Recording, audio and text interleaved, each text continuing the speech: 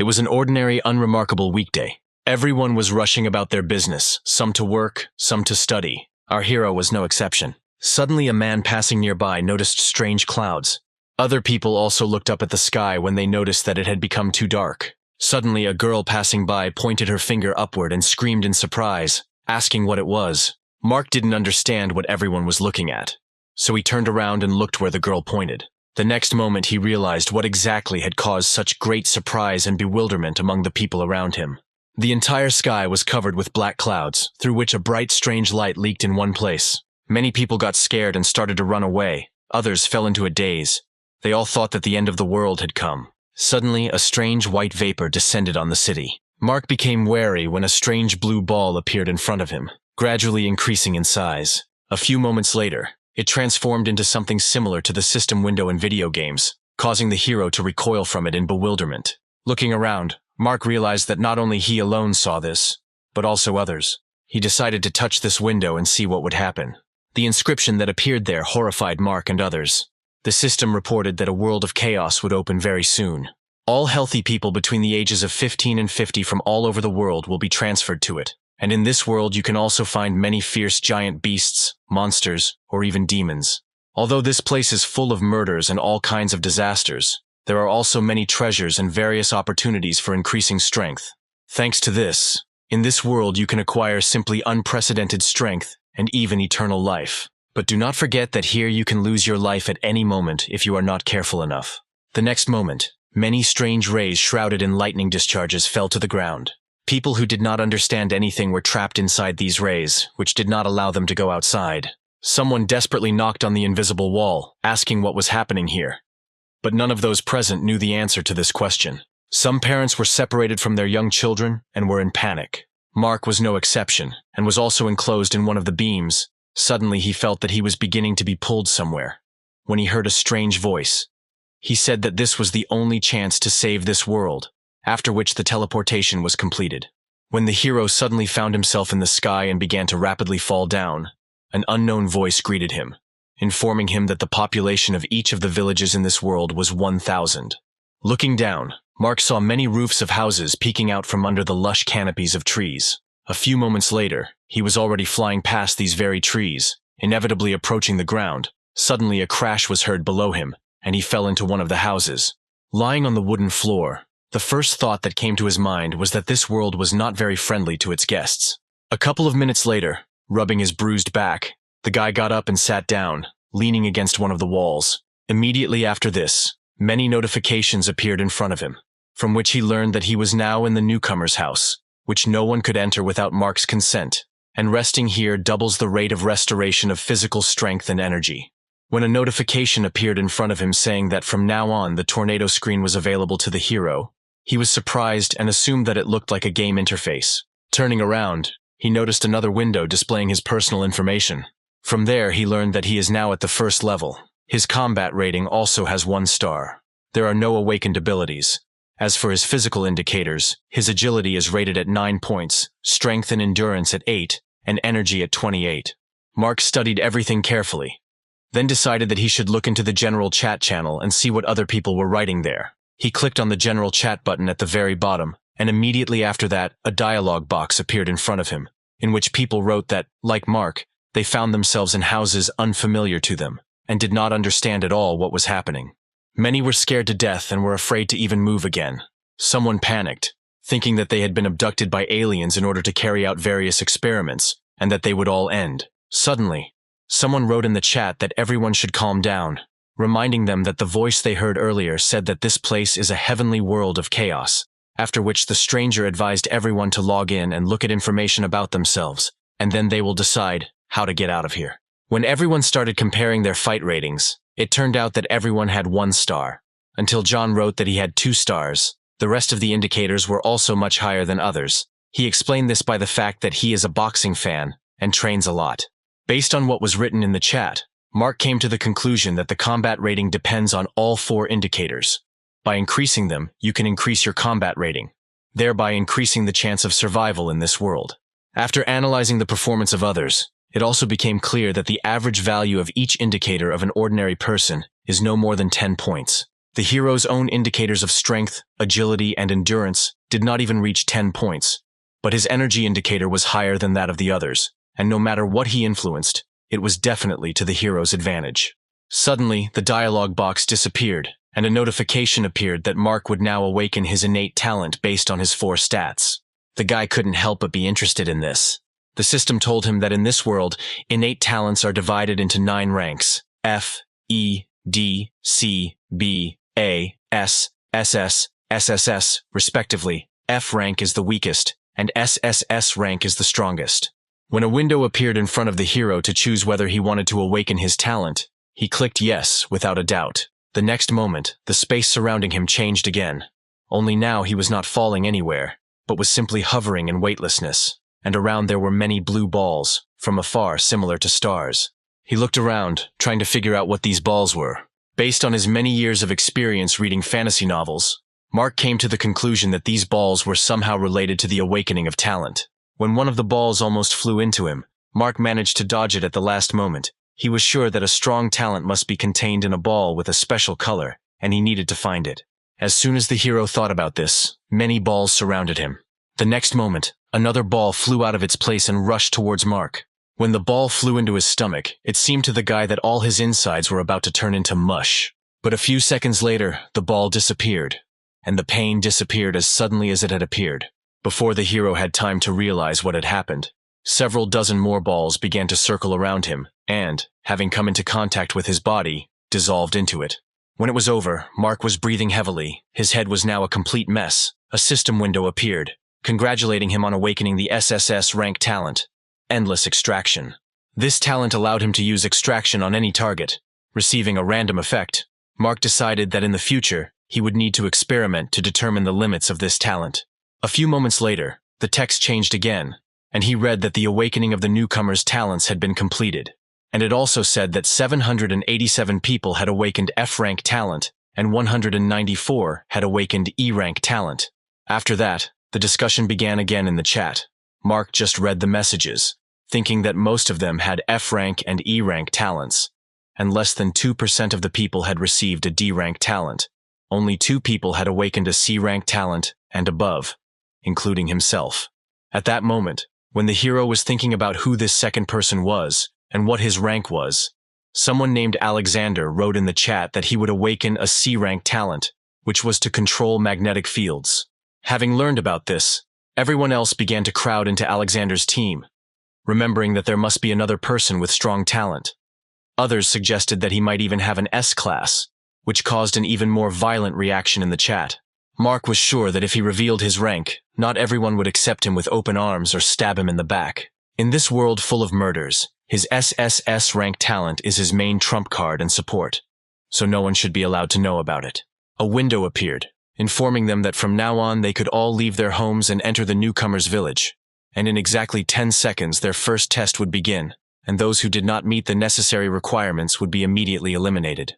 When the system reported that newbie weapons had become available for them to equip, Mark hurried to check and reached for the system window, more and more amazed at the similarity of this world to the game's.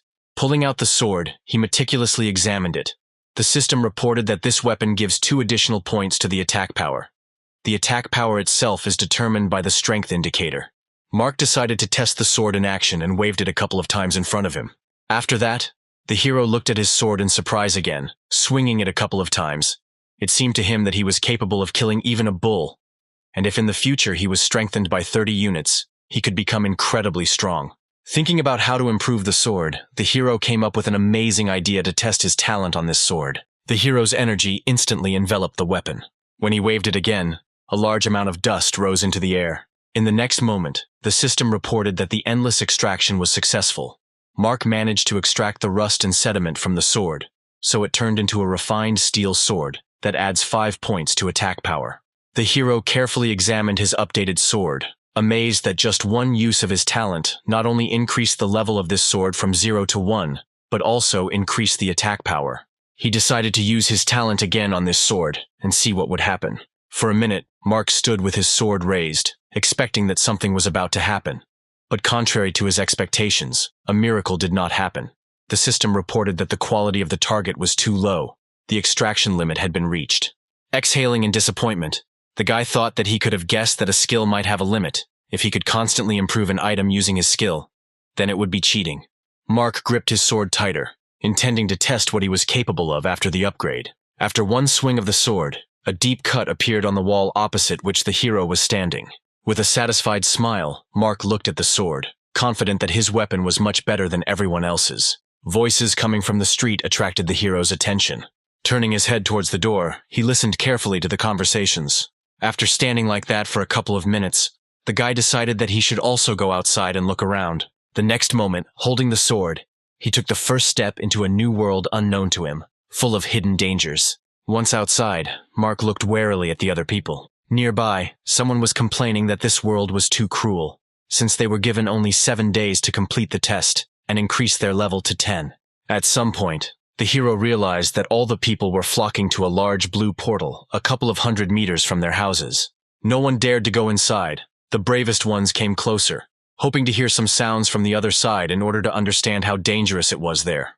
Mark followed the crowd, approaching a mysterious portal. He assumed that this was the exit from the village of newcomers, beyond which lies a world of murder and bloodshed. Looking at the alluring blue glow, he wondered who would be the first to dare to step into the unknown. Suddenly there was a loud sound from behind, as if something was collapsing. This attracted everyone's attention, and people turned around, anxiously peering into the distance through the rising column of dust. As it settled back to the ground, people could see a man standing in the middle of a small crater. Having looked closely, Mark recognized him as Ivan, whose combat power from the start was 2 stars. The people who approached him looked at him enthusiastically, shouting that he was very strong and tough. The man was flattered by such attention to his person. He smiled and said that his D-rank talent of frantic strength could triple his strength when used. Mark remembered that Ivan had previously said that he had 18 power points. If they were tripled, then this figure should increase to 54. With such abilities, it was not surprising that he was able to destroy the boulder with one blow. People continued to approach Ivan, admiring his strength, forgetting about the portal. The man smiled contentedly, listening to their praise in his direction. Remembering all his hard daily training, he thought that in this world all his work would pay off, and he would have the best time of his life here. Suddenly, a boy standing nearby remembered that there was also Alexander here, who had a C-rank skill. He was interested to know how strong he was. Ivan grimaced with displeasure. He did not understand what was so special about a C-rank talent. In a world where the fittest survive and the strongest are those who have more brute strength. He raised his hand up, drawing all attention to himself, and asked for a minute of attention. The next moment, he shouted out that he was going to volunteer and go out of the village to see how strong the monsters were outside. Everyone cheerfully supported him, shouting that his courage knew no bounds. Ivan stepped inside the portal without hesitation. Looking at his retreating back, Mark thought that this jock has absolutely no brains. He should not try to lead everyone if he does not have complete confidence that they will be able to survive. Meanwhile, Ivan wandered through the forest located on the other side of the portal. He was sure that this world was ruled by brute force. When he killed the beast, he would return and show everyone who was in charge here. Suddenly he heard some rustling nearby. The man turned around looking for someone. Confident that the enemy was nearby, he took a defensive stance. Suddenly he felt danger coming from something behind him. Ivan slowly turned around, trying to suppress his feeling of fear. He attacked a monster that was several meters taller than himself, but it didn't seem to feel anything. A system window suddenly appeared, reporting that Ivan had been killed by a level 1 beast, a bloody rabbit. Afterwards, the system reported that the animals also have a combat rating. The first level is equal to 3 stars, the second, 4 stars, the third, 5 stars, and so on. And that now they are being held back by a protective barrier installed around the village, but in 7 days it will disappear. Mark was surprised that Ivan was killed by the weakest level 1 beast in less than 5 minutes of being there, which means that the difficulty of surviving in this world is much higher than he originally thought. He also realized that the system would not allow newcomers to simply sit in the village, having previously reported that soon the protective barrier would fall and monsters would penetrate here. Mark also realized that there had to be some way to successfully pass this test. There was no point in the system giving them something they couldn't handle. Suddenly, someone raised their weapon up, attracting attention, and shouted that they could not just sit and wait for their death. They needed to kill monsters and become stronger. Someone supported him and suggested that they create groups. After that, everyone began to voice their skills and characteristics, uniting in suitable groups. After some time, several teams approached the portal, Some who had not yet chosen their partners stood on the sidelines. Having made a plan, one of the teams decided to go in first. Mark was among the singles who had not yet decided who they should team up with. A guy approached him and suggested joining a group, but the hero refused this offer and resolutely headed towards the portal. Squeezing the hilt of his sword, he thought that working together was undoubtedly a good option, but not for him. He had to hide his skill until he became strong enough. He counted down 15 minutes after the first team entered, and, deciding that this should have been enough, decided to go in next. His goal was to raise several levels and become stronger. After he passed through the portal, the hero found himself in a dark forest. Mark carefully looked around. He did not know what dangers could await him in this unfamiliar world, except for ferocious monsters. The further he walked, the more it seemed to him that he was in primitiveness. He wouldn't even be surprised if a dinosaur appeared from the nearby bushes. Suddenly he smelled a strange smell, but he couldn't figure out its source. Walking forward, to where the smell became stronger and stronger, he saw someone's body in a pool of blood. Taking a closer look, Mark realized that it was Ivan who entered here first. The hero was not surprised by something like this. The man acted too recklessly and overestimated himself, which led him to such an end. But seeing the corpse made Mark realize that he, too, could die here at any moment. After standing for a few moments, he turned around and moved on. The hero thought that if he wanted to stay alive, he needed to be extremely careful and increase his strength. Suddenly a thought came to him that made him stop and turn around. Mark approached Ivan's corpse and, squatting down, decided to try to implement the idea that had come to his mind. He placed his hand on the man's stomach and used his extraction talent. A few moments later, a system window appeared in front of him, informing him that the extraction was successful, and now Mark had received a D-rank talent, Violent Power, which couldn't help but make the guy happy. Looking at Ivan's corpse, he thought that if previously his strength increased threefold when using this talent, then his own should now increase from 8 points to 24. Mark smiled at the thought that he could instantly become twice as strong as the average adult. The hero realized why his innate talent had such a high rank. Over time, he would be able to acquire hundreds, no, even thousands of innate talents of other people. He was confident that with all these talents, he could reach the very top of human capabilities. Mark looked contemptuously at the corpse of the man lying in front of him. Noticing a sword next to him, he decided to pick it up. By applying extraction to it, the rust was removed from it, and the sword was turned into a refined steel sword. During the short time that Mark spent in the forest, he realized that thanks to his talent, he could get rid of all his weaknesses, becoming the strongest in this world. Having walked a little further, the hero came across the corpse of a giant hare, which killed Ivan. He knelt down next to the dead carcass of the monster, and after carefully examining its wounds, came to the conclusion that the hare could have died from blows to the back after being surrounded. He decided to try using extraction on the monster. When a few moments later, the system reported that he had gained 2 power points as a result of extraction, Mark was pleasantly surprised. Having risen, the satisfied guy thought that if he uses frantic strength, his strength points will increase to 30, and if he meets even more similar monsters, he will receive more strength. The hero tried to use his extraction ability on this hare again, but the system informed him that extraction could only be used once on a target lower than the 20th level. Mark sighed in disappointment and decided that while he still had the opportunity, he should look for other corpses and use his talent on them. Remembering the group that had entered here earlier, the hero assumed that they should have already killed several monsters along the way, and if he simply followed them, he would find more corpses. Looking carefully at his feet, he found the path that had the most tracks. Sometime later, he suddenly stopped when the system reported that one of the newcomers had been killed by a level 1 rodent. Mark was wary of this information. He remembered that this person was in the group, in whose footsteps he was now following.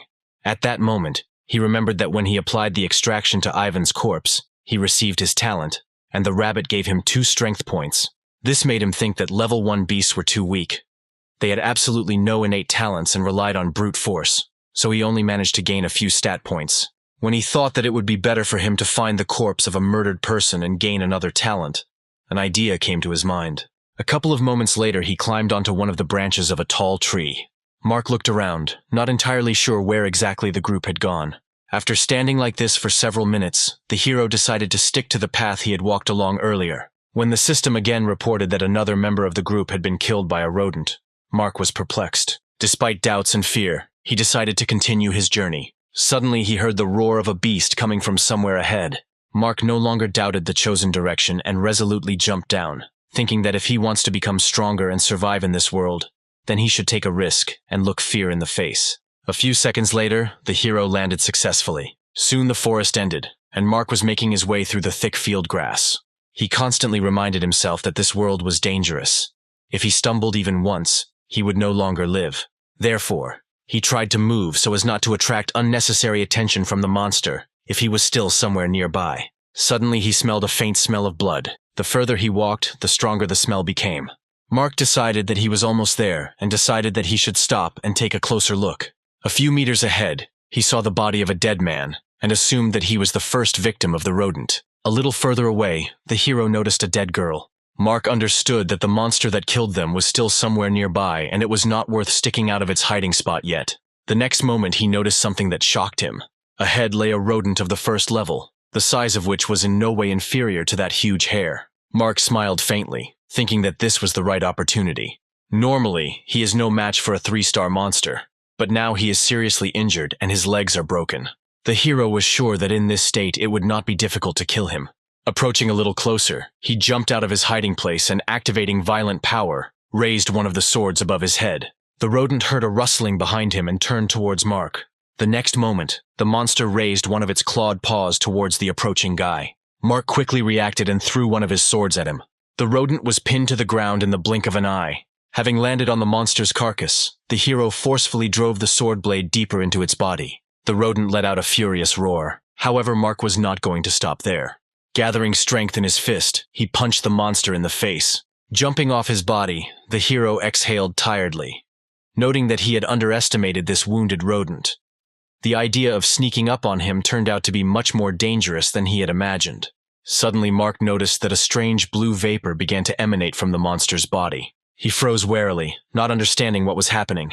The next moment, this steam enveloped his hand, and the system reported that for killing a level 1 rodent, Mark received 30 energy points. After that, a window with his characteristics appeared in front of him.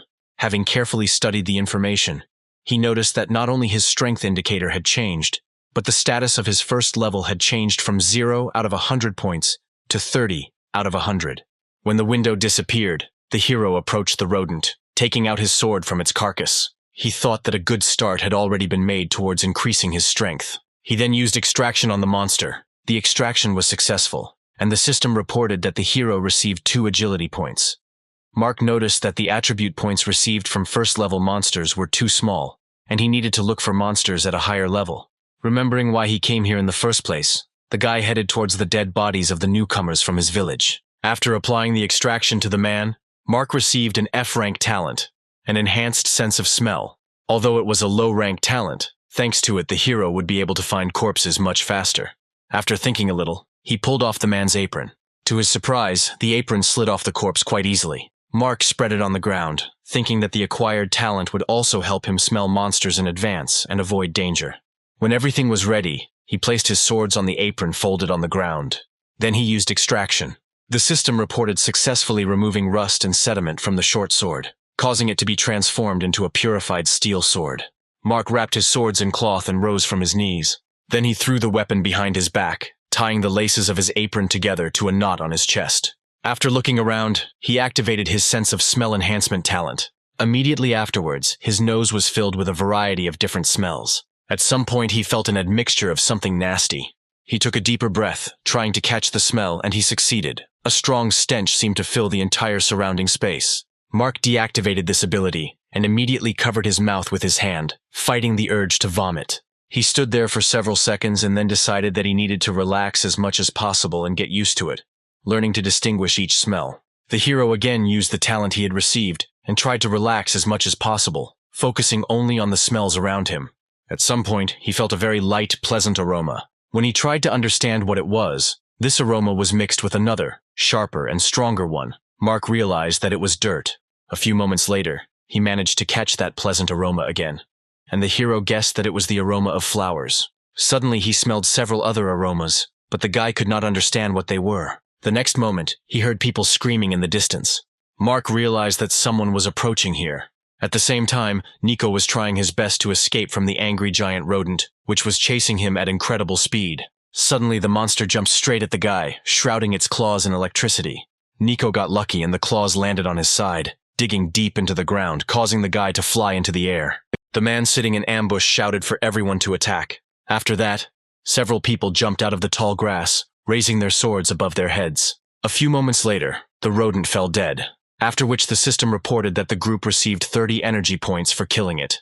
Looking at the dead carcass in front of him, Douglas said that their group was unlucky to come across 2 rodents at once and lose several members of their group. One of the guys took out his anger by slashing the dead body of the monster several times, which is why Douglas looked at him displeasedly and said that they should hurry up and finish off the other wounded rodent. After his words, everyone hurried after their leader. Our hero was sitting nearby all this time, hiding in the grass, overhearing their conversation. He realized that the 2 killed on whom he used the extraction were their comrades. Based on this assumption, it was not difficult to guess that the rodent he killed belonged to them, so Mark decided that he should get out of here as quickly as possible before he got into trouble. The next moment, he activated his speed enhancement talent. The hero mentally apologized to those guys and rushed in the opposite direction with amazing speed. Thus, for several hours he wandered around, assessing the situation on this plane of newcomers. From what he saw, he noted that in addition to the giant rodent and the bloody rabbit, there were other types of first-level beasts here, such as the plain wolf, the rabid boar, and the poisonous snake of the 9 rings. Having stumbled upon another carcass of a rabid boar, Mark tried to use extraction on it, but the system reported that the extraction was unsuccessful, because after 3 successful extractions of the same animals of the first level, the limit was reached. The guy sighed in disappointment and remembered that he had already used extraction 3 times on all the animals, except the snake of 9 rings, and now he needed to focus on finding it. Then he turned his gaze to the dead body of one of the newcomers. The hero knelt down next to him and began the extraction, reflecting on the fact that 7 deaths had been announced in the last hour. But he only managed to find 1 corpse. Although he found it strange, he decided not to dwell on it. The extraction was successful, and he managed to acquire the talent for improving vision. After looking at his stats window, Mark saw that his strength, agility, and endurance parameters had increased greatly, and his strength was now rated at 2 stars. The hero smiled contentedly. Now he was confident that he could defeat the first-level beast alone. Suddenly he smelled a strange smell and became alert, trying to figure out what it was. However, when Mark realized that it was the smell of the 9-ringed snake, he relaxed and smiled contentedly, thinking that luck was favoring him today.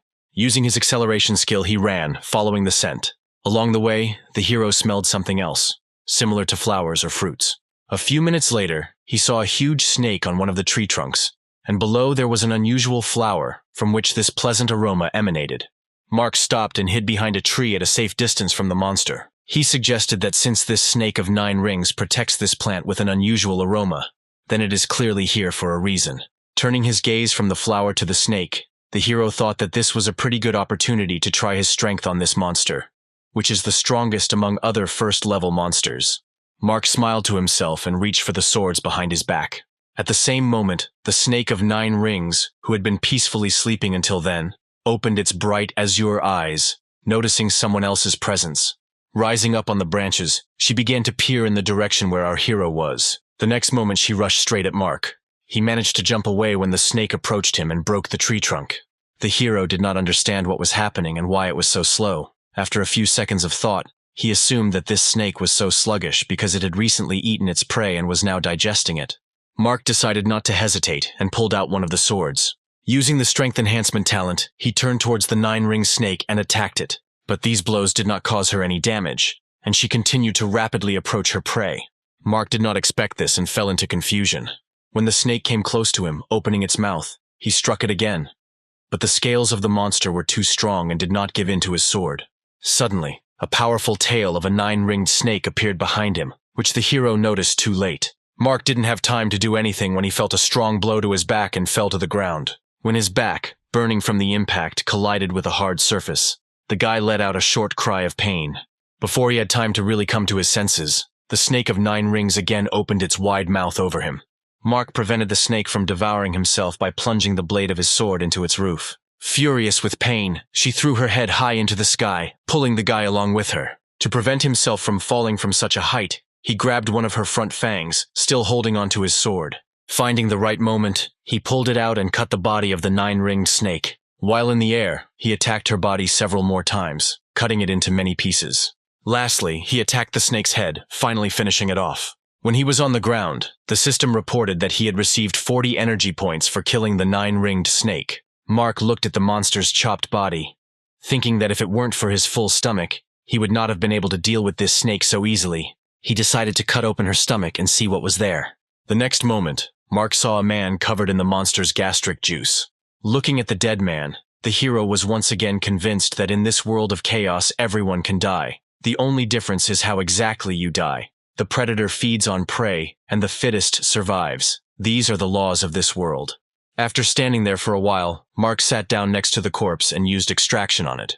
The system reported that he had once again received the talent for improving vision, and 2 identical enhancement talents would be automatically combined, as a result of which the hero not only improved this talent, but also received the skill, the Eye of True Vision, capable of seeing the true essence of things. Mark didn't even suspect that something like this was possible. But it only worked to his advantage. He decided to use the skill he had learned to find out how it worked. Looking at the plant in front, the guy saw a system window, from which he learned that it was a red snake fruit of the first level, which increases stamina and resistance to poisons. Mark approached the flower and picked the fruit from it, smiling contentedly. Thanks to his new skill, he will be able to easily obtain information about all things unknown to him, and will give him a great advantage in the future when collecting useful resources. Without much thought, he took a bite of the fruit. It turned out to be very sweet and pleasant to the taste. A few seconds after this, the hero felt a strange feeling spreading throughout his body. After which the system reported that Mark had received 8 stamina points, and his resistance to poisons had increased by 100%. The hero thoughtfully touched his stomach, thinking that 8 stat points could be obtained after extracting from 4 killed monsters, so it would be great to find more such fruits. Mark used the Eye of True Sight skill again to check if this plant had other uses. The system reported that this spiritual plant accumulates the essence of heaven and earth. After collecting the red snake fruit, the leaves of the flower will automatically wither and become useless in a few days.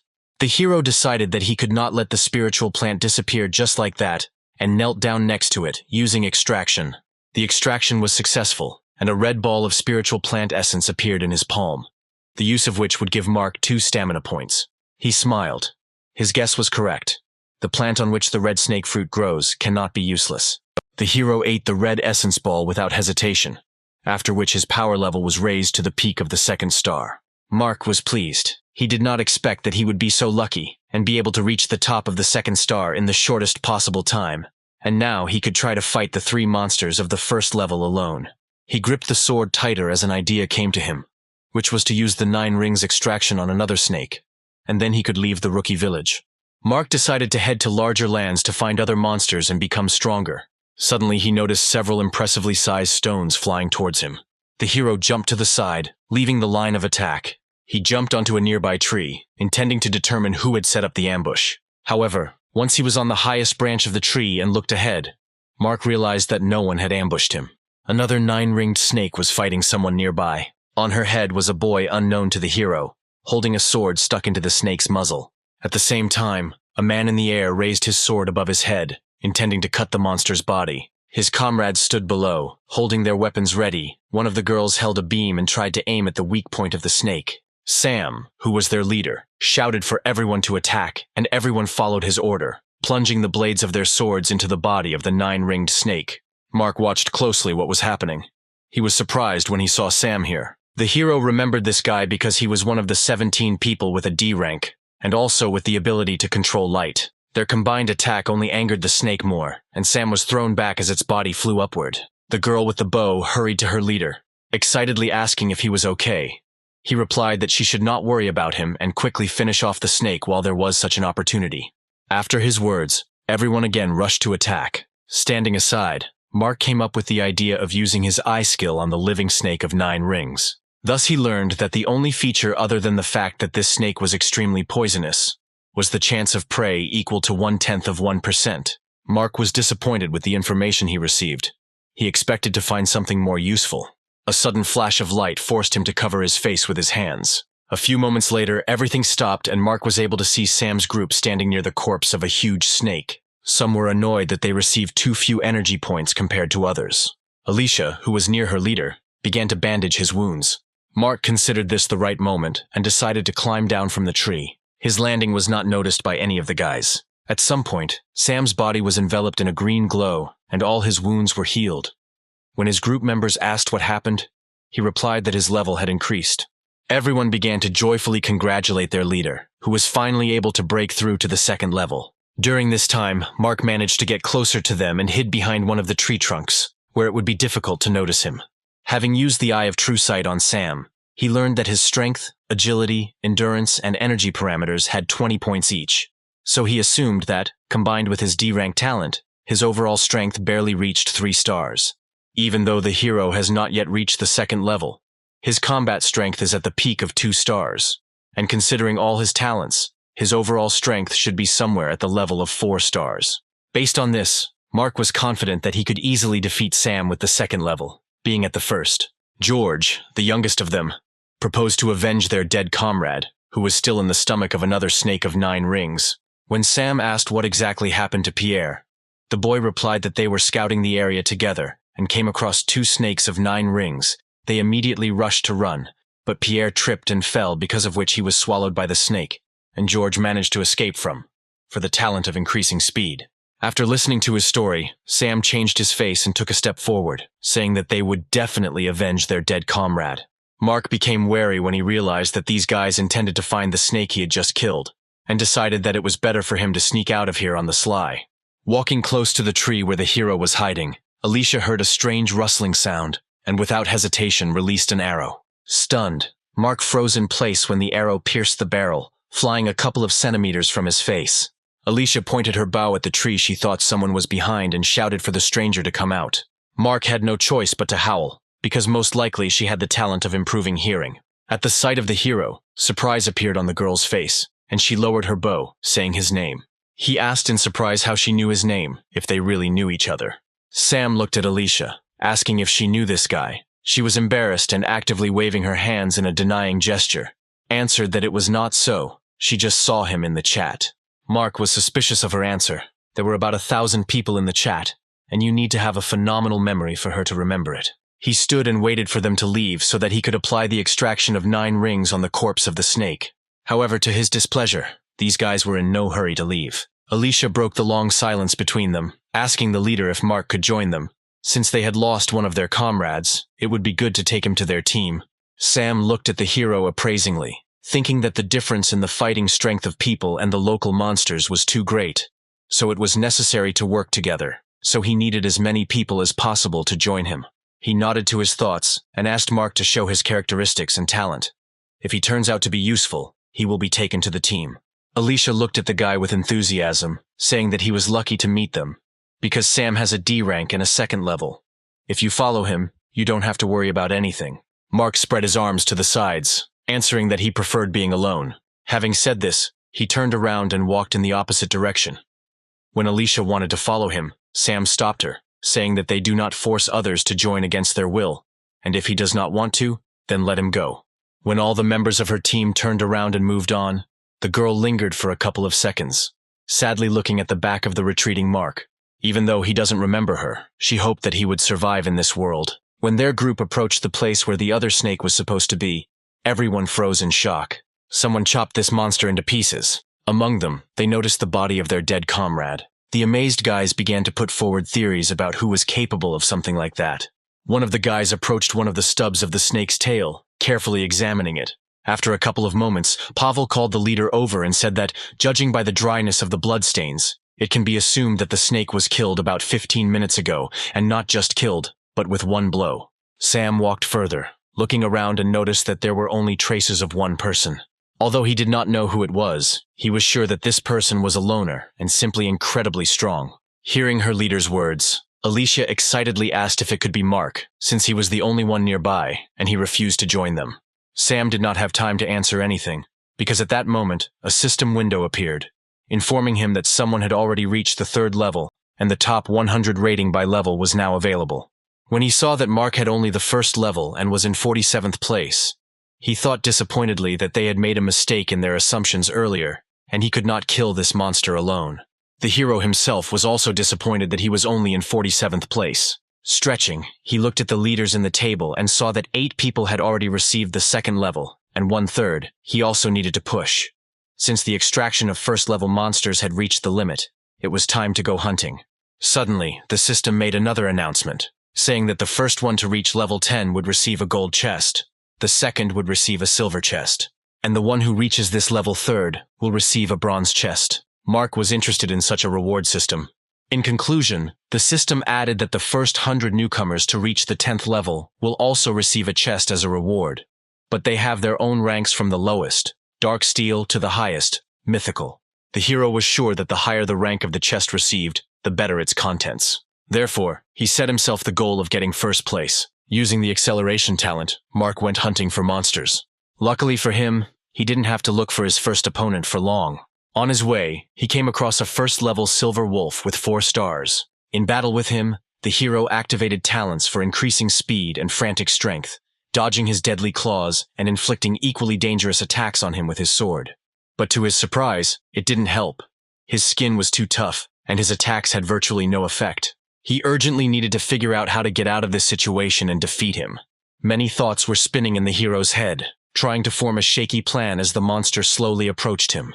Although Mark didn't know it, this wolf he encountered was very unusual. He had his own mind, and the animal was unhappy with the invasion of his territory, and he was wary of this guy, who was stronger than any person of the 3rd level, being on the 1st.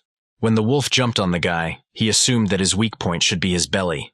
Mark did not miss such a great opportunity, and placed his blades right under the approaching monster. The next moment, he ran straight into the blade of his sword, and it went right through. The hero staggered when the huge carcass of a wolf hung on him. He threw the wolf off him onto the ground. Looking at him, Mark said that the wolf was the strongest monster he had ever encountered, and he was very sorry that he would die today. After these words, the hero raised his sword above his head, delivering the final blow to the wolf. Immediately after this, the system reported that Mark had received the 2nd level, and all his characteristics increased by 10 points. At the same moment, his whole body was overcome by a pleasant sensation. When everything passed, he felt that he had truly become stronger. All his wounds had healed, and his state of mind had been restored. A few moments later, a dark steel rank chest appeared in front of him.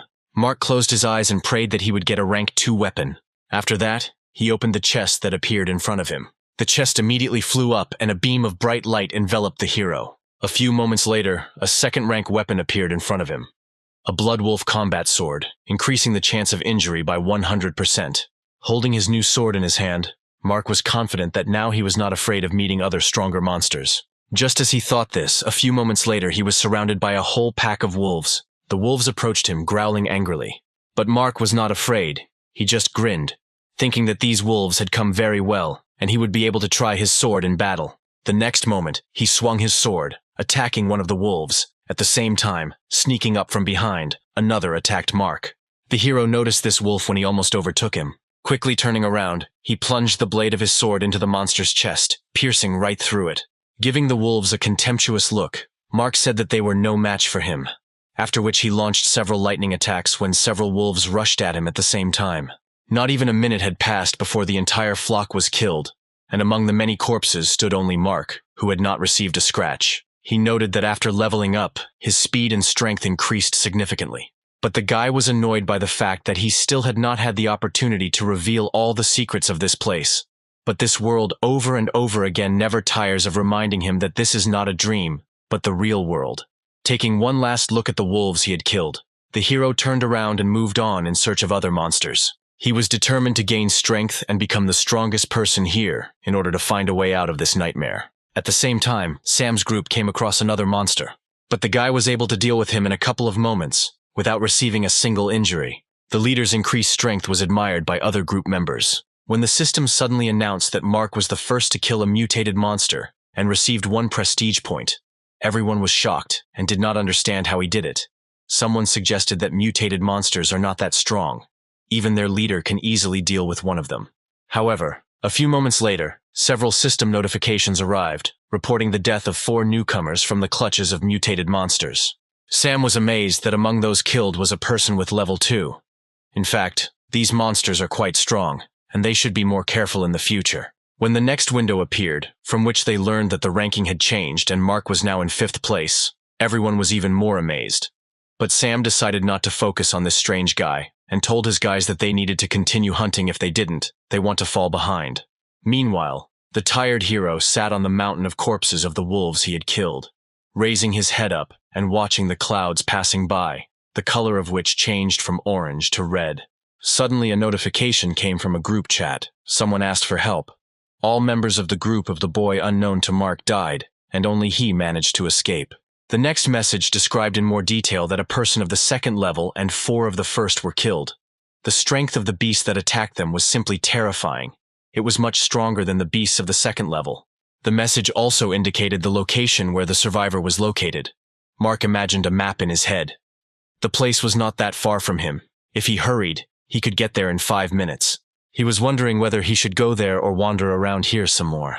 In the end, the fact that it was a mutated beast outweighed all his other speculations. Because for killing it, the hero would receive 2 to 3 times more energy than for killing ordinary animals. Using acceleration, Mark arrived there in even less than 5 minutes. Sniffing, he recognized another smell, besides dead bodies and a fanged boar. Although he did not encounter it so often. But this smell definitely belonged to a bloody rabbit. The hero decided that he was simply mistaken, because different types of animals usually do not appear in one place. Before looking around, he decided that it was worth using extraction on the corpses. Mark was perplexed when he managed to extract only 2 agility points instead of talent. This seemed strange to him, and he decided to reapply the extraction. Contrary to his expectations, a red system window appeared, indicating that the extraction had failed. Mark looked at his palm in confusion. The last time something like this happened was when he reached the limit of level 1 wild beast extraction. But what's the matter now? He tried to extract the talents of others, and he managed to once again acquire the talent of enhancing smell and increasing endurance. Mark assumed that he had previously failed to extract the talent because he already had one, and this person had this talent of a lower rank than his. For a long time he decided not to bother with it, and just take everything he could, after which he reached for the sword lying nearby. Mark was thinking that with the new stamina enhancement talent he had acquired, he now had all the innate talents for all 4 stats: strength, agility, energy, and endurance. His reasoning was interrupted when the hero noticed a staff a little further away from him, and nearby there were traces as if someone was being dragged. Mark frowned. It seemed strange to him, because a fanged boar has no need to drag a person somewhere. A sudden realization made him horrified. A boar would not drag the body of its victim somewhere unless he was going to eat it. Applying acceleration, Mark rushed towards the beast's hideout, hoping that he would be able to find the body and extract the innate talent of this person before he was devoured. In a matter of moments, the hero found himself at the entrance to a cave that emanated danger. Mark decided that he was just making things up, because the fanged boar was only a mutated beast of the first level. With its current strength, it would not be so difficult to defeat it. Sensing someone's approach, the 9-ringed snake instantly reacted and rushed towards the entrance with a terrible hiss. Mark managed to dodge her attack, however. The system window that appeared put him in a stupor. In front of him was a mutated snake of 10 rings of the first level, which not only had 5 stars, but also the ability to create a poisonous cloud. The hero reached for his sword. He was at a loss. For the first time he came across a beast with 5 stars. The mutated wolf he killed was at the same level, but its strength was only 4 stars. Dodging another furious attack from the beast, he decided that he should be extremely careful. However, the next moment the snake released poison from its mouth directly into Mark's face. He instantly covered his face with his hands, trying not to inhale the poison. However, the next moment, Mark felt terrible pain in his eyes and dropped the weapon, covering his eyes with his palms. Feeling that the victim was vulnerable, several different animals simultaneously rushed at the hero. Mark heard that someone was approaching him. When he tried to see who it was, he realized that the snake's venom had affected his eyes, and now he could see practically nothing. The next moment, a strong roar was heard from the cave. The hero was unable to repel the attack and flew into the wall. The situation in which he found himself was taking a very deplorable turn. Randomly waving his sword in front of him, Mark shouted that even if he couldn't see, he would never die here. At the same moment, somewhere ahead, he heard someone's carcass fall to the floor. When one of the animals let out an enraged roar and ran towards Mark, the guy activated his sense of smell enhancement talent and jumped forward. Thus he managed to kill the fanged boar and the bloody rabbit blindly, while the rodent was able to escape without being noticed. Mark tried to locate another monster, relying only on his sense of smell and hearing. When the snake attacked him, he was able to jump away because he was expecting it to attack from behind. Grabbing his sword tightly, Mark ran straight at the monster with a furious cry. He managed to jump on the snake's head and plunge his sword into it. With every second, the blade pierced deeper and deeper into her skin, causing her to hiss painfully. When she fell limply, Mark got off her and, leaning his back against her body, sank to the ground, thinking that if it weren't for his talent of endurance, he would have died long ago. The hero's eyes began to close from fatigue, and the guy himself began to feel sleepy, although he understood that it was dangerous to fall asleep here, but he no longer had the strength to resist. However, the next moment his strength began to return, and his vision began to recover. Mark looked at his hands in surprise, not understanding what was happening.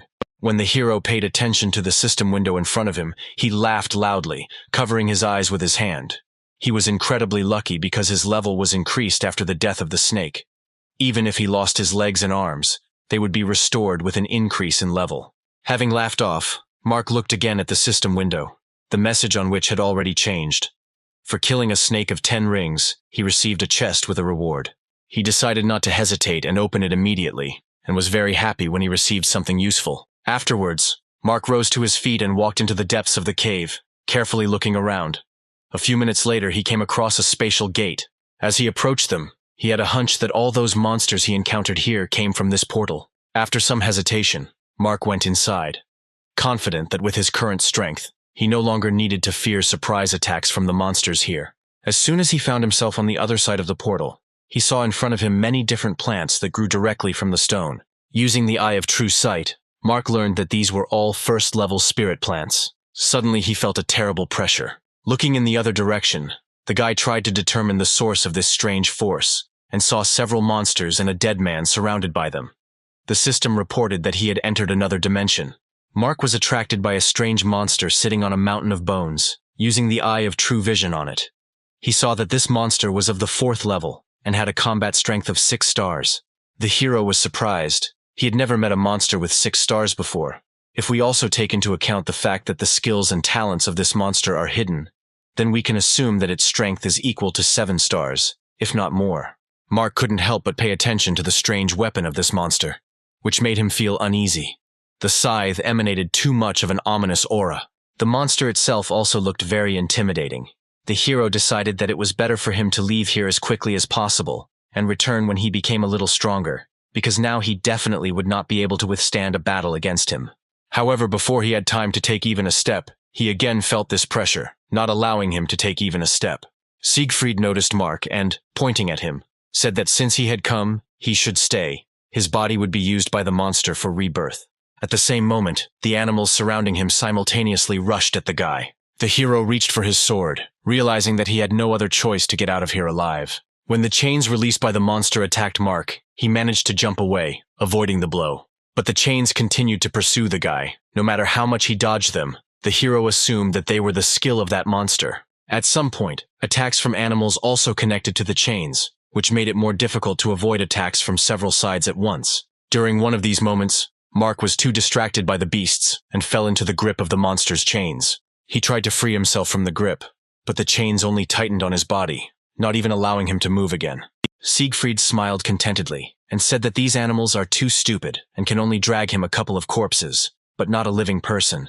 So all this time he supported his body, counting only on the blood of corpses. But today a miracle happened, and he can finally be reborn in a living body. After his words, the animals rushed at Mark, suspended in the air. Looking at the predators approaching him, the hero was sure that if he did not free himself from these chains now, he would definitely die. Using his talent of frantic power, he managed to break the chains that bound him, throwing the monsters back. After which he rushed towards the monster, causing him surprise. Usually the mind of people from the small world was at the level of 30 points. But this guy somehow managed to get out of his mind control. When Mark jumped on him, raising his sword above his head, the monster continued to sit calmly on a pile of human bones. The next moment, many sharp needles pierced the guy's body right through. Fairly battered, he sank to the ground, limply lowering his sword. Siegfried smiled and said smugly that no person could resist his ability to penetrate the mind. When he said that Mark would be honored to give his body to him, the guy just grinned.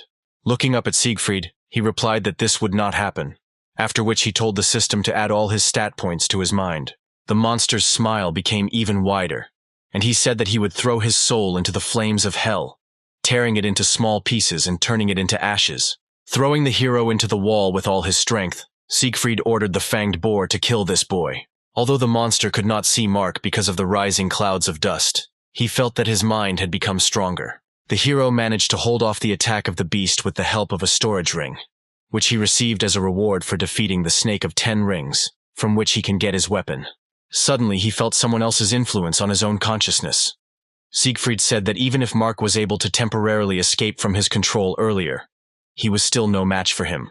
At the same moment, the animals rushed at him again, terrifying the hero. He needed at least a couple of seconds to get rid of Siegfried's influence. He watched what was happening contentedly, absolutely confident that a little more, and he would get a new body. When his animals simultaneously fell to the ground, Siegfried was in a stupor. Mark was glad that a little earlier he had guessed to pick up the poisonous gland of the 9-ringed snake he had defeated. Even then, he assumed that it might be useful to him, and applied poison to the blade of his sword. Having finally freed himself from the monster's influence, Mark said that he realized that Siegfried could not move, and now that all 3 mutated beasts were dead, he would not be able to protect himself. The monster said irritably that the hero used some dirty methods to gain an advantage over him. The next moment, he pointed his staff at the guy, still sitting on a mountain of bones. However, Mark was faster and dealt with the monster in a couple of precise swings with his sword. The system informed him that for defeating the evil creature, the hero received 200 experience points, 10 justice points, and completed a hidden exam, as a result of which he became a first-level judge. The guy was surprised to receive so many bonuses when he wondered what the title of judge allowed him. The system explained that he could kill evil beings and those who violated the rules of the gods. This calling is available to only 1 out of a billion people. The next moment the text changed, and the hero learned that he had acquired a new skill: taming animals. Noticing a strange glow from the side, he turned around and saw some object come out of Siegfried's body. Mark took it without hesitation, rejoicing that he was able to acquire such a useful skill. With it, he will even be able to order animals to hunt other animals, which will greatly simplify the collection of experience. When he tried to activate the skill, the system reported that the necessary conditions were not met. Only a D-rank innate talent of mind enhancement combined with a beast-taming pill could activate the beast-taming skill or talent. Related 6 senses. Mark thought about it. These conditions for activating an acquired skill are too difficult to fulfill.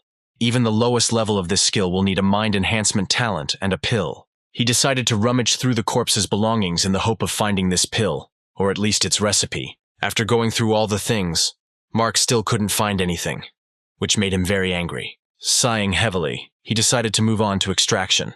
After using extraction on the monster's corpse, he received a D-rank talent, mind enhancement, 3 points of strength, and 3 points of agility. The hero suspected that this monster's talent was related to the mind. In the future, he needs to beware of such attacks on the mind, because dealing with them is much more difficult than dealing with animals.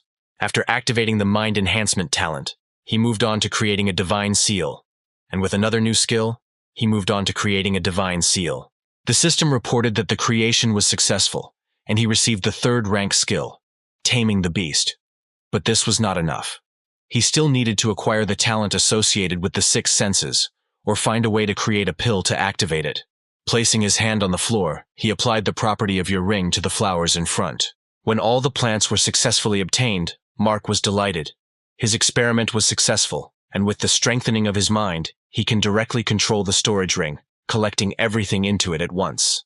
Looking at his hand, with the storage ring, the hero thought that it was quite convenient, and could give him an advantage in battle. Having used the extraction on the corpse of a guy he didn't know, Mark acquired the talent of controlling fire. The hero smiled contentedly, thinking that if he became stronger, then in the future he would not even have to engage in close combat. He could simply attack with fire from afar.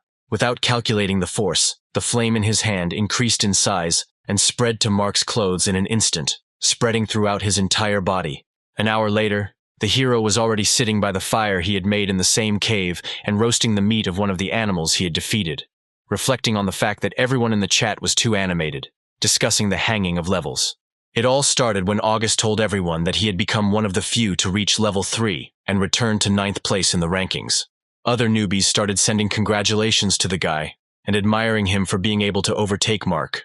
Some speculating that because Mark's name was grayed out and his rankings were starting to plummet, he might already be dead. Reading this, the hero remembered that the system warned that there was no access to the ranking table in this dimension. He decided that while he had the opportunity, he should take a break and recuperate in this place, and then continue the hunt. When Mark ate a piece of meat, he noticed that he not only gained several stamina points, but also regained his strength. The next moment, everyone received a system notification, which said that Mark had found a little trick. Eating cooked meat restores strength faster. As the discoverer of this trick, he receives 10 reputation points.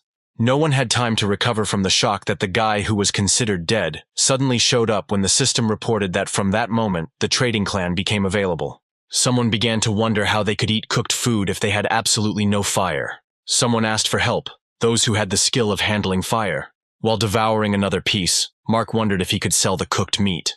A few minutes later, other newcomers received notifications that the hero was ready to exchange 3 kilograms of cooked meat for the corpse of one beast. Those who had the bodies of dead animals on hand decided to make the exchange. Some were distrustful of this, but when the corpse of the beast actually began to disappear, and then the promised piece of meat appeared in its place, all doubts were dispelled. People began to massively exchange the corpses of animals they had killed for cooked meat. Mark was incredibly happy that his adventure was a success. He extracted skill points from the animals he received while sitting in one place.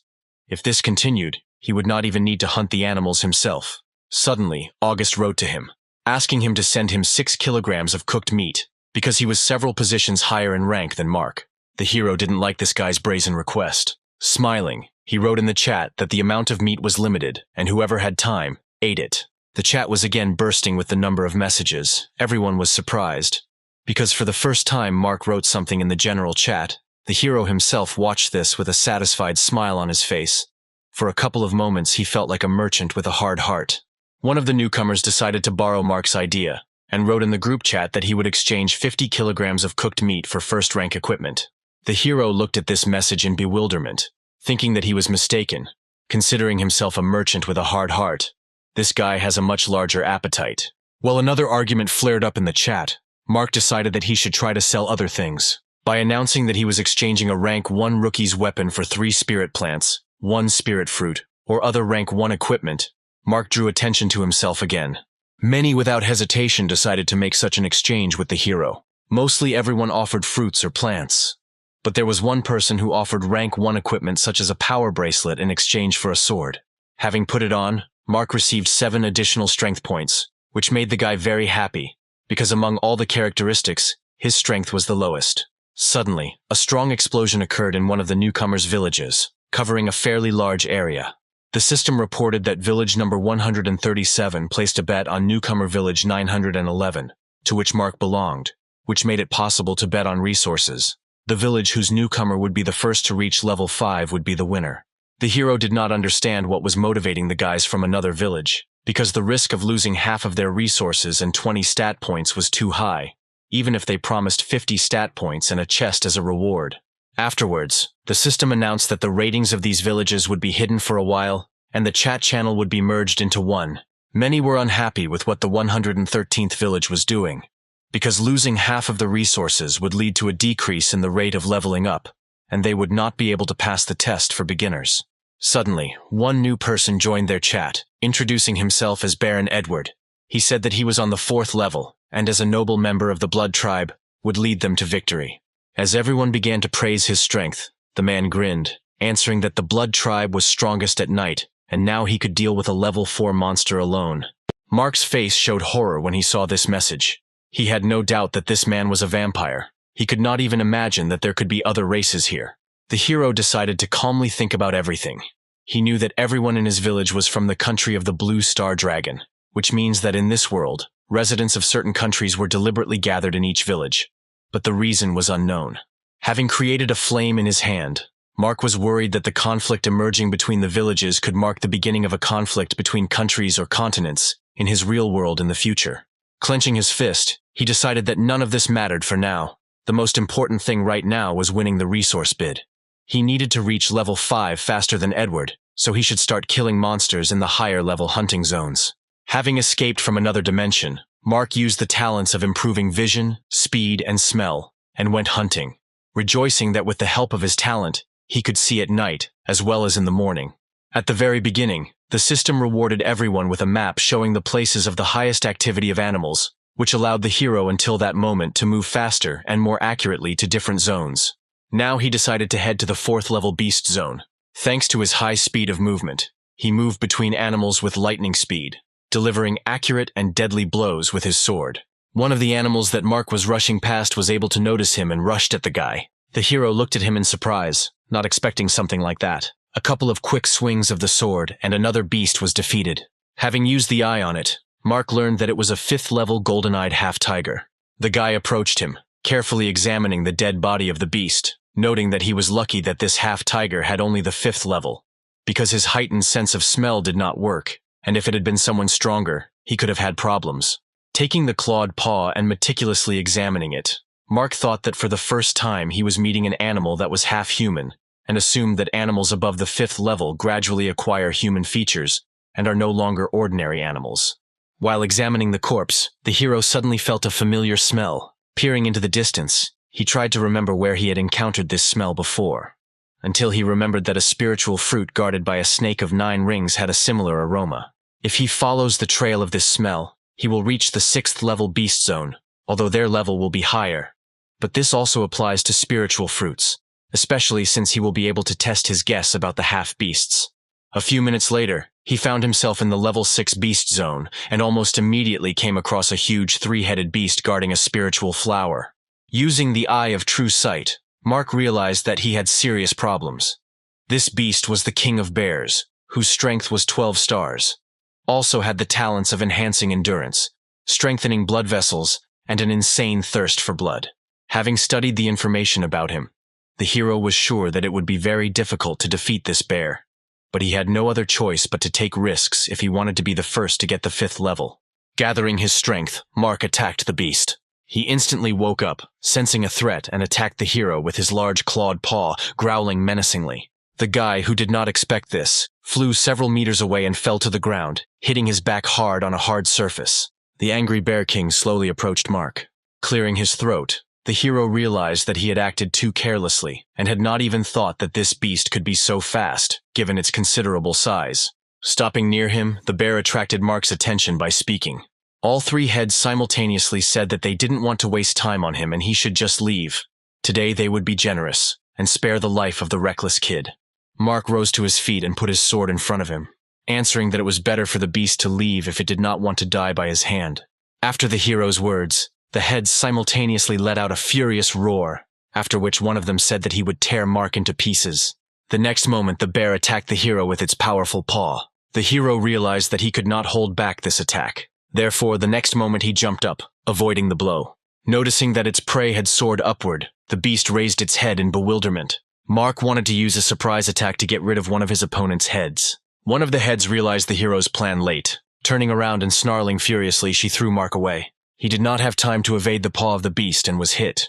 The beast growled furiously, cursing all the pathetic people. Rising to his feet, Mark realized with horror that this bear's neck was much stronger than he had imagined.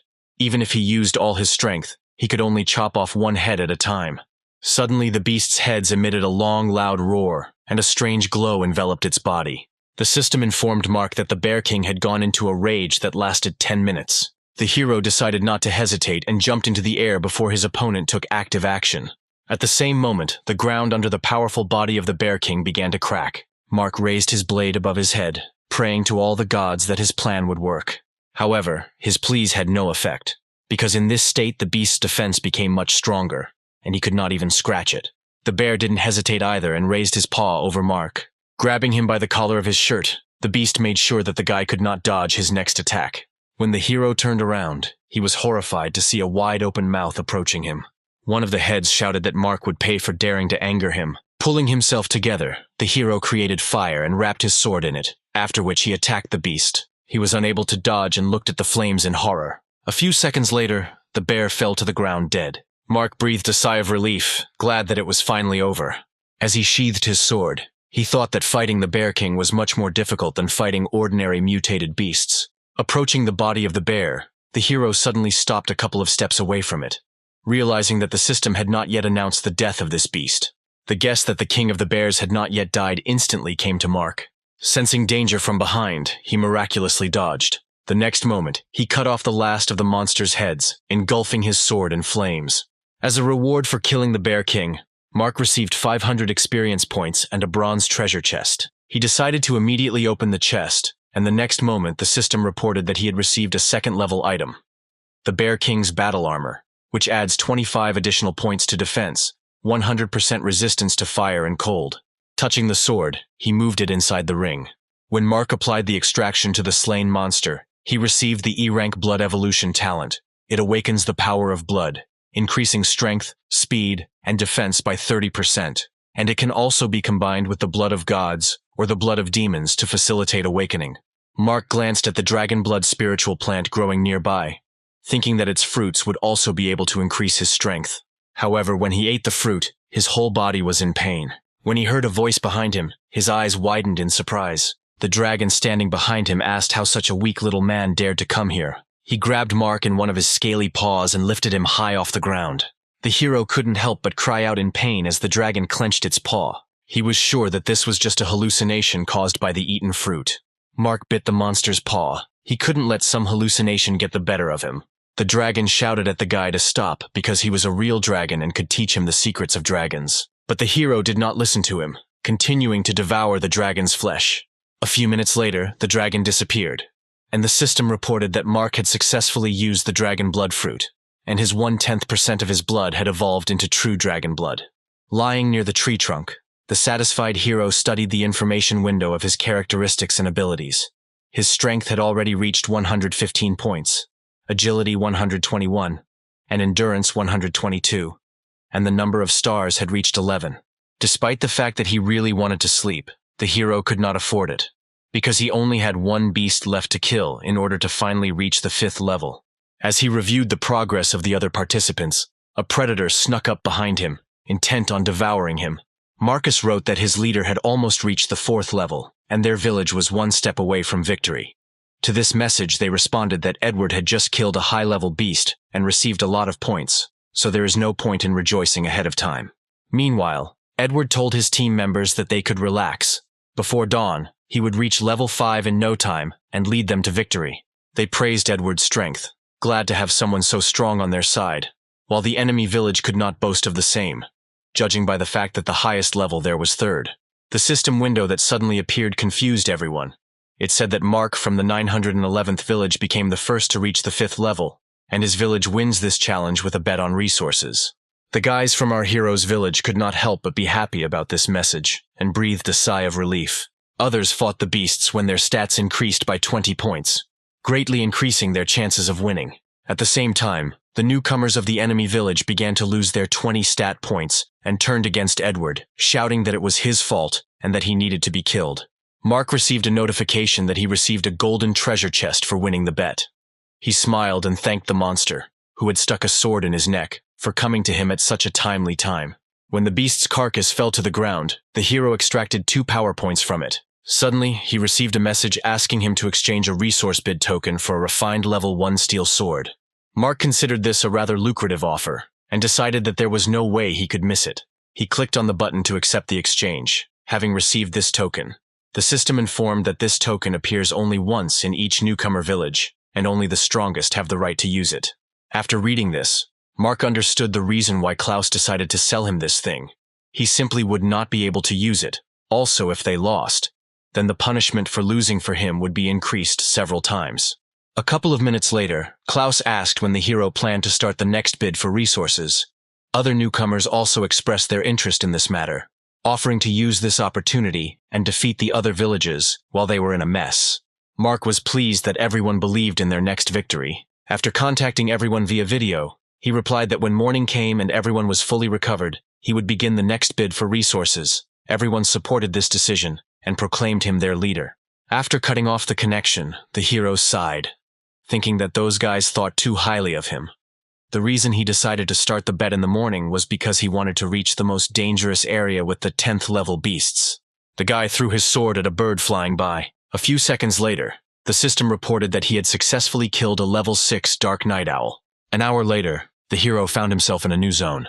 He had been wandering around for several minutes, but had not come across anyone. There was only sand and a strange fog. Mark was sure that the 10th level beast zone must be here. Even the activated talent of smell did not help him smell a single animal. The hero was confused and thought that something was wrong with the system. Suddenly the ground disappeared from under his feet, and he fell into a deep hole. Mark did not understand at all what was happening. Just a moment ago he had not felt anything unusual or dangerous nearby. Looking around, he realized that due to the lack of walls, he didn't even have anything to grab onto. He urgently needed to figure out how to stop the fall. Otherwise, he would simply fall to his death. The next moment, he managed to roll over and activated his fire control skill, enveloping his entire body in it. As he approached the ground, he noticed a fairly large village in the distance. A terrifying aura emanated from this place, screaming of danger. A few seconds later, the hero was able to successfully fall to the ground. For about 20 minutes, he wandered around an unfamiliar place, and doubts crept into his mind that this was a zone of animals of the 10th level. Because in addition to the absence of animals, there was a terrible smell of corpses, from which the hero almost vomited. Touching one of the dilapidated statues, Mark was very surprised. Because his hand went right through, he guessed that it was an illusion.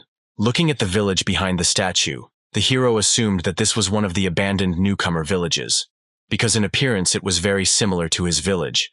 And if he was right, then if the test failed, the same fate would await the newcomer village 911.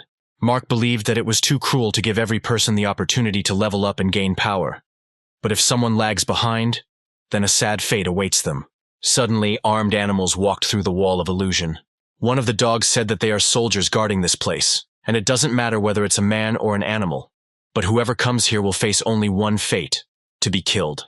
The other guards standing behind him gave Mark a death glare as they clenched their spears. Using the eye of true vision, the hero learned that the animals standing in front of him were creatures of evil, hellish soldiers, whose level was much higher than 15, and when defeating them, there was a chance of dropping a treasure chest. Mark had absolutely no idea how to escape from this strange place, so he could only fight them, and took out a 4th-level blade obtained from a silver-level chest. He hoped that this weapon would give him strength and help him cope with these beasts. The dog that had spoken to him earlier rushed to attack. The attack inflicted by the beast was very strong and hit one of the nearby dilapidated houses. Scraps of stones and bricks flew into the air. Mark was able to avoid this attack by jumping upward. Jumping from rock to rock, he landed at a fairly safe distance from the enemy. However, the beast was very fast and a spear was already flying at the hero. Jumping up again, dodging another attack, he decided to take advantage of the moment while the enemy's back was open and strike with a fiery blade. But the animal quickly reacted and blocked his blow with its spear. All this time his comrades were watching the battle. One of the dogs asked if their brother needed help. The other dog replied that he should take a closer look at what was happening. He was sure that their brother was playing with this man, deliberately missing the mark and revealing his flaws. The purpose of such actions was to make the boy think that he could really win. Mark was noticeably exhausted, trying to inflict at least one scratch on his opponent and constantly dodging his retaliatory attacks. He did not have time to notice when the enemy approached him too quickly, and the fanged paw of the beast fell on his face. Mark was sure that for a few moments the beast simply disappeared, a second before the hero could strike him. And at that moment, when he froze in bewilderment, this clawed paw appeared as if out of nowhere. Having pinned Mark to the ground, the beast said that although the boy had some skills, it was time to end their fight, because they did not have much time. The next moment the beast swung its spear at the hero. The sharp blade was already a couple of centimeters from the guy's body, when the beast was pierced by the sword summoned from Mark's ring. The comrades of the dead dog, who had been watching calmly until that moment, could not believe what had happened. That their brother, and even lost to some weakling, was the first time in their memory that this had happened. Rising from the ground, Mark applied the extraction to the beast he had killed. The extraction was successful, and the hero received a D-rank talent, Dark Manipulation and Hellfire talent. He also rose to the level of a 2nd-level judge, and received a fragment of the Dark Seal. Looking at the seal shard in his palm, Mark said that he had gone through hellish training to learn how to control the weapon at a high level. He spent hours training with the sword, coming up with more effective techniques. After several thousand attacks, he finally managed to learn the perfect killing technique. Having said this, Mark looked bloodthirsty at the animals standing in front. Meanwhile, they were arguing among themselves about which of them would go and kill this impudent guy. But no one was eager to do this, coming up with various excuses. Looking at this, Mark realized that something was wrong.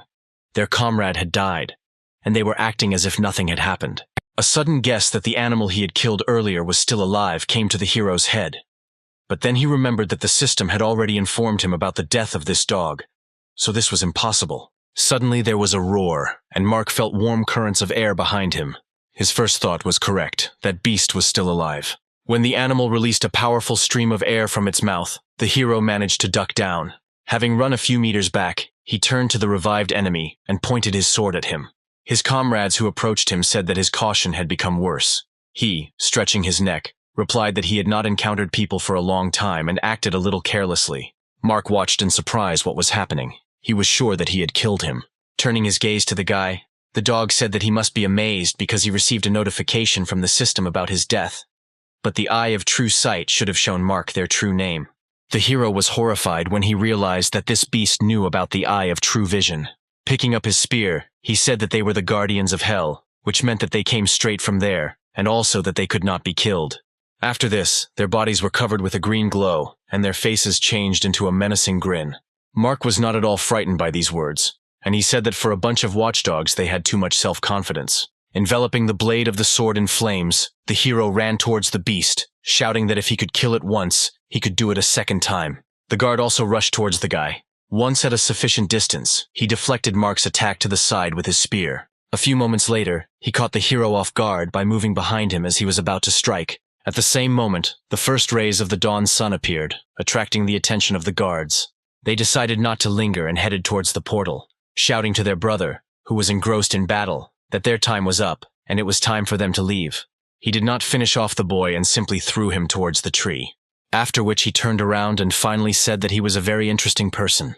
If fate decreed it, they would meet in their dreams. Wiping the dirt from his face, Mark thought that he had underestimated these guys too much, and that he was very lucky that he was not killed. A system window appeared, reporting that the Lost Village connects hundreds of thousands of newcomer villages, and appears in the darkness of the night, and disappears at dawn.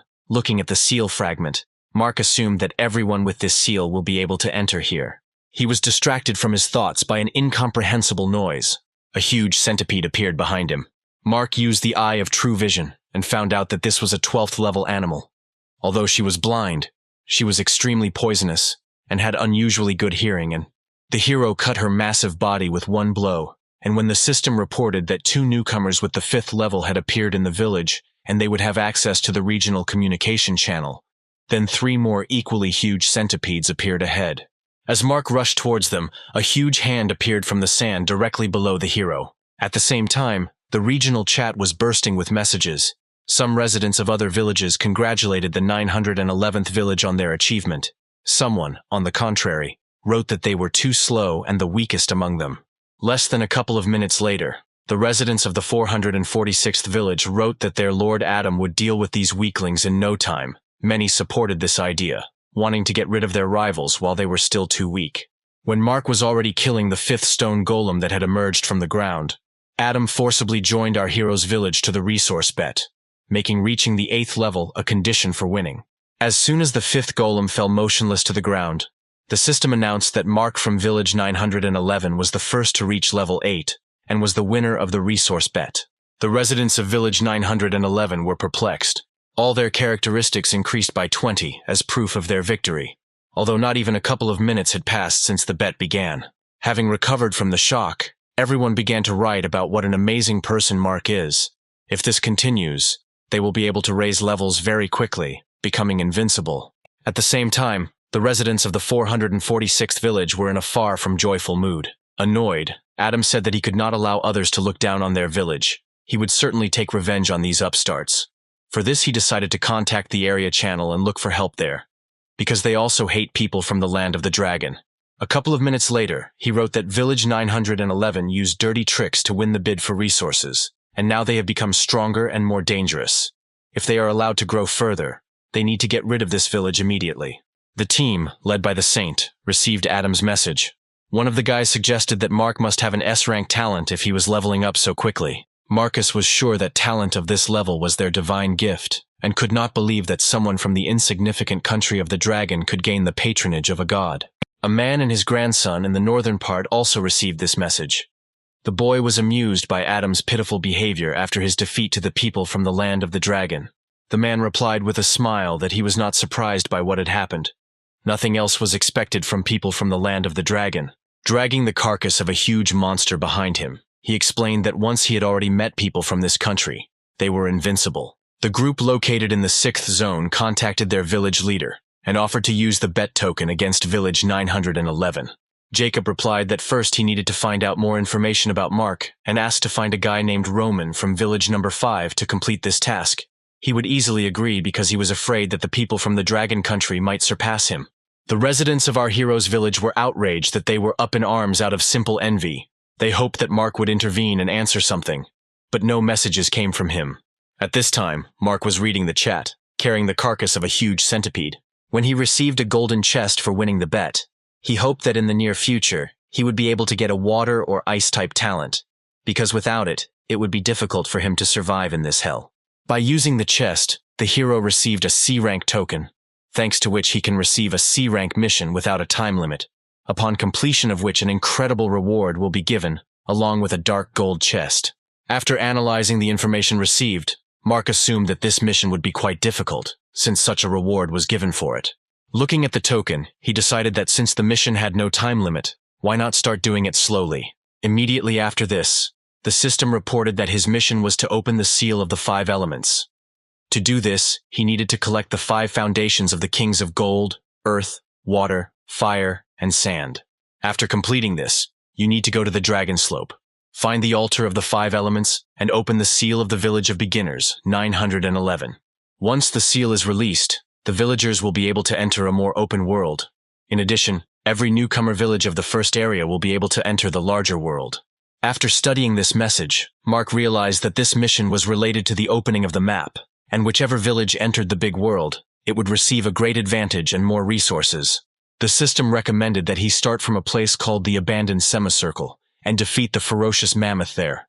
As well as get the base of the Sand King, Mark decided to follow this advice, since this place is not so far from him. Meanwhile, Alicia was trapped and her life was in grave danger. A high-level mammoth wandered a couple of meters from her, sensing a person nearby. The sound of the axe that the beast was dragging along the ground instilled even greater horror in the girl. Suddenly he froze in place, sniffing the air. Having discovered where his prey was hiding, he shouted out that he had found it. Alicia was frozen with fear when the mammoth raised his huge axe over her. A second before the blade could touch the girl, she was snatched straight from the clutches of death. Mark appeared on time and, plunging a sword into the monster's back, saved his old friend. Alicia looked at the guy in surprise. He asked why she came to the 10th level ferocious beast zone alone, but she was too shocked to hear his question. The hero lowered the girl to the ground. She asked in disbelief what he was doing here. Mark ignored her question and asked where her group was, and at the thought of this, the girl was again overcome with horror. Holding back tears, she replied that some of her comrades were caught and eaten. The guy was not surprised by this news, because these are the rules of this world. Nothing can be done about it. Taking him by the hand, she looked at him with hope and asked him to help her save her surviving comrades who were captured by mammoths. They said that they were going to eat them today.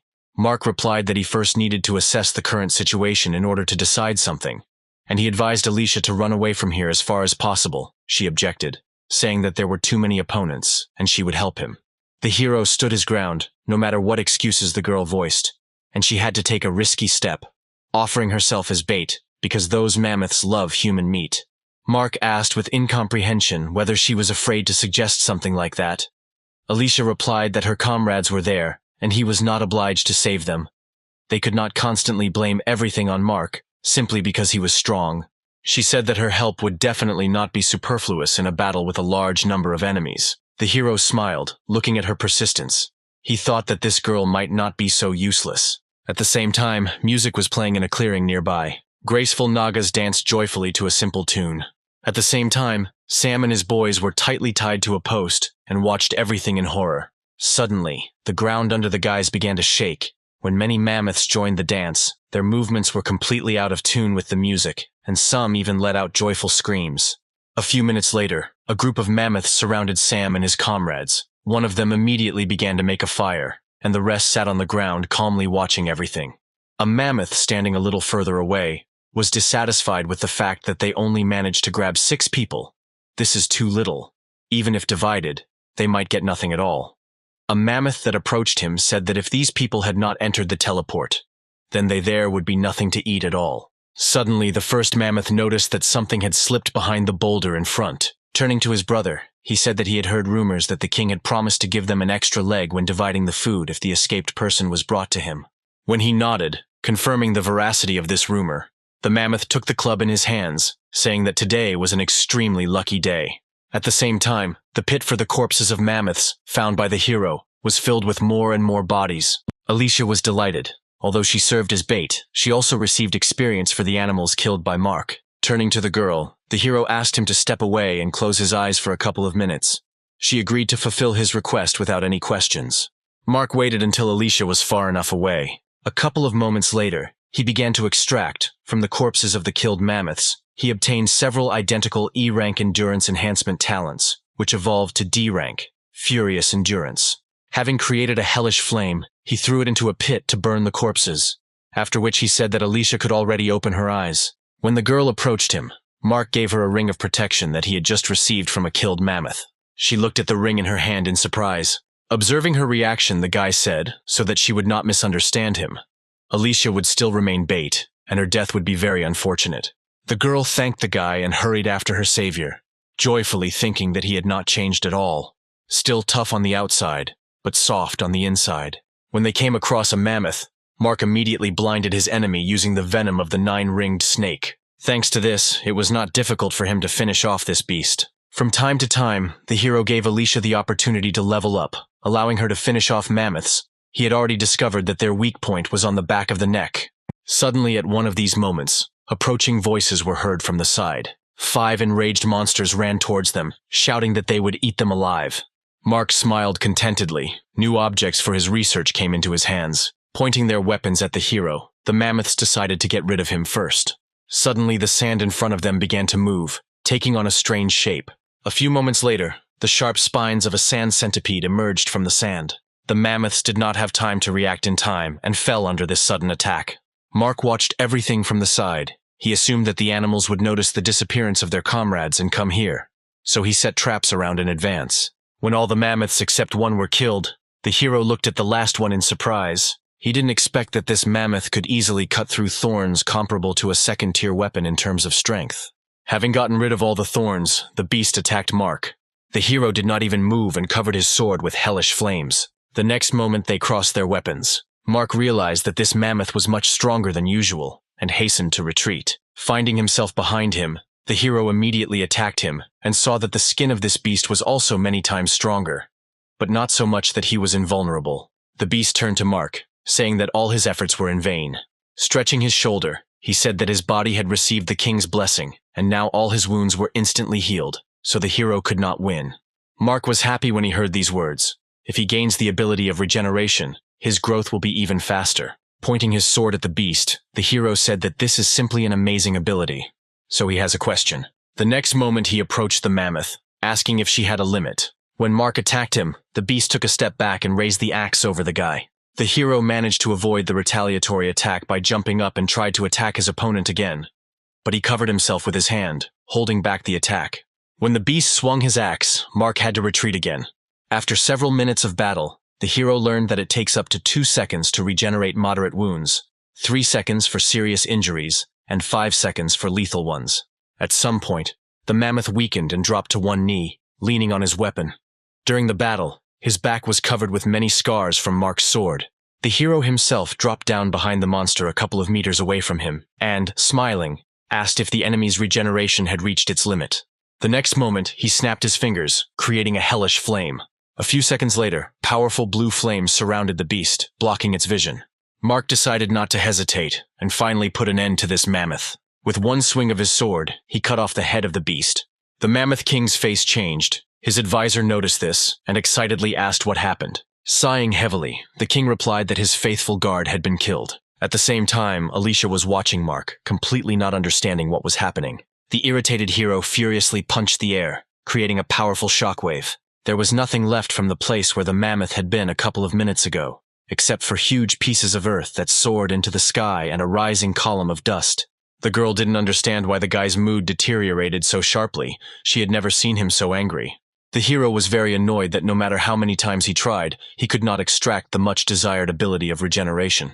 Alicia decided to come closer to her companion and ask what happened. However, the next moment, he slammed his fist on his palm and smiled strangely. A solution to the current problem came to him, since he cannot extract this ability from the defeated mammoth. Then he just needs to find its king. A few minutes later, our heroes approached the clearing where the mammoth celebration was being held. Alicia carefully looked out from their shelter and told Mark that there were more than 30 enemies. Although the guy was unusually strong, even he could get hurt here. Watching the hero apply the venom of the 9-ringed snake to his sword, The girl suggested that they try to just save her comrades and return to the newcomer village through the portal. Having finished with the poison, Mark replied that not everything was as simple as she might have thought. He asked her to look carefully to the right, where the animals gathered around the fire and danced joyfully. Then he pointed in the other direction, where her comrades were sitting tied to a post, guarded by 2 mammoths. Afterwards, he said that the situation might indeed seem very advantageous for them. They could attack those 2 using the effect of surprise and save Alicia's comrades, which would be very successful and simple, but in reality, it could turn out to be a trap. Without taking his eyes off the animals, Mark said that earlier the herd had already noticed the disappearance of their 8 comrades. So they sent that group of mammoths. If this group of mammoths did not return, then the king would definitely suspect something. He explained to the girl that the mammoths deliberately left her comrades in a visible place, where there was little security, pretending that everyone was busy with their own affairs in order to lure them into a trap. Alicia was at a loss how simple animals could come up with something so complex. Mark replied that the higher the level of the animals, the smarter they are, and it's common for them to come up with a trap. So he advised the girl not to underestimate her opponents if she doesn't want to lose her life too early. The next moment, the guy stood up from his seat, saying that it was better for her to stay here and not come too close. Hearing this, the girl shouted that he couldn't go there, especially alone.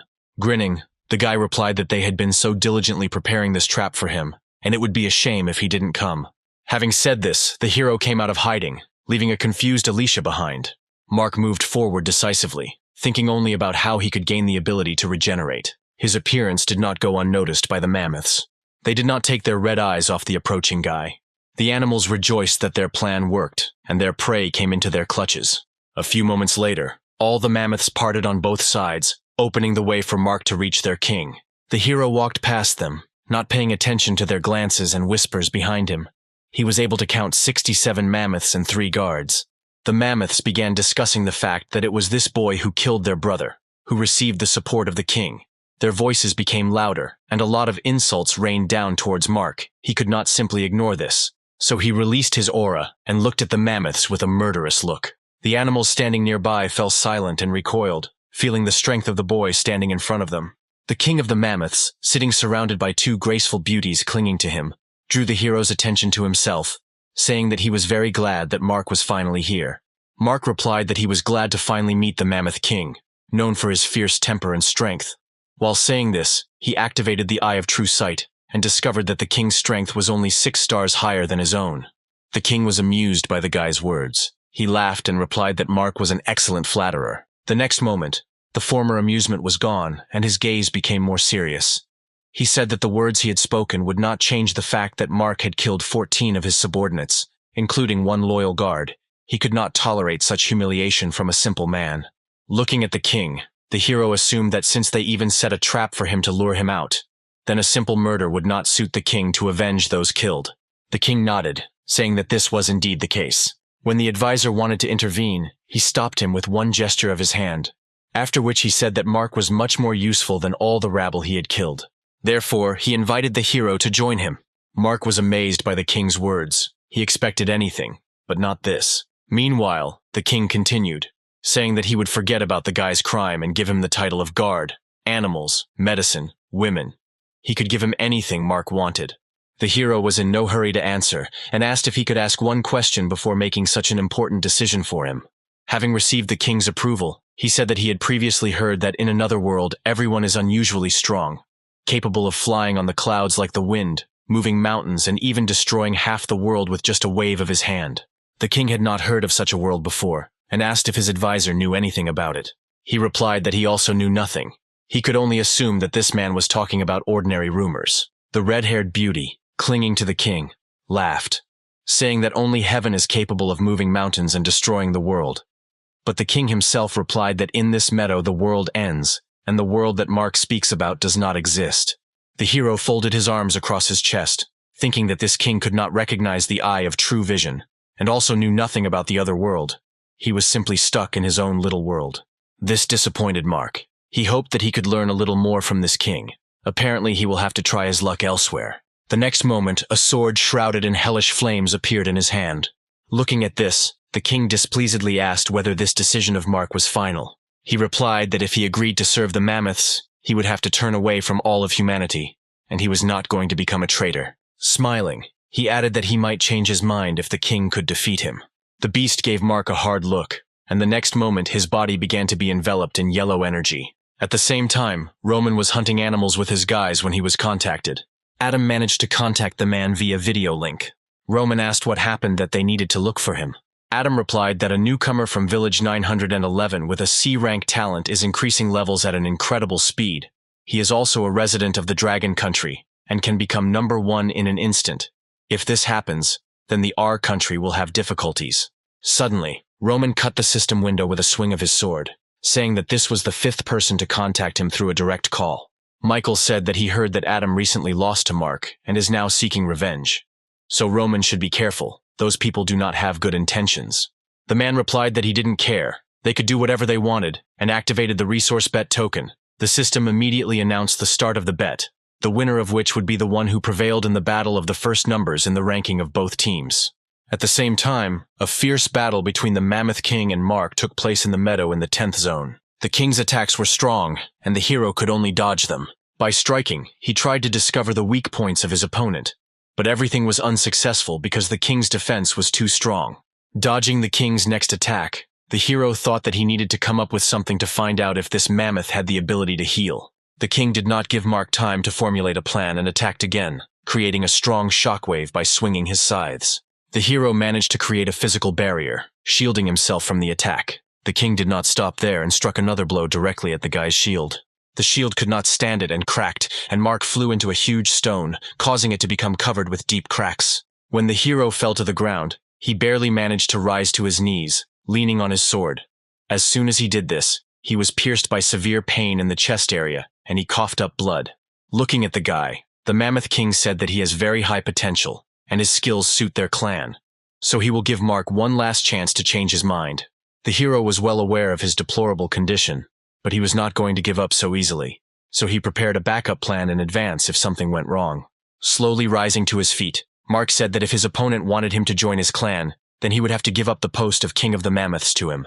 As soon as the hero said this, blue energy threads stretched from his fingers. The next moment, the sand around the king began to move. The created sand spikes rushed towards the beast.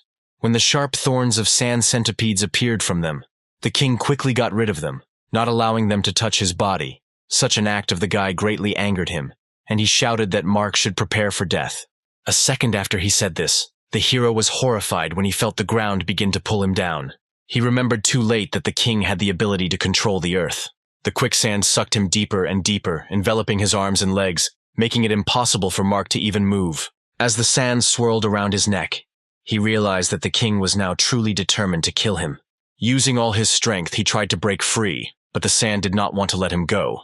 Then Mark decided to use the ability to influence the sand with his mind, ordering it to harden. To his great luck, the sand obeyed him, and, having hardened, began to slowly crack and crumble. When this happened, the guy breathed a sigh of relief. He understood that if not for this ability, he would have died in these sands.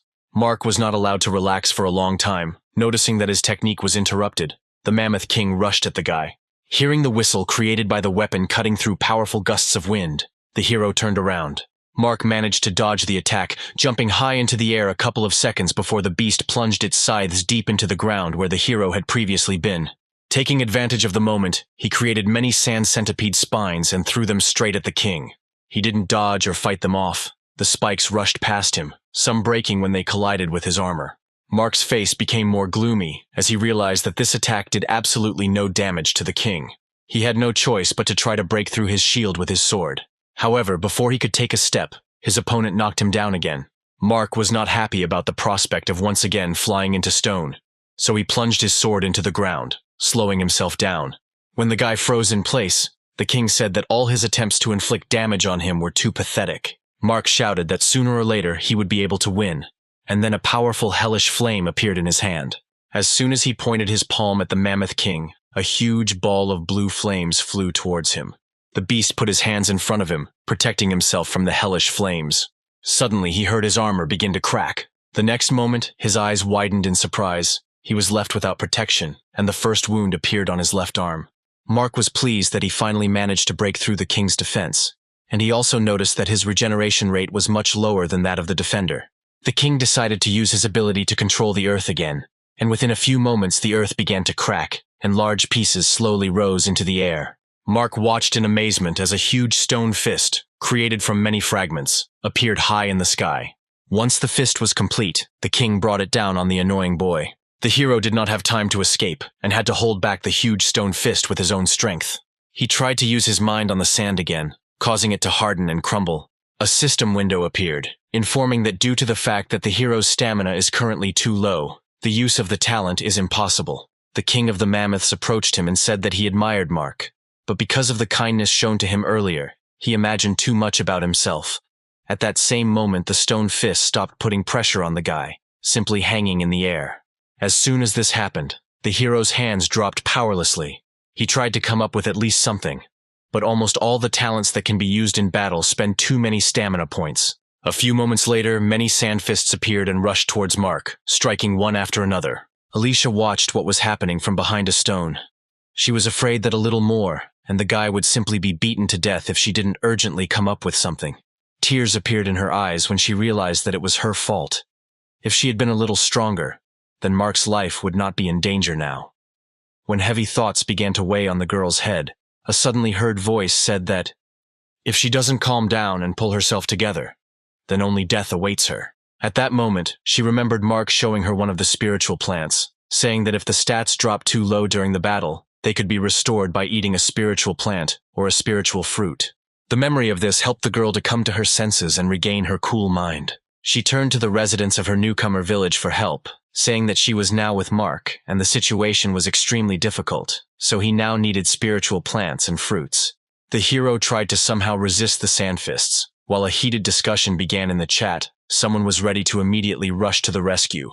Someone was suspicious of the girl's request, asking her to prove the veracity of her words. Alicia replied that she would not deceive everyone using such a serious reason. Others had no choice but to help her because Mark was their only hope, and they did not want to lose her. A few moments later, a lot of spirit fruits appeared in front of the Mark. The Mammoth King looked at it in bewilderment, not understanding what was happening. Mark decided not to hesitate, and taking advantage of the king's hesitation, grabbed one of the fruits. Bringing it to his lips, he took the first bite. Having eaten this whole fruit, its stat points were restored with amazing speed. The king who was watching him asked in bewilderment what kind of trick he was up to. Mark ignored the question, and the next moment he was surrounded by powerful blue flames. The Mammoth King was amazed. He was sure that just a moment ago this boy did not have the strength to resist him. When Mark emerged from the pillar of flame, his body was covered from head to toe by this hellish flame, without causing him any harm at all. He looked at the Mammoth King with hatred in his eyes. The next moment, he moved with lightning speed behind the back of the beast and raised the blade above his head. He only managed to turn around when the hero pierced his chest with a satisfied smile on his face. Holding his hand on the mammoth's chest, Mark said that a simple sword would not be enough to kill him. After these words, a powerful flame pierced the mammoth's body. Mark said that he initially planned to cut off his head with one blow, but changed his mind. All the mammoths froze in bewilderment. Their highly respected king fell dead by the hand of a man. Immediately after his death, a small ball appeared from the king's chest and flew up to Mark. The system reported who he received the core of the king of the earth element.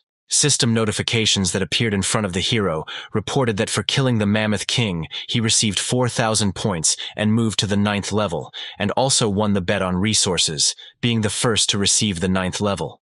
At the same time, the mammoths were seized by a thirst for revenge. Raising their weapons upward, they began to shout that they must kill this little man who dared to kill their king.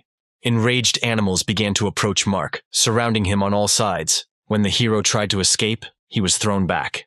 Mark had no choice but to get rid of all the mammoths. Rising, he attacked the nearby mammoths on the legs. As soon as they were killed, the hero asked the system to distribute his stat points. It added the received points to strength and agility. As a result, he had strength, 230 points, agility, 256, endurance, 217, energy, 270. Mark jumped up, raising his sword above his head, and said with a smile that the feeling of becoming stronger is unusually pleasant. After distributing the points, killing monsters became much easier for him. The advisor to the former king standing nearby watched as Mark killed the mammoths one after another. Turning to his subordinates, he said that they should hide behind their brothers and attack only when the guy kills them. They nodded and immediately rushed to carry out his order. Finding the right moment, the mammoth approached the hero from behind and was about to attack, thinking that he would not be noticed. But Mark noticed him and turned around and directed a powerful stream of hellfire at him. He increased the flow of fire, and it spread to nearby mammoths, killing them almost instantly. The hero realized that this entire herd was commanded by an advisor, which greatly hindered him. Finding him with his eyes, Mark decided that it was worth getting rid of him first, and ran in his direction. The advisor flinched in surprise when he noticed a guy rapidly approaching him. As soon as the advisor extended his hand in front of him, one of the mammoths appeared in front of him, exposing himself to the hero's blow. Looking at the dead body that had fallen, the guy assumed that the advisor also had the ability to control animals. The advisor trembled with rage when he saw that his faithful guard had been killed. Pointing somewhere behind Mark, the mammoth gave the order to immediately attack the enemy. The hero turned around, looking in the direction the advisor pointed, who took advantage of this moment and ran away, shouting that he would definitely return with an entire army of mammoths and kill him. Mark did not allow the advisor to accomplish his plan and, jumping up, threw the sword at his head. The system reported that for killing this mammoth, he received a bronze treasure chest. Looking around at the remaining mammoths, Mark decided that it would be faster to kill them at once. The next moment, he hit the ground with all his strength with his fist engulfed in hellfire, redirecting it to the ground. A few seconds later, the clearing was filled with the painful cries of animals being burned alive. Multiple system notifications informed the hero that he had successfully killed the mammoths and received another bronze chest and 600 experience points for each beast he killed. Hiding behind a rock nearby, Alicia was deeply shocked by what had happened here. The tied-up guys were no less shocked than the girl and looked with all their eyes at Mark, who single-handedly defeated a whole horde of mammoths. The thoughts simultaneously flashed through their heads that this guy was just a monster. When Sam and his guys were freed, they thanked Mark and offered him the spirit fruit they had as payment for his help. They had nothing more valuable, so they wanted to repay the hero with at least this. They looked at their savior with admiration in their eyes, waiting for him to take these fruits. However, their mood plummeted when Mark said that all these spiritual fruits were of low level. Looking at their upset faces, the hero smiled awkwardly, saying that although they were of a low level, they were also pretty good. Having said this, he reached for one of the fruits lying in Sam's hand. When he touched it, a toy chicken suddenly squeaked from below. Everyone looked in bewilderment at this toy, which was still making a nasty squeak. Sam apologized to Mark, and holding the toy's head, said that recently they accidentally dropped this useless spiritual item, and he completely forgot to throw it away. The hero looked carefully at this toy. Using the eye of true sight, he learned that this chicken's level, as well as strength, was 0. But in its characteristics it was noted that it was incredibly noisy. Just one of its voices could be compared to a whole 100. Mark decided that this toy could still be useful to him in the future, and, activating the ring, moved the fruit Sam offered along with this chicken into it. After that, he turned around and headed in the opposite direction, saying that the level 10 monster zone was not the place where they should be, so Sam and his team should get out of here as quickly as possible. The guys stood for a couple of minutes, watching Mark's retreating back. Although Alicia did not spend much time with him, she realized one thing for sure.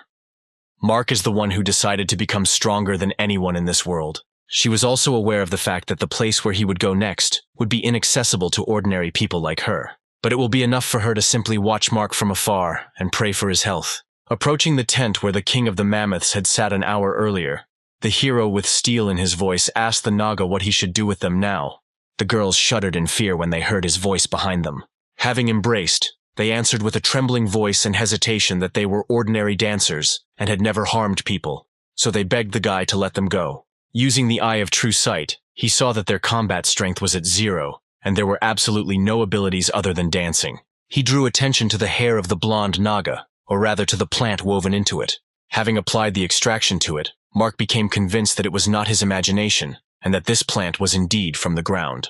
The next moment he said that he would let the girls go if they answered his questions. Looking at the hero, the Nagas actively nodded their heads, with tears in their eyes. Having received all the answers, Mark, as promised, released the girls.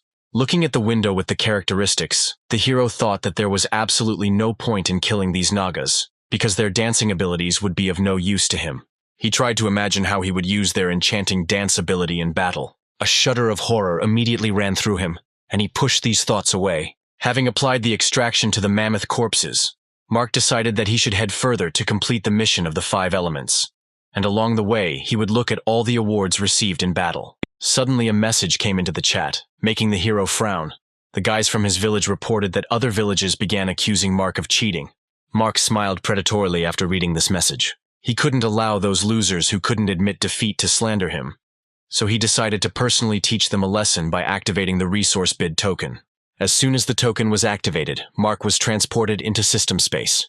She immediately warned him that each village had one token, and that only 100 tokens could be used in each zone. And this was already the 79th bet.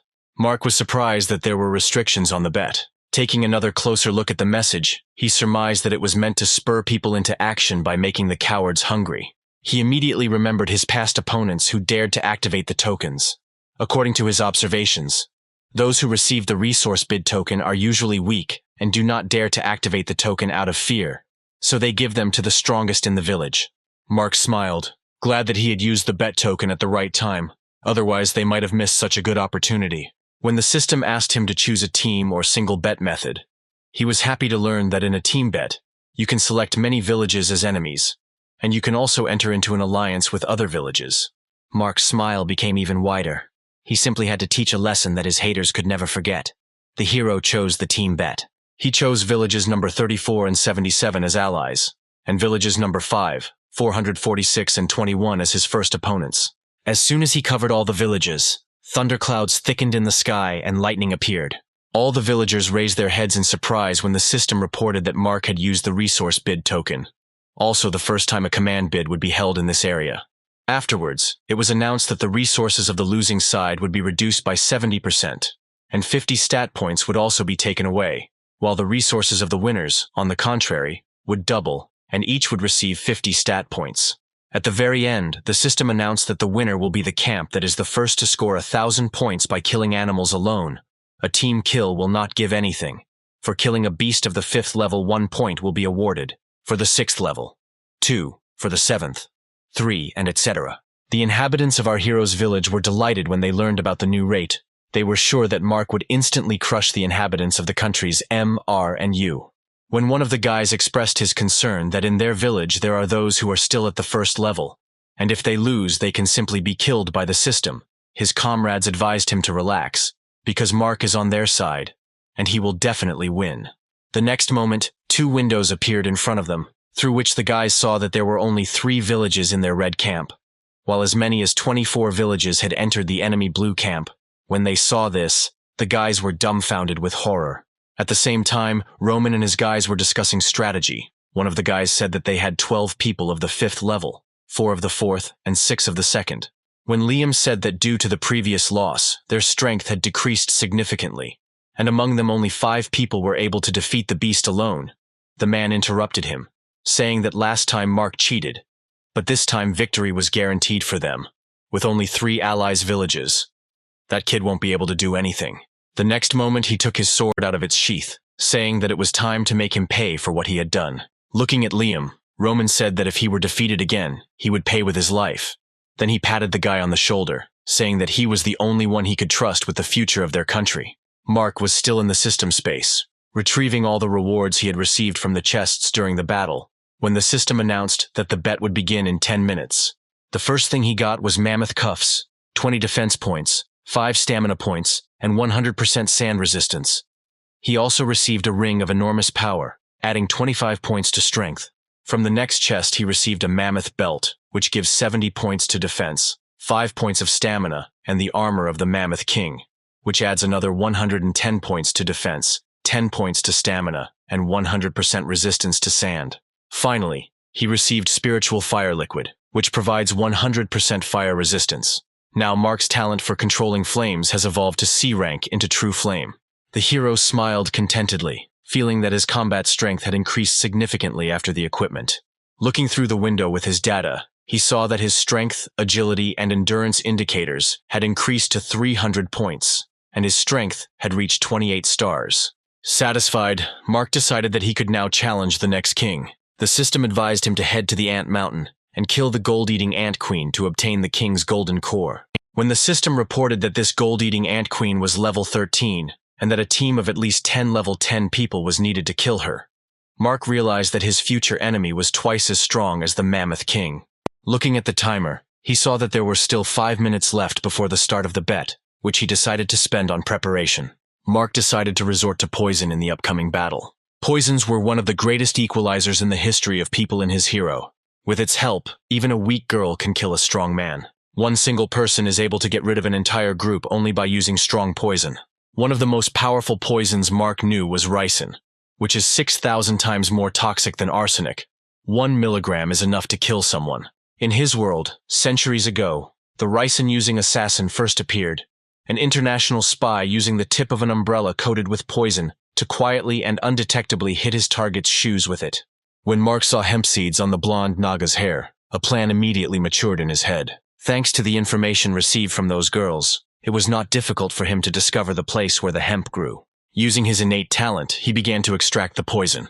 When everything was ready, Mark decided to try mixing the poison he had just obtained with the venom of the 9-ringed snake to get a more interesting poison.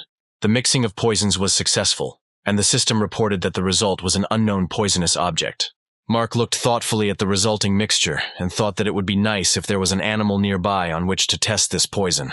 The next moment, the hero heard a rustling in the bushes and, raising his head, met the gaze of a 10th-level beast passing by, begging for mercy. Mark's eyes lit up like stars, and he headed towards the beast, which had the misfortune of being in the wrong place at the wrong time.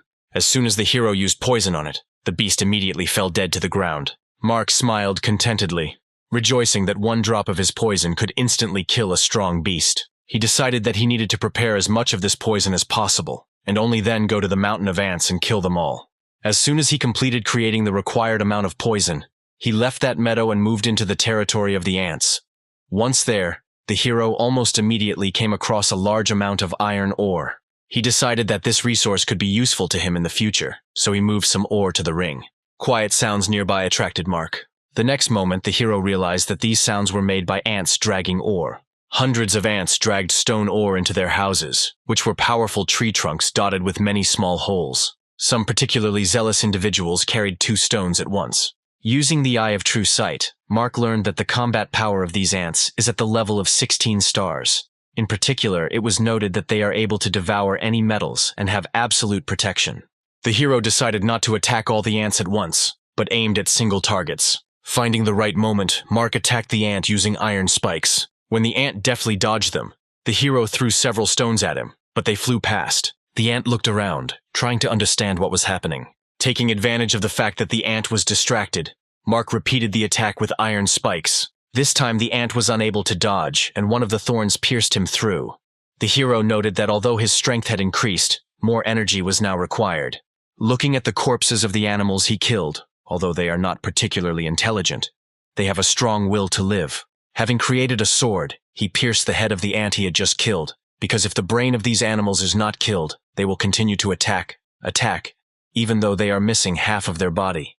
This killing process took too much time and using poison would be faster, but there are too many ants here, and they move in large groups, and there is no way for him to cope with so many alone. He had an idea of how he could attract the attention of all the ants to him. The next moment he picked up the head of one of the ants he had killed and took aim. He threw it far forward so that all the animals could see it, and then shouted for them to all come to him.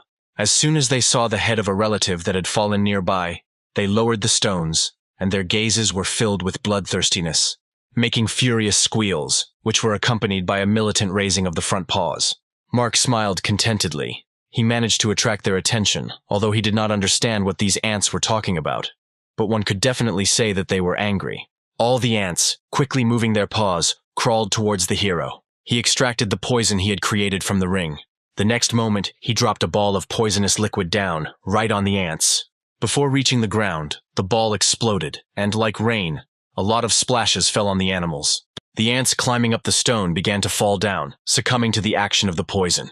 But the poison did not affect everyone. Many still stubbornly crawled towards Mark, intending to avenge the death of their relative. However, after a couple of seconds, the poison also affected them, and for each killed ant, he was awarded 620 experience points. Mark smiled contentedly. Having killed all the ants, he would definitely be able to emerge victorious from the resource bet. The system window that appeared made him flinch in surprise. It said that Mark had already received 3,000 points, and if his team won, he would receive an additional reward. Concentrating again on the poisonous ball, he said irritably that it was not at all necessary to constantly remind him of this, because as long as there was a reward, he would do anything to win. The new smell made Mark look away from his poison again. When he raised his head, there was a look of confusion on his face. A beast appeared ahead, which reeked of danger, using the eye of true vision. The hero learned that it was a commander ant, whose strength was equal to 23 stars, especially insanity and absolute protection. The ants that arrived with him very quickly reached the wall and began to climb it. Mark created iron spikes and doused them with poison. The next moment, he pierced the bodies of the ants approaching him with these thorns. Once they were killed, the thorns went back into the ground, and the bodies of the ants fell limply to the ground. Looking at this, the rest of the ants decided to scatter to the sides, and, climbing up the wall from different sides, surrounded Mark, who immediately understood their plan. Grinning, he said that this was too naive. Even if they scattered in different directions, they still would not be able to avoid his thorns. Suddenly, Mark noticed that a stone was flying towards him from below. The hero froze in surprise for several seconds. When the stone landed a couple of meters away from him, causing the ground beneath it to become covered with cracks, Mark realized that these beasts were not so simple. Nothing else was expected from high-level beasts. Having come to his senses, he began to attack the ants with his thorns. Having appreciated the well-coordinated teamwork of the animals, Mark realized that that ant commander was very smart. He not only complicated his defense by coordinating the movement of everyone, but ordered them to close their eyes to avoid the effects of the poison. Stones began to fly at the hero from all sides at the same time, and dodging them while fighting the ants became more difficult. Mark assessed the situation and decided to change tactics, moving into close combat. However, something happened that the hero did not expect at all. One of the ants managed to get up to him from behind. Looking at him, Mark guessed that the ants that were crawling along the wall were simply distracting him all this time. As soon as this thought occurred to him, the hero turned back. Because of the stones thrown at him earlier, ants crawled out. Mark used the Mammoth King's equipment, and using a sword, began to cut down the ants without fear of being hurt, because the armor absorbed all the damage. Going downstairs, he shouted to the ants that he would become their worst nightmare. However, when the animals attacked him from all sides, it became more difficult to fight. While he was fighting off some ants, new ants clung to him, restricting the movements of his arms and legs with their paws. Mark realized that he had made too hasty a decision to so thoughtlessly descend into the midst of his opponents. A few moments later, all the ants came together in one big pile, literally burying the hero under them.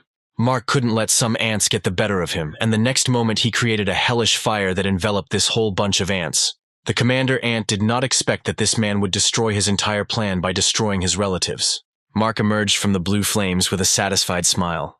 Looking at the remaining ant, the hero said that he would suffer the same fate as the others. The next moment, a powerful stream of hellish flames burst from his palm, which rushed straight towards the ant commander. When the flame went out, there was nothing left of the ant. Approaching the tree trunk, Mark looked at the passage in bewilderment, not understanding why the queen ant had not yet come out. Approaching a little more to the entrance, he began to peer carefully into the darkness. Suddenly, a yellow glow appeared in the darkness, emanating from the bright eyes of the beast. An angry ant crawled out of the cave, intending to deal with the violator of his peace. Mark didn't even have to make any special efforts. It only took one iron spike to kill this ant. Shaking off his clothes, he thought that now he already had 800 personal points, and the village in total had 867. If you add this together with the points of the other two villages, then very soon they would have 1,000 points. This news pleased Mark, and he turned around and looked around, checking if there was anyone else left here who could give him more points. But all the ants were dead. Mark went inside the ants' cave. He illuminated his path by creating a fire in his palm. Walking a little further, he felt the delicious smell of chocolate. He remembered that in one book he read, it was written that ants secrete an alarm pheromone from their glands when they are in danger. It is this that gives the chocolate-like smell that informs others of danger. The further he walked, the brighter the smell became. A few moments later, he found himself in a fairly spacious place where a queen ant lay on a pile of iron ore. With the appearance of each new egg, she let out a loud, drawn-out moan. The ant below carefully took the eggs in its front paws. Then he handed it over to his brother. He will have to pass this egg on so that it can be added to all the eggs. The grown ants hatched from their eggs and immediately headed to the ore stones, which actively devoured others. Mark watched in amazement at everything that was happening here. Not noticing the ant that jumped on top of him, he carefully looked at the queen. With the help of his eye, the hero learned that she had telekinesis and the ability to bend metals, and her strength was equal to 30 stars. When the ant got dangerously close to Mark, touching his shoulder with its paw, it instantly cut the animal into 2 parts. Touching his shoulder, Mark said that he should be more careful. If he had not reacted in time, this could have ended badly. Suddenly, a strong ultrasonic wave threw him off balance. The queen could not help but notice the stranger's appearance, and used the power of her voice against him. At the same moment, all the ants present here turned towards Mark with bloodthirsty glances. Suddenly, the ore near them took on a more elastic shape and covered the ants' paws. Watching this, Mark thought that the queen was quite smart if she decided to strengthen her servants in this way. Pointing at the guy, she gave the order to the ants to attack him. Jumping into the air, the hero created many iron spikes, shouting that outside he had already killed more than 100 of their relatives. Smiling contentedly, he pierced the ants one after another with his thorns. Those who managed to get too close were cut by the hero with a sword. He fed one of them the poison he had prepared. That ant immediately fell dead, and the rest of it gathered nearby were killed by Mark's sword. The queen watched in bewilderment as her faithful servants died one after another. The smile never left the hero's face. He was happy when he received new notifications about receiving experience points. He had very little left to rise to the 10th level. When all her servants were killed, the queen fell into confusion. She could not believe what had happened. Meanwhile, Mark, having dealt with the last ant, headed towards the queen, shouting that she needed to accept her fate and fall by his hand. She looked at the approaching guy for a few seconds, trying to figure out what to do. When Mark was at a sufficient distance from her, she began to create an acid ball. The next moment, a strong stream of acid was directed towards Mark. The hero covered himself with his hands, taking all the damage to his armor. This attack from the Ant Queen caused him to fly back. Having dropped to the ground, Mark noticed that there was practically no effect from this attack and suggested that it could be a decoy. However, when he looked at his hands, he was very surprised. Formic acid corroded his armor. Having created a flame, the hero grinned, realizing that this ability was the Queen's trump card, and said that she was very unlucky to encounter it. No acid could help against fire. After that, he created a fireball and directed it at the Queen. The Queen, in turn, again created an acid ball. When he was ready, she pointed him towards Mark. At the same moment, he threw his ball at her. A few seconds later, their balls collided. The fire engulfed the acid, merging with it into a sphere that began to grow incredibly quickly. When this sphere exploded, the Queen smiled contentedly, hoping that the explosion had caught the guy. But he was still unharmed, and jumping out of the cloud of dust, raised his sword over her. The next moment, her painful cry was heard as a sharp blade slashed across her body. Mark smiled contentedly, rejoicing at his victory. Hearing her voice, he turned around, looking at the Queen, who extended her hand to him and desperately tried to say something. With contempt on his face, the hero said that she should die along with her entire species. The girl did not give up her attempts, and in the end she managed to utter a few words, but Mark could not make out them. Immediately after this, she fell dead, and a core appeared from her body. As soon as this core was in Mark's hand, the system reported that for killing the Ant Queen, he received 6,000 experience points, the king's core, and a silver chest. The hero smiled contentedly, thinking that he managed to get 2 cores quite quickly. At the same time, Roman was killing another beast. When the bear fell dead, Liam approached the man, saying that their side already had about 600 points. Hearing this, Roman laughed contentedly, saying that at this rate, the likelihood of his death had completely disappeared, and the people of the Dragon Country would finally be defeated. The next moment, many fiery rays appeared in the sky, and the system reported that the Red Camp was the first to score 1,000 points in the bet and won. Therefore, the characteristics of each resident of the losing village would be reduced by 50 points, and resources would be reduced by 70%.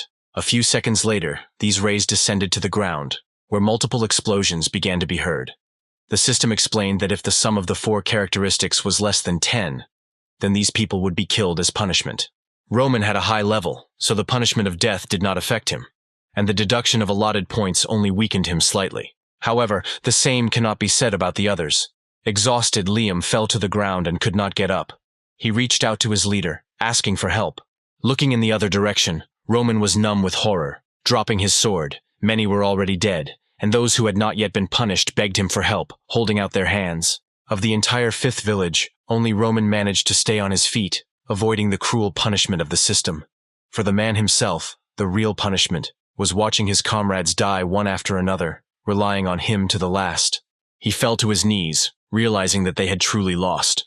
At the same time, Mark was sitting on a pile of stones when one of the young ants crawled up to him. The hero kicked him away, irritably saying that by killing them he wouldn't even gain experience, so they shouldn't bother him. The ant fell to the ground among its fellows. Without taking his eyes off the system window, Mark said that if they want to avenge their queen, then they should first become stronger. In response to his words, the ants began to quietly talk in their own language. A couple of moments later, they headed towards the exit, deciding to listen to the advice of their enemy. When the system informed Mark that his reward would be calculated within a couple of seconds, he looked at the message in bewilderment, because he had already received a reward for killing the queen. A smile bloomed on his face when he remembered that their camp had won the bet. At that moment, he was too busy killing ants, so he ignored this message. A few seconds later, the system reported that his reputation had reached 30 points, and he had received the title of Rookie King, as well as 100 stat points, 6 silver chests, and 1 gold chest for reaching level 10. When Mark found out that he had reached level 10, his joy knew no bounds. Suddenly, another window appeared in front of him, informing him that he had a new mission, and the hero reached for the mission button to find out the details. Immediately after this, the system reported that for completing the mission, future head of the village, he would receive a scroll of the head of the village and a golden chest as a reward. The hero was interested in the fact that for this mission, the same reward as for first place in the newcomer test, so he decided to study details. The system immediately activated the future village head mission. Reading the description, Mark learned that he needed to go to the 10th level zone in the Grave Desert, where he had to find a lost village and solve its riddle by killing the devil. To gain access to this mission, you need level 10 and the title of Newcomer King, which Mark already has, and you also need to collect a fragment of the Dark Seal to enter the lost village. The system also reported that newcomer villages can develop and grow. Village heads can lead residents to create an entire city, kingdom, empire, and even a divine monastery. After studying the details of the mission, Mark looked at one of the fragments of the seal obtained in the battle with the guards last time, thinking that he was very lucky to obtain something so valuable. Throwing the fragment up, the hero smiled and thought that he needed to wait until nightfall to begin the mission. As the fragment fell back into his palm, Mark confidently said that the role of head of Rookie Village 911 was only suitable for him. Rising to his feet, he decided that before heading to the lost village, he should do a little preparation. The first thing he did was tell the system to distribute all the stat points he had received. The system complied with his request, and Mark immediately felt the power begin to overwhelm him. He absolutely loved this feeling of gaining strength. A few moments later, he released the flame to see how much stronger it had become. When the fire went out, Mark looked ahead with satisfaction, making sure that he had indeed become much stronger. Now his combat strength reached 47 stars. He also tried out the ability learned from the Ant Queen, Metal Control, which allowed Mark to create armor on his body from nearby ore. In addition, he can now combine this ability with Darkness and Earth Control to enhance the destructive power of his iron spikes. He also decided to try out the combined attack in action. The next moment, one of the thorns pierced the corpses of the ants he had already killed. Mark noticed that the energy consumption during the use of the thorns had decreased by half, which could not but rejoice. The hero didn't stop there. He also decided to test the talent he had recently received for releasing energy, which directs energy from the body to attack enemies. Concentrating the energy in his hand, with a snap of his fingers, a powerful stream was directed into the wall in front of the hero. A few seconds later, there was a crash, and dust flying into the air blocked the view. Mark stretched, thinking that these acquired skills would be enough for him to deal with ordinary high-level beasts, instead of Hellfire, which still spent too much energy. For the first time in all this time, he was very pleased with the award he received. Smiling widely, Mark said that it was time to move on to more interesting things. He told the system to open all the chests it received. At the same moment they materialized in front of him. Hearing a strange sound, Mark became wary and froze with the chests in his hands. The system reported that Sam was asking for a personal conversation. Having stacked all the chests on the ore stones, the hero accepted the challenge and displeasedly asked what the second most powerful man in their village needed from him. He replied that he had one interesting thing that he would like to exchange with Mark. When the hero asked what he wanted, Sam replied that he had a chest-merging card that he would like to exchange for the Blood Wolf War Sword. Using the Eye of True Sight, Mark learned that this card allows you to create a chest with a higher level from 5 low-level chests. For a few seconds, he thought about the fact that a gold chest was much more valuable than even 10 silver ones, because the chance of getting a 4th-level item was 98%. And the remaining 2 allowed him to get a 5th-level item.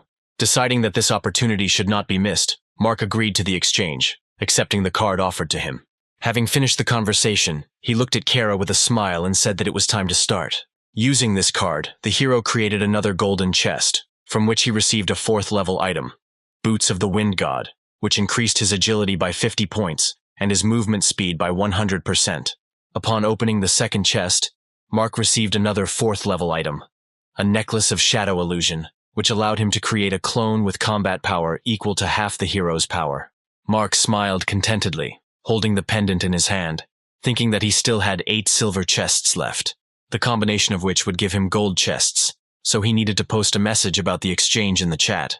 A few moments ago, in the general chat, everyone saw messages that Mark was ready to exchange the Bear King's battle armor and level 2 Dark Shadow boots for a chest-merging card, immediately after which a heated discussion began in the chat. The hero did not read the chat and decided to simply wait until they contacted him personally, after which he went outside, anticipating his second night in this dangerous world. Deciding not to waste time, he used the acceleration skill and rushed to the 10th level area. An hour later, he found himself in Sand Centipede territory. With the help of a clone, he managed to quickly deal with a large number of opponents. During the battle, he was able to try out all his new skills and get a bunch of points and other useful things. At the time when he fought the last beast in this area, Mark already had 21,700 experience points out of the required 23,000 to move to the next level, and his combat strength had reached 49 stars. Using his talent for releasing energy, he defeated the beast, pinning its body to the ground. When Mark sank to the ground after him and used extraction, he thought that he had already reached the limit of extracting 10th level beasts, and now he only had to extract 8th and 9th level beasts. A few moments later, the sand began to move. Mark realized that a passage to the Lost Lands was about to form. A few seconds later, a hole appeared in the ground a couple of meters from him, into which he was sucked the last time. He jumped into it without hesitation. Having flown through a long tunnel, Mark landed in a place already familiar to him. Rising to his feet, he began to patiently await the appearance of the guards of hell, whom he had encountered last time. He was not forced to wait long, and a couple of seconds later, a translucent portal appeared not far from him. Immediately after this, a black-clawed paw of a guard appeared from it. Mark grinned and told the already familiar guard that they had not seen each other for a long time. As soon as the familiar figure emerged from the portal, the hero immediately attacked the enemy using his spikes. The next moment, splashes of the blood of guards fell on the wall of one dilapidated house. They were all pierced by Mark's thorns, which did not allow the animals to rise. The guard with whom the hero fought last time asked in bewilderment how he managed to become so strong. Mark replied that people only need 3 days to change, but only one had passed and the guards were already many steps behind him. Afterwards, he created hellfire in his hand and said that earlier he really believed in his immortality, but now the hero became aware of his weakness. The next moment he attacked the beast's head. The system reported that Mark had successfully killed the hellish guard and received 15 points of justice and 1,000 experience points, as well as a fragment of the Seal of Darkness. Squeezing it in his hand, the hero turned towards the portal. There he saw a message from the system, which said that he needed to collect 7 seals, and by removing the seal from the demonic altar, kill the summoned demon. The first 10 who completed this mission would receive a golden chest, and their current characteristics would be doubled. The system also warned Mark that he was already the 7th person to start this mission, and he should hurry up. The hero was surprised that so many people had already been able to receive this mission. Deciding that he really should hurry up, he approached the portal and crossed the border. A moment later, he entered an abandoned village. Once inside, he froze. The system reported that due to the fact that the hero's village won the resource bid many times, the mission for its inhabitants became twice as difficult. The combat strength of the evil creatures was increased, as was the reward for them. At the same moment, an enemy approached the hero from behind and took advantage of the opportunity to attack. However, Mark managed to jump away in time because he felt a murderous aura behind him. Grinning, his opponent said that the hero would be one of those who would fall by his hand. Mark did not respond, but simply used his energy release talent and attacked the enemy. He was too carried away by his monologue to have time to react somehow. So the next moment, the hero's attack blew his head off. Immediately after killing him, Mark received 7,000 experience points and moved to the 11th level, and also received a dark crystal. At the same moment, someone appeared behind the hero and kicked the dead body of the sealed demon's disciple who had just been killed. An unknown guy, surrounded by ice crystals, approached Mark, saying that the fat man wasn't really anything. He could only scratch with his tongue. The hero activated the Eye of True Vision and found out that this guy is also a follower of the sealed demon. His strength is equal to 50 stars. His talents were unknown. It was also indicated that he was previously the king of the newcomers, but was resurrected with the help of dark energy after being killed by Hand Demon. Mark was in no hurry to attack his new opponent. His power was too great. So the hero must be extremely careful if he does not want to die and become another follower of the demon. When he said that Daniel standing in front of him was much stronger than that fat man, he pointed the blade of his spear at the hero, saying that he should not be compared with this weakling. Mark grinned and said that he shouldn't treat his dead comrade that way, after which he pulled out a sword from the ring. He decided to attack first. Daniel held off his attack by defending himself with his spear. The next moment, he forced Mark to retreat, throwing away his sword and pointing the blade of his weapon directly at the hero. However, he managed to dodge. Changing tactics, he raised his fist to strike. Daniel did not expect such an attack, so he missed the blow. The next moment, he flew into a huge rock behind. Wiping the blood from his lips, Daniel said that he had not had time to warn Mark earlier that it was better not to touch him, because he could freeze everything he touched. The hero immediately looked at his hand and saw that the entire palm was covered with ice, which began to spread higher with incredible speed.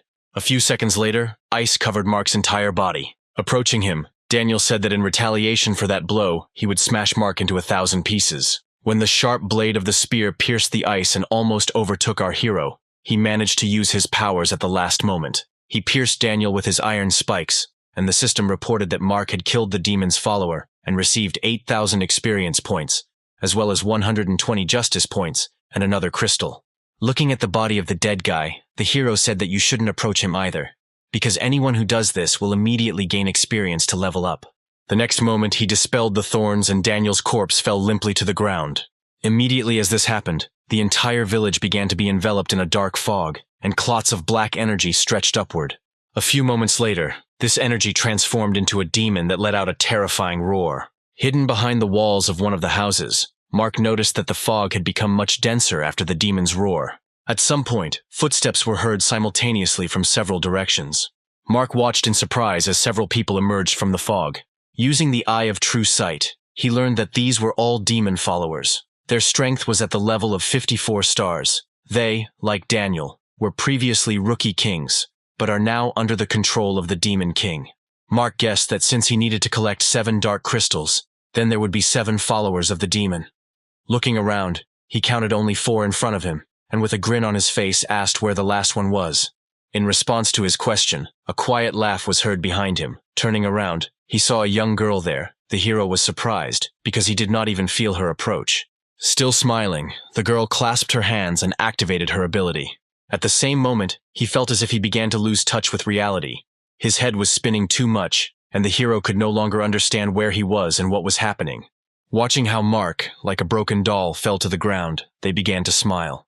The hero himself felt that he was being pulled somewhere. When he opened his eyes, the dizziness was no longer there, and he saw that he was in a completely unfamiliar place. The hero began to look around, trying to figure out where he was. Suddenly, his attention was attracted by a butterfly that had been flying near him all this time. As soon as the butterfly realized that they were looking at it, it turned into a girl familiar to Mark, and it was she who used a strange ability on him, because of which he ended up here. Frozen, he could only watch her beautiful dance, among many bright flowers. At the same time, the girl used her ability to influence the mind and lured Mark into the trap of the subconscious, controlling him. The demon's followers standing nearby looked at each other with smiles on their faces. Olivia lured the guy, forcing him to approach her at a sufficient distance. A few moments later, he stopped next to her and reached for her hand. At the same moment, other followers of the demon grabbed their weapons and attacked the hero, shouting that now was the most suitable opportunity. A man with an axe attacked Mark from behind. At that very moment, he managed to regain control of his consciousness. He moved with lightning speed behind the man's back and raised his sword over him. He did not have time to do anything, and was cut into 2 parts by Mark. Following him, he attacked the woman with the whip, who was a little further away. Thus, in a couple of swings of his sword, Mark got rid of 2 opponents. Landing in front of Olivia, he said with a smile on his face that the best opportunity to attack was when the enemy was distracted. The remaining 3 followers of the demon looked at Mark in bewilderment. Suddenly, Olivia's face began to become covered with small cracks, and she cried out in irritation that this little man had fooled them. The illusion had no effect on him. The next moment, a green glow engulfed their bodies, and the girl said that they should attack together. Mark did not move, watching the 2 approaching opponents. Taking advantage of the fact that the hero was distracted by the boy, the man attacked him from behind, creating a strong shockwave with his weapon. Mark was unable to dodge and felt a slash across his back, but by this time he had already managed to deal with his other opponent. Then he grabbed the man behind him by the wrist and pulled him towards him. The next moment the man was thrown into one of the destroyed walls of the house. Deciding not to miss the right moment, Olivia moved behind the hero with a satisfied smile. She believed that victory was already in her sleeve.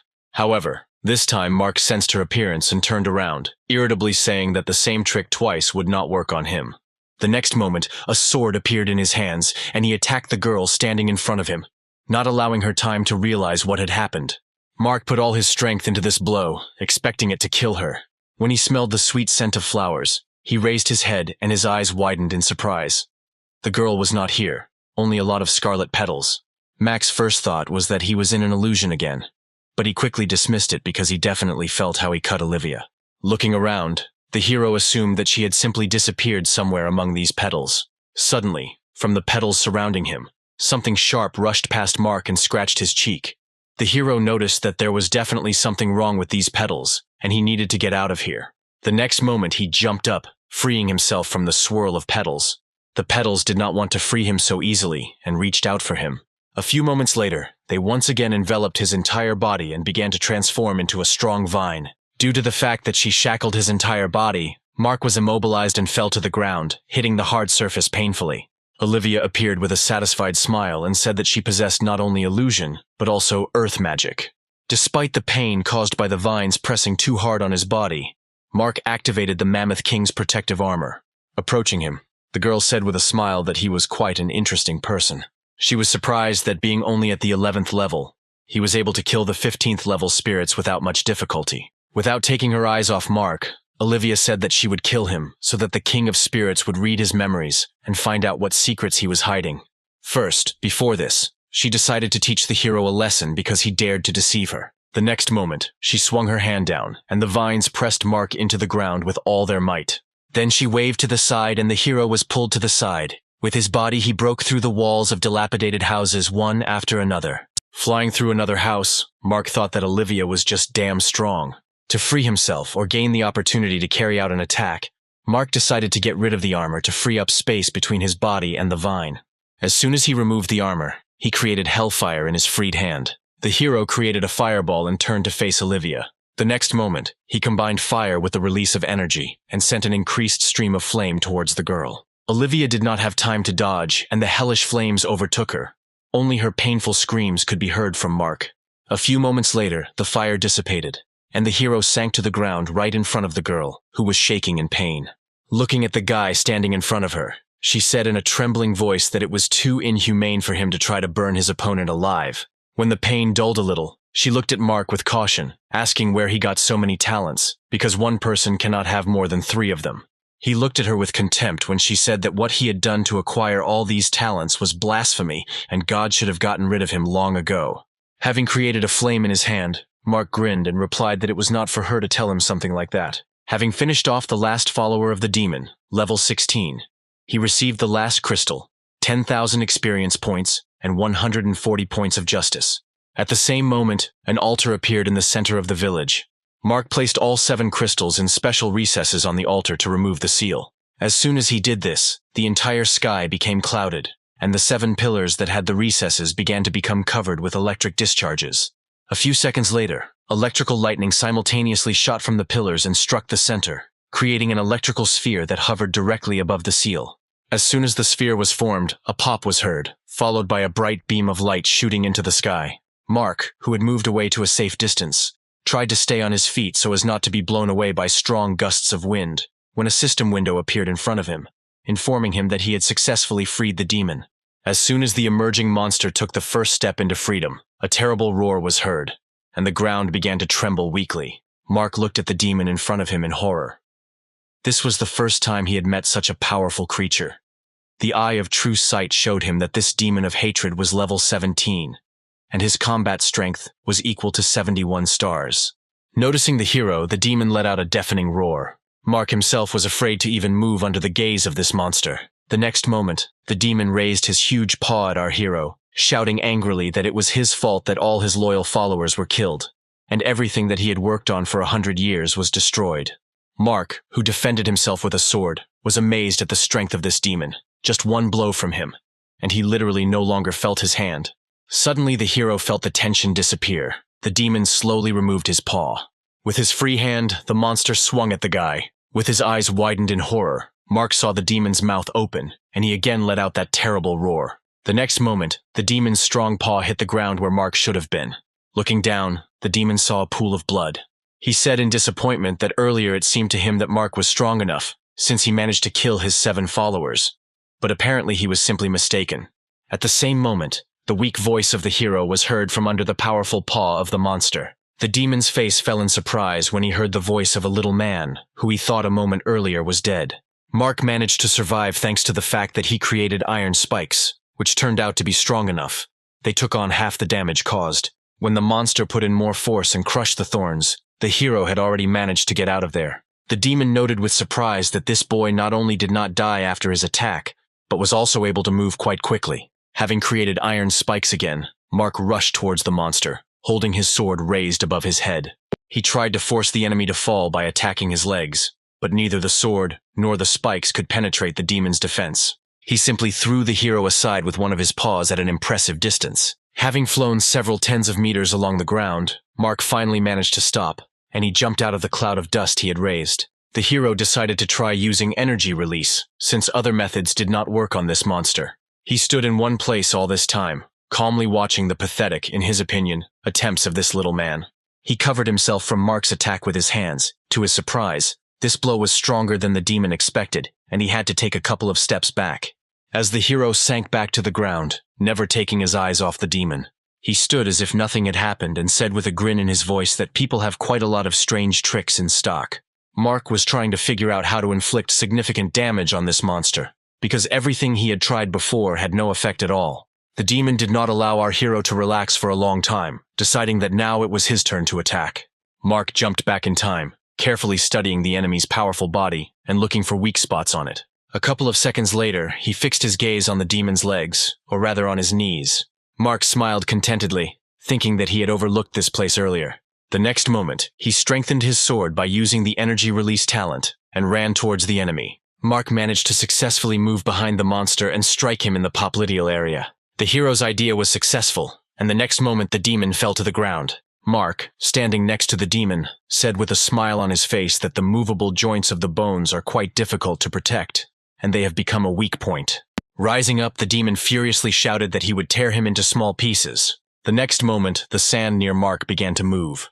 The next moment, a sandy paw that appeared rushed towards our hero. It was not difficult for Mark to get rid of her, but the demon took advantage of the fact that the boy was distracted by his bait.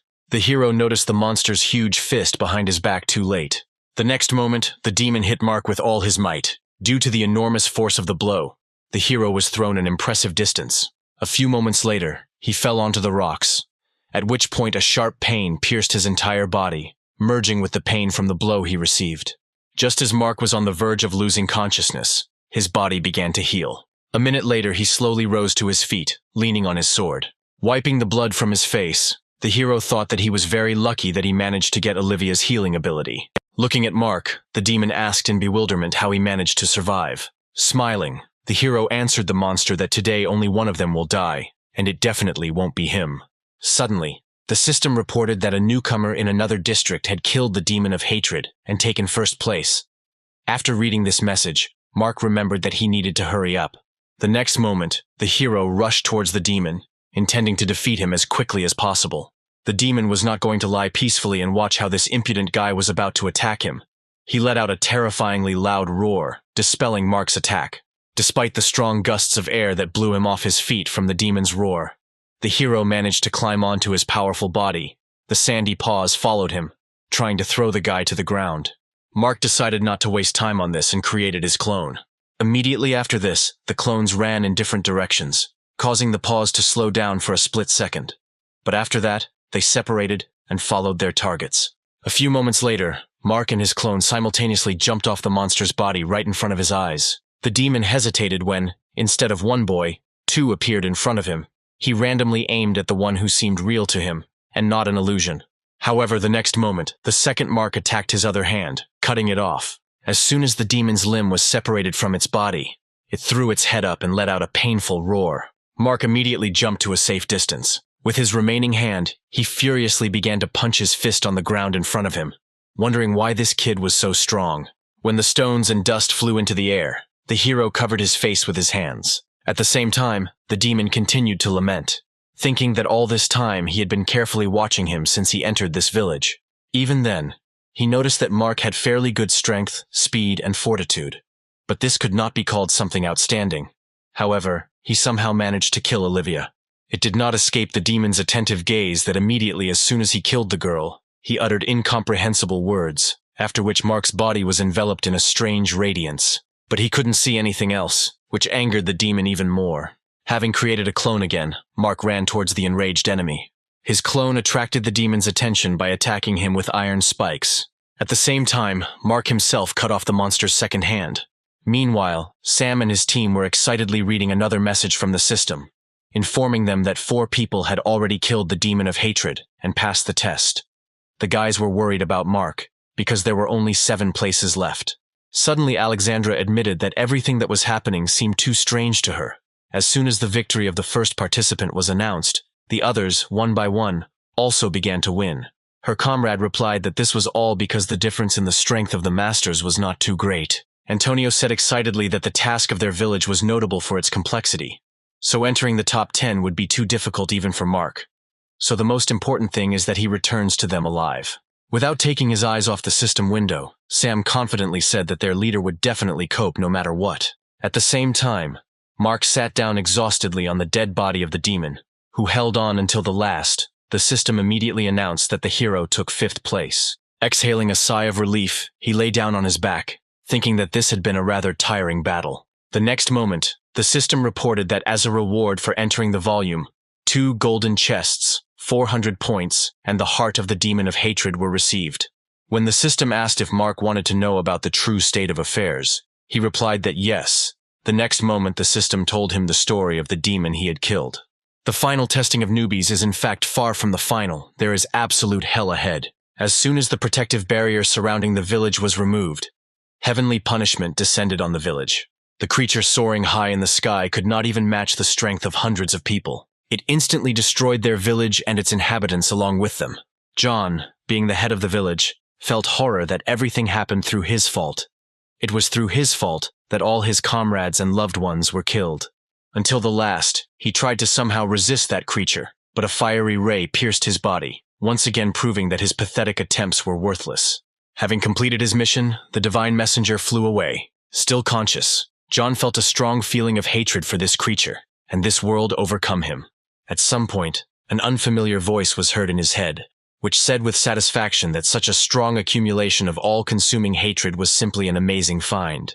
The next moment, John saw many red threads enveloping his entire body. He slowly rose from the ground, moving as if he were a puppet. At some point, a strange energy began to penetrate into him through his eyes and mouth. Mark carefully studied the history of the demon he defeated. He realized that after his death, John became a hostage to a dark deity, turning into a demon of hatred. And this deserted village was the territory that was in his possession. Now all his thoughts were concentrated on the last test that his village had to go through. Heavenly punishment. The sudden message sent the hero into shock. After reading it, he exhaled tiredly, saying that this could become a serious problem. At the same time, the residents of Village 911 had just finished their hunt for monsters in the 8th level area and decided to take a break. A sudden message from the system made everyone worried.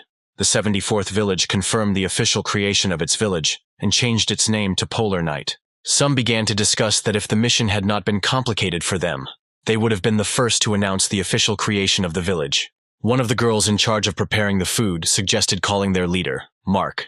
But the girl did not have time to press the call button when a message from the hero arrived in the chat, attracting everyone's attention. Julius shouted out impatiently for someone to quickly find out from the leader when they would start building their village. Mark replied that before starting a development, he needed to come up with a good name, and asked if anyone had any thoughts on this matter. Many began to propose different names, based on their taste. Then Sam intervened, saying that they all come from the land of the dragon. Therefore, they must retain the spirit inherent in them from birth, which will allow everyone to soar into the sky like a dragon, so a suitable name would be Dragon Whirlpool. Mark took a couple of seconds to think about Sam's proposed name. Finding no arguments against it, he agreed with the name. The next moment, the scroll from the guy's hand soared into the air. Smiling, he said that since the name had been decided, we could move on to the founding of the village itself. A powerful column of light rose into the sky, causing the clouds to gather around it in a kind of whirlpool. Even when they were in other zones, the residents of the 911th village saw this pillar of light. A few moments later, the houses in their old village became better, and their number increased significantly. The system reported that as a reward for fulfilling all the conditions, each villager receives 80 points. The village chief receives 400 points. This message gave hope to everyone to move on, and caused a huge surge of joy. Noticing the new system window, Alex attracted the attention of his comrades by saying that the system had new functions. From this moment on, village residents can teleport to their homes, wherever they are. By pressing a button, this function is available only once a day, the village chief, 3 times a day. Alex decided not to hesitate and take advantage of the new opportunities, despite the protests of his comrades. After he pressed the teleportation button, the next moment he found himself in the house. Others also teleported to their homes and were delighted that in this world they were given such an amazing opportunity. It could even save their lives in a critical situation. The guy approached his comrades and said that they also have access to the reverse function, which allows them to teleport back, thanks to which they will not need to waste time and the energy restored in the house on the road. Residents who left their homes decided to move to the square to organize a celebration there in honor of the creation of the village. Suddenly, the system reported that Mark, the village chief, had activated the public video broadcast function, causing many people to be surprised. Once the connection was established, Mark asked in a serious voice that everyone listen to him carefully, because at the end of the newcomers' test, the newly formed villages would have to withstand the attack of the Heavenly Punisher, whose combat power was equal to 100 stars. Everyone was stunned by such news. Meanwhile, the hero continued, saying that the main task of the Punisher is to destroy the houses of the newcomers. As soon as this happens, they will automatically become homeless, and 100 points will be deducted. These words horrified everyone, and not a trace of the former joy remained. Everyone understood perfectly well that they simply could not survive, because the strength of the majority did not even reach 10 stars, let alone 100. After a pause, Mark continued, saying that if the village can give a proper rebuff, then everyone will receive a worthy reward. They only have 4 days to prepare. So he asked that everyone try to reach the 10th level by this time. At the end, he added that as the village improves, you can get the right to build a guardian altar, with the help of which the chance of victory increases. But for this, you need to fulfill 5 conditions. He began the list with the fact that the village should have more than 500 residents. The second point was that the headman should receive the title of aspiring emperor. And the third was that the headman's house should be improved to the 2nd level, and he would take care of these 2 points. The remaining 2 points were that the number of first-rank houses must be at least 100, and the number of people who have reached the 10th level must be more than 10. Mark said that he left these 2 conditions on them, and asked that they take it responsibly because their lives depend on it. As soon as the guys received the task from their headman, they immediately moved on to completing it, realizing that every minute was important for them. Having received a list of the necessary materials to increase the level of houses, Alan said that first they need to get wood, stone, and fur. He suggested dividing into groups and exchanging what they managed to collect for the materials they needed in order to speed up the process. Many supported his idea, nodding their heads approvingly. Meanwhile, Mark ended the broadcast. He turned around, looking at the destroyed village behind him. When the brilliant idea came to his mind that all the necessary materials could be easily collected here, he smiled. A few minutes later, when the headman's house was enveloped in radiance, everyone was frightened by surprise. But the system reported that the house had been upgraded to the 1st level. When the system reported that in 1st-level homes the rate of energy recovery doubled, and when the resident was in a state of sleep, tripled, this motivated everyone else even more. Looking at how their headman's house had been improved, no one had any doubt that Mark was the true embodiment of the deity of fortune.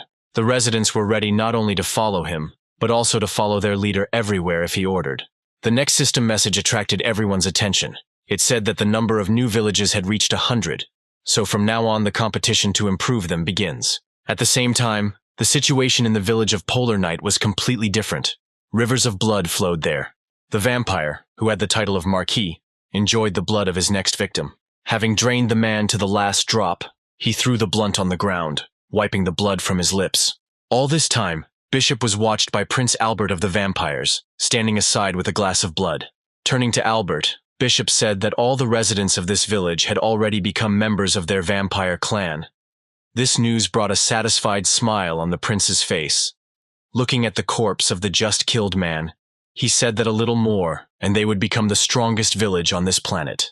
Lowering his hand with the glass, he poured out all the contents, saying that their next goal was to become one of the top 3 villages in the next stage of improving conditions.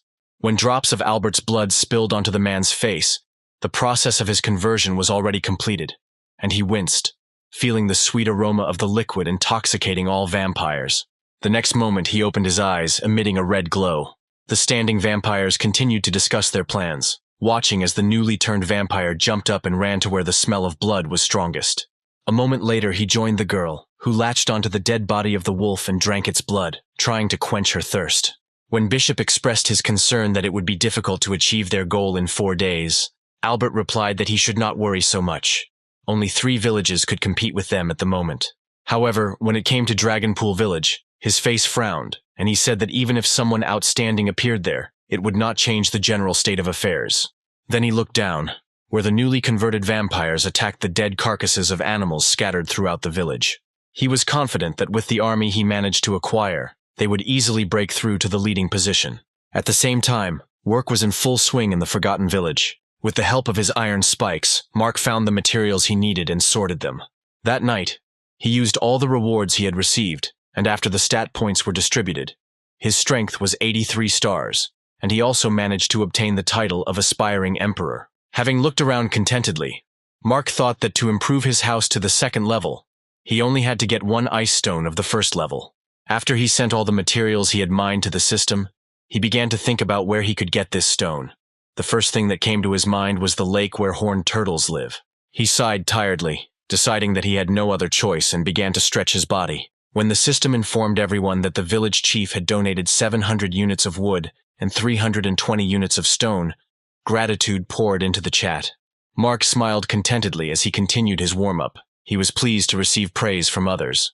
After warming up thoroughly, he activated the acceleration talent. The next moment, he took off and ran towards the lake, thinking that this world had provided them with a lot of different benefits. For example, using primary energy stones would allow them to get 100 stat points, which can now be obtained not only by killing monsters. Thanks to this arrangement, residents who do not have combat talents can lead a lifestyle suitable for them and gradually become stronger by absorbing the power of energy stones. He was also confident that in the relatively near future, they would have professions such as carpenters, miners, and butchers. The village's resources will be enough to feed and provide jobs for these people, and this will also allow them to continuously improve their level. In less than 10 minutes, Mark covered an impressive distance and reached the shore of the lake. Without stopping, he immediately dived into the water. Holding his breath, he confidently swam down.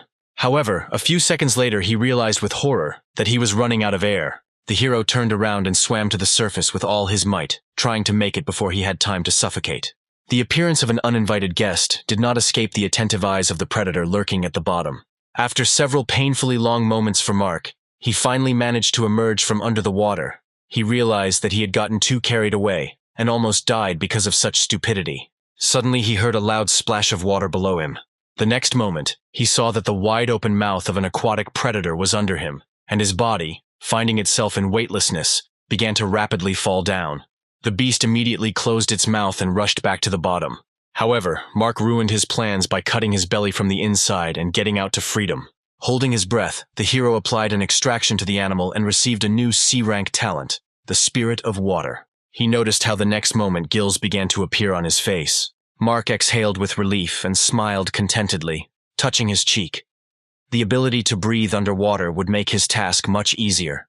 Looking ahead, the hero noticed the appearance of many predatory fish. Some managed to get close to Mark at a rather dangerous distance. Using his new talent as a water spirit, it was not difficult for him to deal with so many enemies. The fish imprisoned in ice balls were unable to move. Mark then cut them down using his energy release talent. Sometime later, he managed to catch and saddle a crocodile, using iron spikes as reins. Looking around, the hero noticed with displeasure that this lake was unusually large, even though he had been here for more than an hour. But he had not been able to find a single ice stone. Hitting the crocodile on the head with his fist, Mark irritably asked if he had been deliberately leading him in circles all this time. He answered in a tortured voice that they would soon be there. The crocodile dreamed of getting rid of this guy, who had broken into his house in the most brazen manner, as quickly as possible. In addition, he tied him up and separated him from his beloved, dragging him through force to an unknown place. Suddenly, something caught our hero's attention, and he told the crocodile to stop. Mark was lucky and noticed a turtle swimming past them in time. He did not follow her, deciding to see where she went first. As soon as the turtle was far enough away, they swam in the same direction and hid behind the rocks. Mark did not dare to go further when he saw that a little further below the Horned King was sleeping peacefully, surrounded by several hundred turtles. Waving his hand, the hero told the crocodile that he should move further away because he was not responsible for his safety. Saying this, he activated the Eye of True Vision. The crocodile was delighted by this opportunity and decided to use it to escape while this guy was busy with the turtles. Having come to his senses, Mark turned around and said with a threat in his voice that if the crocodile dared to escape, he would be able to find him even at the ends of the earth, after which he would skin him and eat him. As soon as the crocodile swam a sufficient distance, Mark decided to take action. Feeling strong vibrations in the water, all the turtles, including the king, woke up. He asked displeasedly why the little man, who had only the 11th level, dared to disturb him. However, the hero was not going to answer the king and attacked. The turtles, peacefully sleeping until that moment, flew into the air, and the king managed to jump to a safe distance. The next moment, its second snake-shaped head opened its mouth, emitting a powerful ultrasonic wave. Mark, confused, was thrown back. Without taking his eyes off the king, he tried to understand what was happening. At the same time, the little turtles began to slowly form a kind of wall near their king. A few moments later, the king shouted for everyone to prepare to attack. Mark realized that defeating this king might not be so easy. The kings he had met earlier also attacked in groups, but they did not have a common tactic, unlike these turtles, who are going to act together. The next moment, several hundred ice arrows rushed towards him. Mark was able to create a protective barrier, and all the arrows bounced off him. Seeing that this attack did not cause any harm to our hero, the Turtle King decided to use a more powerful technique. The next moment, a huge ice arrow rushed towards Mark. The hero managed to leave the attack line in time. Thanks to this, the Turtle King's ice arrow did not hit Mark, but the wall next to him. Subsequent attacks were not long in coming. The hero also had to dodge all these arrows, because Hellfire does not work underwater, and the effectiveness of other techniques has significantly decreased. Suddenly, one of the arrows pierced Mark's knee. Due to a sharp outbreak of pain in his leg, the hero fell to the ground. Having rolled over one of the stone blocks, Mark took cover there from another batch of arrows. Having lost sight of the hero, the Turtle King stopped firing. He began to carefully look around, looking for the impudent little man. A few moments later, he gave the order to the turtles to find Mark, while the hero himself hid and waited for the right moment to attack the king. Overcoming the pain, he managed to pull out the ice arrow from his knee. The next moment, he created a clone of himself. Having given him a mental order, the hero nodded weakly, signaling for the clone to begin. He immediately proceeded to carry out the order, emerging from behind a boulder. He rushed towards the king, attracting everyone's attention. As soon as his appearance was noticed, many ice arrows rushed towards him, but the clone deftly avoided them. Mark carefully watched the actions of his clone, thinking that it was time for him to start acting too. First, he looked around the circle, making sure that all attention was focused on the clone and no one would notice him. Only after this, the hero ran out of his hiding place and carefully approached the enemy's rear zone. At the same moment, one of the arrows hit his clone, enveloping his entire body in ice. For a split second, Mark froze in shock. Having regained his composure, the hero returned to executing his original plan. The Turtle King was in disbelief when the body of the guy in front of him suddenly dissipated. Hearing footsteps approaching behind him, the animal slowly turned around. At the same moment, Mark jumped towards his opponent, pointing his palm with the activated technique at the king's head. The Turtle King was unable to dodge, and one of his heads was destroyed. As soon as this happened, another head, belonging to a snake, immediately attacked the hero, opening its mouth and revealing sharp fangs. Mark jumped to the side and used a skill borrowed from the Demon of Hatred, Shadow Bonds. The next moment, several paws appeared from the ground and wrapped themselves around the body of the Turtle King, preventing the snake's head from moving. Using his energy release, Mark dealt the final blow to his opponent. He immediately went limp in the paws holding him, and the system reported that the hero received a royal water core as a reward for killing him.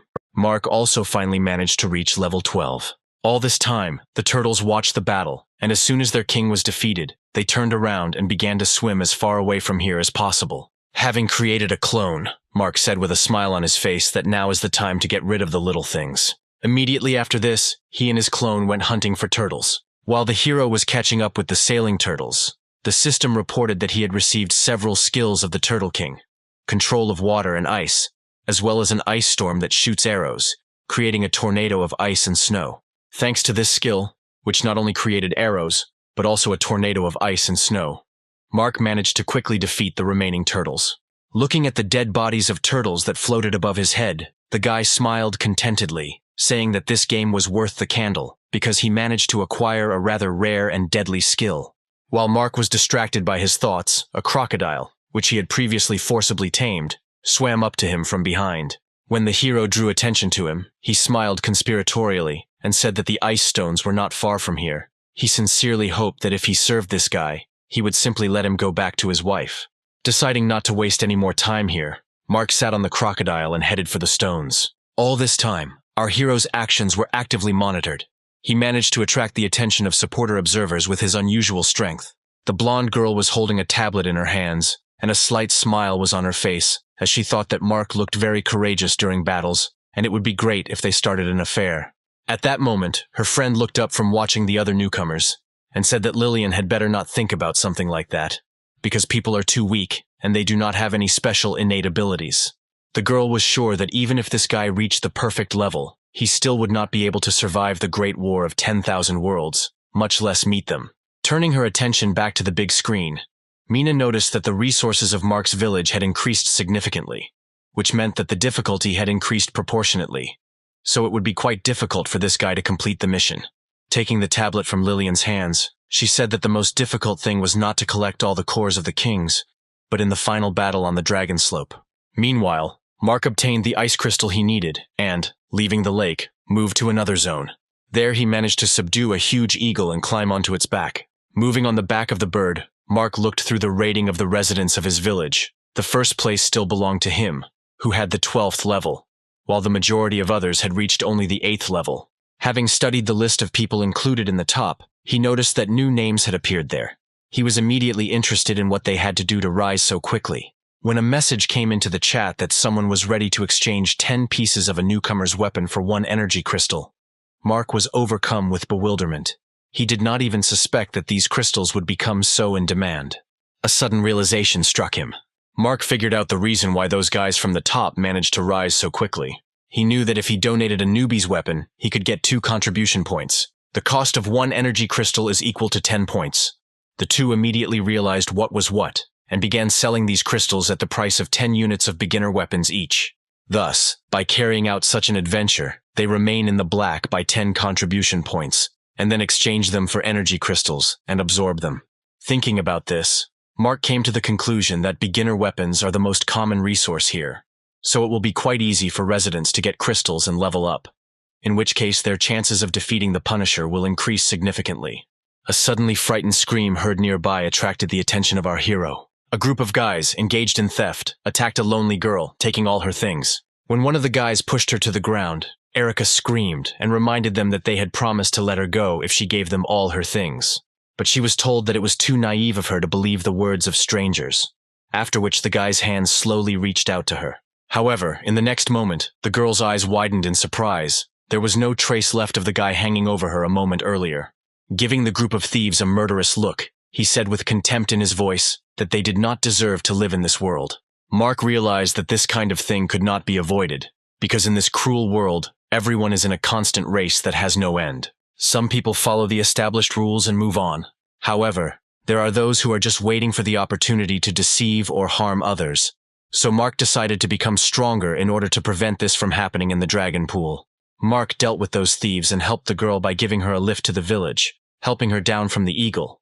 He asked her to warn everyone else to beware of such types. Immediately after that, he climbed onto the eagle and flew away. Flying past the village, the hero thought that immediately after he increases the level of the village, he will need to become more familiar with the powers of the village chief. Today's incident made him very angry. He intended to make sure that in the future such people would be held accountable for their actions and live in fear for their lives.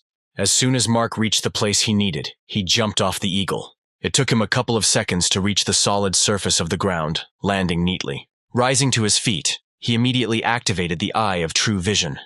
Looking at the clearing strewn with many predatory flowers that fed on people. Although they only had 24 power stars, they could cause strong hallucinations, which made them more dangerous. Taking out his sword and creating iron spikes, Mark smiled and said with anticipation that very soon these flowers would be finished. The next moment he ran towards the cannibal flowers. He actively attacked the flowers, cutting their stems. Suddenly, the stumps began to move, asking other flowers for help. Their voices were too loud and almost deafened our hero. He froze in place, covering his ear with his free hand in order to somehow isolate himself from the heartbreaking screams. At some point, the stems of the flowers became unusually thick, and many sharp teeth appeared on the buds. They all united in their intention to kill Mark. A moment later, the flowers simultaneously attacked the guy who dared to disturb their peace. Mark found himself inside a cloud of thick pink smoke. Feeling a burning sensation on his palm, he looked at his hand and saw a severe burn there. Realizing that this was a poisonous cloud, the hero immediately emerged from there. As soon as this poisonous cloud disappeared, Mark saw that the flowers had managed to recover during this time. But this did not undermine the hero's confidence in his abilities. The next moment, he quickly rushed into battle again. However, as soon as the flowers noticed the guy's approach, something he could not have foreseen passed. With frightened screams, the plants ran away from him, trying to save their lives. Mark froze in place, looking in bewilderment at the retreating plants. The hero was not going to lose his prey, so he quickly caught up with them and attacked, shrouding the sword in hellish flames, which would not allow them to regenerate. Raising his sword above his head for the next attack, he said with satisfaction that by killing them, he could get about 100,000 units of energy and more than 20 stat points. The flowers froze in place in horror. They had nothing to oppose this guy. The next moment, Mark plunged his sword into the mouth of one of the flowers. It only took him 1 minute to deal with all the cannibal flowers. Thanks to the points he received, his strength reached 87 stars. Noticing a tunnel in the mountain in front of him, Mark went inside without hesitation. After walking a couple of steps, he froze. In front of him stood a huge tree on which many beehives hung. The bees noticed his appearance and rushed towards him, activating the Eye of True Vision. Darkness learned that these were demonic beasts, whose strength was estimated at 26 stars, but they were distinguished by bloodthirstiness and high toxicity. Looking at the bees surrounding him, the hero grinned, thinking that it was time to try out his new skills. The next moment, he concentrated the power in his hand, and a powerful stream of flame surrounded him, rushing to the very sky. A few moments later, the clouds began to move, forming a kind of whirlpool. The bees noticed how the sky suddenly darkened and the air became colder. The next moment, snow fell from the sky, followed by many sharp ice arrows. Mark smiled contentedly. He couldn't wait to see what the 4th-level skill, Ice Storm, could do. Sensing danger, the bees began to rush to the sides. But they were unable to avoid death. There were too many arrows for the insects to have the opportunity to escape. With each bee killed, Mark received more and more experience points, approaching the coveted new level. When all the bees were on the ground, the system reported that he had reached the 13th level. Mark carefully looked around, trying to spot surviving opponents. But there was deathly silence all around, and all the bees were buried under white flakes of snow, forming snowdrifts. Mark let out a relaxed sigh. The capabilities of the talent he used greatly amazed him. He did not expect that more than 1,000 bees would swarm in a couple of moments. The 4th level of the skill was justified. Turning his attention to the tree in front of him, Mark confidently said that now it was his turn to accept his fate. Using the Eye of True Vision, he learned that under the guise of an ordinary tree was hiding a witch of a dry tree, whose power was equal to 53 stars. The witch reacted to Mark's words and decided that there was no point in hiding anymore. A few moments later, there was a girl in front of him, dressed in a tree dress, and her long curls covered with spikes fluttered in the air. With a smile on her face, Ingrid said that for the first time in 100 years, someone appeared who dared to enter the forbidden zone, during which time she had already missed the taste of human blood. Mark looked warily at the witch in front of him. The next moment, cannibal flowers appeared from under the snowdrifts right in front of him. Following them, the bees' nests also began to move. Exploding, many bees flew out of the hives one after another. Among them was a guard bee, which was much more dangerous and stronger than the others. Mark took a relaxed pose and, smiling contentedly, said that they were just in time. The next moment, he activated the ability to subdue consciousness. Immediately after this, the bees he had previously killed opened their eyes, which shone with a red light. They slowly rose into the air, protecting their master. It was not difficult for the guardian bee to break through the wall of bees controlled by Mark. He tore their bodies in half with ease, but the hero still remained calm.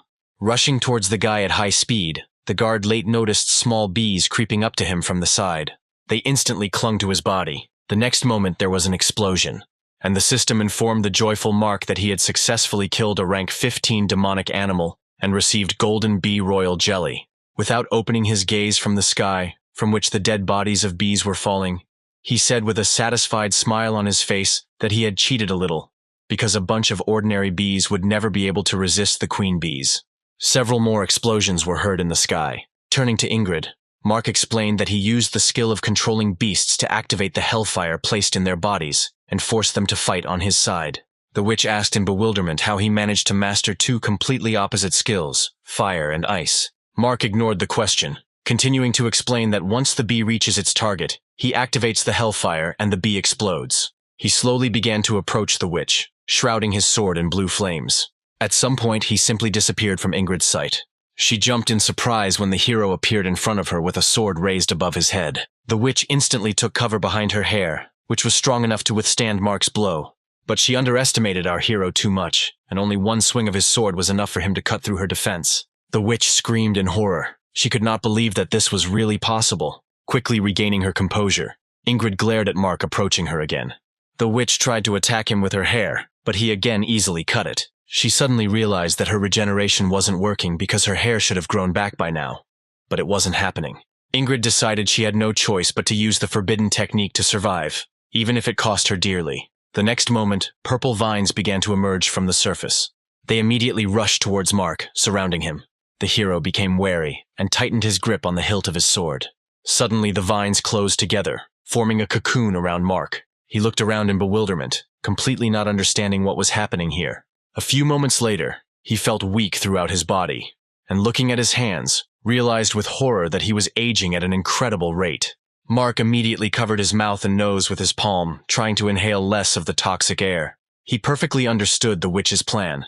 She decided that since she could not defeat him in a fair fight, the best option would be to suck out his life energy and make him die of old age. He was not going to let his life be taken away so easily, so he activated regeneration.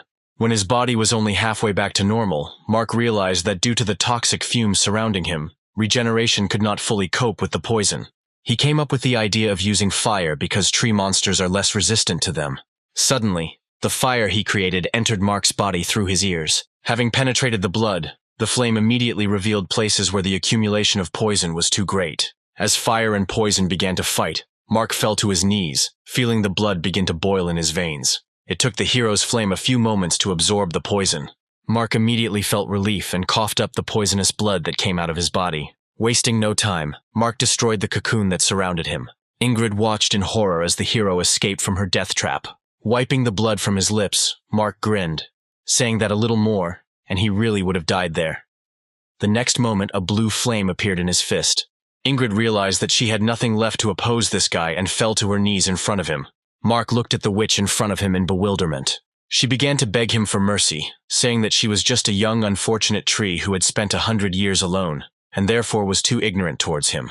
She also said that previously people came to her in the hope of getting the royal core, but she was ready to give it to him just like that, if only he would spare her. Mark looked at the witch with disbelief.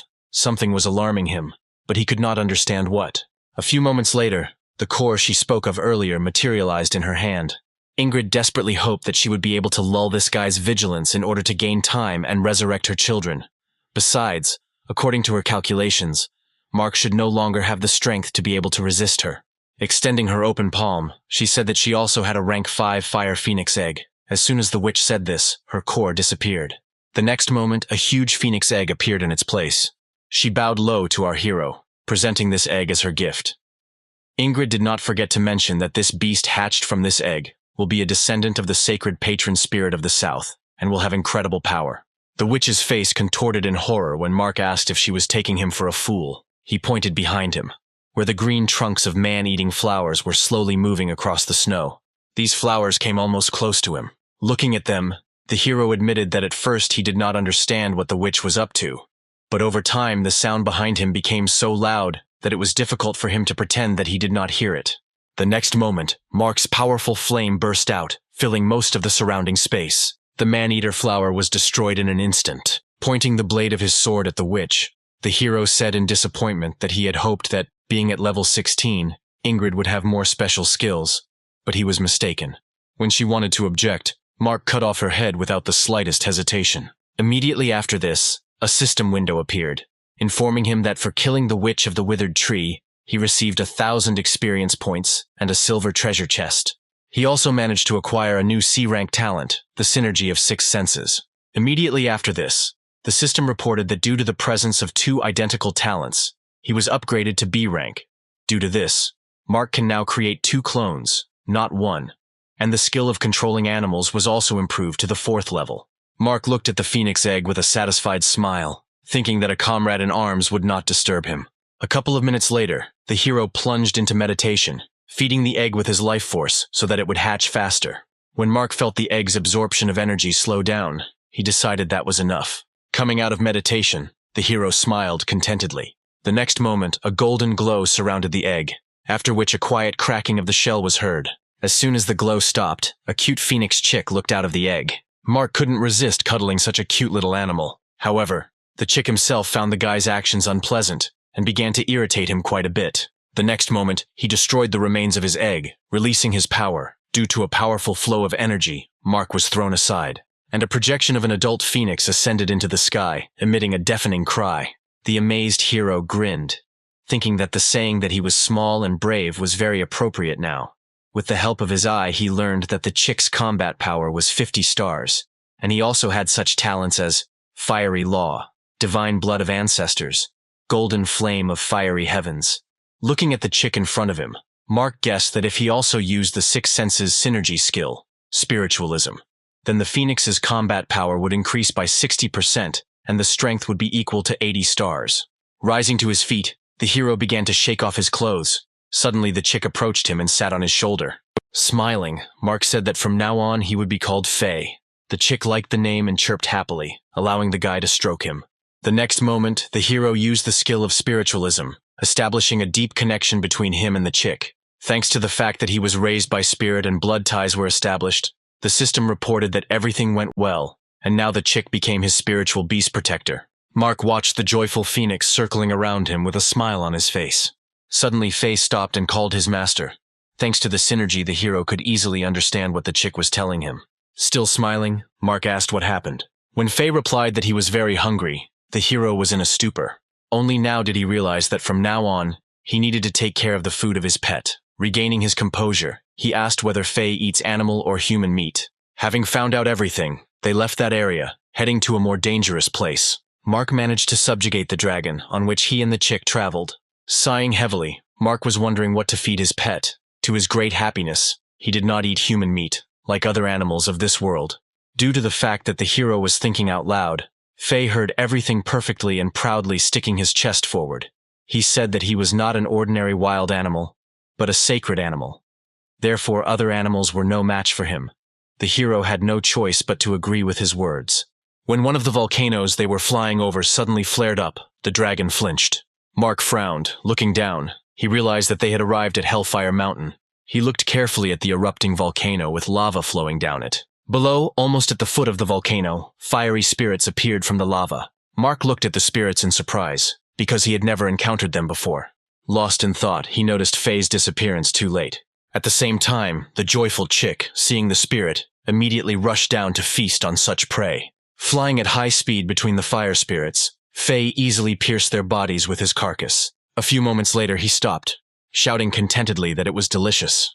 The chick decided not to stop there and began to actively draw in air. Because of this, the spirits hidden in the lava also began to be drawn towards the fairy. Looking at this, Mark noted with satisfaction that his pet turned out to be much stronger than these spirits, and his intervention would not be required.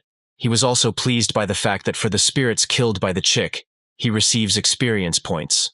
The next moment he jumped off the dragon. When he landed on the stone ledge, the system reported that he had received a spirit voucher. Mark immediately materialized the received item.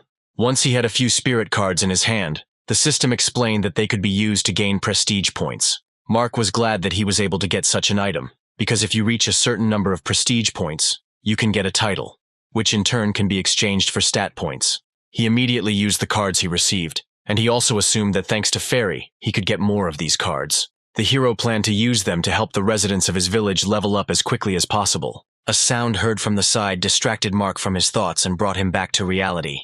Looking ahead, he saw his happy pet, who flew up to him, enjoying the hunt. When the fairy was enveloped in a golden glow, the system reported that he had reached the second level, and his power had increased to 60 stars. At the same moment, the fire spirits, one after another, began to jump out of the lava. Rising high into the air, they began to merge with each other, forming a fiery sphere. A few moments later, lava suddenly rose to the top, engulfing the fire sphere created by the spirits. When the lava pillar began to deplete, a huge multi-meter fire spirit emerged from it. The system informed Mark that it was a level 16 fire spirit king. Having discovered the enemies, the king immediately prepared to attack. Faye immediately reacted and flew towards the spirit. The next moment they collided with each other. Mark calmly stood aside because he realized that the spirit with 52 stars was not at all a rival for his pet. So in order not to waste time, he decided to check the situation in the dragon pool. After studying the ranking list, Mark was pleased because several people had already reached the 10th level, and he also learned that there were now 95 first-level houses in the village. Suddenly, a message about the exchange arrived in the chat. After reading its contents, the hero was surprised. He was offered to exchange 3 third-level items for his sword. At the same time, Faye circled around the Fire Spirit King. When the spirit attacked him once again, Faye deftly avoided the destructive blow. Mark did not pay any attention to the battle. He created a protective dome and communicated with Nicholas, who offered him an exchange. The guy said that although the items he offered were of the 3rd rank, most likely due to contamination their rank was lowered, so their true rank may be 2nd.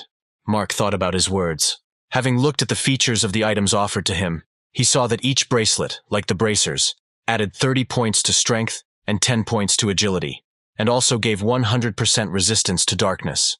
Mark's eyes sparkled with satisfaction. These were exactly the items he needed, so he agreed to the exchange without hesitation. Once the items were obtained, he used his extraction talent on them to cleanse them of contamination. Once the bracelets were cleaned, Mark put them on his hands, and the system reported that 60 points had been added to strength, 20 to agility, and 100% to resistance to darkness. Having put on the bracers, the hero received plus 60 points to defense and plus 50 points to health. Having carefully examined the bracelets and bracers, Mark realized that these were the lost things of the Messenger of Light, and suggested that some information about the mission might be hidden in them. He didn't have time to check his assumption because a system window suddenly appeared. The system reported that the number of first-level houses in the Dragon Pool village had reached 100, and all the conditions for increasing the levels of the village had also been met. And it was also indicated that raising the level was carried out only from the headman's house. After reading this information, Mark called out to his pet, saying that he should hurry up. Immediately after this, Fairy's gaze became more serious, and his body was engulfed in flames. He rushed towards the Spirit King, intending to finish him off in one blow. The king could not keep up with the suddenly accelerating enemy, and missed a blow to the head, which became critical for him.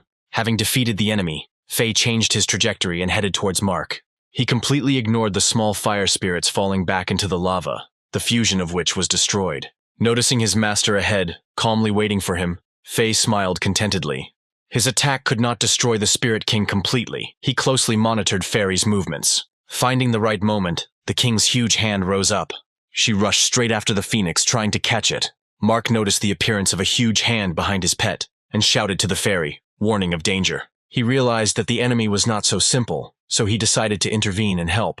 Instantly moving towards Fairy, he used the Ice Storm skill.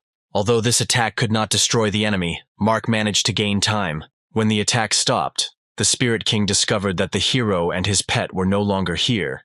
He was interested in this boy who was able to obtain the title of the King of the Novice Emperor in such a short period. Meanwhile, a column of white light appeared above the headman's house. Finding himself at home, still not over what had happened, Mark said that if it were not for the movement function, they could have died there. Deciding not to waste time, he immediately called up the system window. When the level up button appeared in front of him, Mark immediately clicked on it. As soon as he did this, his house began to change. Changes began to occur not only to his house, but to all the other first-level houses. Once all the changes were made, the system reported that the village of Dragonpool was promoted from level 0 to level 1. Immediately after this, a blue sphere appeared in the sky, and the system explained that all villagers would receive a blessing from heaven and 50 stat points. Mark smiled contentedly when he learned that as a prefect, in addition to the blessing of heaven, he would receive 100 stat points. A few moments later, many rays descended from the blue sphere. Once under them, the residents received the blessing promised to them, and the system also announced that now, when upgrading a house to the 3rd level, you can get 100 points. A few hours later, the sun went down and gave way to the moon. and a thick fog fell on the lake that our main character had recently visited. Suddenly a splash was heard in the darkness, and the pink top of Albert's head appeared from the water column. Swimming up to the shore, with a satisfied expression on his face, he showed Bishop, who was waiting for him, the mined ice stones, and said that now they only had to improve the headman's house to the 2nd level in order to raise the level of the village. Bishop supported him, saying that their village is the strongest among them, and they will definitely get first place. After his words, Albert pressed the crystals to himself, and his face took on a relieved expression. However, this idyll was disrupted by a message from the system, which reported that the village of Dragon Pool was the first to reach the 1st level. At the same time, Mark sat comfortably on the sofa of his house and studied the system window in front of him, where the necessary resources were listed to upgrade his house to the 3rd level. Taking out a bamboo shoot from his spatial ring, he noted with satisfaction that he had everything he needed to now raise the level of the house. He decided not to delay and moved on to improving his house. Immediately after this, the area of the house increased significantly, and instead of wood, it was lined with brick. When new rooms appeared inside, Mark and his pet immediately began to explore them. Discovering a spacious kitchen, their eyes lit up with joy. When the hero discovered a bedroom with a soft bed, his joy knew no bounds. He immediately rushed towards the bed to appreciate its comfort. In addition, a bathroom also appeared in his house. Mark decided that he deserved a little rest, and, having filled the bath with water, climbed into it with the phoenix. Calling up the system window, he saw that there were 4 days left before the end of the test for the newcomers, and if they failed to raise the village to the 3rd level and receive a reward, then they could even forget about defeating the Punisher. Suddenly, a robot materialized from the system window and said that he was a support employee and would answer any questions. Pausing near Faye, the robot informed Mark that he had a chance to double his rewards. The hero looked at him in bewilderment and asked what this meant. The robot explained that Mark could double the difficulty of the task and receive a double reward for victory, in which case the village chief would receive 2,000 points, and the villagers would receive 1,000. Having said this, the robot turned into a timer, saying that the hero has 10 minutes to think. Mark carefully considered the opportunity offered to him. He remembered that at the 2nd level, the village could create an altar of a guard that would help in the battle with the Punisher. But he was very worried about the fact that the list of materials needed to create the altar was unknown. Mac understood that if it took a day or two, then there would be no time left at all to improve the village to the 3rd level. But on the other hand, this is the right opportunity to become stronger, and then you won't even have to worry about the battle with the Punisher. The same timer appeared above the village. Through the robot, Mark shared his thoughts with other residents. They unanimously answered that whatever their headman decides, so it will be, and they will follow him. Accepting their answer, Mark agreed to the robot's proposal. As soon as he said this, the timer stopped. After this, the system reported that from now on, upon reaching each new level of the village, the rewards received would be doubled. Changes were also made to the condition for achieving the 2nd level. The population must be more than 1,000 people. The headman's house must be upgraded to the 3rd level. The number of houses at the 1st level must exceed 400, and there must also be more than 40 newcomers to the 10th level. As soon as the system reported these conditions, everyone was horrified. All of the above seemed unattainable to them, especially the number of inhabitants, which now numbered only 930 people, instead of the required 1,000. There was real panic in the clearing. Noticing this reaction from the villagers, Mark intervened and said that they shouldn't worry about it because he was working on a C-rank mission to open the map, upon completion of which he would be able to go out into the wider world and bring more people. The robot added that after completing this task, they will have the opportunity to find the Temple of 1,000 Apparitions, where they can use the portal and go to the selected newcomer village and recruit residents there for their own. Hearing this, all the inhabitants rejoiced because they had hope again. Calming them down, Mark said that he would make every effort to ensure that their village withstood the Punisher. Then he suggested dividing the work between everyone again in order to save time, as they did last time. Shouts of approval were heard in response. A few moments later, the system reported that Mark had opened a surveillance system for residents and could find out the location of any of them at any time convenient for him. A system of voice commands has also been activated, which can be given to residents at any time. The hero, in turn, said that improving the houses of the 1st and 2nd levels requires a lot of wood and stone, so from now on, everyone whose level is below the 10th will be engaged in chopping wood and mining stones. Afterwards, he named the names of those in the top 10 in the ranking, and said that they need to go to the western part of the pastures on Ant Mountain and take iron ore there. He told the rest to try to reach level 10 as quickly as possible. After distributing the tasks, Mark said that he had placed the second-level ice stones needed to improve the huts in the exchange channel, so anyone can exchange them. He said that they must reach the second level within 2 days no matter what. In response, residents could be heard shouting that they would do everything possible. After that, Mark turned off the broadcast and materialized the treasure chests he had received earlier, thinking that in order to defeat the King of the Fire Spirits, he needed to improve his equipment.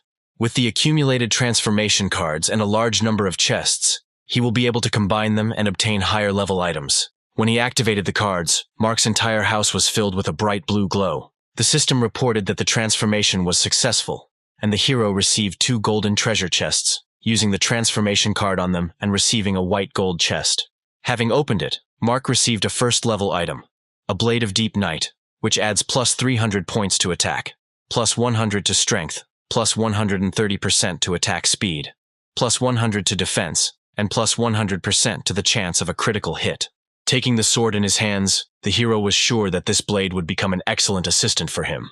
Deciding not to waste time, Mark decided to go to the King of the Fire Spirits. The robot informed him that the teleportation function had been activated.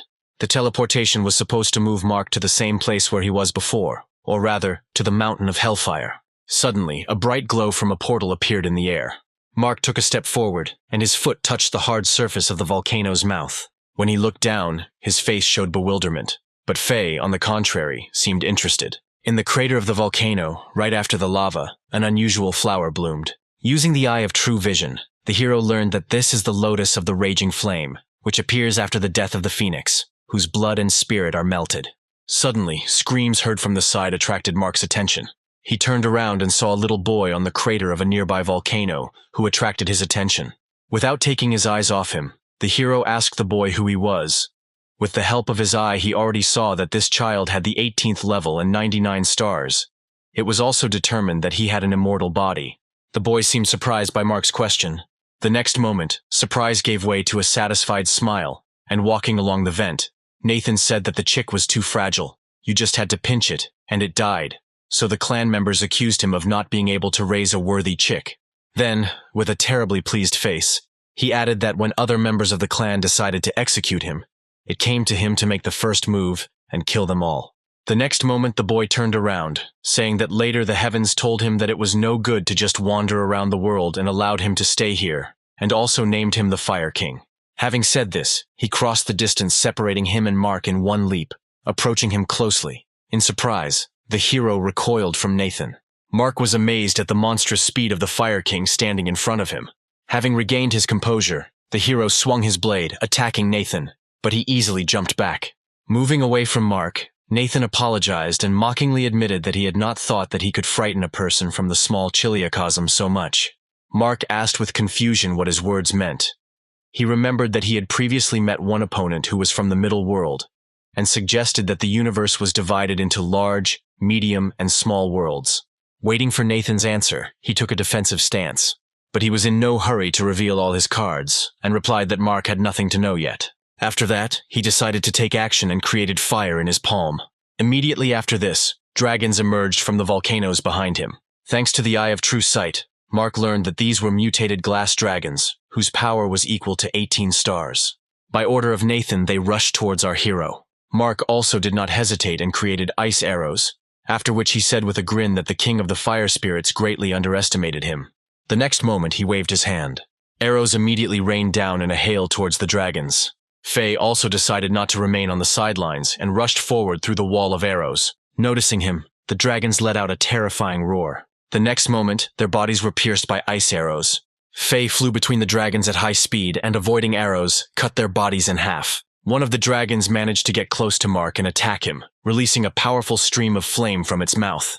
Thanks to protection from fire and cold, this attack would not have caused him significant damage, so the hero did not even think about dodging it. Instead, he jumped through the fire and into the dragon's mouth. Mark tightened his grip on the blade before striking. The next moment, he cut off the dragon's fangs with one swing. Nathan watched this with a sadistic smile. When the dragons were defeated, still smiling, he slammed his fist into his palm. While creating a ring of fire, Nathan said that he wanted to see how strong the level 15 Rookie King was. Mark froze, watching as the lava rose and began to reach towards the ring of fire that had been created. A few moments later, a huge fire golem appeared behind Nathan. The hero noticeably tensed, looking at the new opponent, and Faye hid behind his master. Using the Eye of True Sight, he learned that the combat power of this golem was equal to 100 stars. The golem concentrated its power into its fist, preparing to strike. Nathan shouted loudly that Mark had better prepare to die. The next moment, the golem attacked. Seeing that the golem's blow could not kill Mark, an anticipatory smile appeared on the face of the Fire King. He wondered how long the hero could hold out. The next moment, the golem exerted even more force. He tried to crush Mark, who was standing under his fist. Suddenly, the surface of the volcano on which our hero stood began to crack, unable to withstand the enormous power of the golem. When it collapsed, Mark flew back and the golem's fist hit the surface.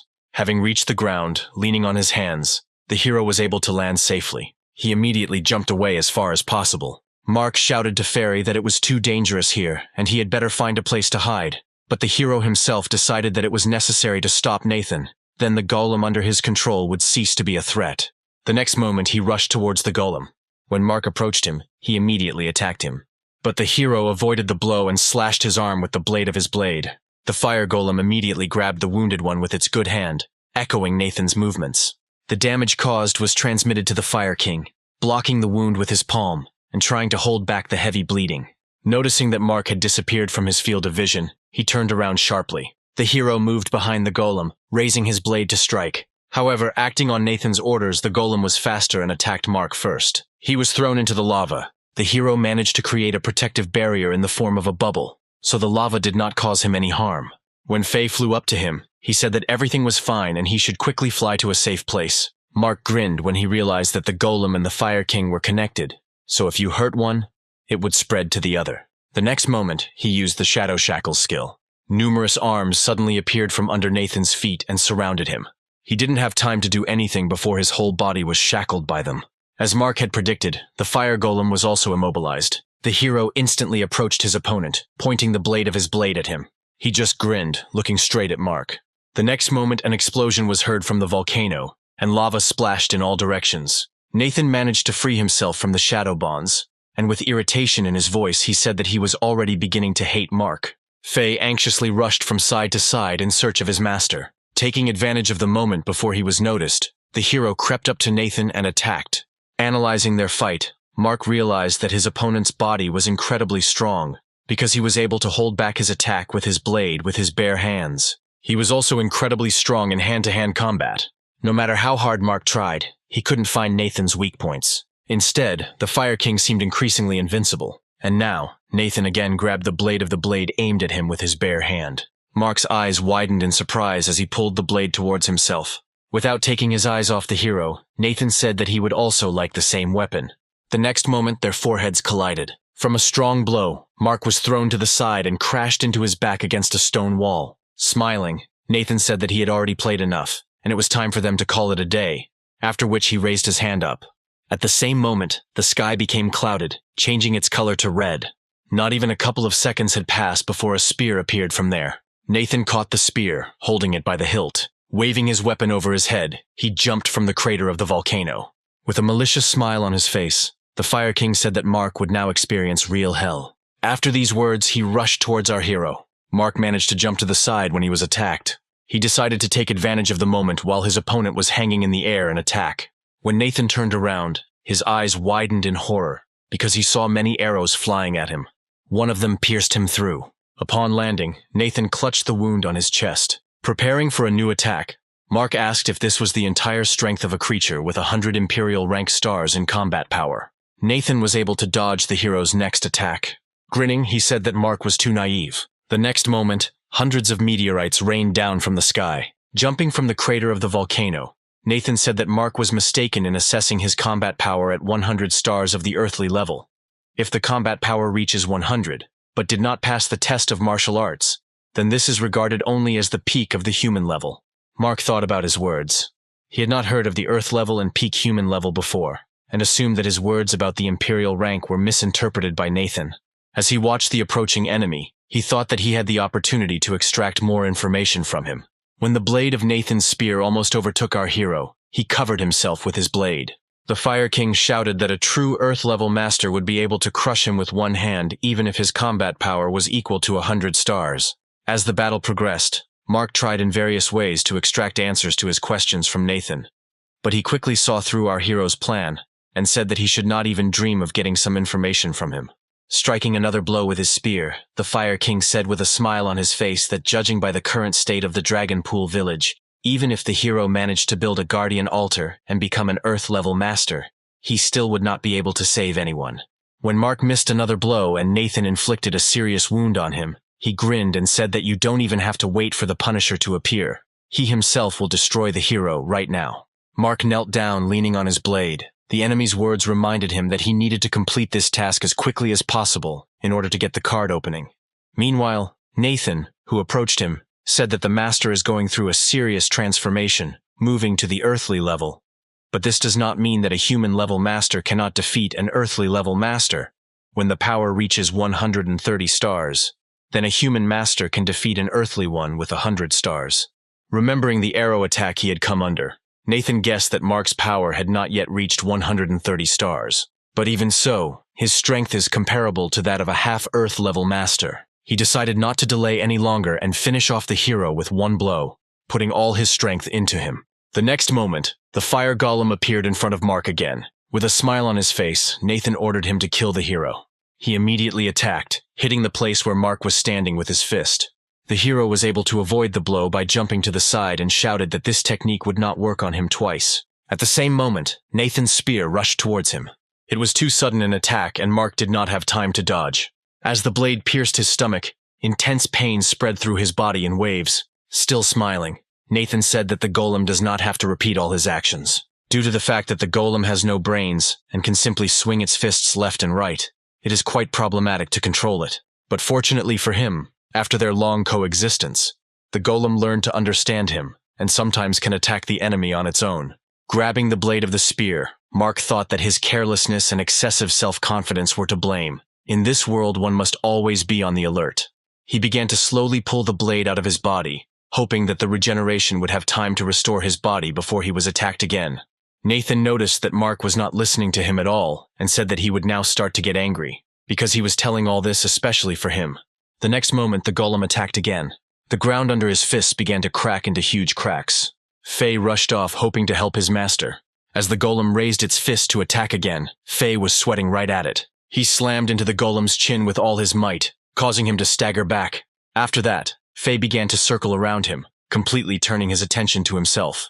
Looking at the golem's stupid attempts to catch the phoenix, Nathan decided to intervene. Taking control of the golem, he waited for the moment when Faye flew past the golem. The next moment, he grabbed the phoenix, holding it in his fist. After waiting a few seconds, he opened his palm and Faye's burned body fell from there. Lying on the ground, exhausted, Mark tried to force himself to get up, thinking that he couldn't die now, because the lives of hundreds of residents of his village depended on him. Having dealt with the phoenix, Nathan slowly walked towards Mark. The hero managed to rise to his knees and summon hellfire, after which he slowly rose to his feet. Standing a little further away, Nathan was surprised that Mark managed to get up after being seriously injured. Breathing heavily, the hero managed to take control of his body. Pointing the blade of his blade at Nathan, he said that mocking a pet right in front of his owner was simply the height of ignorance. The next moment, he threw the blade at his opponent, putting all his strength into it. Nathan looked at the blade coming towards him and didn't even think about dodging it. When Mark summoned his clones and shadow bonds, the Fire King chuckled and asked if the hero really thought that the same techniques would work on him twice. However, the next moment he felt a hand on his shoulder. Turning around, he looked with horror at Mark's double who appeared behind him. But that was not all. The next moment his legs were enveloped by many arms. No matter how hard he tried, they would not allow him to budge. At the same time, Mark approached Nathan, holding him on the other side. As the blade of the blade pierced his throat, the Fire King extended his hand forward. He grabbed the blade and tried to stop it. But Mark did not allow this to happen. Grabbing the handle of his blade, he plunged it deeper into the enemy's body, piercing him right through. Nathan's mouth opened in a silent scream, and his body began to become covered with cracks. A fire whirlwind engulfed Nathan's dead body, and the system reported that for killing the Fire King, Mark received 3,000 experience points, 9 reputation points, and 300 responsibility points, as well as the Emperor's Fire Core. After which the system reported that more than 100 reputation points and 100 stars of combat power had been achieved. Therefore, the hero received the title of Emperor of the Novices and all his characteristics would be improved by 80 points. Mark smiled contentedly, wiping the sweat from his face. However, the next moment something happened that made Faye's eyes widen in horror. The golem's foot landed directly on Mark. A few moments later, a blue light began to emerge from under the foot. Mark was able to get out by piercing the golem's leg with his blade. Then he jumped up, coming face to face with the golem. Swinging the blade at his head, he enveloped the blade in hellish flames. The next moment, he slashed his blade across the golem's body, cutting it open.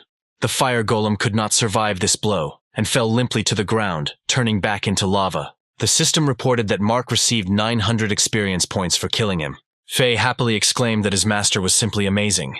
Noticing that Mark was frozen and not moving, he excitedly asked what happened. Suddenly, a bright beam of light fell on the hero, causing him surprise.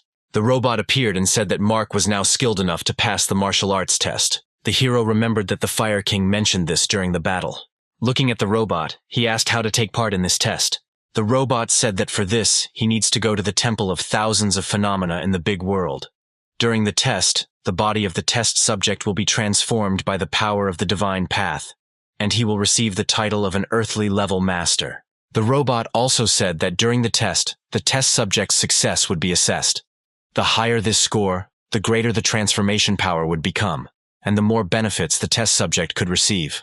After analyzing the robot's words, Mark realized that he needed to get the highest score in this test by any means. When Faye flew up to him, he used healing on him. The next moment, the system window that appeared reported that Sam had upgraded his home to the 3rd level and received the blessing of heaven, and his combat power had also increased to 30 stars, so Mark received plus 10 stat points. The hero immediately turned to the robot and asked in surprise whether, when residents improve the level of their houses and become stronger, he will also receive a reward. The robot explained that when residents advance to a specific level, in the human level combat power stage, the village chief receives a certain number of points. If the resident reaches 30 stars, then the village chief receives 10 points. If 50, then 20 points, and so on.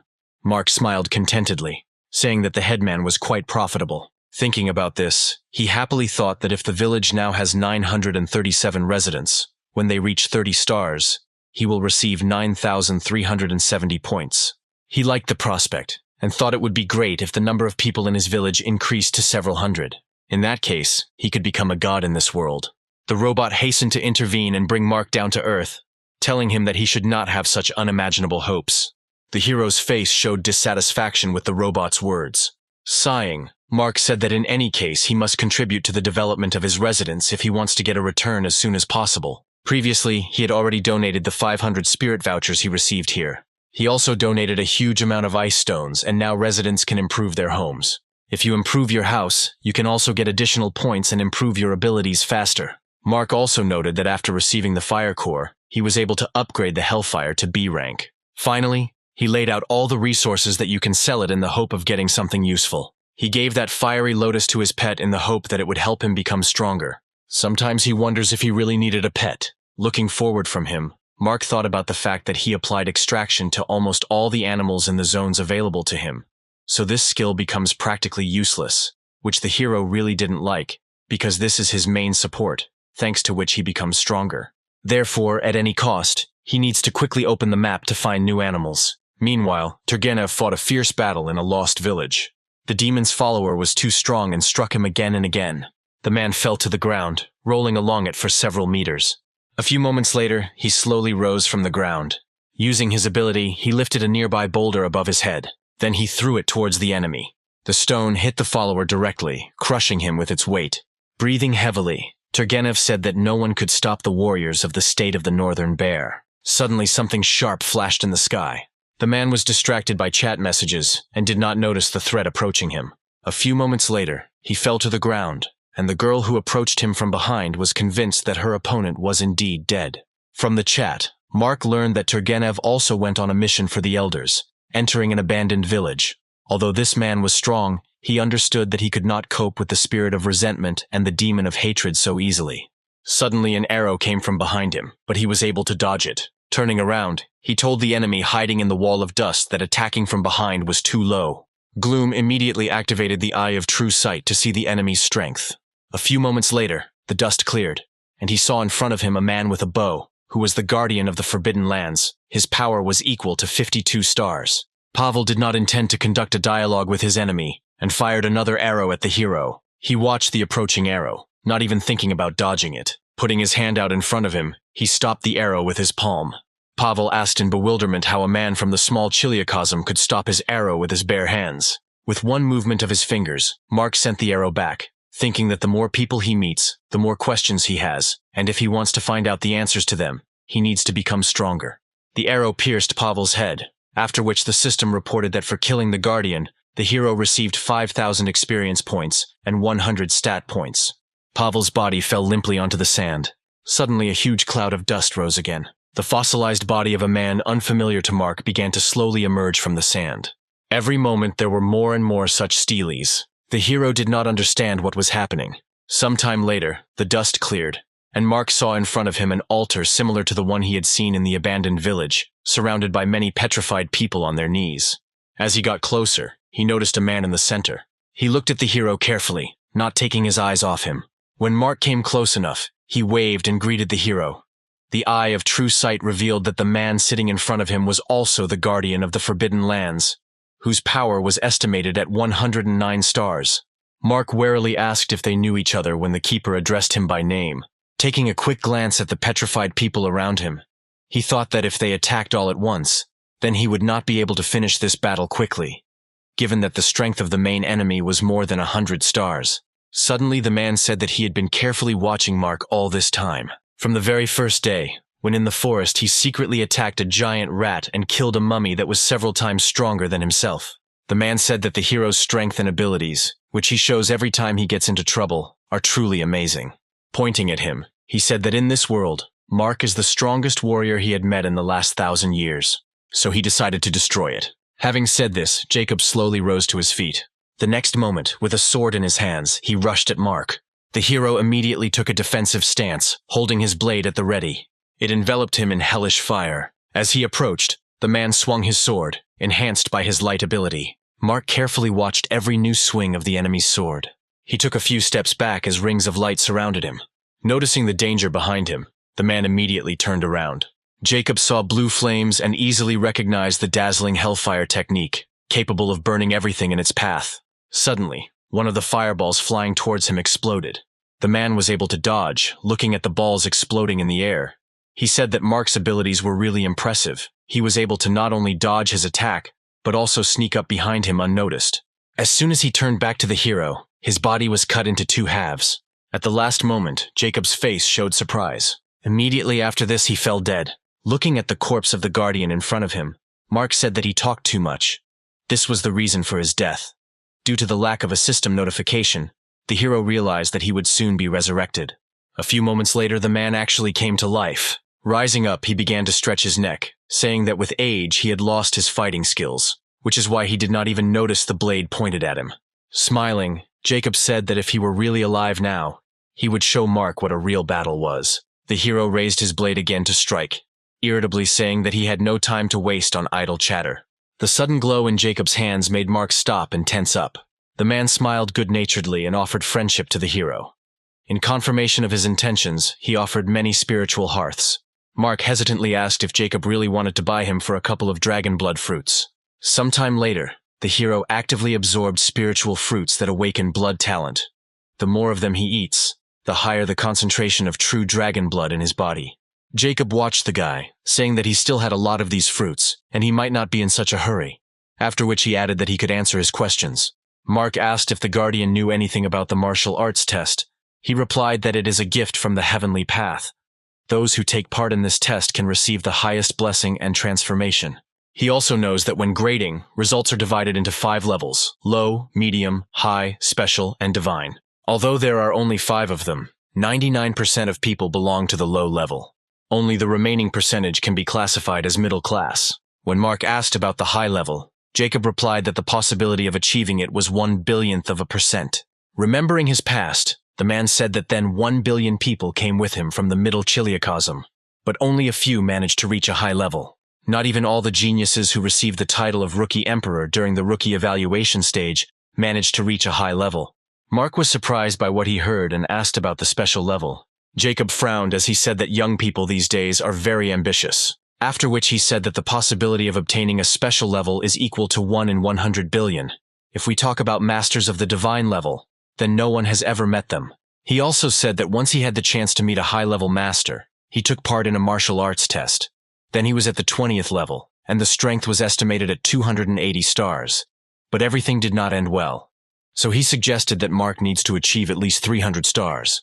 While eating the fruits, the hero thought that he still had time to increase his strength.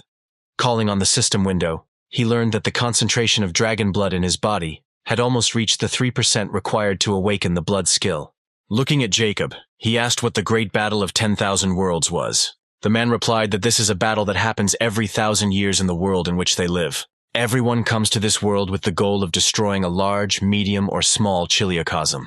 All living things will be forced to fight, and if they manage to win, the winner will be able to become a deity. The losing side will be destroyed, and any information about it will be erased from memory.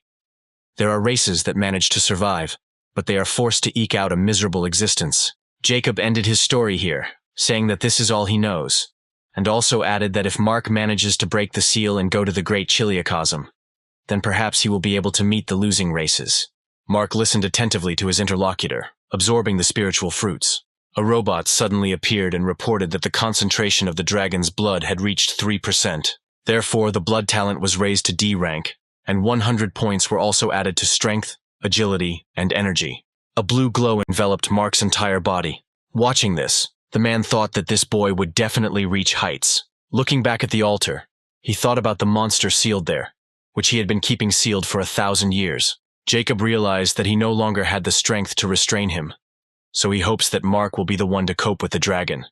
But if not, then all the newcomer villages will have to go through real hell. At the same time, the system was re-evaluating the hero's combat power, which currently reached 130 stars. When the system reported that it was not possible to awaken the blood talent, Mark was very upset by this. Seeing his depressed state, Jacob stood up from his seat and said that if he could no longer eat spiritual fruits, he could simply save them for the future.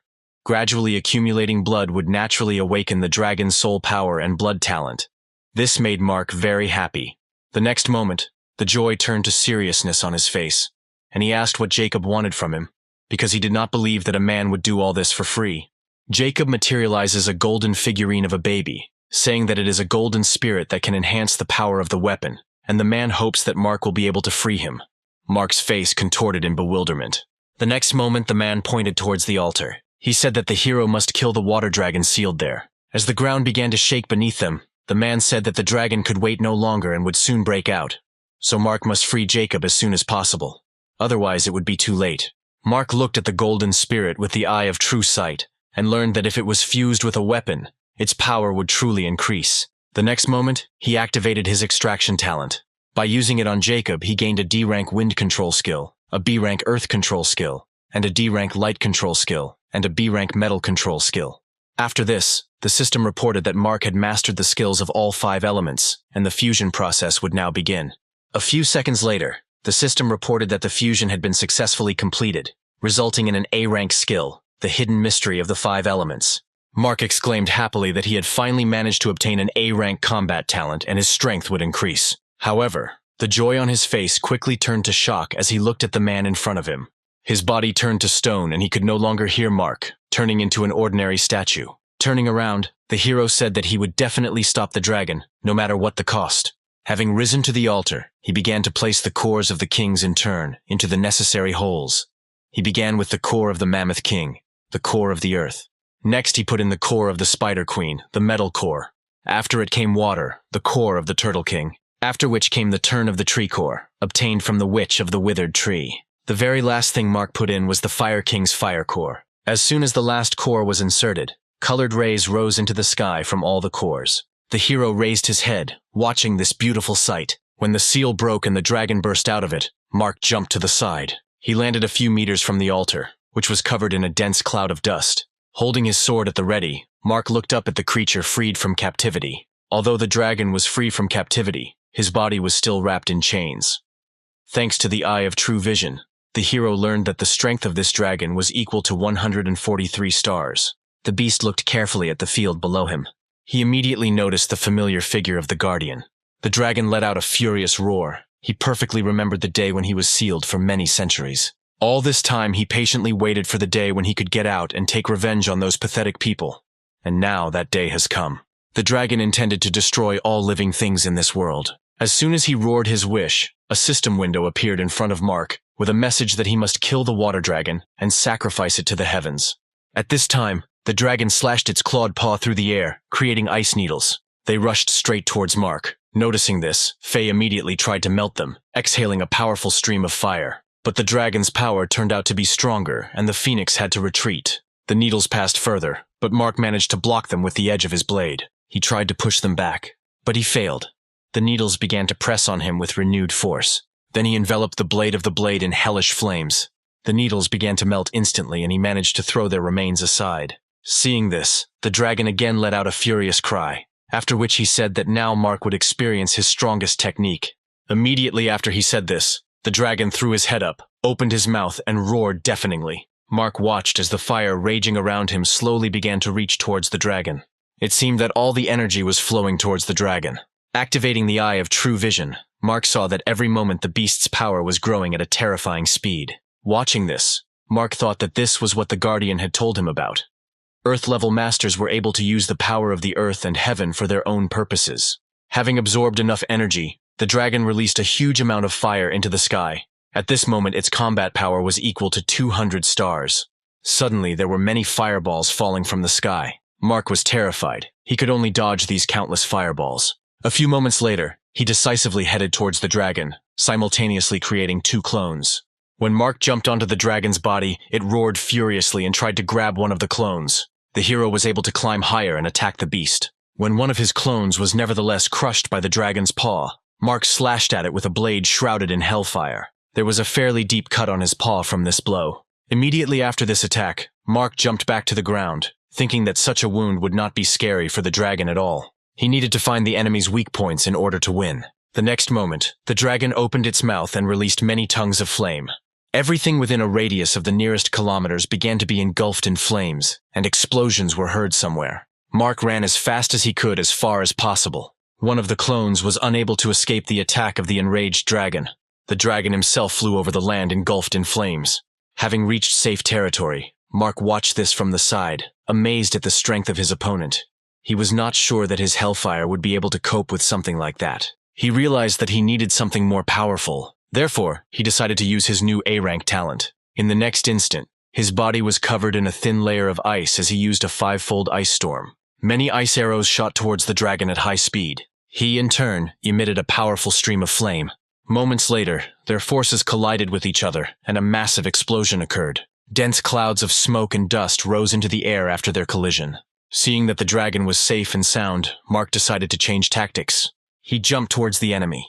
Noticing the hero's approach, the dragon opened its mouth again, spewing out strong flames. When Mark flew into its mouth, the dragon immediately slammed it shut. The next moment, his eyes widened in surprise. He thought that Mark would somehow resist, but instead, he simply allowed himself to be swallowed. At the same time, the hero fell straight into the stomach of the beast. He managed to grab onto the walls of the esophagus, stopping his fall. Smiling contentedly, Mark used the ice storm skill. As soon as he did this, the dragon felt a sharp pain in his stomach. He growled heart-rendingly as many spikes pierced his body from the inside. Mark himself suffered from this technique due to the too narrow space. The dragon began to hit the rocks with its powerful body, trying to knock out the thorns from it. Because of this, the hero lost his support and began to fall down again. The dragon continued to wriggle its entire body. At some point, he opened his mouth and released a powerful stream of flame. When the thorns fell out of the dragon's body, Mark grabbed the hole they left in the beast's body. Using force, he made it wider to create an exit for himself. A few moments later, he succeeded. While the dragon was rushing from side to side, Mark jumped down from its body. Having landed, he smiled contentedly, thinking that the dragon's body was completely torn to pieces, and he definitely would not survive after this.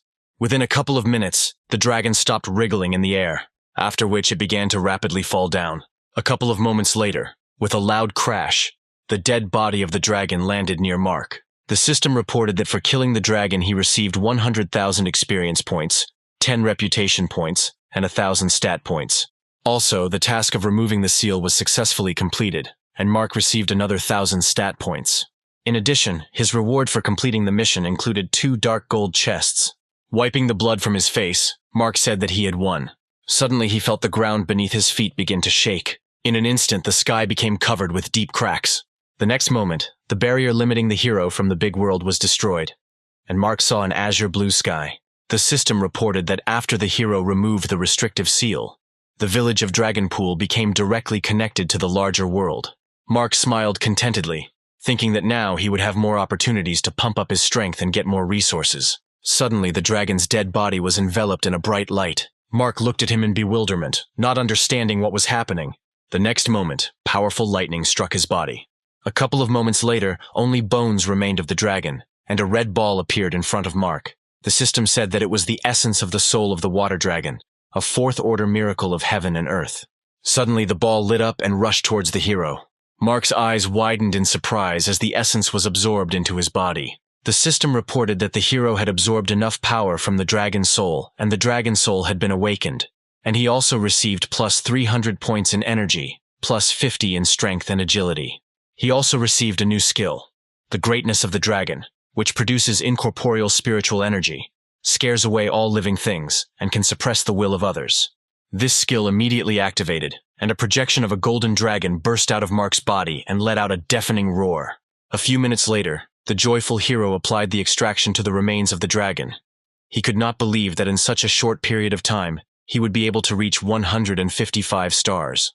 Once the extraction was completed, the system reported that Mark had obtained the C-Rank True Wind Essence skill. This skill was automatically upgraded to B-Rank, resulting in the awakening of a new talent, the Air Glider. It immediately activated and wings appeared behind Mark's back. He looked with interest at his new pair of wings. Rising high into the air, he experienced real delight. This method of movement was much more effective than his high-speed boots. There in the air, he decided to take care of the chests he had received. At that moment, Faye flew up to him, who was overjoyed that he would now be able to fly with his owner. Mark ignored all the pet's words, trying to understand why the spiritual fruits fed to him had no effect. His thoughts were interrupted by a robot that appeared, and said that as a reward for opening a map for his village, Mark received a map of the large Heliocosm. He also said that villages that have not completed the task of opening the card will not be able to receive this card. Mark was delighted by this news. Having opened the received map, he saw many red dots that marked the villages of newcomers. Blue, the temple of thousands of phenomena, located next to each temple of the village, forming a certain area. Mark assumed that at the end of the test of newcomers, all villages would join the large Chiliocosm. He also understood that at the same time, the competition for resources would intensify, and for his village this was truly a unique opportunity. With the card he received, the hero would be able to quickly win the competition by fulfilling the condition of 1,000 inhabitants. Remembering the chests, he decided that he would open them first, and then begin to deal with the map. Having opened the first chest, the hero received an item of the 5th rank, Dragon Armor. Having opened the second one, he received an item of the 6th rank, 3-dimensional space. Mark decided to immediately put on new armor. As soon as he did this, his combat power increased to 158 stars, which greatly delighted the hero. Then he decided to deal with 3-dimensional space and understand how it works. The system reported that this space is suitable for growing spiritual plants or other living beings there, and various things can also be stored there. Using a dagger, Mark made an incision on his finger when he learned that his blood was required to secure the identity of the 3-dimensional space. After which he dropped a few drops onto the ball of 3-dimensional space. Immediately after this, a bright flash of light appeared, blinding the hero. A few moments later, the system reported that the accessory had been successfully secured, and now Mark could move objects there or move himself using the power of thought. The hero decided to try and move there using the power of thoughts. When this happened, Faye was very scared, not understanding where his owner had disappeared. Once inside the 3-dimensional space, Mark was amazed. He had no idea that this place could be so huge. Having entered the system, the hero materialized the remains of the dragon. Initially, he planned to place them in the exchange channel, and then exchange them when a lucrative offer arrives. But the 3-dimensional space is perfect as a warehouse, and will solve the problem of lack of space in the ring. Taking out a map, he found the temple of 1,000 apparitions closest to him. To get to it, Mark would have to overcome the Forest of Sorrow, the Chess Valley, and the Heavenly Lake. The hero was puzzled because there were only 3 days left until the end of the competition. A few moments later, he thought that he wanted to return to the real world, and a portal appeared in front of him, leading back. Mark smiled contentedly, thinking that it was very convenient to move around like this. Faye, who had been waiting for him all this time, began to shower him with countless questions about where he was. Without removing the smile from his face, the hero patted his pet on the head and said that they were going into the big world. After that, he took Fairy in his arms and headed in the right direction. A few moments later, the hero accelerated and disappeared behind the clouds. A few minutes later, he overtook the Forest of Sorrow, which was filled with various rank 0 and 1 trees. Flying past him, Mark thought that first he should check the situation in the Chess Valley, and then deal with the residents. Finding himself in the Chess Valley, he immediately encountered monsters, which he easily defeated. Based on the results of the battle, Mark concluded that although there are not so many animals here, individuals of the 20th level and above can be killed twice and receive 3 stat points for each. Afterwards, he opened the system window, checking the status of his village. He saw that the number of houses on the first level had reached 471, and the number of houses on the second had reached 91. Mark noted with satisfaction that there were only 9 huts left to build on the second level and 8 residents to reach the 10th level. After studying all the information, Mark wrote a message in the chat that now residents of the 8th level and above can go to the Chess Valley to get wood, and also warned them about the presence of animals of the 11th and 12th levels. Suddenly, a strong explosion was heard a little distance away. He immediately attracted Mark's attention. After listening, he heard someone else screaming there. The hero took off, heading towards the screams. Due to the fact that Dragonpool is the closest village to this place, he was sure that there should no longer be people from other villages here, so he guessed that this might be one of the losers in the great battle of the 10,000 Worlds race. Meanwhile, the white-haired girl fought with a huge thunderwolf. She didn't notice how he approached her from behind, and when she heard his roar behind her, it was already too late. However, the next moment, the thunderwolf was thrown aside. Mark made it in time at the last moment and saved the stranger, throwing her over his shoulder. When he landed, the wolf had already come to his senses and growled menacingly. Mark asked Faye to deal with the opponents. Immediately after this, the hero rushed as far as possible from here, and the phoenix rushed to carry out the order of his master, attacking the wolf one after another. Due to the fact that they were much inferior to him in strength, he did not have any difficulty with this. When the hero was far enough away, a huge fireball appeared above the forest, among which lightning flashed. The girl watched what was happening in bewilderment. Suddenly, someone's footsteps were heard behind them. The girl immediately recognized the guy who came out to them. He stopped, and looking at Mark, asked if he was one of the applicants. When the hero asked who he was and how he knew this language, the stranger replied that 4 days ago, the Heavenly Path told him that soon, a contender for thousands of worlds would appear here, who would speak their language. Mark had absolutely no idea what this guy was talking about. Rising from her knees, Lydia apologized, saying that Mark was the first applicant to come down to them in the last 1,000 years, so they were a little puzzled. Approaching her fellow tribesmen, the girl at the same time knelt before Mark, welcoming her savior. Using the eye of true vision, the hero learned that these two are the descendants of the race that lost in the great battle of the worlds. Mark was too embarrassed by their behavior, and he hesitantly said that he was not any savior. Besides, he did not even know about their existence until that moment. Everything that happened was nothing more than a coincidence. Grabbing his hand, Linda said that there was no mistake here, pointing somewhere to the side. Mark followed the direction of her hand and saw a mountain of corpses of thunderwolves. The girl said that the hero and his pet saved them from these monsters, because he is the savior of their clan. The next moment, a robot appeared in front of Mark, informing him of the activated D-rank mission called Rescue of the Fallen Clan, the reward for which was the absolute loyalty of the Shuan clan. Sighing heavily, Mark said that they needed to figure out what to do with the pile of dead animal bodies. Kane and Linda were eager to figure it out on their own, but the hero replied that he would rather do it himself. He also asked that they just call him by his name. Kane immediately objected, saying that he was their savior and they could not treat him with such disrespect. Sometime later, the hero, accompanied by his new acquaintances, left the clearing. Almost immediately, a new animal appeared in the clearing, sensing the strong smell of blood. The leader of a pack of thunderwolves discovered the corpses of his subordinates and went berserk. Judging by the smell of people hovering here, mixed with the thick aroma of blood, it was not difficult for the leader to guess who was responsible for what happened. He jumped onto a high stone and let out a long howl. Hearing him, the rest of the pack immediately rushed to their leader. A couple of minutes later, about 100 thunderwolves entered the clearing. The leader gave them the order to get rid of the little people, avenging their brothers. Meanwhile, in the small village of the Shuen clan, active life was in full swing.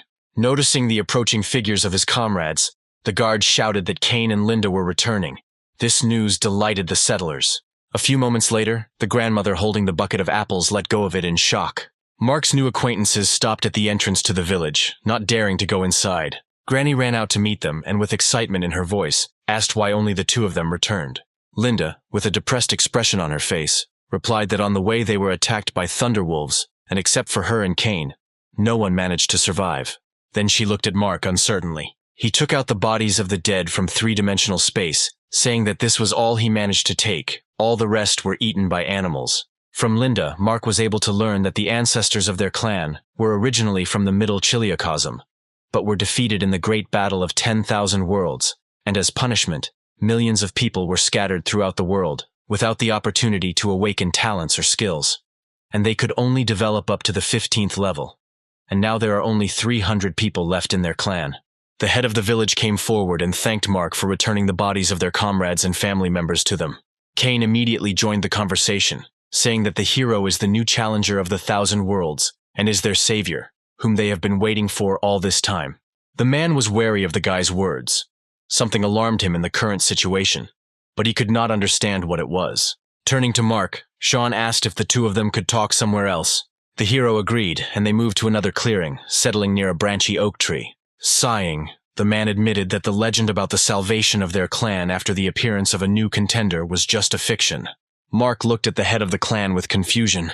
He explained that each head of the clan, upon taking office, receives a special scripture, which states that not every applicant is able to save their clan. Sean bowed and apologized for disturbing Mark, saying that only the village chief, who has the status of the novice emperor, could become the savior. And as far as he knew, only one person in a whole billion could fulfill all these conditions in less than 7 days. Smiling, Mark said that if these are all the conditions, then he fits these conditions. To confirm his words, he showed the head of the clan a system window that displayed information about the progress of his village. After reading the information displayed there, tears appeared on the man's face. He could not believe that his clan had actually waited for their savior. Suddenly, a terrible noise was heard around, and the frightened cries of the villagers were heard that thunderwolves had invaded. At the same time, purple flashes appeared one after another at the entrance to the village. Linda and Kane watched this with concern. The next moment, everyone saw a large pack of wolves approaching their village. Residents ran to their houses in panic, hoping to hide in them. Sean, who came forward, shouted for everyone to calm down and, taking up weapons, prepared for defense. Having created wings, Mark flew into the air and headed towards the monsters. With his actions, he caused bewilderment among the head of the village. Flying forward, the hero met the leader of a pack of thunderwolves. Turning to Fairy, he said that they needed to deal with these wolves. The next moment, he used the Ice Storm skill without taking his eyes off the leader of the pack. Many ice arrows rained down on the wolves, piercing their bodies. For each killed beast, the hero received 2,600 experience points. Some wolves managed to reach the walls of the village itself. Faye came to the rescue of the villager, blocking the path of the animals. Using the flame, getting rid of the thunderwolves was not difficult for him. The wolf burned alive one after another. At the same time, Mark fought with the leader of the pack, who was several times stronger than ordinary thunderwolves. When the leader attacked him, the hero used reflection and redirected the attack in the other direction. As soon as the beast's attack ceased, Mark immediately headed towards the enemy, closing the distance between them. He could not allow the hero to do this and attacked again. But Mark deftly dodged all the leader's attacks. At some point, he used release and his technique collided with the wolf's technique. Taking advantage of the moment while he was out of sight of the enemy, he broke through the wolf's electrical wall. The next moment, the hero finally overtook the leader, grabbing him by the horn, after which he threw the beast aside. From a strong blow to the ground, the beast lost consciousness. Mark, who approached him, called on his blade, without taking his gaze off the enemy. The next moment, he swung his blade, striking the leader a fatal blow. The system reported that as a reward for killing him, the hero received 24 experience points and a golden chest. A few minutes later, Mark applied extraction to the dead bodies of the wolves and received a new B-rank talent, True Essence of Thunder and Lightning, as well as a 4th rank skill, Insane Thunderclap. Looking thoughtfully at the corpses, Mark thought that he managed to extract abilities from only 3 wolves whose level exceeded the 20th. The rest of the wolves had no meaning to him. The head of the Shuan clan approached him, knelt down in front of the hero, and presented him with a scroll, which the heads pass on to each other from generation to generation. All the other residents of the village, as well as their leader, knelt before Mark, recognizing him as their king. The hero looked in surprise at the scroll in the man's hands. He explained that this is a heaven-given contract between the master and his subordinates. Only a drop of Mark's blood is needed to activate it. He also said that the Shuan clan would follow him even to the ends of the earth and fight side by side. Mark thought about Sean's words. If he signs the Heavenly Path contract, then the members of the Shuan clan will be even more loyal than the people of his village. This will clearly play into his hands. Making a cut on his finger, he dripped a few drops of blood onto the scroll. The next moment, a robot appeared in front of him and happily announced that the contract had been concluded, and 327 people from the Shuan clan had become his loyal followers and automatically received the status of residents of the Dragon Pool village. As soon as the contract was concluded, the clan members regained their innate talents and skills, which caused a whole storm of joyful emotions among them. The village leader looked at the system window that appeared in front of him with tears in his eyes, not believing that this was really real. When several rays of light fell on Mark, the system reported that 2 people from his village had reached 30 stars, so he received 10 stat points for each. The hero was terribly annoyed by these rays of light. He sincerely did not understand why they were invented. Faye, who flew up to him, said that he was very sleepy, so perhaps he would soon move to a new level. Having said this, the phoenix immediately fell asleep in the hero's palms. Mark tried to bring Faye to consciousness by shaking him, but he slept soundly.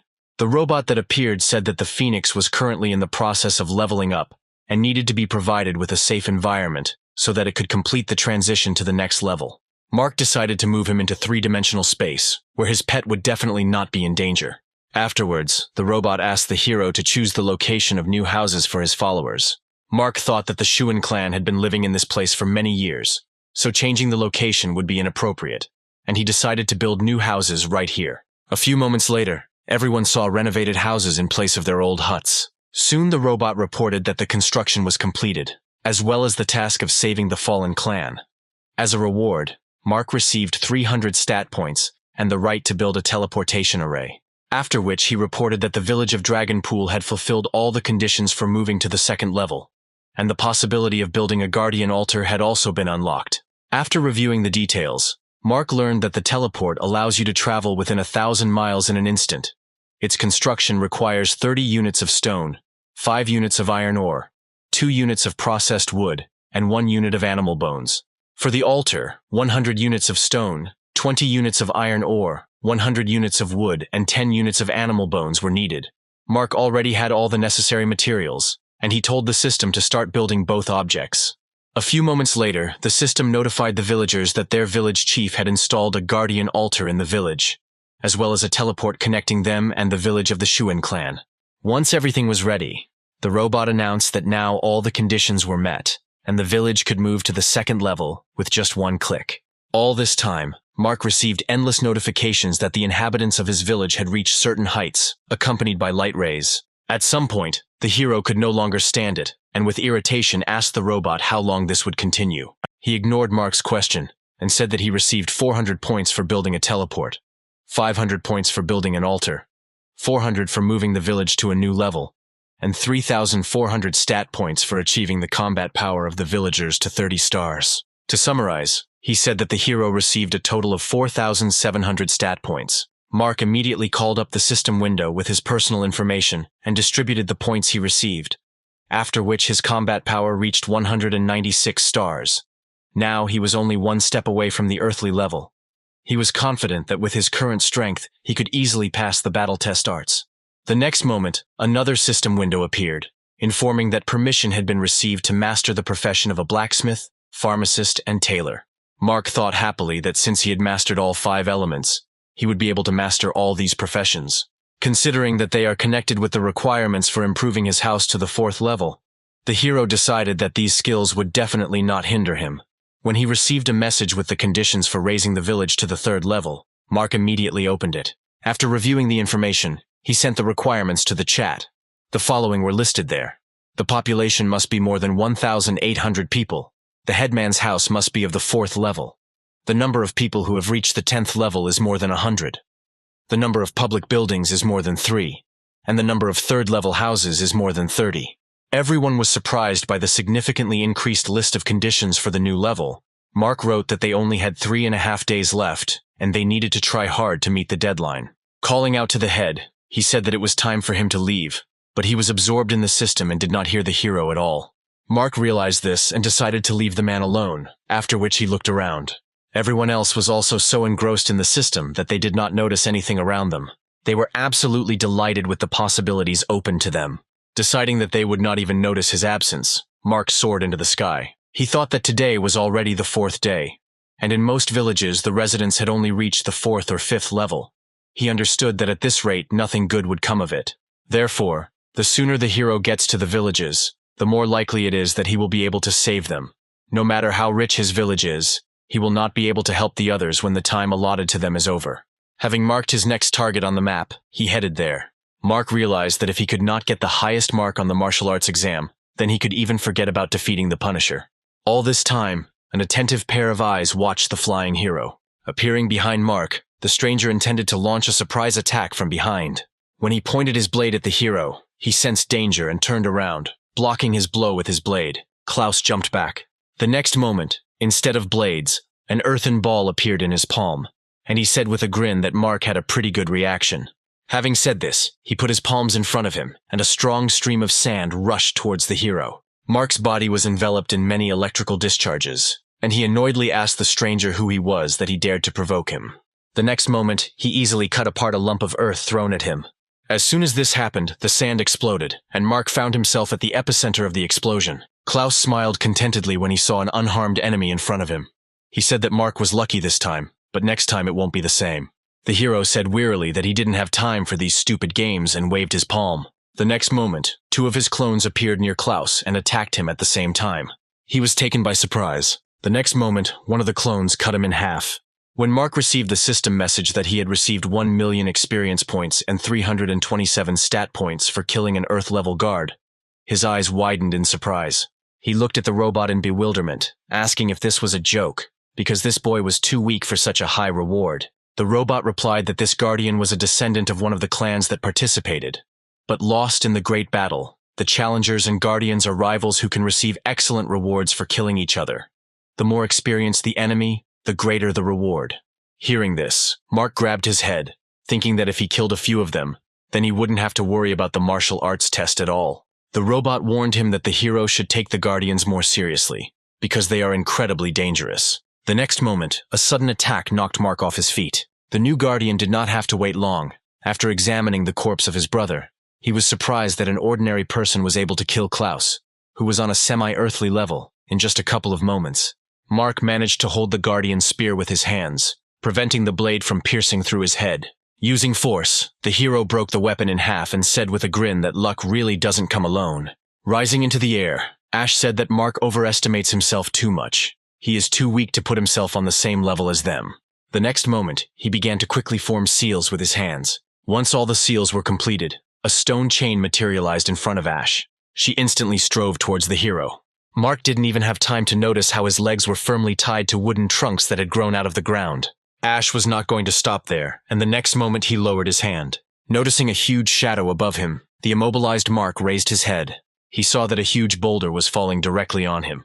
A moment later, it crashed to the ground, raising a cloud of dust. The pressure exerted by the stone on the hero was too strong, forcing him to fall to his knees. Using the eye of true sight, Mark saw that the enemy's combat power suddenly increased to 341 stars. He urgently needed to come up with something, because he understood that he could not hold out for long.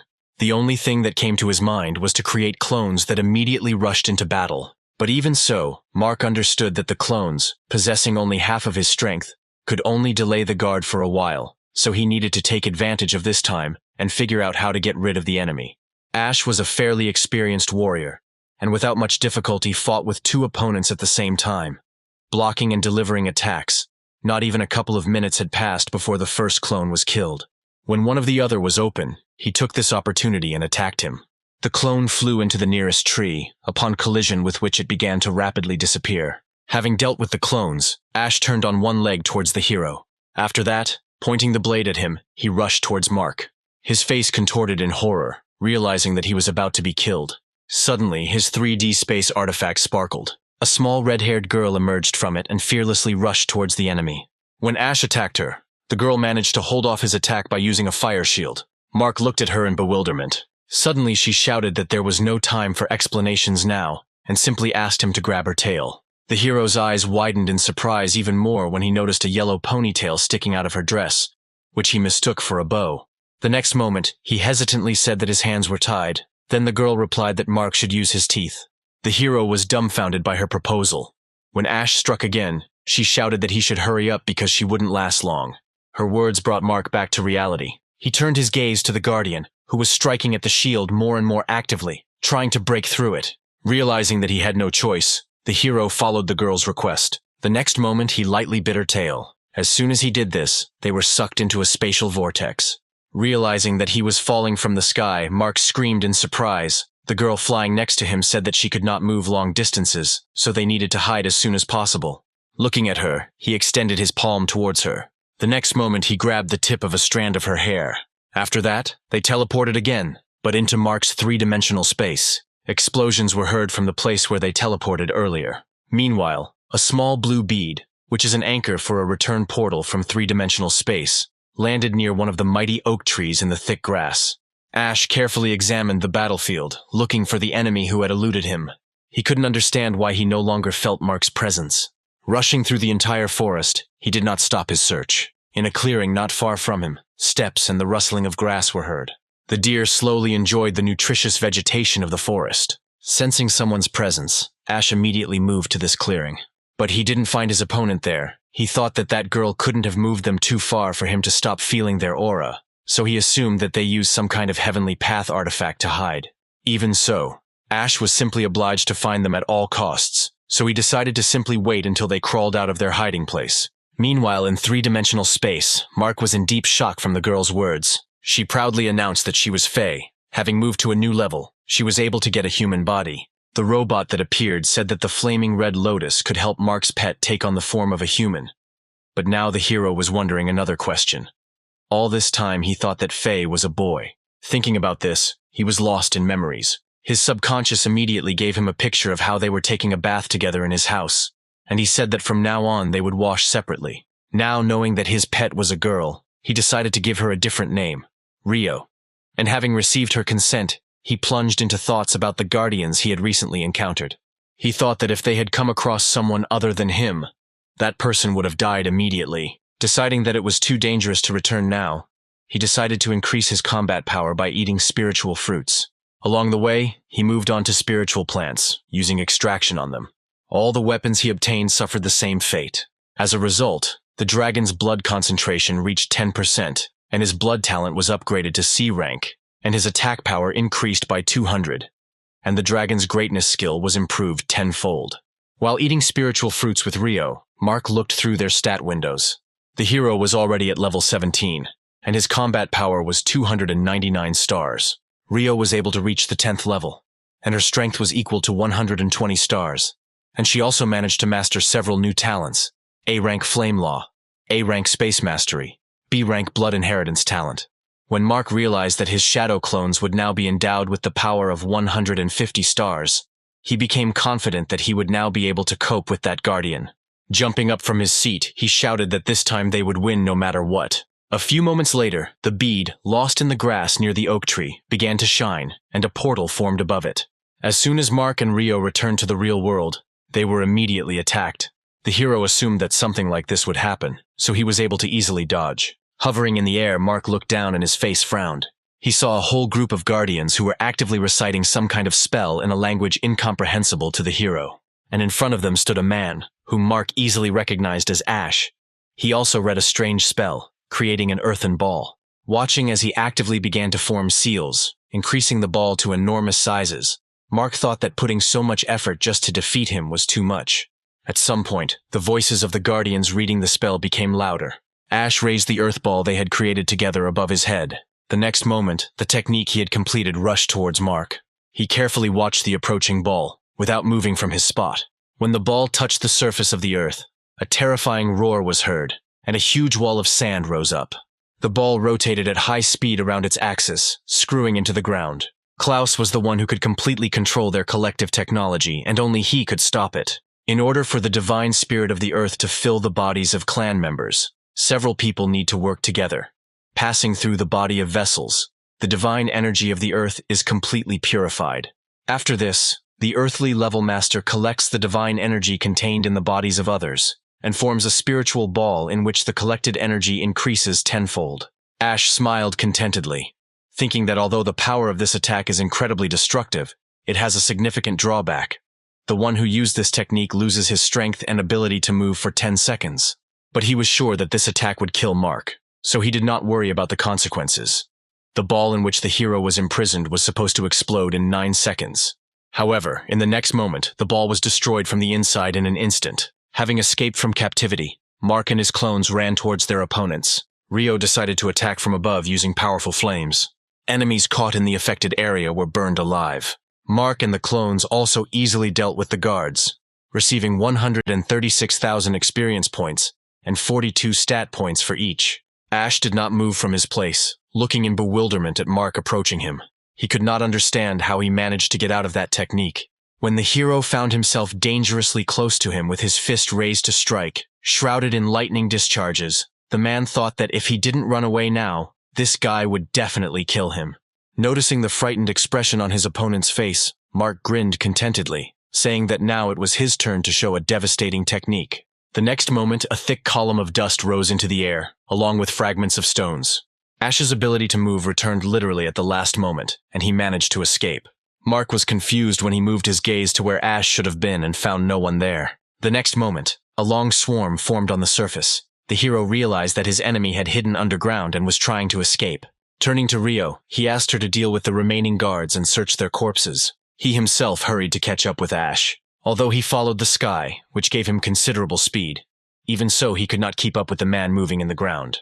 At some point, Mark noticed a dilapidated old building below. A couple of moments later, Ash led him to an abandoned village. Once near the portal, the man emerged from the ground. He took out a crystal charged with energy and held it in his palm. Then he moved to the center of the pentagram and began to slowly dissolve. Finally, he shouted to Mark that sooner or later their army would crush his village. The hero did not like these words of the man very much. He sped up, trying to reach him with his blade before the man disappeared completely. But the next moment, Ash was no longer in front of him, and his blade was cutting through the empty air. Mark said in disappointment that a little more and a lot of experience points would have been in his pocket. The robot that flew up to him said that the portal was in good condition, and asked if he wanted to use one of the transfer cards to establish communication. Looking at the image of the map in the system window, the hero hesitated to answer. He was afraid that by using the portal, people from the Shuen clan might accidentally encounter hunters here, who could also use this portal. In this case, the hunters will simply kill all the inhabitants of the dragon pool. Turning to the robot, he asked if strangers would be able to enter his village using this portal if he decided to use the card. He replied that Mark should not worry about something like that, because someone who is not a resident will not be able to enter it through the portal. The robot's answer calmed the hero, and he decided to use one of the cards. The next moment, a system message appeared in front of Mark, intended for all residents of the dragon pool that he had established a connection between the portals between their village and the village of T. After that, he wrote in the group chat that village T was abandoned, and while he had not had time to explore anything here, it was also not fully known how dangerous it was here, so he asked no one to move here for now. He was immediately told that everyone understood everything and would not visit T's village for now. Lydia asked when Mark would visit the Temple of 1,000 Apparitions. He replied that very soon, and asked everyone to work hard on improving the village during this time. Sometime later, the hero finally managed to get to the Heavenly Lake. Rio sat on her master's head, holding his hair. Mark knew from Jacob's words that the temple was located above the Heavenly Lake. Those applicants who could fly must use the ladder hanging above the lake to climb. If he fails to hold on and falls, then the applicant will only have to rely on his luck, so he decided not to risk it and used his wings. A few long minutes later, the stairs ended, and Mark saw in front of him a white temple building with a domed roof. As soon as he appeared in front of the temple, the fog behind the building began to thicken. The next moment, a flying guardian snake with a combat power of 100 stars appeared in front of the hero. He asked Mark to show him how strong he was. The hero didn't want to waste time on this, so he simply turned to Rio. She immediately understood everything, and sucked in more air, preparing for the attack. The next moment, a powerful stream of flame fell on the dragon. Less than a couple of seconds had passed before the system reported that the test of the guardian spirit had been passed, and now Mark could move to the first level. And from that moment on, he could move freely within the first palace. The guardian would not interfere with this. Approaching the doors of the first palace, the hero learned that there were 9 such palaces in total, and each of them was guarded by a spirit. When he touched the doors of the temple, they immediately opened, letting him inside.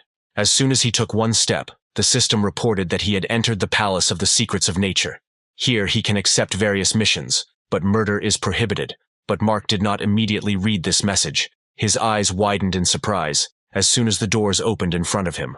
Ahead, he saw a long line of other applicants. Using the eye of true sight, he learned that they were all of the Rookie Emperor rank. Approaching closer, the hero stood at the end of the line, examining the applicant standing in front with his eye. He realized that there were 12 people from the large Chiliacosm, 4 from the middle one, and 1 from the small one, himself. He immediately had the assumption that people from the greater Helicosm enter this temple through a portal. Mark looked at these people with interest. With his appearance, the other applicants perked up, whispering about the applicant from the small Chiliacosm. Someone thought that Mark was simply lucky to be here, given the innate talents and potential of people from his world. There were also those in the hall who were really interested in the hero. Cassandra turned around, carefully casting a searching glance at Mark, even though he was from the small Heliocosm and was the weakest among them all. But he turned out to be completely her type. Licking her lower lip, the girl thought that when she became the empress of the large Chiliacosm, she would definitely get him into her harem. Although Mark did not hear Cassandra's thoughts, he felt uneasy from her gaze. Meanwhile, the robot informed the applicant standing at the altar that the pledge had been successfully accepted.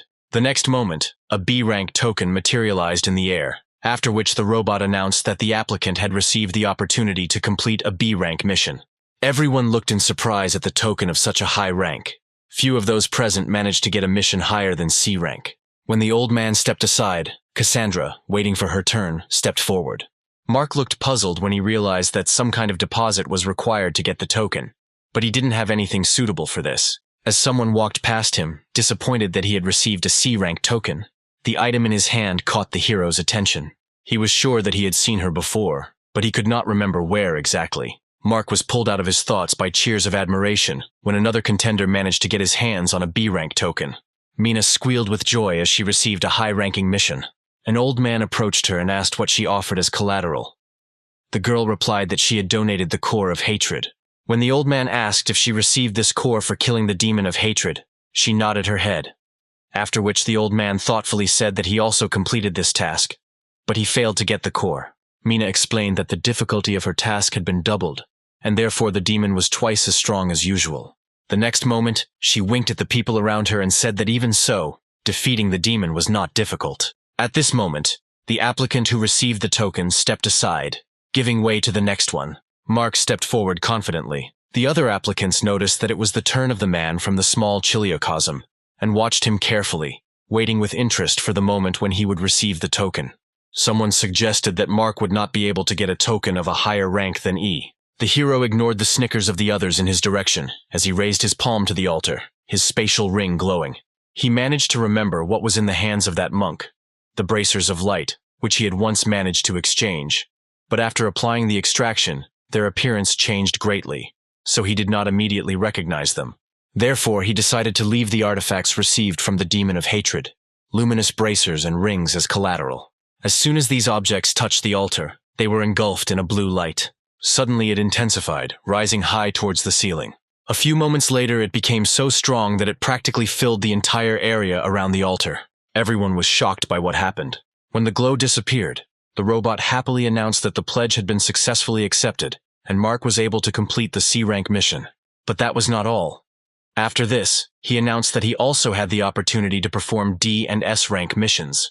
When the robot said this, the eyes of all the applicants in the room widened in surprise.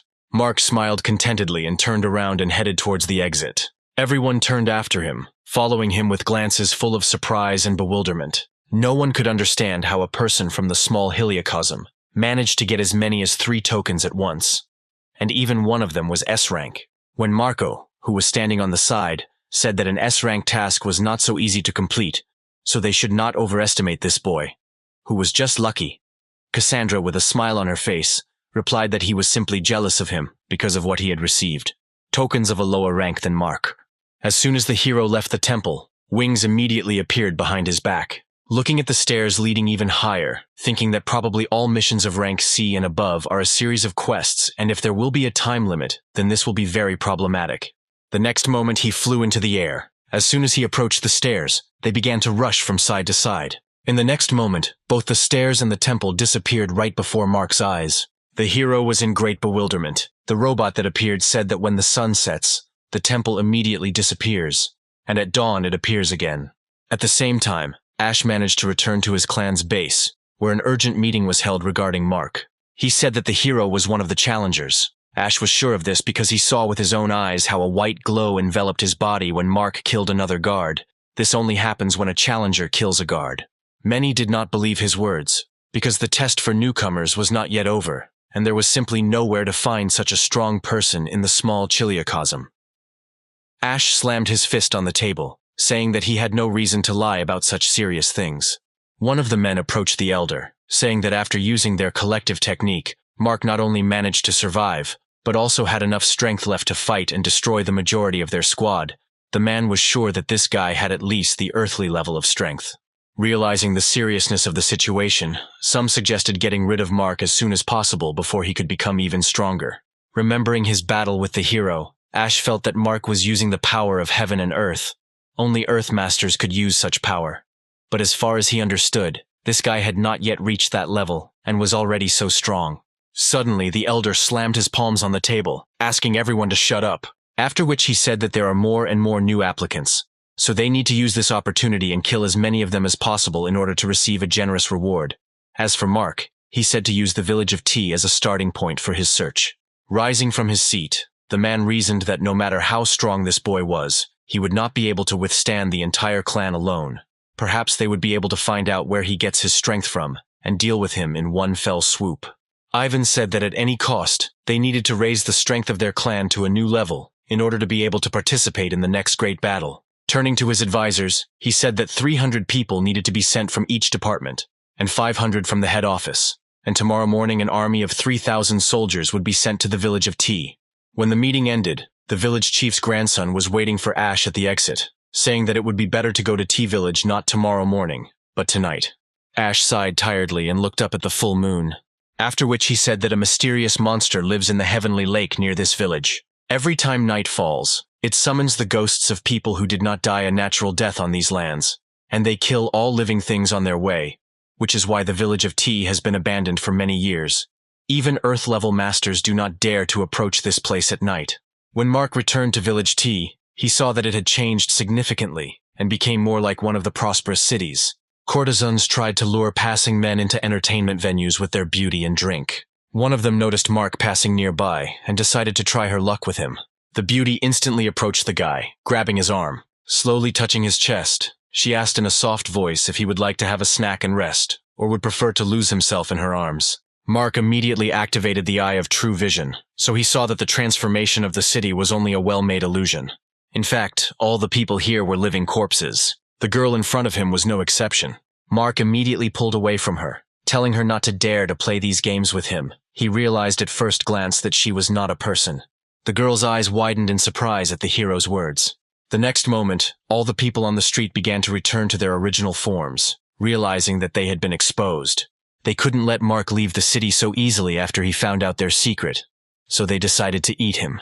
Suddenly, a spine emerged from the mouth of the corpse that was trying to lure Mark into a trap and rushed towards the hero. He took a defensive stance, preparing for battle. The next moment, hellish flames burst out around him. A fiery cloak enveloped his back and arms. When the sharp end of the vertebra was dangerously close to him, Mark waved his hand, protecting himself from this attack with his cloak. The flames spread to the bones, consuming them. The next moment, many spines that escaped from the bodies of the corpses headed towards Mark at high speed. He easily dodged them. The hero decided to speed up, and now the spines could not keep up with him. Taking advantage of this, Mark grabbed 2 spines and passed the flame through them, spreading it further. The flames instantly reached the corpses, burning their bodies. A few moments later, the blue flames spread everywhere. Some of the corpses screamed in pain, but some were not harmed by the fire and continued to try to attack Mark. The hero's face twisted with dissatisfaction when he realized that fire against them was practically useless. Meanwhile, Ash and Patrick walked through the forest, moving away from the cave where the meeting was taking place. The man said that those spirits living in the village of T are between life and death, and do not have their own essence. Therefore, physical attacks will not have any effect on them. Attacking these souls in the usual way is like cutting clouds. There is no point. He also knew that individually these spirits do not pose much of a threat. But when they gather in groups, things take a completely different turn. In such situations, they become dangerous even for Earth-level masters. Many dead spirits with terrifying smiles slowly approached Mark. When they suddenly stopped, they released an ear-piercing ghostly howl. This sound spread for many kilometers. In an instant, Mark's ice shield was broken and his fiery cloak was dispelled. Mark's eyes widened in horror as the corpses simultaneously rushed at him. Meanwhile, Ash continued his story, that the howl of these spirits is capable of causing damage to the soul and splitting consciousness.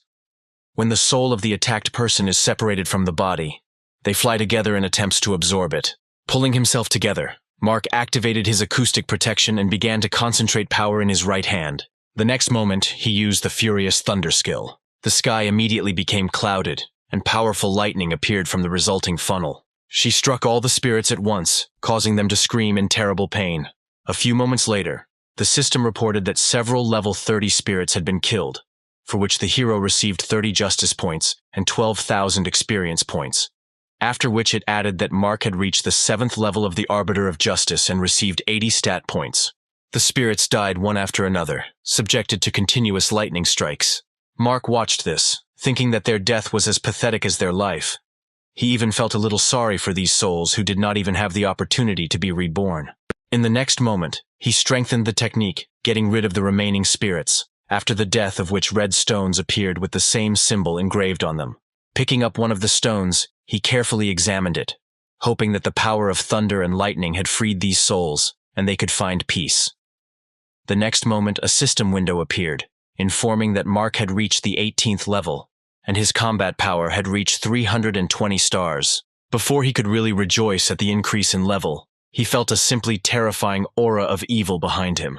A green cloud of energy rushed towards him. Mark looked in bewilderment at the ominous energy that was rapidly enveloping him, completely not understanding what was happening. In the next moment, he got to his feet and, cutting this energy with his sword, ran to the water, hoping to hide there. However, after his feet barely touched the water, he found himself in a completely different place. Mark's eyes widened in surprise when, instead of the water column, he found himself in a place similar to his old world. Looking around, he realized that he was in the office. Suddenly, his gaze fell on the mirror in which he saw his reflection. The clothes he was wearing were completely different from the ones he was wearing. Suddenly, Sam came up to him and tapped him on the shoulder, reminding him that the director had called him to his place. Mark looked in bewilderment at the retreating back of the guy who approached the girl, whom he recognized as Alicia. Having found out where the director's office was located, he went to a meeting with his superiors. The girl sitting in front of him in the director's chair, with a smile on her face, said that Mark has been doing his job brilliantly lately, so it was decided to promote him to administrator. His salary will increase to 100,000 yuan. Plus, paid vacation will be provided 30 days and bonuses. When she asked if he was happy with everything, Mark replied that he was fine. All other thoughts flew away. This was the reality in which he lived all his life and worked hard to get the position he so coveted. That same evening, a corporate party was organized in honor of his promotion, at which they continued to congratulate him, raising glasses with toasts. All this time, Mark was haunted by a strange feeling, as if something was missing. He understood that this promotion should be a joyful event for him. But for some reason, he felt absolutely nothing. On the contrary, it seemed to him that he was the odd one out among all these people. Currently, Mark's body was sinking deeper and deeper into the water, surrounded by a green ball of evil energy, which the hungry souls were rapidly approaching. Rio tried to shout to her owner, but no matter how hard she tried, he did not hear her, being immersed in deep sleep. Suddenly, Mark opened his eyes as if waking up from a dream. He found himself on the street in the middle of a pedestrian crossing. Ahead, he noticed a strange couple, a guy with a collar around his neck, obediently following the girl, whose face seemed vaguely familiar to the hero. As soon as they were out of sight, Mark immediately forgot about it, heading on about his business. From time to time, the world in which he lives seems unreal to him. His friends seem to be not his friends at all, and his family is also not his family. All the time he feels an all-consuming emptiness, as if this life does not belong to him at all. He began to become more and more convinced that he had some problems with his head, but he had no one to share his experiences with. Suddenly, a man walking towards Mark stopped and pointed to the sky. The hero, like many other people, turned around, looking at the sky. He saw many strange creatures floating in the sky. At this moment, Mark had a feeling of déjà vu, as if he had already experienced a similar situation. The people on the winged serpents said that this planet no longer belongs to its inhabitants, so they must disappear. The next moment, many sand arrows rained down from the sky. When they began to descend to the ground, people panicked and began to scatter in different directions. One of the arrows landed behind the ground where Mark was standing, and he was immediately thrown towards the doors of the building. Having come into contact with the wall, the hero hit his head painfully. When he saw another arrow flying straight at him, he jumped out of his seat, avoiding the threat. Mark ran away from here. Suddenly thoughts began to appear in his head that he had to kill these people, otherwise they would kill him. At the same time, his mind told him that this was impossible, and he would never defeat these strange people. Hearing the sound of an arrow approaching behind him, Mark turned around. He sped up, but knew perfectly well that this time he would not be able to escape, and he was about to die. A sudden red flash blinded the hero, and he had to cover his eyes with his elbow. When he looked forward again, he saw a small pink-haired girl who saved him from the arrow by creating a shield. Due to too strong an attack, it became cracked. The next moment, the shield collapsed, muffling the girl's cry for help, and the next moment, an arrow pierced her body. Mark's eyes widened in horror, and he instinctively ran forward, thinking that he couldn't let her die like that. As the girl disappeared into thin air, a blade appeared in his palm. Mark waved it several times, and powerful gusts of air saturated with his energy rushed towards the winged snakes. A few moments later, many explosions were heard in the air as the hero's attack overtook its targets. Mark did not take his eyes off the sky from where the corpses of his opponents were falling.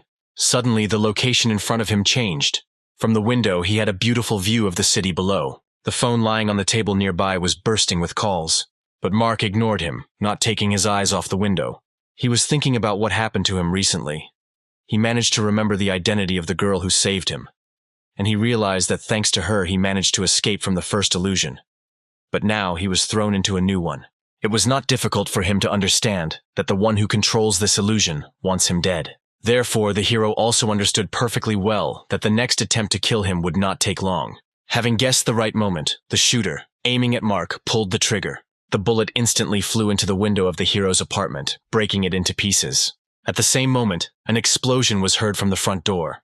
After knocking down the locked door, armed soldiers burst into the room. Having looked around, they did not notice Mark among the clouds of smoke that filled the entire space.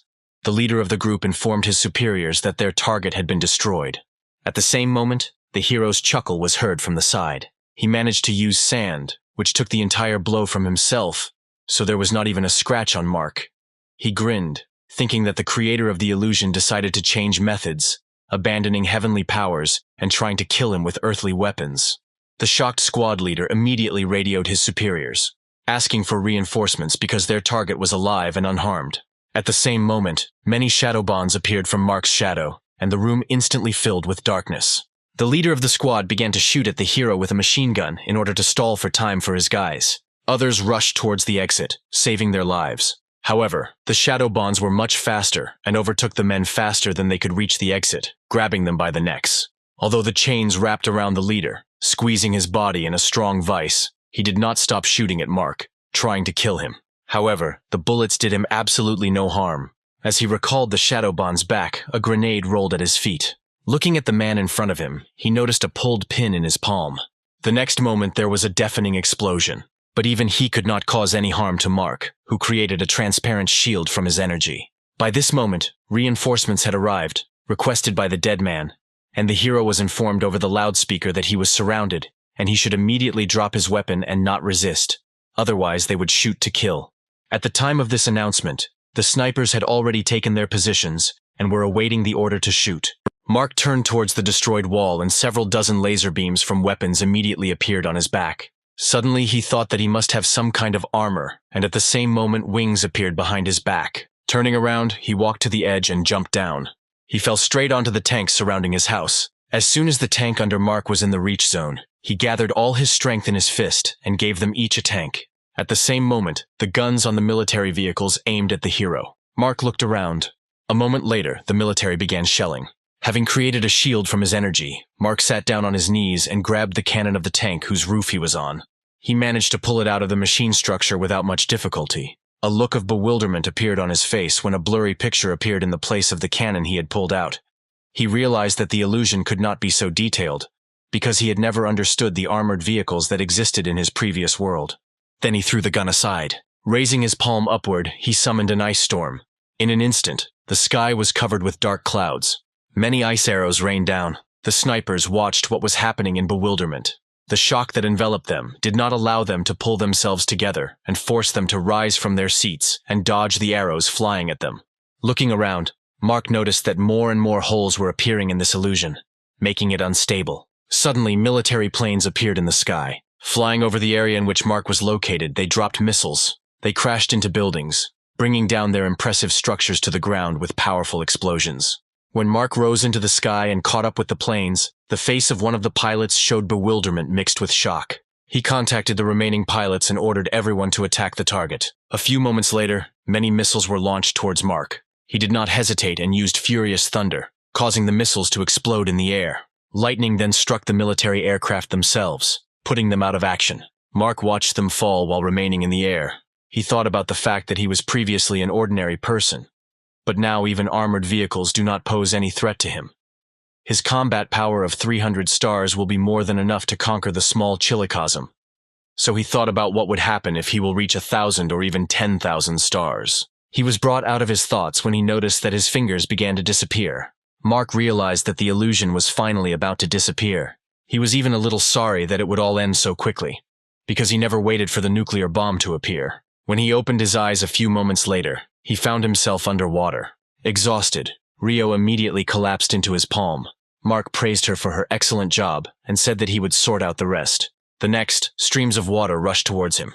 Using the ability of the Turtle King, he created a powerful tornado through which high-voltage current discharges passed. With every moment, the tornado gained more and more strength, drawing in spirits. They could not resist, and almost all of them were instantly swallowed up by the tornado. Having dealt with them, Mark moved on to his main enemy, creating a powerful water ball saturated with electricity. The girl, hiding at the bottom of the lake, noticed the approach of the hero and raised her head up. Noticing the ball in his hands, she smiled. The next moment, Mark threw the technique he had created at the girl. The ball covered his opponent with a dome, while powerful lightning bolts rushed from side to side inside. When the dome disappeared, Mark saw the dead body of a crocodile floating up. The girl herself remained unharmed. With a smile on her face, she said that she did not expect anything less from someone who was able to get out of her illusion. Using the eye of true vision, Mark saw that she was a level 35th demon with a combat power of 350 stars. Still smiling, she continued, saying that she felt the aura of the Arbiter of Justice emanating from him, and if they joined forces, they could achieve a lot. But Mark did not listen to her further, and created another water ball. Noticing him, Venus rushed to the side, avoiding the attack. Mark was not going to stop there. The tornado he had created earlier appeared behind him. The next moment, a lot of bone needles appeared from there. They instantly rushed towards Venus. Thanks to her high speed, she managed to avoid this attack. But Mark's games followed her almost without leaving behind. Turning to him, Venus said displeasedly that even if he does not like the homes of others, when he comes to visit, he should not create chaos. Suddenly he appears next to her, surprising the girl. The strong attack caused a powerful splash of water. Mark was thrown towards the nearest rock. However, he immediately took off and rushed back towards the enemy. Using shadow bonds, he was able to shackle the girl, immobilizing her. Having created a clone, he was going to cut her. But Venus managed to lean back so that instead of her, Mark cut his own bonds that bound her. Having freed herself, she tried to escape. She was lucky, and her opponent slowed down, taking advantage of the moment she made a strong jerk, approaching the surface of the lake. However, the next moment, 3 sharp blades flew at her from above. Venus was unable to dodge any of them, and her body was pierced through. Watching her body sink to the bottom, Mark thought that she was only strong in illusions, and was not capable of anything else, so it was not difficult for him to kill her.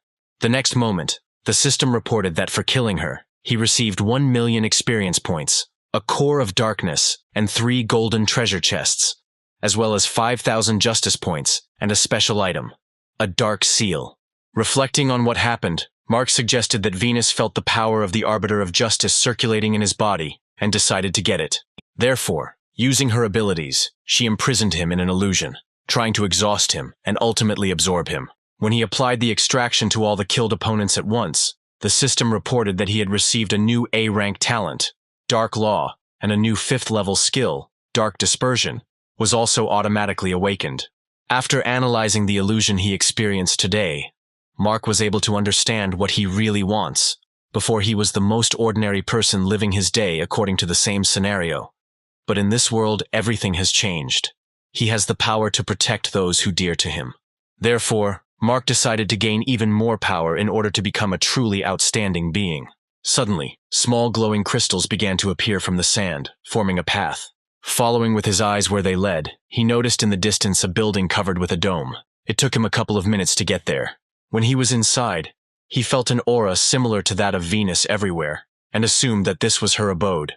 In the middle of the room, he noticed an alchemical seal of the 5th level. He walked towards the shelves with various bottles of pills with a joyful smile, rejoicing at his good fortune. Taking one of the jars, he poured the contents into his hand. When the pill landed on his hand, his face scrunched up in disgust. He didn't even need the eye of true sight to realize how terrible it was. He began to actively explore the remaining jars in the hope of finding something worthwhile. But in the end, he was greatly disappointed. Absolutely all the pills in this room were level 0, unsuitable for consumption. The system window that appeared smoothed out the current situation a little. The system reported that an unusable pill could be exchanged for 1 contribution point. The hero decided that at least this way he could benefit from them. Just as he was about to exchange the pill in his hand, another idea suddenly came to him. Mark applied extraction to it, and in the next moment, the system reported that he was able to successfully extract impurities and toxins from it. So the pill was transformed into a level 1 Siberian Kupena pill. The hero's eyes lit up with happiness. He decided to test the effectiveness of this pill and popped it into his mouth, chewing it thoroughly. A few moments later, he felt light in his body, and the system reported that 11 points had been added to his physical characteristics, plus 7 points to his energy, and also warned that after taking 8 of these pills, immunity would be developed. Mark decided to use the extraction on all the pills available in the room. Once their consumption reached the limit, he would simply distribute them to the villagers according to their strengths and contributions to the village, encouraging them to work even harder. Having finished with this, he sat down on the floor, thinking that since there was still a little time left before dawn, he should deal with the tasks he had received, laying out the tokens in front of him. Suddenly, the S-rank token in his palm broke into pieces. The system window that appeared in front of him informed him that the S-rank mission called God's Village was divided into 5 stages, the difficulty of which would increase.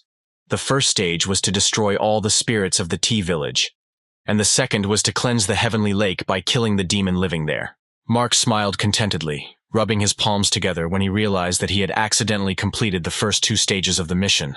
The robot appeared and congratulated Mark on completing these steps, and said that as a reward, he had received a super synthesis card, using which he could combine 5 dark gold chests into 1 amethyst chest. He also received a 5th-level artifact, a protective shield, which is temporarily installed in a designated area, and no attacks from outside can destroy it, disappears automatically after 24 hours. Afterwards, the robot added that each resident of the Dragon Pool will receive 1,000 stat points, 1 super synthesis card, divine luck, and possession of the land of the village of T.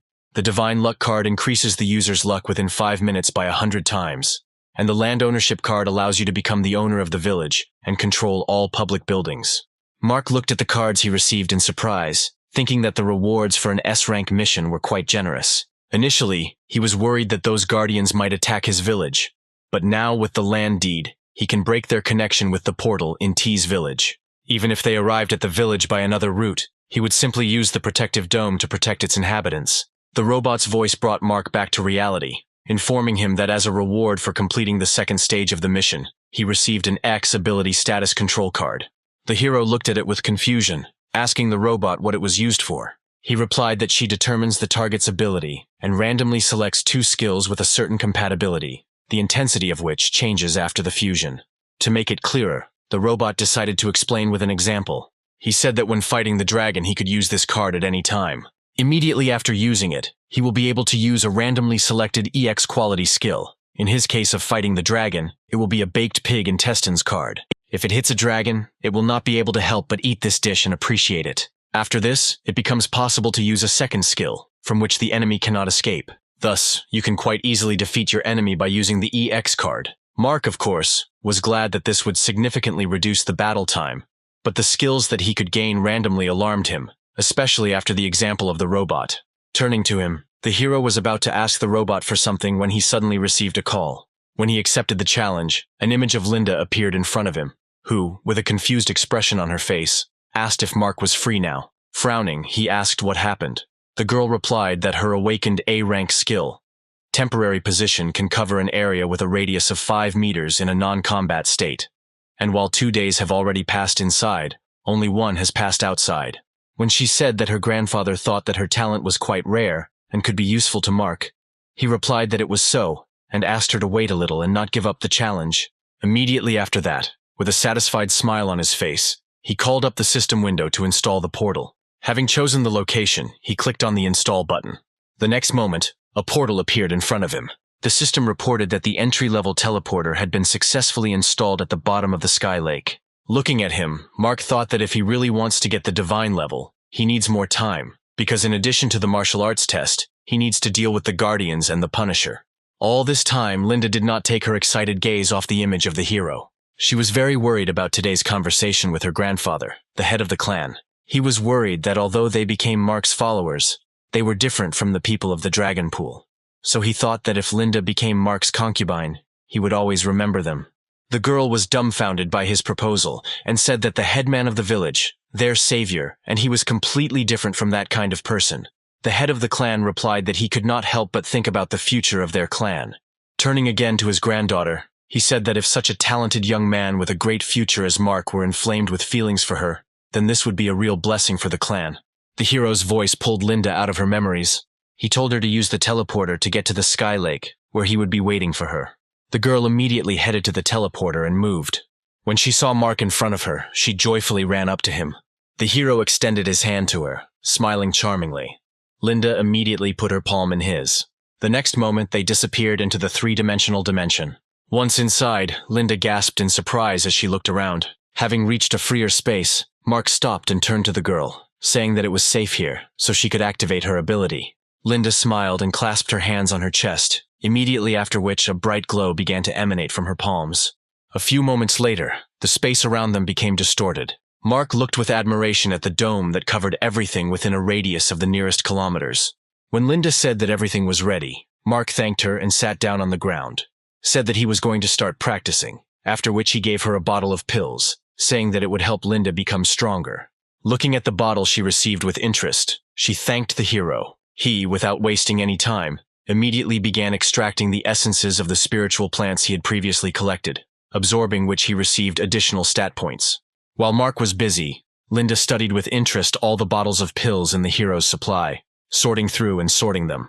Sometimes she glanced at the guy from time to time, thinking that she would like to stay with him longer. Shaking her head, she drove away such thoughts and continued to work, reading the names on the bottles. An hour later, Mark extracted the essence from the last spiritual plant, during which time his power had increased to 380 stars. Looking at his stats window, he thought that this was not enough. He needed to become even stronger. Suddenly, another system window appeared and informed him that he could master the profession of an alchemist, whose skills included introductory alchemy, recognition of spiritual plants, control of fire at the initial level, knowledge of basic recipes. When Mark accepted the offer to master it, the robot that appeared congratulated him on becoming an entry-level alchemist, and also informed him that the hero had automatically learned the basic recipes for pills. When the experience points accumulated for making pills reached 100, he would become an average-level alchemist. After that, another system window appeared in front of him with a more detailed description of the abilities he had acquired to control fire and identify spiritual plants. Mark thought disappointedly that it would take him 33 hours to reach the average level, spending 20 minutes on each. But thanks to Linda's skill, this time would be reduced to 17 hours. The hero did not forget Ash's words that sooner or later he would return and destroy his village. Mark decided to take a chance and use the EX card. The robot that appeared accepted the card and asked him to wait a couple of moments. Suddenly, a game roulette appeared in front of Mark. The wires extending from the sides of it immediately reached out to the hero, grabbing him by the shoulders. She said that there will be a fusion of the skills of Shadow Bonds and Shadow Clone. After a couple of moments, the inscription Master of the Shadow Flow appeared on the value field. and Mark was informed that the merger was successful, and he had acquired the Master of the Shadow Flow skill, while losing the skills of Shadow Clone and Shadow Bonds. When a window appeared with a more detailed description, the hero learned that this ability allows him to create 2 clones identical to the owner, which take over all his combat power and abilities, and they play the song River of Desires as background accompaniment. Mark was horrified when he read the last paragraph. Sighing, he decided to begin his alchemy, preparing the furnace and the necessary spiritual plants. Deciding that 1 stove would not be enough, he decided to purchase 2 more. The next moment, he activated the Shadow Flow. 2 clones immediately appeared in front of him, dancing to the song they were performing. Linda was shocked when she saw Mark intact in front of her. The hero himself was dejected by what was happening. The behavior of his clones reminded him of some kind of bug. When all 3 Marks sat down at their furnaces, the alchemist skill was activated. Spiritual plants were drawn straight into the furnace. Due to the low level of skill, only pills unsuitable for preparation were obtained. Mark was delighted when he realized that with the help of clones the process would speed up 3 times. If they continued to work at the same pace, he was confident that they could finish everything in 5.5 hours. Having applied extraction to one of the resulting pills, Mark received a power pill of the first quality. Smiling contentedly, he thought that with endless extraction and its clones in the future, he would not have problems leveling up. At dawn, the clan of guards gathered in one place. One man asked with a grin whether it was really worth gathering so many people for 1 applicant from the small chiliocosm. Even 1 would be enough to smear this little guy on the ground. The guy standing next to him reminded that the advisors who fought with him were greatly injured, so they should be careful with this opponent. Immediately after this, there were whispers in the crowd about how strong Mark must be in order to defeat an Earth-level master. Suddenly, someone said that the earthly level has its own stages. Masters who have reached the combat power of 100 stars but have not passed the martial arts test are called semi-earthly level masters. That, in turn, is divided into 3 stages, which are awarded upon victory over the spiritual beasts guarding the first 3 temples. Those who have passed to the 4th temple and the test of martial arts can be called masters of the earthly level. When the head of the clan came forward, all conversations immediately died down. A man who approached him said that all 9 districts had sent people here, and in total they now had 3,100 warriors. After listening to him, Ivan touched his beard and said that he would have to stay here to protect the territory. So he entrusted the advisors with command of the army. Advisor Flip, standing on his left, said that they would not let him down and would win. Ivan put his palm out in front of him, saying that they should not waste time on empty speeches. The sooner they attack, the better. After this, he turned to his soldiers, saying that it was time for them to set out. The first group of 7 people ascended the portal, anticipating the upcoming battle. However, when the portal was activated, the system reported an error. Ivan went into shock when he realized that the portals between their village and T's village were disconnected. At the same time, Mark fought with the new spirit defender of the second palace. It only took him a couple of minutes to win. As soon as the guardian spirit was defeated, Mark rushed up the stairs. Mark thought with regret that after a night of working on pills, he could no longer improve his performance. Even though the skill acquired was rather strange, it turned out to be useful. The hero hoped that in the future, Linda would be able to develop her talent, and it would become even more effective. Mark noticed that this girl turned out to be much more useful than he thought. In addition to helping with clones and alchemy, she also dealt with other issues that arose, which allowed him to fully concentrate on his work. A few moments later, he finally reached the 2nd-level temple. Some immediately drew attention to the appearance of another contender. A robot hovering in the air announced that the number of people present had reached its maximum, and they could now start fighting. Folding his arms across his chest, Marco asked what that meant. The robot replied that there was a large portal under their feet that could take them to any corner of this world. Each use of it must be accompanied by the use of 1 universal stone. Having materialized one of them, the robot showed everyone what it looked like. After winking at the applicants, he said that in order to get it, they would have to fight with a friend, taking away stones from their opponents. Some were dismayed to hear this condition. In the next moment, 3 purple star-shaped stones appeared in everyone's hands. Mark looked at the stones in his hand in surprise when the robot announced that the applicant who received the most cameos would be declared the winner and receive a secret prize from the organizers. The hero suggested that he needed to get 16 stones. For this, he would have to fight 3 other contenders. Throwing the stones up, Marco asked if he didn't want to participate in the competition. Then he could just give them back and leave. The robot replied that he really could do this, and no one would stop him. The man was happy and wanted to say that he was leaving, but the robot did not let him finish. He said Marco didn't listen to him until the end. The next moment, the man felt enormous pressure, and the robot said that if he wanted to leave, he would die immediately. When this pressure disappeared, Marco began to look around, trying to figure out if anyone else felt it. But the faces of the other applicants showed calmness. Raising his gaze back to the robot, Marco thought that he should be more careful with him. Meanwhile, the robot asked everyone to confirm their intention to participate in the competition. After his words, everyone immediately paid attention to the system window with a choice that appeared in front of him. Mark thought that he had not yet fought with other contenders, so this was a great opportunity for him to see their level. And he was also interested in the mysterious prize promised to the winner. Having thought everything over, the applicants, as one, chose to participate in the competition and clicked on the Take Part button. As soon as this happened, the surroundings changed to a huge arena, illuminated by bright spotlights. Mark found himself in the very center. The rest of the crowd was moved to the stands. Opposite him, the enemy froze, examining the hero with a searching gaze. The newly appeared robot happily announced that the first battle of their competition was about to begin. Pointing towards the hero, he said that the right corner was occupied by a participant from the small chiliocosm, Mark. Pointing in the opposite direction, he announced that in the left corner was a member from the middle chiliocosm, Ray. When joyful cries were heard from the stands, Mark looked there, wondering why so many people were here. He remembered that there were significantly fewer applicants before moving to the arena. The robot's voice rang out again and said that for the sake of fairness, of all the personal information, only the level of the participants will be displayed here. The opponents will not know each other's skills, abilities, and combat power. After he said that spectators have 10 seconds before the start of the fight to place bets, and those who do not place a bet will automatically lose the right to be a spectator of the next fight, they immediately picked up the device that appeared in front of them, placing a bet. When the robot warned that all gambling is accompanied by certain risks and viewers should make their choices wisely, Mark thought that everything that happens here is perceived as a game. He strongly disliked this attitude towards other people's lives. After the specified time, the robot announced that all bets had been accepted and viewers should put their devices aside. Afterwards, he looked at the first participants in the fight, informing them that there were no rules or restrictions in this battle. Entry could be made by any means. Having said this, the robot announced the beginning. Ray instantly took off, rushing towards Mark. Due to the fact that his opponent turned out to be quite nimble, the hero was unable to jump to the side when he struck him with his fist. The only thing he managed to do was to cover himself with his hand, taking the entire blow on it. Ray applied even more force, trying to break through Mark's defense. But he failed. His opponent turned out to be stronger.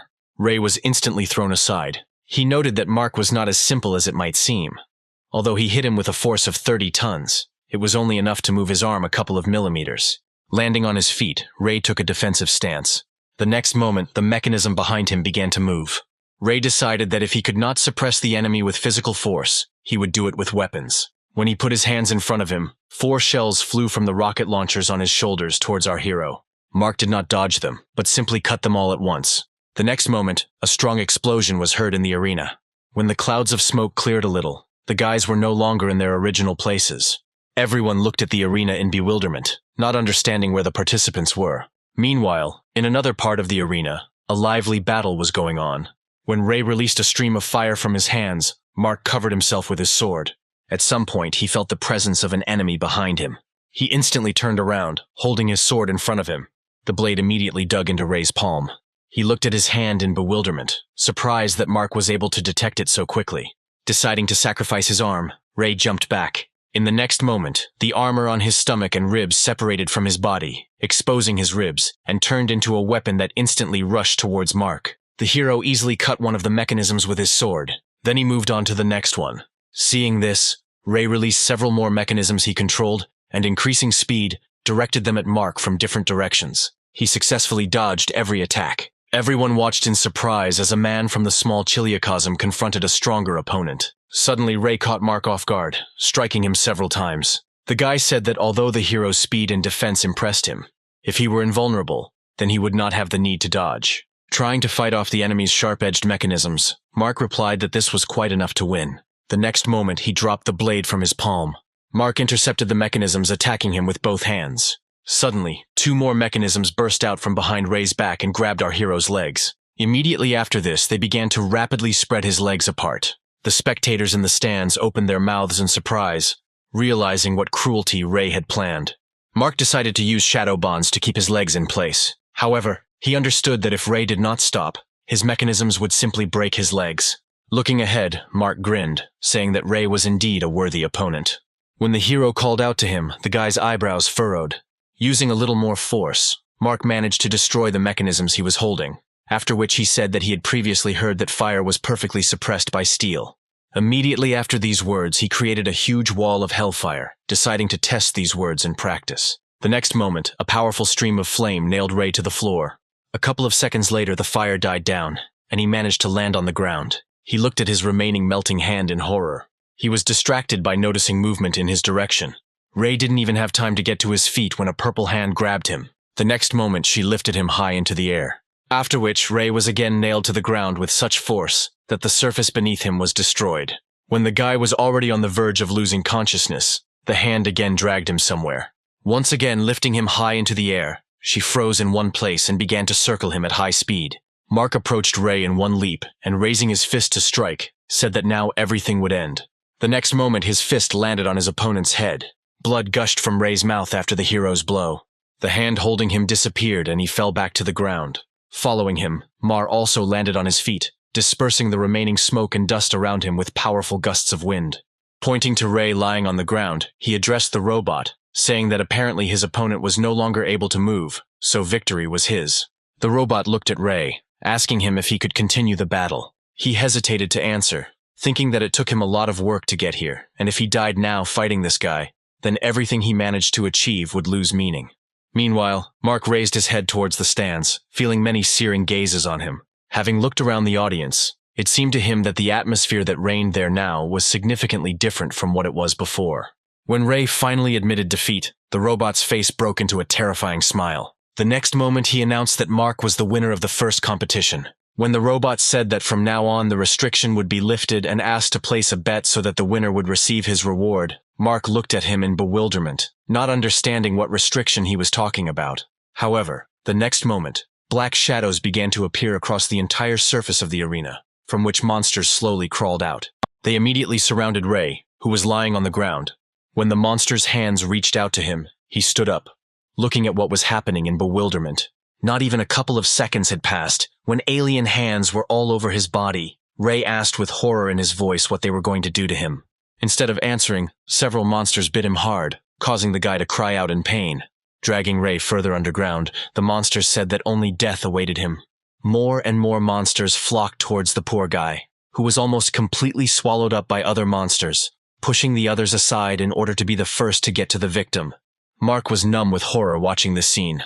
Looking at the robot, he said with reproach in his voice that he deliberately kept silent about what would happen to the losing side. Smiling broadly, the robot replied that this world is not a toy, and any battle is a battle for life and death, so he should not slander the system support service. Pointing towards the stands, where there was also an active battle between the spectators, Mark asked who all these people were. The robot replied that these were everyone who lost their battles. When the hero asked if Ray would become one of these spectators, the robot confirmed his guess. He then handed Mark 3 of his opponent's stones, saying that Mark now had to decide whether to continue the battle or not. The hero was in no hurry to answer, thinking that he still needed to get 10 stones, and he could not give up at the very beginning, because his people were impatiently waiting for his return. When Mark said that he would fight further, the robot's expression changed to a joyful one, and he announced to everyone that the participant who won the first battle had decided to continue the competition. After which he announced that the spectators whose bet was successful in the last round and who collected the required number of soul fragments could take part in this competition. Immediately after that, the spotlight rose into the stands, choosing a new participant. One of the girls jumped up from her seat as the spotlight came next to her, volunteering to take part in the next battle. However, contrary to her expectations, the next moment a laser beam flew a couple of centimeters from her head, cutting off a strand of hair as a warning. At the same moment, the purple spotlight focused on a guy with painted stripes on his cheeks. When a system window appeared in front of Robert, the robot asked him to choose his appearance for the upcoming battle. Robert carefully looked through the options offered to him, thinking that he had been waiting for this opportunity for 1,000 years. He belonged to the Bai clan, which had long since disappeared from the face of the earth, from which the heavens had turned away. All the time that he could remember, his family did not live, but survived in the foggy forest, waiting for the new emperor. But on one ill-fated day, Everything that was dear to him was destroyed after the arrival of a new challenger. His mother, like everyone else in the village, was brutally killed while he and his father were hunting. At that time, Robert could only stand on the sidelines, clenching his fists, watching his father clutch his wife's lifeless body. The image on a piece of cloth left by the killer was forever imprinted in his memory. He swore to himself that one day he would definitely take revenge for what happened on that day. Fueled by hatred and a desire for revenge, several years later he managed to become stronger and was taken to a martial arts trial. However, he lost in the first fight with another contender. Looking carefully at the defeated enemy, the fair-haired guy said that he was vaguely familiar with the name of Robert's clan. Hearing this, he looked in bewilderment at the guy standing in front. A painfully familiar sign on his clothes immediately caught his eye.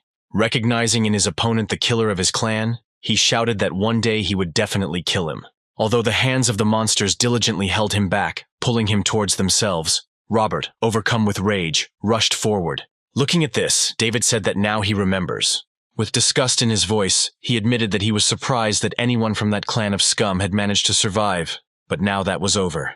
After that, he turned around, losing all interest in Robert. The guy lying on the ground did not give up, and continued to shout out promises that the day would come, and he would kill David no matter what the cost. Having chosen the most convenient form for this battle, Robert pressed the confirm selection button. The next moment, rapid changes began to occur in his body. The robot looked at the guy in surprise, knowing full well what form he had chosen. A terrible pain tore through Robert's entire body as his limbs began to lengthen. A few moments later, a monster appeared in his place before everyone, emitting a terrifying roar. Lowering himself to his paws, he prepared to jump. Letting out another furious roar, he rushed at Mark. Noticing the approach of the enemy, the hero immediately created a flame. The next moment, the monster was right in his face, opening its mouth. Mark was not going to just let it devour himself and, clenching his fist, shrouded in flames, he hit the monster, knocking him to the ground. For a few moments, the monster tried to get up, grabbing a nearby stone with its paw, after which he rushed towards Mark again, surprising him with his speed. Over the next few moments, they moved from one end of the arena to the other, leaving trails of destruction behind them. Spectators tried to follow their movements from the stands. Suddenly, the robot asked them if they were interested in why this time the participants started the fight without bets. He attributed this to Robert's chosen appearance. The robot said that this form is a clone of a mysterious beast that emerged from a cosmic crack. This monster also has the speed and strength of an A rank comparable to a B rank speed talent. In addition, its claws and teeth are so sharp that they can easily tear metal and stones. When the robot said this, Mark's shadow bonds wrapped around the limbs of this monster. And when the hero created ice arrows and sent them towards the enemy, the robot reported that although the skin of this monster looks smooth and soft, its body is actually invulnerable. The best feature of this monster is its one terrifying ability. The next moment, he made deep cuts on his forearms, from which black blood immediately gushed out, emitting a heart-rending scream. The robot explained that the blood of this creature, like a flammable liquid, immediately explodes upon contact with a victim. No defensive abilities or artifacts below rank 4 will save you from this attack. Immediately after his words, balls formed from the monster's blood rushed towards Mark. The hero tried to dodge the balls flying at him, jumping in different directions. Distracted, he did not notice another ball approaching him, and the next moment it hit him directly. Meanwhile, the robot continued to comment on the strength of the monster Robert had chosen, whose strength was at the level of 400 stars. Turning to the audience, he asked them to place a bet. Meanwhile, the monster rushed towards its weakened victim.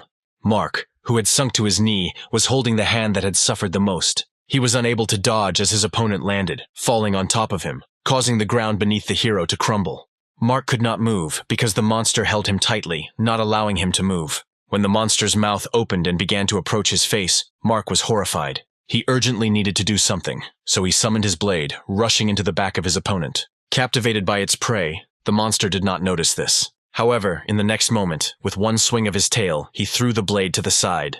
Due to hitting the ground too hard, the blade split into 2 parts. Mark was shocked by what happened. Turning his gaze to his opponent, he furiously shouted that this was his best weapon, as lightning began to envelop his entire body. Lightning began to instantly merge into a gradually increasing ball of electricity in front of Mark's face. A few moments later, lightning from the electric ball began to envelop the monster's entire body. Suddenly, a powerful hellish flame was added to the lightning, rising almost to the very stands. Scenes unfamiliar to him began to flash before Mark's eyes. Seeing Robert's familiar face, he realized that these were his memories. Suddenly a voice was heard from behind. Mark immediately turned around to see who it was. With every moment the voice became louder and louder, repeating only one word: "I will take revenge." Having discovered the source of the voice, Mark calmly looked at the guy in front of him. He asked if Robert had decided to make him feel emotional by showing snippets of the past, but he continued to sit, hiding his head in his knees, completely not paying any attention to Mark.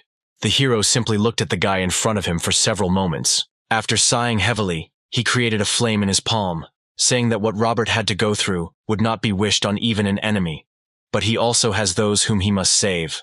Having said this, Mark spread hellish flames around them and threw a fiery clot in his palm at Robert. As soon as the cubes of dust cleared, everyone saw Mark standing next to the defeated monster. He tried with his last strength to rise slowly. Having taken a couple of steps towards him, the hero put his hand on the monster's head. Mark said that Robert had been fighting hard all this time, so he deserved a rest. He promised to destroy all his enemies so that Robert could retire peacefully. A few moments later, an unconscious guy appeared in the place of the monster. The robot that flew up to them reported that all the power of the spirit had been exhausted, so Robert could no longer be resurrected. When he said this, Mark looked up at the robot. Noticing his gaze on him, the robot smiled and declared him the winner of the second round. Also, since he had already won twice, he would receive 6 stones as a reward. Having said this, the robot threw stones at the hero. As he approached, he asked Mark how he managed to break through the enemy's defense with his last attack. Having moved the stones into 3-dimensional space, the hero silently looked at him for several seconds, thinking about whether to answer. He slowly turned around and walked towards the remains of his blade, after which Mark dropped to one knee, and taking the fragments in his hands, replied that he simply used a little trick during physical contact. The hero explained that by touching his palms, he allowed the power of lightning to pass through the veins of the monster, which got there with the blood from the wounds.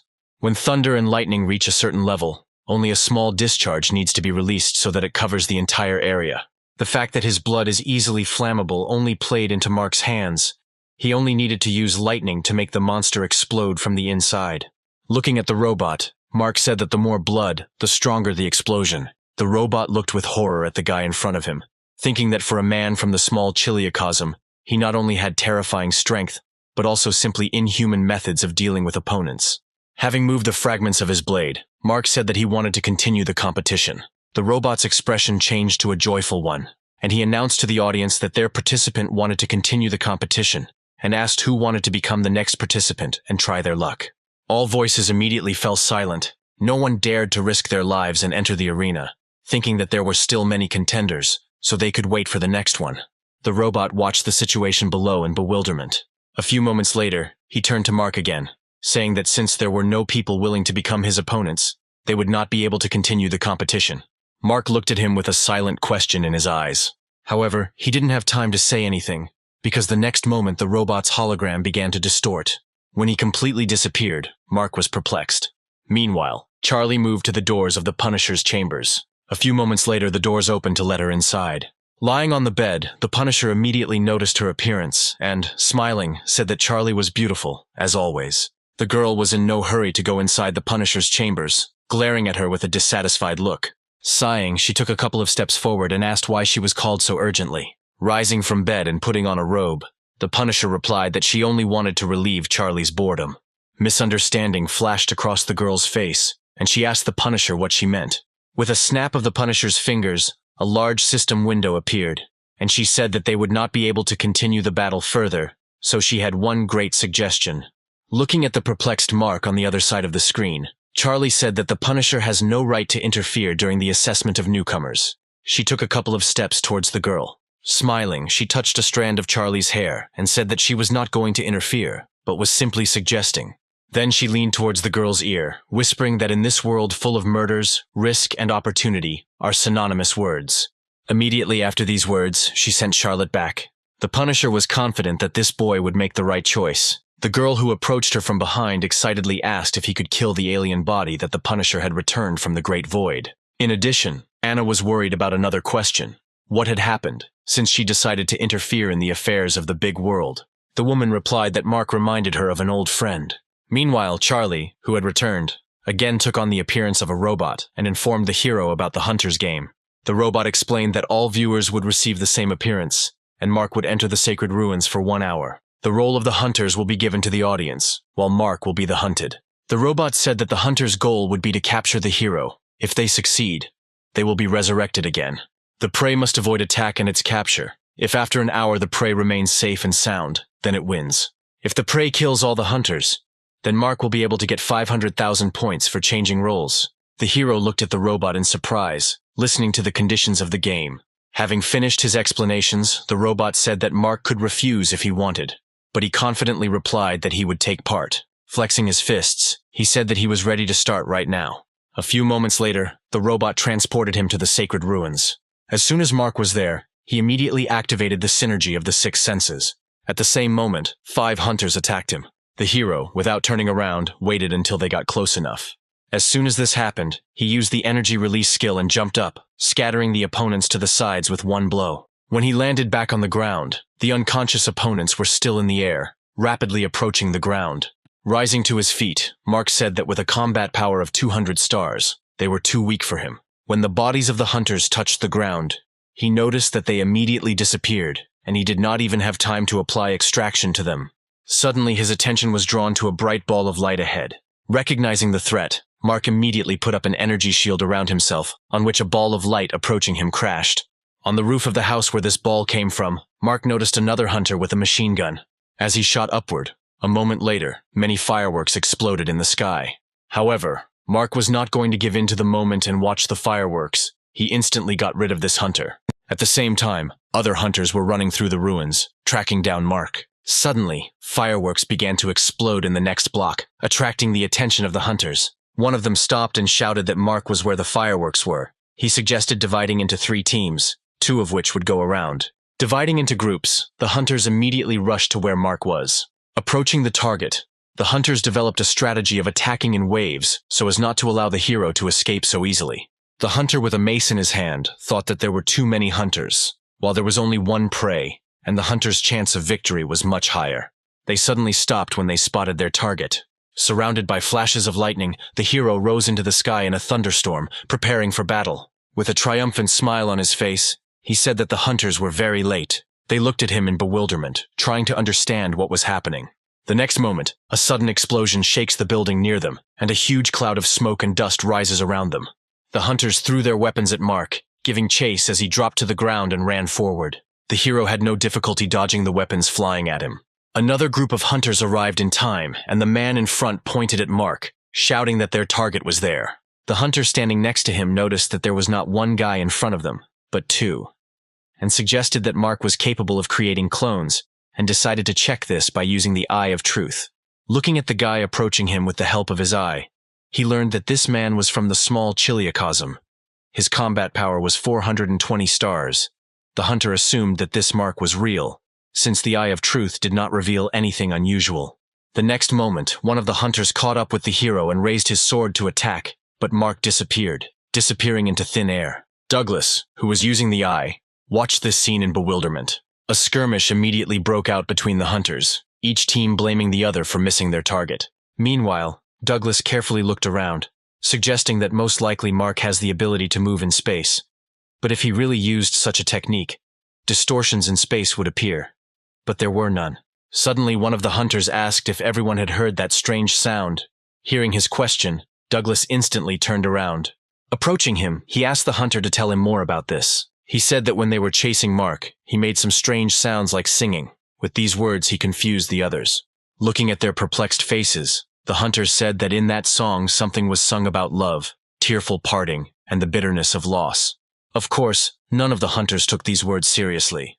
What kind of idiot would run away from being chased and sing songs at the same time when his life was at stake? Meanwhile, Mark managed to escape pursuit and, having climbed a high building, he counted the number of opponents. It took him a few moments to count 54 opponents. Deciding that this was enough, he said that he could begin, immediately after which his body was enveloped in lightning discharges. And his clones, which were placed in neighboring buildings so that the hunters were sandwiched in a triangle, were shrouded in a bright golden light. When Mark raised his hand up, using the furious thunder technique, the other 2 clones simultaneously used their techniques, the mystery of the 5 elements, earth, and the mystery of the 5 elements, gold. Suddenly, the hunters felt the ground under their feet begin to shake. The next moment, they all fell down, deep into the ground. One of them managed to stop his fall by sticking a dagger deep into the ground and hanging on it. However, someone used him as a step and jumped on his face. The hunter could not resist and flew down with a deafening scream. Suddenly, iron began to appear from the walls. Needles. They appeared throughout the tunnel, piercing through someone and preventing them from rising to the surface. Thanks to his instincts, Douglas was able to remain unharmed. Looking down, he wondered who this guy was, who not only had the ability to move in space, but also with metal, thunder, and earth. Other hunters were not as lucky as him, and many who were not pierced by the thorns fell into this bottomless pit. Suddenly, Douglas heard Mark shout out the name of the technique. A bright flash of lightning flashed from the hero's fingertips. The next moment, the spikes, which filled almost the entire space of the pit, were shrouded in powerful lightning bolts, causing horror among the surviving hunters. Those, like Douglas, who grabbed onto the iron spikes were struck by lightning and began to fall down, unable to move. Douglas managed to avoid this fate thanks to his talent for defense, and remained sitting on one of the spikes riddled with lightning. Deciding that it would be too dangerous to stay here any longer, he began to jump from spike to spike, rapidly moving upward. A few moments later, he still managed to reach the surface. However, as soon as he raised his head up, he was stunned with horror. A huge grate with iron spikes, engulfed in blue flames, quickly descended directly onto the pit, blocking the exit. The next moment it sank down with a terrible roar, raising clouds of dust into the air. Mark and his clones remained in their places, watching as the blazing flames of hell engulfed everything around them. Assessing the current situation, the hero thought that there were too many opponents, and if he killed them one by one, he would definitely not be able to complete the task of destroying them. Therefore, he had only one choice, namely to gather them into small groups and kill them. Thus, he used the talent of earth manipulation to create a huge pit. Next, he placed metal spikes there using his metal manipulation talent. And at the very end, he again resorted to the talent of managing the earth, creating the appearance of untouched land. Having waited for the hunters to go hunting, he activated the Master of the Shadow Stream skill and lured the opponents into the prepared trap. Now Mark decided it was time to move on to the next step. He looked at the clones and nodded to them, understanding him without words. They immediately turned around, each heading in their own direction. One of the clones immediately discovered another group of hunters who chased him. Mark just needs to wait until the clone leads them into another trap. A few moments later, the hunters were at the desired point, and the hero raised a wall of hellfire around them, cutting off all possibilities of retreat. The next step was to use the art of manipulating the gold of the 5-element talent to weaken the frame of a nearby building. The next moment, the hunters watched in horror as the house rapidly collapsed, and huge pieces of the walls fell right on them. Unable to withstand the pressure, the house fell on its side with a loud roar. However, that was not all. Ice arrows were already waiting for the hunters in the air. They instantly rushed towards the hunters who managed to survive under the rubble. Mark's arrows instantly ended their lives. Once that step was done, Mark moved on to the next, once again using hellfire to heat the area he was targeting to extremely high temperatures, melting the soil and turning it into lava. Then he himself became bait and lured the hunters into real hell. There he easily dealt with those who sat in secluded corners until the last. Next, he planned to demonstrate his weakness. With this action, he wanted to lure out the remaining hunters. This plan worked perfectly, and now Mark pretended to lose consciousness, secretly watching the hunters and counting their number. When their number reached 200, he grinned contentedly. The next moment, many iron needles burst out of the ground and walls, piercing right through the bodies of the hunters. Rising to his feet, Mark said with satisfaction that it was a great ending. Suddenly he heard someone applauding behind him.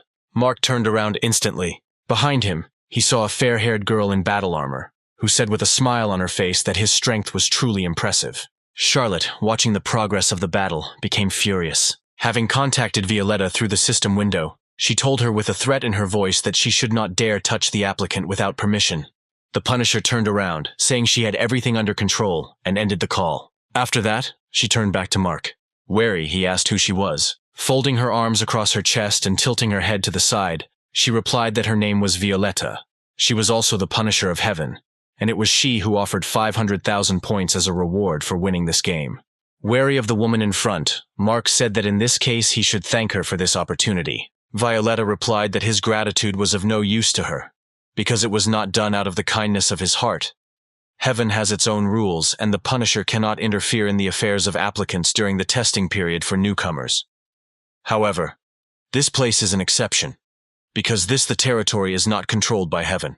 Based on her words, Mark concluded that all this was arranged only to lure him here, and the reward of 500,000 points was just a bait. Violetta replied that it was both yes and no at the same time. Frowning, the hero said that he did not like talking with people who only had an intrigue that was beneficial to them. Smirking, Violetta replied that in that case there would be no more. Immediately after that, she raised her fist, gathering her strength in it. Instantly approaching Mark, she hit him. He managed to activate his armor and cover himself with his hands, but her blow was too strong and forced him to fly several meters back, hitting his back against the wall of the house. When he came to his senses, wings appeared behind his back and he rushed towards Violetta. As he approached, he began to strike actively at her, putting all his strength into them.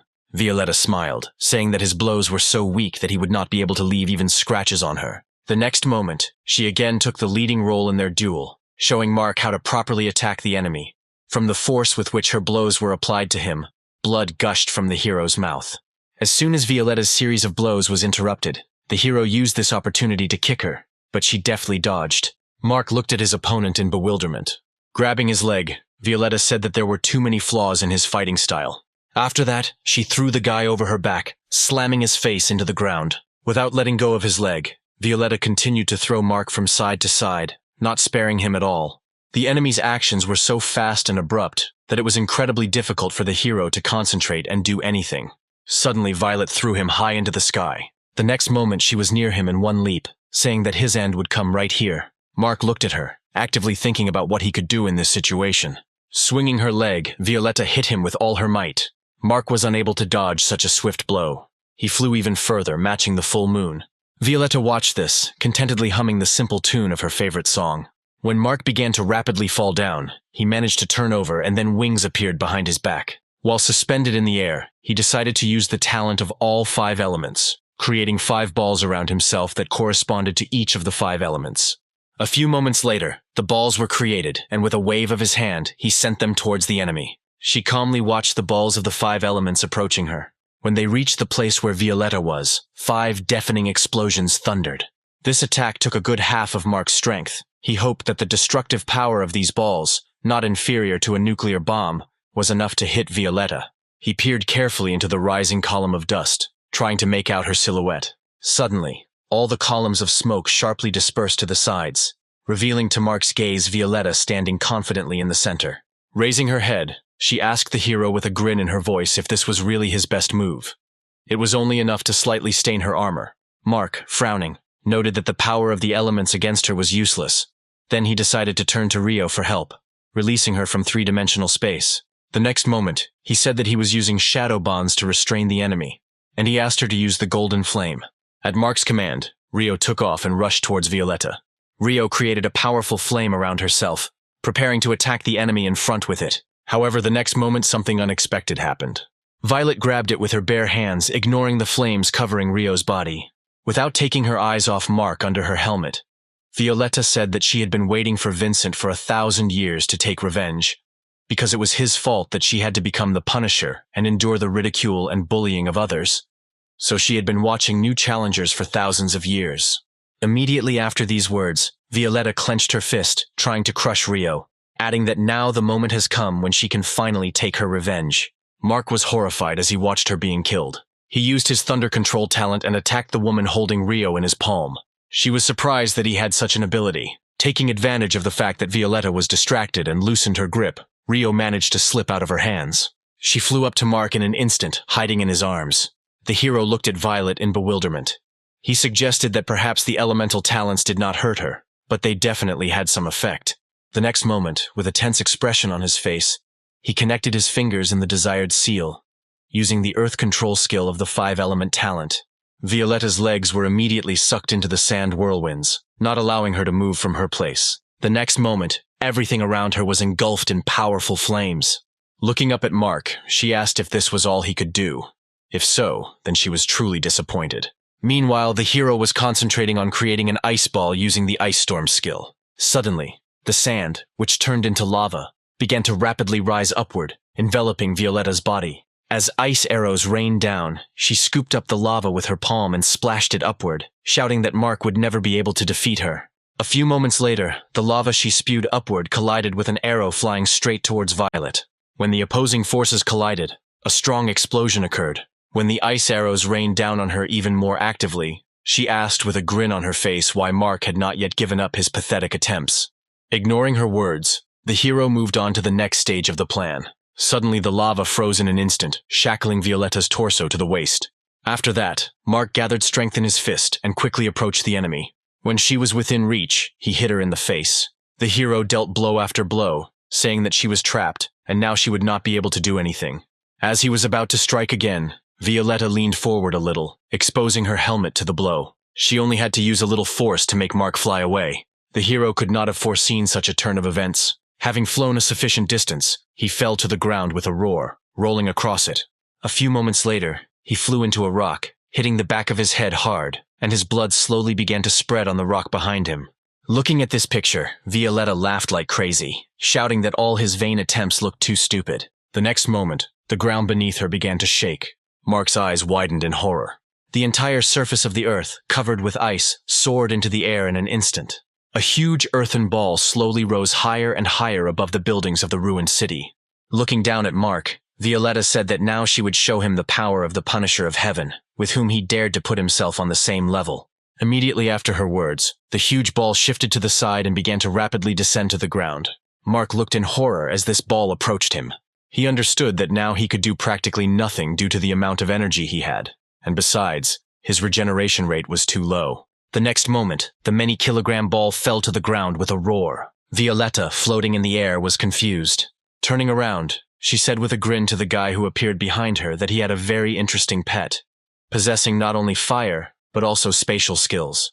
Arriving at his side in the blink of an eye, she punched him hard in the stomach, telling him that he was very lucky indeed. Mark fell back again, hitting his head on another rock. With pain in his eyes, he looked at little Rio, who saved him from that block. The next moment, Violetta moved towards him again, about to attack. The hero managed to rise to his knees and dodge her powerful blow. Deciding not to waste time, Mark activated his acceleration skill and rushed away. Watching his attempts to escape from him, Violetta just grinned. The next moment, her fingers touched the boulder into which our hero had flown a couple of moments ago. With almost no effort, she lifted it above her head with her bare hands. Taking aim, she threw it at the retreating guy. Mark suddenly stopped, dropping to one knee. This allowed him to make a powerful jerk and accelerate even more. He thought that he had to urgently heal Rio, even though she teleported him at the last moment. But that block damaged her heart and lungs. Violetta was not going to let him down so easily, and having caught up, she threw another cobblestone at him, shouting that these games of being a hunter greatly provoked her. Having dodged a stone flying at him, Mark decided to change strategy, realizing that he could not tear himself away from Violetta. Turning towards her, he created several thunder spheres. She immediately ran towards the hero, rapidly approaching him. Smiling, she shouted that she had already seen this trick, and it was time for him to come up with something new. With a wave of Mark's hand, all the spheres flew towards the woman. Suddenly, the spheres transformed into thunder dragons, emitting a terrifying roar. But this didn't stop Violetta. She shouted out that if the hero continues to resist, he will only make his death more painful, so it's better for him to just give up. The next moment, a strong explosion was heard above the ruined city, raising columns of dust into the air. Having lost sight of her opponent, Violetta listened carefully to the sounds around her. Catching quiet footsteps behind her, she turned around and grabbed Mark by the arm, raising her fist to strike. When she hit him in the face, he instantly flew away through clouds of dust, leaving only his severed hand. The guy himself was slammed into the wall of the house. Throwing his hand away, Violetta said with displeasure that Mark had decided to fool her by using a clone. Clenching her fists, she slowly walked towards the clone. Looking at him, Violetta decided that she would unleash all her anger on him. The next moment she approached him and they exchanged blows. Meanwhile, Mark managed to hide deep underground, thanks to his talent for controlling the earth, while his clone distracted Violet. Once safe, he immediately set about healing Rio. Once all her wounds had healed, he gave her a bottle of pills to quickly replenish her energy. While Rio was actively eating the pill, Mark also ate several, restoring his strength. They were unable to rest for a long time, because soon the hero felt his clones being killed, which Rio reported. He asked to teleport them upstairs, and she immediately moved to his shoulder, fulfilling the hero's request. The next moment, Mark returned back and, deciding to use the effect of surprise, attacked his opponent from behind. Violetta peered ahead carefully, trying to figure out the location of the original. Feeling a presence behind her, she looked back and grinned contentedly, thinking that her prey had come into her hands. Mark exchanged a series of powerful blows with Violetta, continuing to strike, The woman smiled and said that he could not even touch her, but still continued to make these pathetic attempts. Suddenly the hero moved behind her, striking. The next moment, the helmet from Violetta's head fell to the ground. Smiling widely, she asked if Mark had decided to find out her weak point by knocking off her helmet. Violetta appeared before his eyes. The gaze of her spiral-shaped eyes, shining with a bright yellow radiance, pierced him, it would seem, to the depths of his soul. When she said that her weakness was not in her eyes, as if to confirm her words, her pupil shrank to an imperceptible point. The next moment, powerful energy waves began to emanate from her body. Mark immediately jumped back. However, the next moment the first wave of energy overtook him. It was as if she had passed through his entire body, separating the physical shell from his soul. A contentedly smiling Violetta instantly approached him, delivering a strong kick. From this blow, Mark flew several kilometers to the side at high speed. Having reached one of the houses, he broke through the glass with his body, flying inside. He fell with a crash onto the concrete floor, hitting his long-suffering head on it. Mark opened his eyes slightly, trying to get up from the floor. He did not understand what had just happened. The feeling as if his body and soul were separated reminded him of the spirits in the village of T. But this time, the effect of the attack seemed much more real to him. His thoughts were interrupted by the appearance of Violetta. Noticing her, Rio immediately tensed up. Touching her left eye, the woman said that she was really excited by the feeling of her fist meeting Mark's half. Every time she seemed to revel in the feeling of victory for the first time. And this little skill of her eyes was an extreme measure. She explained that her eyes have magical powers. Whatever was blocked by her gaze automatically ceases to exist. Therefore, if Mark tries to move, his body and soul will be torn apart in an instant. Having said this, she sank to the floor. Looking at Mark, she explained that, simply put, her eyes are like a camera. If you freeze, everything will go smoothly. But if you start to move, it will turn out blurry. After her explanations, it became clear to the hero why her eyes reminded him so much of a camera shutter. Without taking his eyes off his opponent, he whispered to Rio, asking her to help him find Violetta's weak points. The next moment, Mark jumped up from his seat and moved behind her. She immediately turned around and raised her fist to strike, saying that she had no blind spots. Having received another blow, Mark flew out of the window of the building into the street. Excited Rio flew out after her owner. When blood gushed from his mouth, she was very frightened. At the same moment, Violetta again used the ability of her eyes. Mark noticed this, and approximately noted the distance of 100 meters between them. When he again felt that terrifying feeling of the separation of the soul from the body, he realized that this distance was within the range of this ability. Violetta instantly moved towards him, intending to break his head with her blow. All this time she did not stop the technique, not allowing Mark to budge. The next moment there was a strong roar, raising a cloud of dust into the air. Thanks to Rio, Mark moved further and further, avoiding the enemy's devastating blows and measuring the distance. A few minutes later, the distance had already reached 3,000 meters. When the hero was about to teleport again, Violetta said that she was amazed at his endurance, since he was able to survive several consecutive cuts of his soul. Smiling widely, she admitted that she was terribly interested in finding out how much more he could stand, after which she rushed towards him. Rio managed to move them to a distance of 20,000 meters from Violetta. Mark immediately felt the energy pressing on him disappear, and he could finally move around calmly. Turning around, he looked into the distance and noticed Violetta approaching them. The hero realized that 20,000 meters was the limit of her ability. Having approached a sufficient distance, she again activated the ability of her eyes. Mark froze in place. Rio hurried to use teleportation to be out of the range of this terrifying ability. When they were again at a distance of 20,000 meters, Mark happily said that his guess was correct, and her ability had limitations. Turning to Rio, he said that this time they must counterattack. Having caught up with Mark, Violetta again used the power of her eyes on him. However, he immediately disappeared as soon as he noticed her approach. She flew into a rage and, looking around, tried to determine where he was hiding this time. Mark was suddenly behind her, stabbing her in the stomach. He tried to strike her a few more times, but Violetta dodged all his attacks. When she got tired of this, she decided to take control of the situation and also attacked him. But Mark ducked, dodging her blow. Suddenly, Rio shouted that they were on the border of the Holy Ruins, and they could not teleport further. At the same moment, Violetta raised her fist for a new attack. She struck the air with incredible speed. For a moment it even seemed to Mark that she had grown a dozen more arms. The energy that escaped from her fist rushed towards the hero, in the form of several hundred fists. Watching the fists approaching them, Mark told Rio it was time to get out of here. Rio flew forward. Preparing to use the teleportation technique once again, Mark stayed behind for backup. However, the teleportation did not work. and he grabbed the surprised Rio and pulled her towards him. Covering it with himself, Mark took several dozen strong blows. The blows were too fast and too strong for him to do anything. He suffered blow after blow. All this time, Mark was thinking that when using a skill, Rio concentrates on a certain point in space in order to move there. But these attacks distort space, which is why they were unable to move. Having assessed the state of his armor, covered with cracks, he assumed that a couple more seconds, and it would be completely destroyed. Kneeling down, breathing heavily, Mark told Rio he had an idea. After listening to him, the Phoenix immediately moved on to implementing the plan. Avoiding attacks, she rushed towards Violetta. Noticing her approach, she extended her palm forward to grab Rio. As soon as it was in her palm, Violetta said in a bored voice that the pet, like its owner, completely lacks originality. However, the next moment, Rio exhaled a powerful stream of flame directly into the woman's face. She screamed in terrible pain and grabbed her eyes, releasing a satisfied Rio from her palm. With her free hand, Violet resumed her attack. Avoiding the attacks, which had slowed down significantly, Mark quickly approached his opponent. He was glad that his plan had worked successfully, and now he had a chance to win. Approaching her, the hero shouted that now he would put an end to everything. Hearing his voice, Violetta removed her hand from her face and, overcoming the pain, opened her left eye as Mark's fist was rapidly approaching her face. Reacting quickly, she counterpunched, and the next moment their fists collided with each other. A strong shockwave tore the left sleeve, leaving severe burns on the hero's skin. As shadow bonds began to emerge from Violetta's armor, her face contorted in confusion.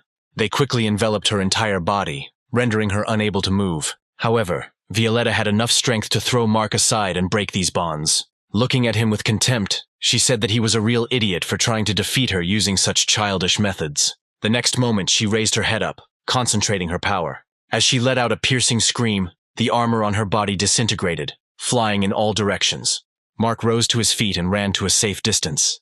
As one of the fragments flew past him and Rio, Mark noticed that it was Violetta's armor. The next moment, a piece of armor flew into a huge cobblestone and left an impressive hole there, flowing further. Mark was dumbfounded with horror watching this picture. He turned around when Violetta's voice was heard behind him, who said that each piece of armor on her body weighed 10 tons. She explained that they only existed to limit her true destructive power. Smiling, Violetta said that now Mark would see all her strength. Mark shouted at Rio to immediately move them to a safe distance. However, Violetta was faster. Being near them in the blink of an eye, she punched Mark in the chin. While in the air, she beat him with pleasure. At some point, he finally managed to dodge the enemy's blow, and, once on the ground, he made another attempt to escape. However, Violetta did not want to let him go so easily, throwing him another attack after him, which Mark dodged. Once at a safe distance, he looked uncertainly at Rio, thinking that after Violetta took off her armor, her speed had increased greatly, and now she was moving almost at the speed of their teleportation. After activating the 3D space, he decided to move Rio there, ignoring her protests. The next moment, Violetta appeared in front of him with her fist raised to strike. From her blow, the hero flew away an impressive distance. Once airborne, he attempted to roll over to gain control of the situation. Violetta did not take her eyes off him. The next moment, she moved to Mark in one jerk. Approaching, she raised her fist for another blow, asking how he was now going to fight back, not even being able to teleport. Falling down, Mark looked at his opponent, desperately trying to come up with something. Putting force into her fist, Violetta accelerated her fall, overtaking him. Mark looked down where one of the pieces of her armor lay. He created shadow bonds that instantly appeared from under the armor. Making incredible efforts, they tried to lift the many-kilogram armor from the ground. A few moments later, they finally succeeded. At the same moment, Mark saw Violetta in front of him, dangerously close, with a satisfied smile. Leaning back, he reached for the armor that the shadow bonds had thrown to him. A few moments later, he successfully grabbed it. As soon as he put the armor in front of him, Violetta's fist flew into it, crushing the iron underneath it. Dropping the armor from his hands, Mark flew down even faster after receiving the blow. His body was pressed deep into the concrete surface of the roof. Opening his eyes with difficulty, he thought that even if he now hides in three-dimensional space, he will not be able to disappear completely, because Violetta will be able to find a way to get to him, and if she gets into space itself, then Rio and Linda will endanger. As soon as he thought about it, he saw the girl's ashen flowing hair in front of him. Linda immediately used her ability, saying that she came to help him. Meanwhile, Violetta, still in the air, picked up a piece of her armor. Swinging, she threw it right at where our heroes were. Linda did her best to slow down the armor penetrating into space. However, He continued to fly straight at her without slowing down for a second, which caused a strong shock in the girl. Her eyes widened in horror when she realized that she would not have time to dodge. The next moment, the armor landed with a terrible crash, raising clouds of dust into the air. Landing on the roof of one of the houses, Violetta said that her time management ability is really quite good. If her level was higher, Linda might have been able to stop the armor. But due to the colossal difference in strength, these abilities do not affect her. Pointing towards Mark standing on the roof of a neighboring house, she said that Vincent should come up with something else. She was beginning to like watching him flutter in attempts to fight back. Linda supported the struggling hero, who for a few moments helped her avoid death, and tearfully apologized, realizing that with her intervention she had made everything even worse. Looking up at Violetta, Mark noticed that she was constantly talking about some Vincent, and assumed that she had confused him with him because of the blood talent. If this was true, then this could be the key to victory. Turning to Linda, he said that he had a skill card that would allow her to use his wings. Immediately after using it, she must use her skill to interact with the clones. The next moment, a clone appeared behind Mark with his left arm torn off, and wings began to appear behind the girl's back. Clutching his chest, overcoming the pain, the hero said that they needed to buy just a couple of minutes of time so that he could recover a little. Violetta, standing to the side, was tired of waiting for action from the enemy, and, taking a couple of steps forward, she said that it was time for them to end this protracted battle. Concentrating, Mark announced that he would create an explosion, using which Linda and his clone should get close to Violet. The next moment, as he said, the hero created a powerful explosion, sending clouds of smoke into the air. Violetta had to cover her eyes. Just at that moment, Linda and Mark's clone rushed past her from both sides. Turning around, Violetta rushed in pursuit of the girl. Meanwhile, Mark managed to hide inside the building on a flight of stairs and immediately used his self-healing ability, healing his serious wounds. While in the air, Linda used her ability on Violet, trying to slow her down. After healing his wounds, Mark began to actively absorb dragon blood spiritual fruits and eat restorative pills. Linda and his clone were successfully doing their job all this time. Despite Violetta's words that due to the low level Linda's ability would not work on her, the girl still managed to slow her down a little. Meanwhile, Mark was trying to cope with the consequences of the rapidly increasing level of dragon blood in his body. Violetta approached Linda from behind, intending to remove the obstacle in her face. Freed from the influence of her ability, the Punisher attacked the clone.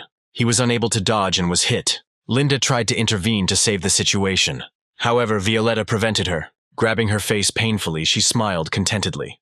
The next moment, Violetta threw the girl down. She landed on the concrete roof, hitting the surface painfully. Soaring in the air, Violetta said that if Linda told her where her friend was, she would generously spare the girl from this torment. Linda didn't have time to respond when Mark appeared behind Violetta and struck her. The Punisher flew away an impressive distance. Landing on the roof, the hero picked up fragments from his wings, thinking with regret that he would no longer be able to fly. The next moment, he activated the second form of wind wings, and a mechanism consisting of fragments of broken wings began to assemble on his left hand. It only took a couple of seconds for the new mechanism to be completely assembled. Holding his left hand, Mark looked up at his opponent. Violetta, walking towards him, smiled, asking what the hero would show her this time. Mark slowly rose to his feet. He knew that the wings of the wind are an extremely powerful thing. But all this power is not released in the first form, but in the second, it can be released 100%. The next moment, the hero rushed towards his opponent. Approaching Violet, Mark attacked her with all his might, unleashing the power of his wind wings. She did not expect that the blow would be so strong that the hero would be able to move her from her place. When he pinned his opponent against the wall, forcing him to hit his back against it, it collapsed in an instant. Mark noticed with horror that the power of the wings was weakening too quickly. Holding back his fist, Violetta said that now this is more like a real fight, but this is still not enough. The next moment, she knocked Mark off his feet, forcing him to fall on his back. She didn't stop there and picked up a piece of armor lying nearby and threw it at the hero, pinning him to the floor. Immobilized Mark, he thought that his ribs were broken, and his energy was only restored by half. No matter how many dragon blood fruits he ate, he would never defeat the Punisher. She slowly approached him, not taking her eyes off the hero. Raising her foot, she wanted to deliver the final blow to finish him off. Using shadow bonds, Mark tried to throw the armor aside before Violet's foot crushed it. Suddenly she laughed. The next moment, Violetta changed her mind and turned around sharply, walking in the opposite direction with sweeping steps. Having moved away to a sufficient distance, she turned around, and gathering all the strength in her fist, shouted that out of respect for him, she would give Mark a quick death. Immediately after these words, she made a swift dash, approaching the hero. Suddenly, Linda blocked her path. But even despite this, Violetta, thirsting for death, did not stop, approaching the girl standing in front of her with a bloodthirsty smile. With tears in her eyes, Linda apologized to Mark, saying that she only wanted to protect him, but it was her fault that he suffered even more. The next moment, Violet's fist pierced her chest. As the woman pulled her fist from her body, Linda began to slowly fall to the ground. Mark watched as if in slow motion as her soul left her body and rushed upward.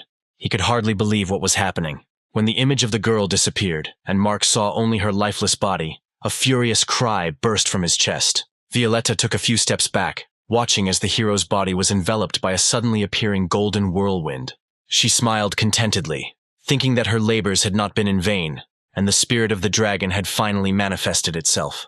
Mark slowly soared into the air. His hair in an instant grew and turned golden, and his nails turned into long claws. The golden whirlwind began to take on the shape of a beast, and the hero let out a furious roar. A few moments later, he opened his eyes. Behind him was a golden dragon. When Mark waved his palm, a powerful stream of wind rushed towards Violetta. But she didn't even move. She looked up with a satisfied expression on her face, thinking that Mark emanated a simply terrifying aura of greatness, almost like Vincent had then, but only a part had awakened, and the real Vincent had not yet awakened. Taking a step to the side to take an attacking position, Violetta thought that as long as this was enough for her, she would patiently wait for the moment of his complete awakening. Mark and Violet began to concentrate their power for the upcoming attack. The next moment, the hero rushed towards his opponent, accompanied by the furious roar of the dragon behind him. Violetta rushed to meet him. When only a few meters remained between them, Charlotte suddenly jumped out of the system window. She waved her hand towards Mark, freezing his time. Violetta, with a dissatisfied expression on her face, glared at the back of the girl's head. Turning around, Charlotte reminded her that the Punishers could not contact the challengers in an attempt to kill them, breaking the laws of heaven. After which she said that she would be obliged to report everything that happened here to the heavenly path. Violetta rolled her eyes and shrugged her shoulders and replied that it didn't matter to her, because she had already done everything she wanted here. With her hands folded across her chest, she began to slowly disappear. Thanks to today, she was convinced that this guy was Vincent. As soon as the test period for newcomers was over, she would definitely kill him. As soon as she disappeared, Mark's time began to move again. He reached the ground instantly, slamming his fist into the surface. The next moment, the entire ground beneath him began to crack deeply. The barrier and walls of the arena to which he was returned immediately began to collapse. Unable to withstand the powerful force of his blow, Mark himself slowly came to his senses. His hair returned to its previous length. A few moments later, all that was left of the arena were fragments of stones floating in the air. Standing on one of them and holding Linda's dead body in his arms, Mark listened to Shirley's words that he received 500,000 points for winning the Hunter game. She also added that, as compensation for what happened, he received the right to unlimited purchase of universal stones for the portal. But that was not all. To this was also added an artifact of the 7th rank, a divine sword, adding 2,000 to attack power, 200% to defense and recovery speed, as well as 100% to increasing the power of the 5 elements. In addition, this sword has an additional skill, Destruction of Skies. Mark also received level 6 armor, Dragon Armor, which adds 2,000 to protection, 100% resistance to 5 elements, and also has an additional skill, Dragon Experience. The hero accepted all the prizes due to him without saying a word. Raising his head and looking blankly at Charlotte, he asked who Violetta was. The girl was in no hurry to answer, looking at the guy with a searching gaze. A few moments later, she sighed heavily and replied that Violet was a demi-deity who came from the abode of the immortals, but was demoted in rank. That's all she could tell him at the moment. Looking at Linda's cold body, Mark replied that he would definitely return the favor and make her pay for everything she had done. Suddenly, he noticed how the girl's body began to slowly dissipate. Charlotte said that she belonged to one of the losing clans, so there is still a chance to make an extraction before she finally dies. Looking at his hands, where Linda was lying a moment ago, Mark just shook his head. Many fireflies rose into the sky, slowly disappearing from his field of vision. As Mark watched them go, he explained in a sad voice that he did not want to extract the dead. A few moments later, he used one of the received stones to teleport. Having chosen the desired location, he moved to the area of the big world number 618 and using the system, sent out offers to all village residents to join his village. After reading the details, many residents immediately accepted this offer, and when the opportunity to increase their level by doing regular work became available to them, they were even more happy, and Mark himself continued to visit other areas, attracting new residents. Sometime later, the system reported that the population of the Dragonpool village had reached 15,395 people, and now the village could be upgraded to the 3rd level. As soon as the hero raised the level of his village, it was transformed into a city, and the system reported that the village of Dragonpool took first place in the competition and received the highest award. Its residents received 1,000 stat points each, and the village chief received 2,000 in addition. Looking through information about his village, Mark learned that now there would be one department organized there, and for each of the 16 constituent villages, a separate department would be created. Turning to the robot, he asked to distribute the points he received: 10,000 points for strength, 10,000 for speed, and 10,000 each for energy and physical characteristics. In addition, Mark changed his equipment to the dragon armor he received, and now his combat power reached 1,200 stars, and his level reached 18. Sometime later he returned to T's village. Walking past the rejoicing residents, Mark thought that he needed to find the head of the Shuan clan and tell him about Linda. Suddenly, almost after him, a shabby man appeared from the portal and reported that the system had not yet managed to build city systems, and the army of the Guardian clan was about to break through here, and also reported that Kane and others had already headed there. Hearing this, Mark stopped and his eyes widened in shock. He immediately headed to the battlefield. The hero could not let Linda's younger brother die. Residents looked after him with surprised faces, amazed at the speed with which Mark rushed past them. Meanwhile, a lively battle was going on a couple of kilometers from the village. The elders did not intervene in the battle themselves. They only observed everything from a safe distance and gave orders. The chief elder, Ivan, was completely indignant because a meeting of the defense forces was held in the Yuan clan, but their clan was not informed. The man was angry that everyone looked down on their clan, so he intended to destroy Mark in order to significantly increase the power and prestige of his clan. He shouted to the warriors to all go on the offensive and get rid of every enemy they had.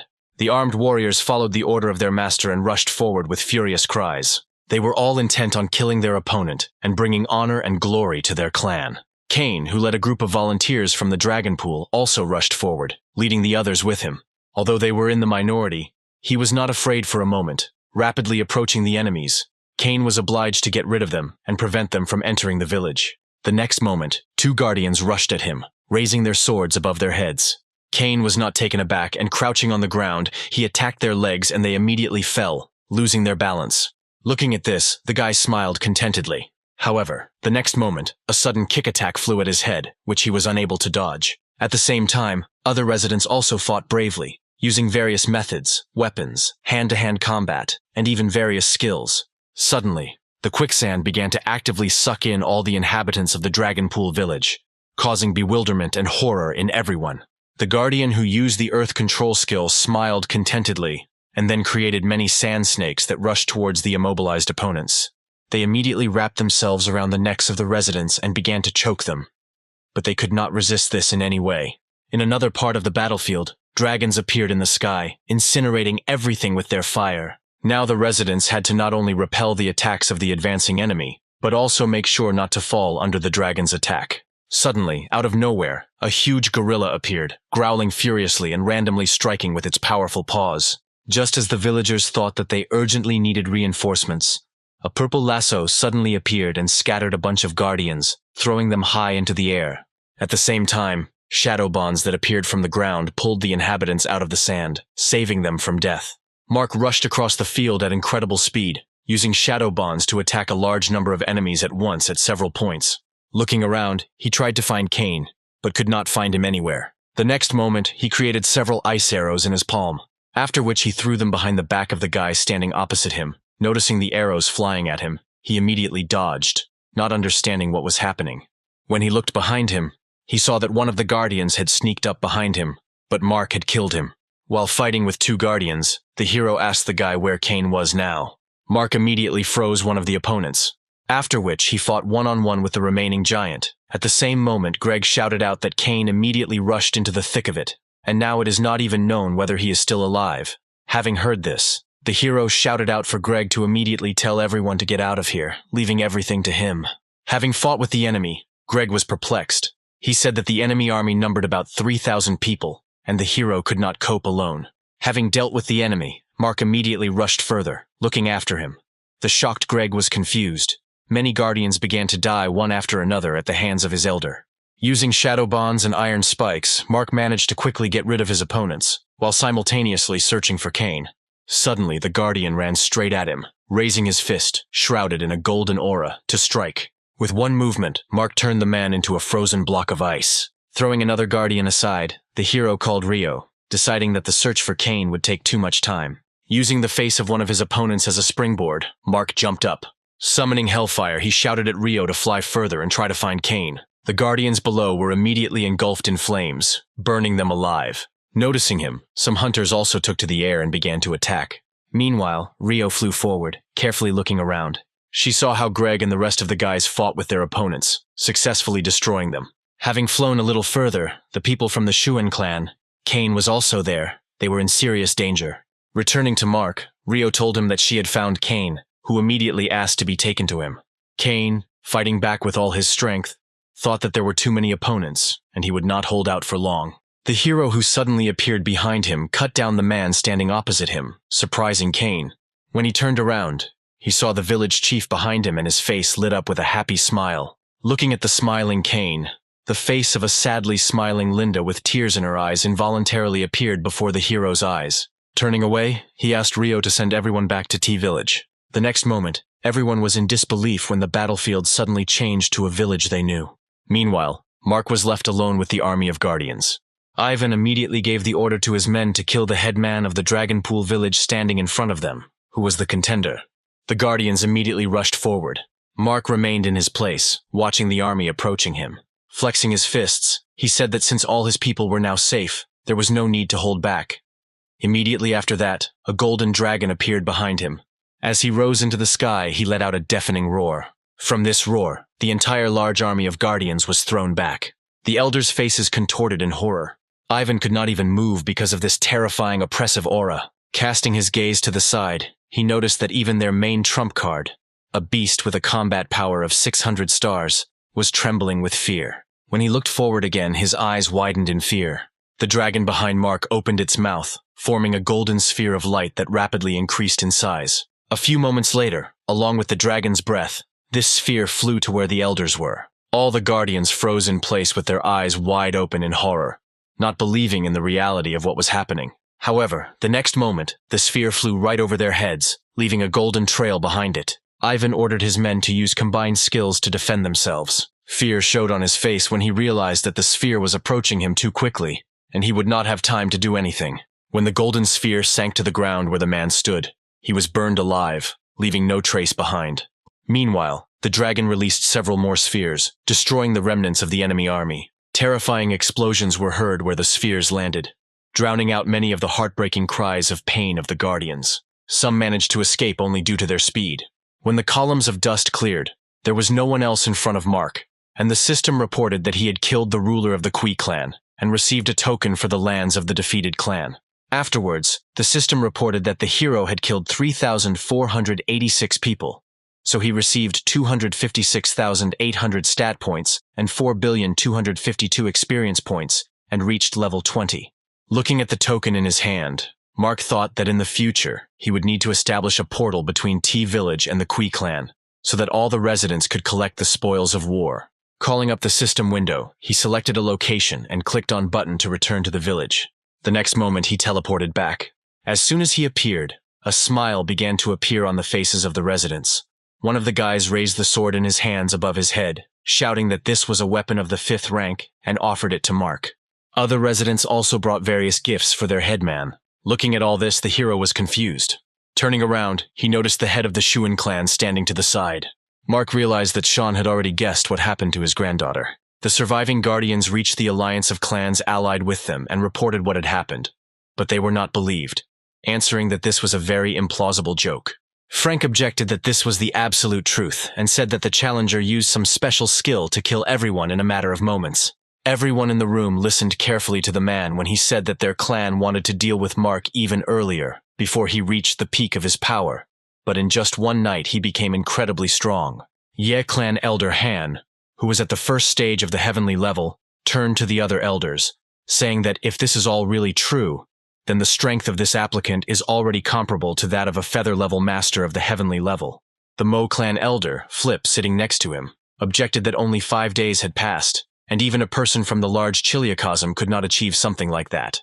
The elder of the Luo clan, Luke, like the others, who was at the first stage of the heavenly level, thoughtfully said that nothing is impossible in this world, and they should not underestimate this contender, because he has an assumption that this boy is even stronger than they can imagine. He explained that among the defeated were maters of the 9th stage of the earthly level and the 1st stage of the heavenly level, to defeat whom you need to make a lot of effort, especially since there were about 3,000 of them there. The elders listened to him carefully. Hans suddenly had a hunch that this applicant must be at least at the 3rd stage of the heavenly level. He immediately hurried to voice this thought. The elders looked at each other when they realized the danger of the current situation. Khan cast an uncertain glance at the man sitting in the very center, who during this time had not said a word. The dark-haired man Han was looking at was an elder of the Yuan clan, the strongest among them because his strength was equal to a 3rd-tier heavenly level master. All this time he did not interfere in the conversation.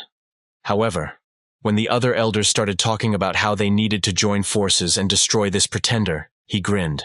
Rising from his seat, he headed towards the exit, leaving a final word to the other elders that they were cowards for being afraid of some boy pretender.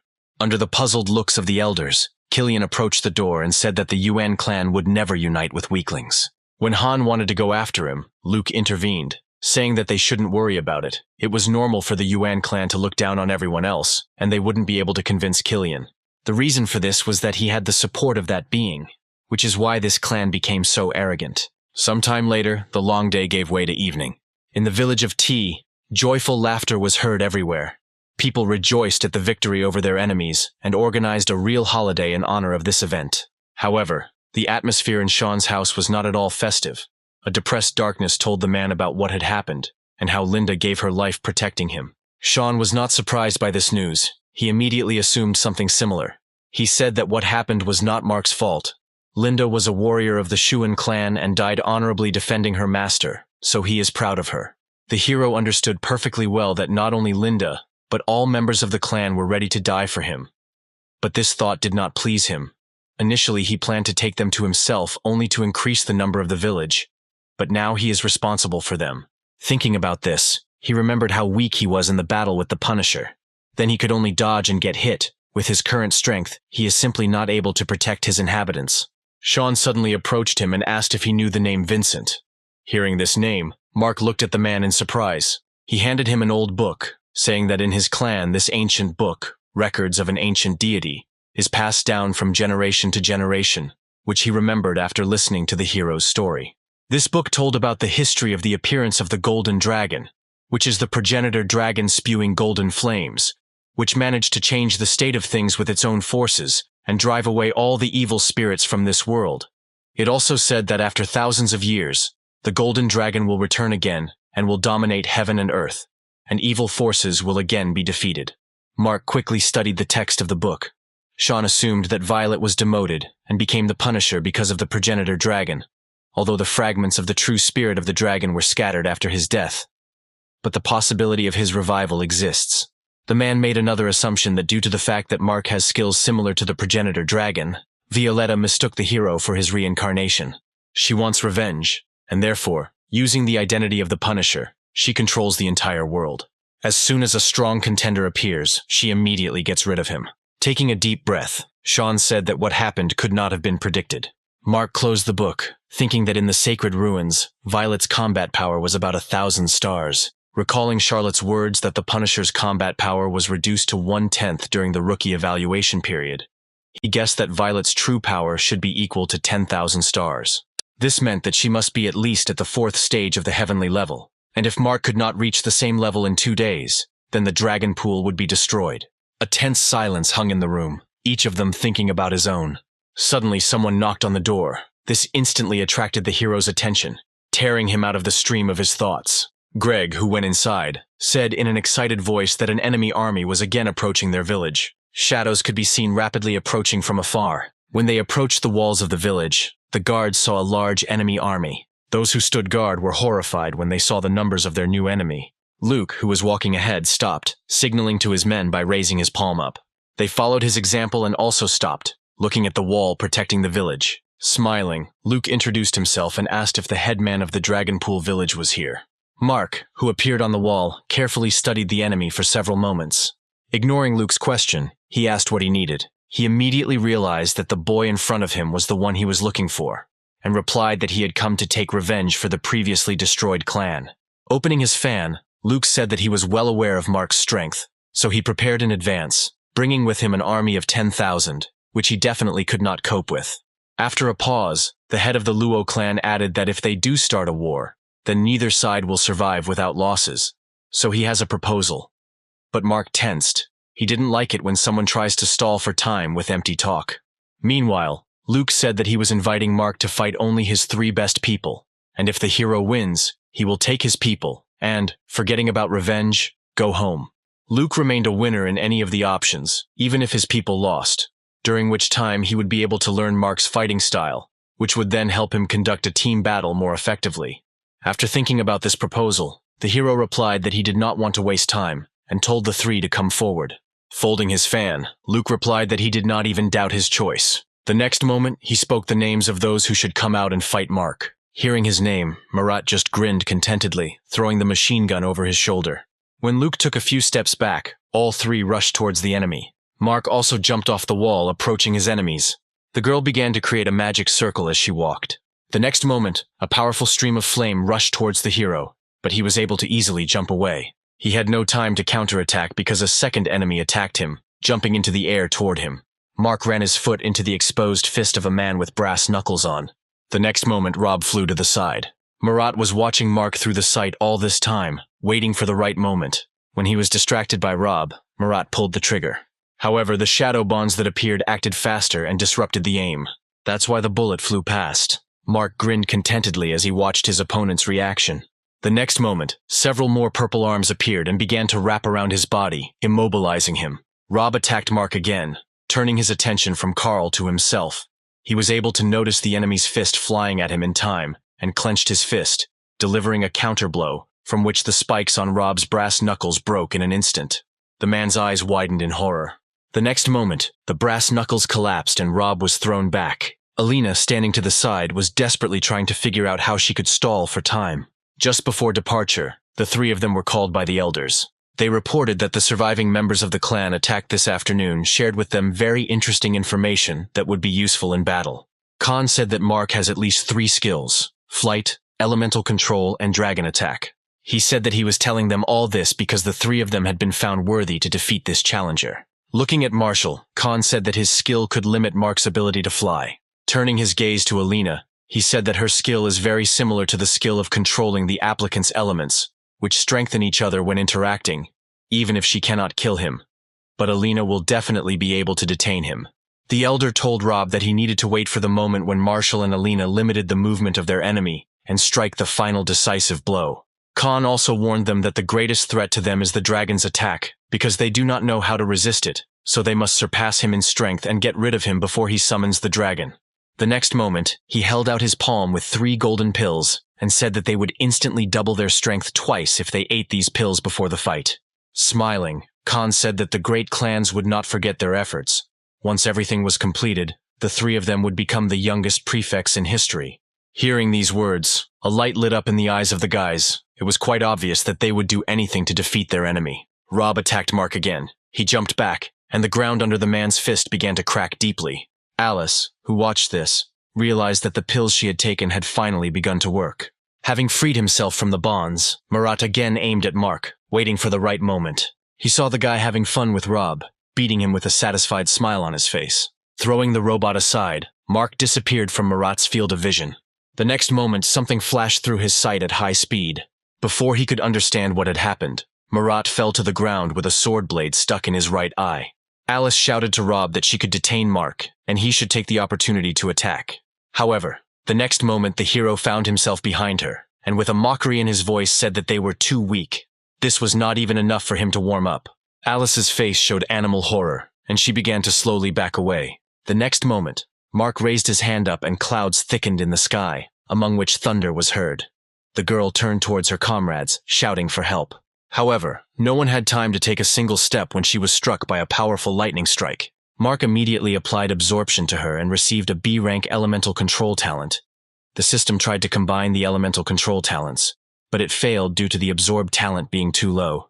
Mark exhaled in disappointment as he read the system's message. Then he turned his gaze to Rob standing in front of him, who was struggling to cope with the fear of his enemy that overwhelmed him. In the end, he failed, and succumbing to fear, the man ran back as fast as he could, asking for help from the elder. As Luke watched, he couldn't believe that it only took Mark a couple of moments to defeat his most talented men, and he had a feeling that this young man wasn't even fighting at his full strength. His face showed bewilderment mixed with fear when the hero changed his stance. Mark put his left leg to the side, completely transferring his weight to his right, and clenched his right fist, concentrating his strength in it. As he punched the air, a powerful stream of flame erupted from his hand. The fiery fist overtook Rob in an instant. The next moment there was an explosion. Everyone's faces were distorted in horror at what had happened. As the smoke began to clear, they saw Rob's headless body falling to his knees. Holding out his fan in front of him, Luke said that it was time for him to intervene in the game. Approaching the body of the man who had just died, Mark said that from the very beginning he suspected that Luke would not keep his promises. After applying the extraction to Rob, the hero smiled, saying that he was also not going to let his opponents go so easily. The next moment, many fireballs flew towards Mark. He turned to face his opponents and froze in place. When the fireballs were close enough, he took a deep breath.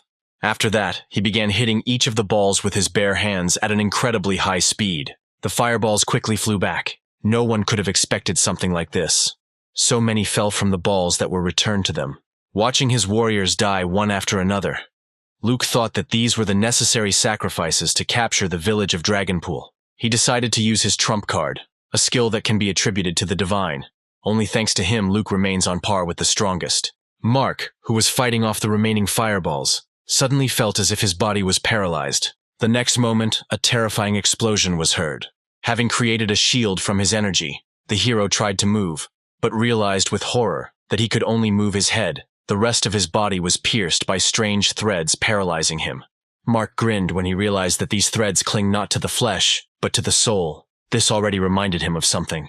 Luke shouted to his men that their enemy was now immobilized, and they needed to use this chance. Immediately after his words, many destructive attacks were directed towards the village wall. Residents became frightened when deep cracks began to appear along the wall. A few moments later, the wall was breached and they realized. Meanwhile, Mark, freed from the effects of the paralyzing technique, attacked Luke, who had difficulty holding back his sword with his fan. He asked in bewilderment how the hero managed to free himself. Grinning, Mark asked if Luke really hoped that he would just reveal all his cards to him.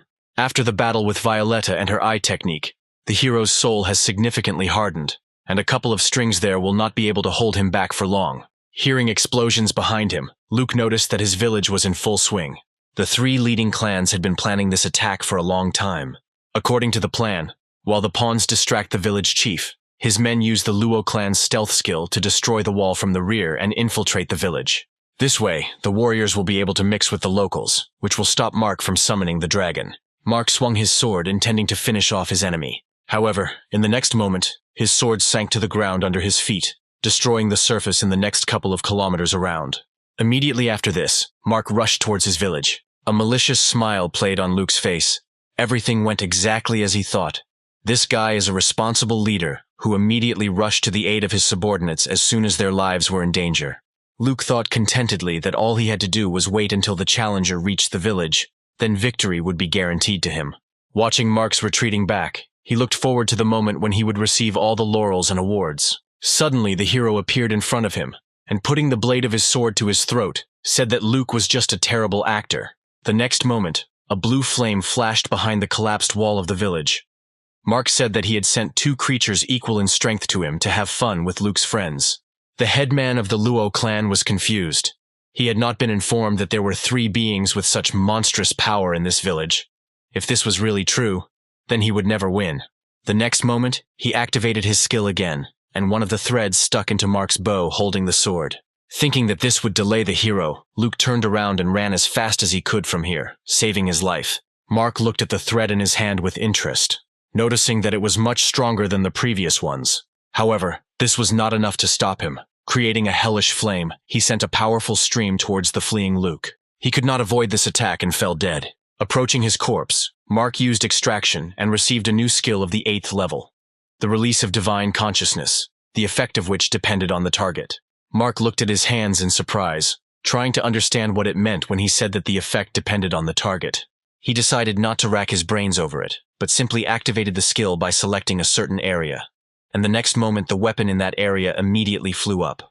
In addition, extraction was carried out from all the corpses located in the area chosen by him. Mark smiled contentedly, looking at the tape in front of him, which is where the power of the skill lies. He guessed that if you change its shape, you can create threads that pierce the soul, and if you use this on an enemy, then perhaps he will be able to gain complete control over the enemy. The hero decided to check how far this ribbon can stretch. Pointing it towards the city, he could see everything that was happening there. One of his clones made short work of his enemies. Mark decided to help the clones a little by using his new skill on the enemies. When the coverage radius went beyond 30 kilometers, he was very surprised, and the thought even crossed his mind that this ability had no restrictions on the coverage of territories. Suddenly a strong wind rose around.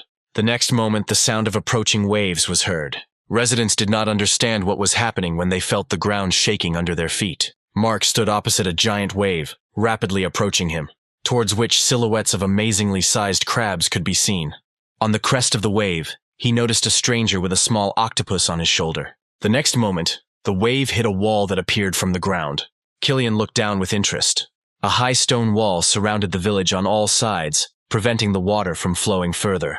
The villagers froze in horror when they saw a wall of earth suddenly grow. Captured, Philip shouted in bewilderment, whether Killian was really going to warm his hands on someone else's victory. When the next moment, choice curses rained down towards the newly arrived elder. Alicia, standing nearby, covered Rio's ears. For a moment Killian's face flashed with irritation. He replied that the powerful of the world should not mess around with the weak. Afterwards, he pointed towards the mark, telling his subordinate beasts that this was no ordinary person. He managed to awaken the power of heaven and earth and strengthen his techniques in just a couple of days, and asked them to destroy the wall he created. Using the Eye of True Sight, Mark learned that Killian's combat power was not much different from his, only 1,800 stars. But even so, for some reason, he felt a lot of pressure, and the source of this pressure was very strange. Taking a closer look at the octopus on his shoulder, he suggested that he might be the source. Raising his head up, he noticed falling drops of water. He watched this in bewilderment, not understanding where the rain came from. However, the next moment he realized that the water was moving in the direction of Killian's servants. Their bellies began to rapidly increase in size as they absorbed water. Mark was surprised when he realized that these Earth-level monsters were capable of drawing the power of heaven and earth for their own purposes. However, a few moments later, they emptied their bellies, directing a powerful stream of water to one point, and the hero realized that he had made a mistake in assessing their strength. Beasts of the heavenly level are capable of extracting the very essence of heaven and earth. Their power can reach 2,000 stars. Having merged into one point, the water took the shape of a huge hand. When it landed in the place where Mark stood, destroying his wall, the hero jumped up, avoiding the attack. Jumping onto this huge hand, he rolled down it. When he was close enough to his opponents, he jumped from his hand, raising his sword above his head. The next moment, he slashed his sword through the air, enhancing the attack with his energy release skill. The released energy instantly rushed towards his opponents. The animals watched with eyes wide open in horror as their comrade's head was separated from the body. The next moment they suffered the same fate. When the gust of air cutting everything in its path overtook Killian, he simply put his palm out in front of him, stopping the attack. Mark watched this in bewilderment. Killian smiled, saying that the hero now has a very interesting expression on his face. Clenching his fist, he dispelled the attack aimed at him, saying that he had previously planned to give Mark a quick death, but he killed his subordinates. Therefore, he decided not to hold back and plunged the hero into the very real abyss of pain and suffering. The next moment the water began to move, spinning like a whirlwind around him. At some point she began to slowly penetrate his clothes. As soon as this happened, Mark felt his strength increase literally in an instant. His hands turned into water monsters that immediately rushed towards the hero. Dodging the attack, the hero saw that his strength became comparable to Violetta's. However, he is no longer the same as he was then. The next moment, swinging his sword, he cut the monster in half. Mark activated his second form of divine consciousness release, thinking that the abilities and rewards he received for defeating the Guardians had already made him strong enough to stand up to Violet. A few moments later, many threads appeared from the sky. They pierced the bodies of the water monsters, taking control of them. With a sadistic smile, Mark said that it was time to dance a little. Killian at this time was horrified, realizing that he could not get out. This skill reminded him greatly of the one possessed by the elder of the Law clan, but this one was many times stronger. Mark was pleased that his hypothesis was confirmed. He could control the captured victim like a puppet. Killian terribly did not like the expression on his face that this boy, who thought too much of himself, was looking at him. The next moment, the water monsters began to move, echoing the hero's movements. First, their bodies were tied in a bow.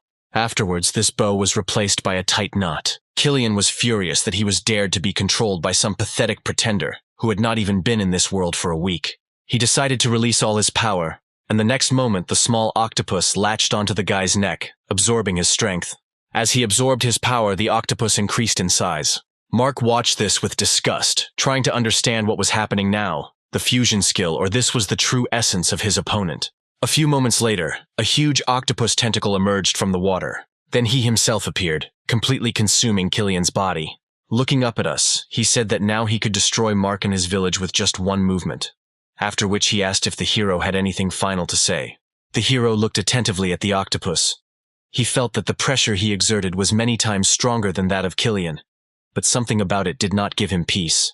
The next moment, scratching the back of his head, he excitedly asked how an octopus manages to talk if its mouth does not move. At his words, the animal went berserk. The head of a small octopus appeared under one of his eyes, and he shouted out in displeasure that if Mark wanted to anger him, then he succeeded very well, and now he would definitely make sure that the hero died the most painful death. Mark smiled contentedly and thanked his enemy for revealing his location himself and saving him from having to look for a needle in a haystack. These words made Killian even angrier. Shocked residents were numb with horror when a huge monster appeared outside the walls of their village. The bound Khan's face showed doom. As if hypnotized, he constantly repeated the words that now it's all over. This is the end of everything. When Philip, sitting next to him, asked what Khan was talking about, he looked at him and replied that they would all die. He reminded Philip of Luke's words that someone is behind Killian. In fact, behind him is just a terrifying creature that can turn a heavenly-level master into a demigod in an instant, and no matter how talented Mark is, he will never win demi-deity. Hearing such words about her master, Rio hit the man on the cheek with all her might. Afterwards, she froze in front of the elders and angrily shouted that they should not dare to doubt her master, because he would never lose. The beaten men were stunned by what had just happened. Meanwhile, Rio continued, saying that whether it was a celestial level or a semi-divine level, none of that mattered. Her master would be victorious no matter the cost. Meanwhile, Mark was rapidly approaching the octopus's body. He tried several times to attack the animal's tentacles, but they were too slippery and elastic, so every time he was about to strike, his sword immediately jumped to the side. Thinking about how to damage him, Mark came to the conclusion that there was a weak spot where Killian was sitting. He understood that it would be quite difficult to get there while his tentacles were everywhere. He began to go through various options and immediately rejected the ice storm, because seawater would be quite difficult to freeze, and the appearance of a dragon would cause huge waves that would immediately flood the entire village. In an instant, approaching the animal's muzzle, he decided to try the method that seemed to him the most effective. In an instant, clouds gathered in the sky, accompanied by strong peals of thunder. The next moment, lightning struck the octopus. Having used this skill, Mark immediately moved away from the enemy to a safe distance, trying to understand whether it worked or not. Suddenly, Killian's voice was heard, who said that this attack gave him rather pleasant tingling sensations throughout his body. Rising from the water, he attacked Mark with one of his tentacles. Killian laughed maliciously, saying that at sea he was on his own territory and no one could defeat him here. The next moment the hero was attacked again, and he thought that if everything continued like this, sooner or later he would simply die from exhaustion. When the octopus again wanted to strike him again, he blocked this attack with his sword, turning over all his most powerful skills in his head. Suddenly a woman came to him. Turning towards the village, Mark called Rio. She instantly appeared next to him, and for a couple of seconds the hero was confused, not understanding where she got her new outfit. Remembering more important things, he said in a serious tone that he wanted to try soul fusion to take advantage of her power, but the catch was that he did not know how it would affect her in the future. There was a look of surprise on his face when Rio said he didn't have to continue. Touching his palm, she said with a smile on her face that she believed him and would always follow him, and would even give her life for him without the slightest regret. The next moment, a bright flash lit up the sky. Mark began to slowly transform, his hair turning a yellow-orange color and a phoenix mark appearing on his forehead. The octopus carefully watched the transforming enemy. A few moments later, among the clouds of smoke, he saw Mark in front of him, who had grown several times in size. With a satisfied grin, he said that it was rather unfair that they used to have such a huge difference in size. After these words, he immediately struck the enemy with a strong blow with his fist, but he defended himself with one of the tentacles. When Mark pulled his fist back, a huge burn was left on the tentacle. Noticing this, the octopus growled with rage, randomly striking the surface of the water with its tentacles. He shouted that he would not stand on ceremony with Mark and would simply strangle him. Immediately after this, its tentacles rushed towards the hero. He intercepted them, squeezing them in his palms.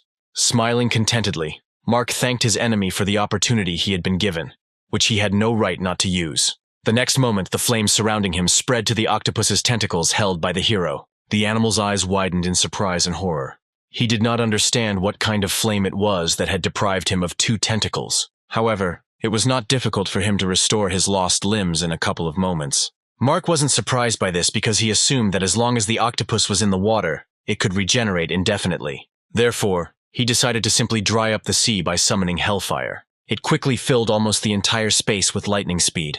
Feeling the scalding hot air, the residents hurried to move as far away from the wall as possible. Watching everything from the porch of his house, Sean thought that this was truly a war of the gods, and Mark was not a bit inferior to Killian, who had been the leader of the Yuan clan for a millennium. Everyone admired the strength of their elder, rejoicing that such a strong person was on their side. Meanwhile, Mark struck the octopus's body with lightning-fast blows. He enjoyed beating his opponent to his heart's content. His final blow sent the octopus flying several meters back. A few moments later, he fell back into the water, sending a lot of splashes into the air. Mark was not going to stop there, and immediately created water whirlwinds that immediately rushed towards the octopus. Every moment there were more and more of them, completely cutting off the routes of retreat. Suddenly, a huge fire phoenix dressed in armor appeared behind Mark. Mark smiled contentedly, noticing that his opponent was on his last legs. With a wave of his hand, the fiery phoenix rushed towards the octopus. A few moments later, fire and water collided with each other. The octopus, hiding under the water, joyfully thought that it had managed to avoid this blow. Mark rushed towards his opponent, intending to attack him again. Having approached a sufficient distance, he raised the sword above his head, enveloping its blade in flames. The next moment, he cut the octopus's body with one swing. Having dropped to the ground next to the enemy's corpse, Mark sighed with relief, thinking that it was finally over. The system window that appeared reported that as a reward for victory, he received 5,200 stat points and 90,980 experience points. The hero immediately deactivated the fusion and began to rapidly transform back. Having returned to the form of a chick, Rio wearily said that it was quite dangerous. But fortunately, they managed to kill the enemy before he went through the stage of the final unification of souls. Mark smiled tenderly and stroked her. He thanked her for helping him. Activating the 3-dimensional space, he said that Rio had better go back there and regain his strength using the pills he made. Afterwards, he turned back to the dead body of his opponent, thinking that the power of demigods that can move mountains and dry up seas is truly impressive. But unfortunately for him, he can only have such power during a fusion. Pointing his palm at the octopus's body, Mark used extraction on it. A few moments later, the system reported that he had gained a new level 8 skill, Octopus Demigod. She also reported that the hero's skills were found to be compatible. After the merger, he received another new ability of the 8th level, Shadow Octopus. From the description of this skill, Mark learned that the Shadow Octopus hides in the darkness and stretches out its hands containing the power of a demigod. At the request of the owner, the number of hands depends on the strength of the owner. As soon as he used the new skill, the hero immediately noticed how much the shadow he cast had increased. The next moment, fingertips slowly began to emerge from the ground. When the hand fully appeared, Mark was shocked by its size. He withdrew the technique, thinking that he had now used half of his power and was only able to summon one hand. Turning around, Mark headed towards the village, thinking that this skill would be best used in case of retreat. As soon as he was a sufficient distance away, the surviving Killian crawled out from under the octopus's carcass. He thought irritably that as soon as he returned to the god of beasts, he would definitely ask him to wash this village with blood. However, his dreams were not destined to come true, because the next moment he was crushed by a huge purple hand. Turning around, Mark grinned, saying that within 30 kilometers, no one and nothing could hide from his divine sense. Returning to the village, he immediately used soul-piercing threads on the captives, taking control of the elders. Closing his eyes and concentrating, he tried to count their memories. Suddenly he opened his eyes, revealing information that shocked him. At the same moment, the elders of the Ye and Mo clans fell dead. Turning around, Mark commanded that low-level residents kill captives in order to raise their level. But he himself thought that if the memory of these men does not lie and he manages to get that thing, he can bring Linda back. The next moment, the hero said that he would activate the full right of movement, so the teleportation array from their village would be able to connect with all the Guardian arrays, after which he asked to gather the strongest warriors, and his clone would go with them to take trophies from the battlefield. Having said this, Mark laid out all the tokens in front of him, activating the land contract, after which the system reported that he became the owner of the territories of the Ye, Mo, Luo, and Yuan clans. For expanding the territory, he received 2,500 stat points, and he also moved to a new level, and its strength became equal to 3,000 stars. The hero sadly thought that he was still very far from reaching the rating of 10,000 stars, so now he needs to go to the lair of the Yuan clan, where he can increase his characteristics by killing the remaining guardians. Rumors about the outstanding contender spread quite quickly, and they managed to reach all members of the Yuan clan. The monster standing at the portal interrupted his conversation with his friend, noticing, out of the corner of his eye, a glow emanating from the portal behind him. However, when he turned around, he saw no one and assumed that the portal might have broken. Mark quietly crept up behind them. He smashed their heads together with all his might. When the hero let them go, the bodies of the monsters fell dead, and he thought that the learned skill of the Mo clan turned out to be incredibly useful. Turning around, he activated the skill of releasing divine consciousness. With his help, Mark learned that there were almost 100,000 people here, of which there were 60,000 of the human level, 30,000 of the earthly level, and 10,000 of the heavenly level. He thought contentedly that if he killed them all, he would definitely move to a new level, and his combat power would reach 4,000 stars. As soon as he snapped his fingers, thousands of lives ended in an instant. Mark deactivated the stealth skill, and walking through the streets of the village, he received continuous messages from the system about the successful extraction, which was carried out automatically using the skill of releasing divine consciousness. Suddenly, a god-level mission window appeared in front of him, the goal of which was to kill 100,000 ferocious monsters and obtain the seal of the beast god. Mark brushed away this window and stopped after walking a few steps forward. In front of him were many bloodthirsty monsters. Looking at them, the hero said that a miracle capable of resurrecting Linda should be somewhere here. Remembering the contents of the task, he assumed that the number of ferocious beasts here was at least 100,000. Although it was a mission with a time limit of 24 hours, the hero was confident in his abilities. The next moment he jumped high into the sky. The monsters opened their mouths, concentrating their power and preparing to attack. Mark stubbornly moved forward, making his way through them. Sometime later, he concluded that the monsters located here can be divided into 9 species, the first of which were voracious frogs. Next came the ape-like ones, which the hero dealt with just as easily. Having defeated them, he then came across winged snakes and phoenixes. This list also includes tigers, unicorns, and spiders. The last to complete the list were the golden crows. When fighting monsters, he immediately learned skills from them. Thus he acquired several more new skills: Feather Arrow, Lucky, and Great Light. In addition, his level 4 Thunder Calamity skills had been upgraded to level 5 9 Heavens Thunder Calamity. In the Temple of the Ancestors, which was guarded by animals for thousands of years, there was a coffin on a high altar. Suddenly the lid of the coffin lifted and moved to the side. The man lying there slowly rose to a sitting position. Soaring into the air, he flew towards the guard standing nearby, saying that he could no longer feel the aura of the 9 beast emperors. He already knew that an intruder had entered his lands. Ernest guessed that this person must have at least a 3rd stage of the heavenly level if he was able to beat 9 emperors. The next moment, an ancient artifact materialized in front of him. Using the beast god seal, Ernest could create countless different beasts. When he activated the seal, many shadows slipped out of the hall. As they walked, these shadows transformed into animals. Having finished extracting the animals from the corpses, Mark spread hellish flames around, burning the bodies. Finding himself in the very center of the raging flames, he sank to the ground, deciding that first he needed to rest a little and regain his strength, and only then he would go to the god of beasts. Chewing the recovery pills, he called up the system window. He had managed to extract one very unusual B-rank talent, arbitrary skill fusion, and he wanted to test it. He chose level 2 armor and level 3 energy release skill to combine. Disappointment flashed across the hero's face when the system reported that the combination of skills had failed. Suddenly, another new skill caught his eye. Lucky, In the explanation it was written that the user's luck would increase significantly by 5 seconds. The recharge time was 1 hour. Mark decided to try combining the skills again and, choosing the skills Feathered Arrow of the 6th level and Pillar of Sunlight of the 7th level, he used the skill Lucky. The next moment, the system reported that the merger was successful, and he received a new skill, the 8th level Solar Arrow.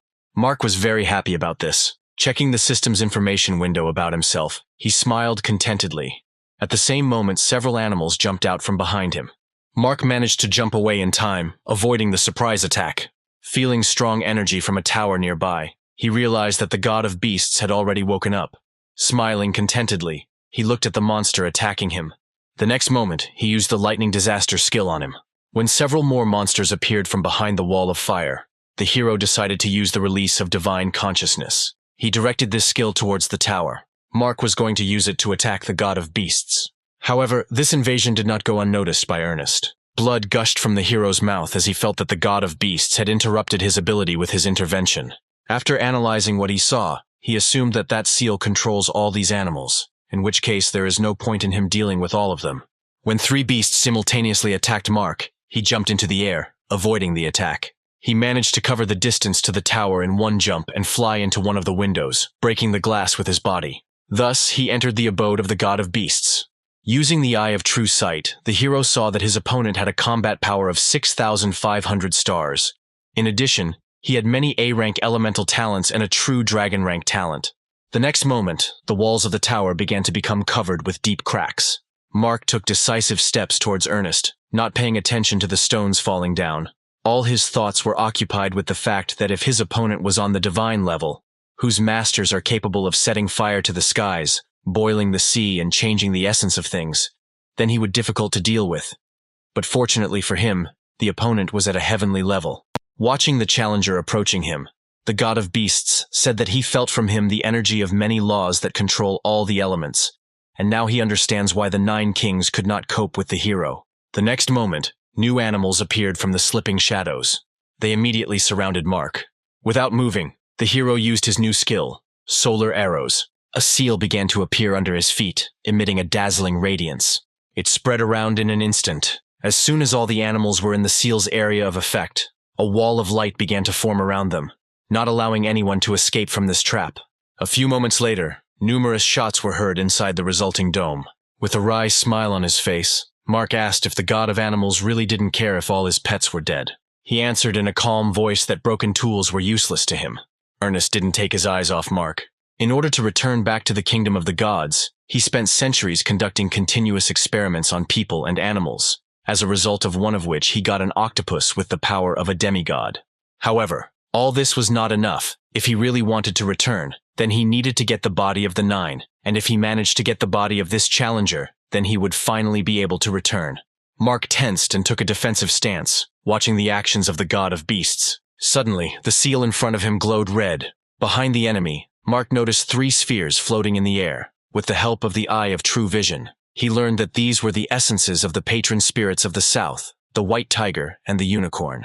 The hero realized that Ernest was using the seal of the god of beasts to purify these spirits and increase his strength.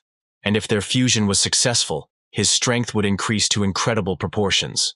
Mark rushed forward, intending to stop the god of beasts before he gained unprecedented power. At the same moment, the chains behind the back of the god of beasts rushed towards the hero. Mark easily avoided the chains that tried to attack him. Suddenly, a satisfied smile appeared on the face of the god of beasts.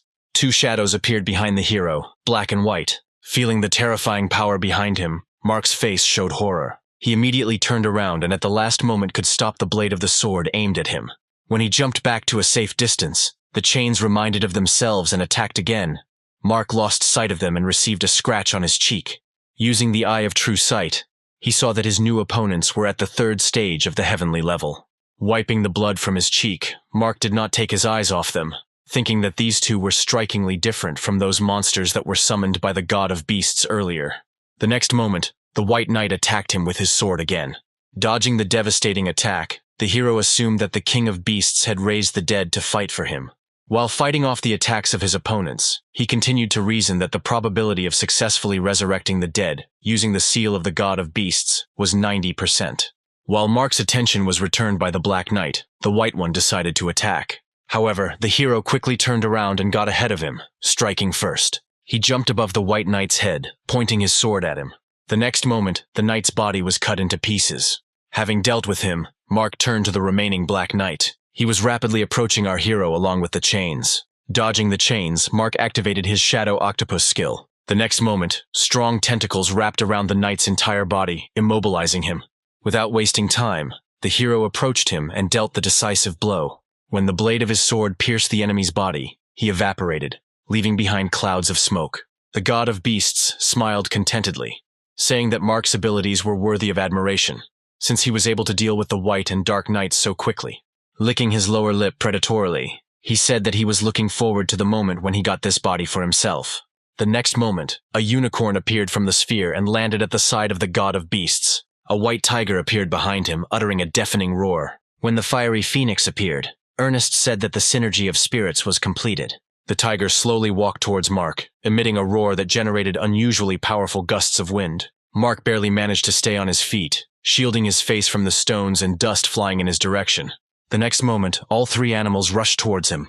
When the phoenix screamed, scalding currents of air began to emanate from his body. The unicorn stayed away. Protecting himself from the effects of the phoenix's power, Mark used the Ice-Brown skill and created an ice wall of many arrows. He decided that he would deal with the phoenix first, and then with everyone else. Suddenly he noticed something strange. As soon as the phoenix approached him, Mark felt as if time around him had slowed down, and the speed of building the ice wall also noticeably decreased. Mark extended his palm forward, using his Shadow Octopus skill. The octopus's paw slowly stretched towards the phoenix, and with his free hand, the hero put his sword forward, realizing that the Shadow Octopus might simply not have time to stop the phoenix. The next moment, the bird flew straight at his sword. The tiger, which had remained on the sidelines until this time, let out a furious roar and ran towards Mark. The hero managed to get out from under the body of the phoenix he killed. One of the octopus's tentacles blocked the tiger's path. However, he easily dealt with him and jumped straight at Mark. The hero managed to jump to the side at the last moment. Kneeling down, the hero tried to determine the source of the strange pressing energy that was greatly slowing down his movements and techniques. Looking up, he saw a unicorn hovering there, from which a strange glow emanated. Mark realized that he was the source. The next moment, the hero saw that the phoenix he had killed had risen. Having created more tentacles, Mark rushed forward, realizing that these beasts would resurrect until he died, so he needed to get rid of all three in one fell swoop. Meanwhile, the white tiger decided to launch a long-range attack. Swinging its clawed paw, it created many powerful gusts of wind, destroying everything in its path. Noticing a green glow rapidly approaching him, Mark looked to the side, checking what it was. The next moment, wings appeared behind him and he flew into the air, avoiding the attack. Having immobilized the tiger and phoenix with his tentacles, Mark rushed towards the unicorn. As he approached him, he realized that the beast had been motionless all this time due to the fact that the ability that slowed down time had been activated. Raising his sword to attack, the hero smiled contentedly. The next moment, the unicorn's body was cut to pieces. As soon as he got rid of it, he felt his speed return. Mark immediately rushed towards the god of beasts. Suddenly, a huge clawed hand of a monster appeared in front of him. Ernest said that contrary to all his expectations, the hero never ceases to amaze him, and he wants to find out what else Mark is capable of. Lightning instantly appeared in the hero's hand. He attacked the huge hand to paralyze it for a few moments. As soon as he succeeded, Mark tore further. He smiled contentedly, thinking that a little more, and the seal would be his. The beast god's face contorted in horror as he saw Mark approaching his seal. On the contrary, Mark's face showed confidence in his victory. The next moment, the eye on Ernest's chest began to suck the seal into itself. When the hero was about to grab her, his hand buried himself in the enemy's chest. Gripping the sword with both hands, he raised it above his head to strike, activating the sword's secondary skill, Heavenly Strike, and shouted that since the god of beasts did not want to give him the seal, he would have to rip open his stomach and tear out the seal from there. Ashton had already completely absorbed the beast god's seal. The next moment, his body was engulfed in a radiance that instantly rushed high into the sky. Mark was thrown aside. Having flown with his back into one of the columns, he carefully looked at where his opponent was, trying to understand what had just happened. A few moments later, a huge silhouette of someone began to appear through the clouds of dust. With a wave of its paw, the monster scattered the dust around. Having discovered Mark, Ernest said that he would now show him his strongest form. The hero was amazed by the simply colossal size of the enemy. The next moment, the monster raised a clawed paw, which clearly belonged to a tiger, and began to concentrate energy there. The hero's face showed confusion. The next moment he was surrounded by a wall of fire on 3 sides. The god of beasts said in a satisfied voice that Mark should like his next technique. Horror was reflected on the hero's face. He realized that he was completely immobilized.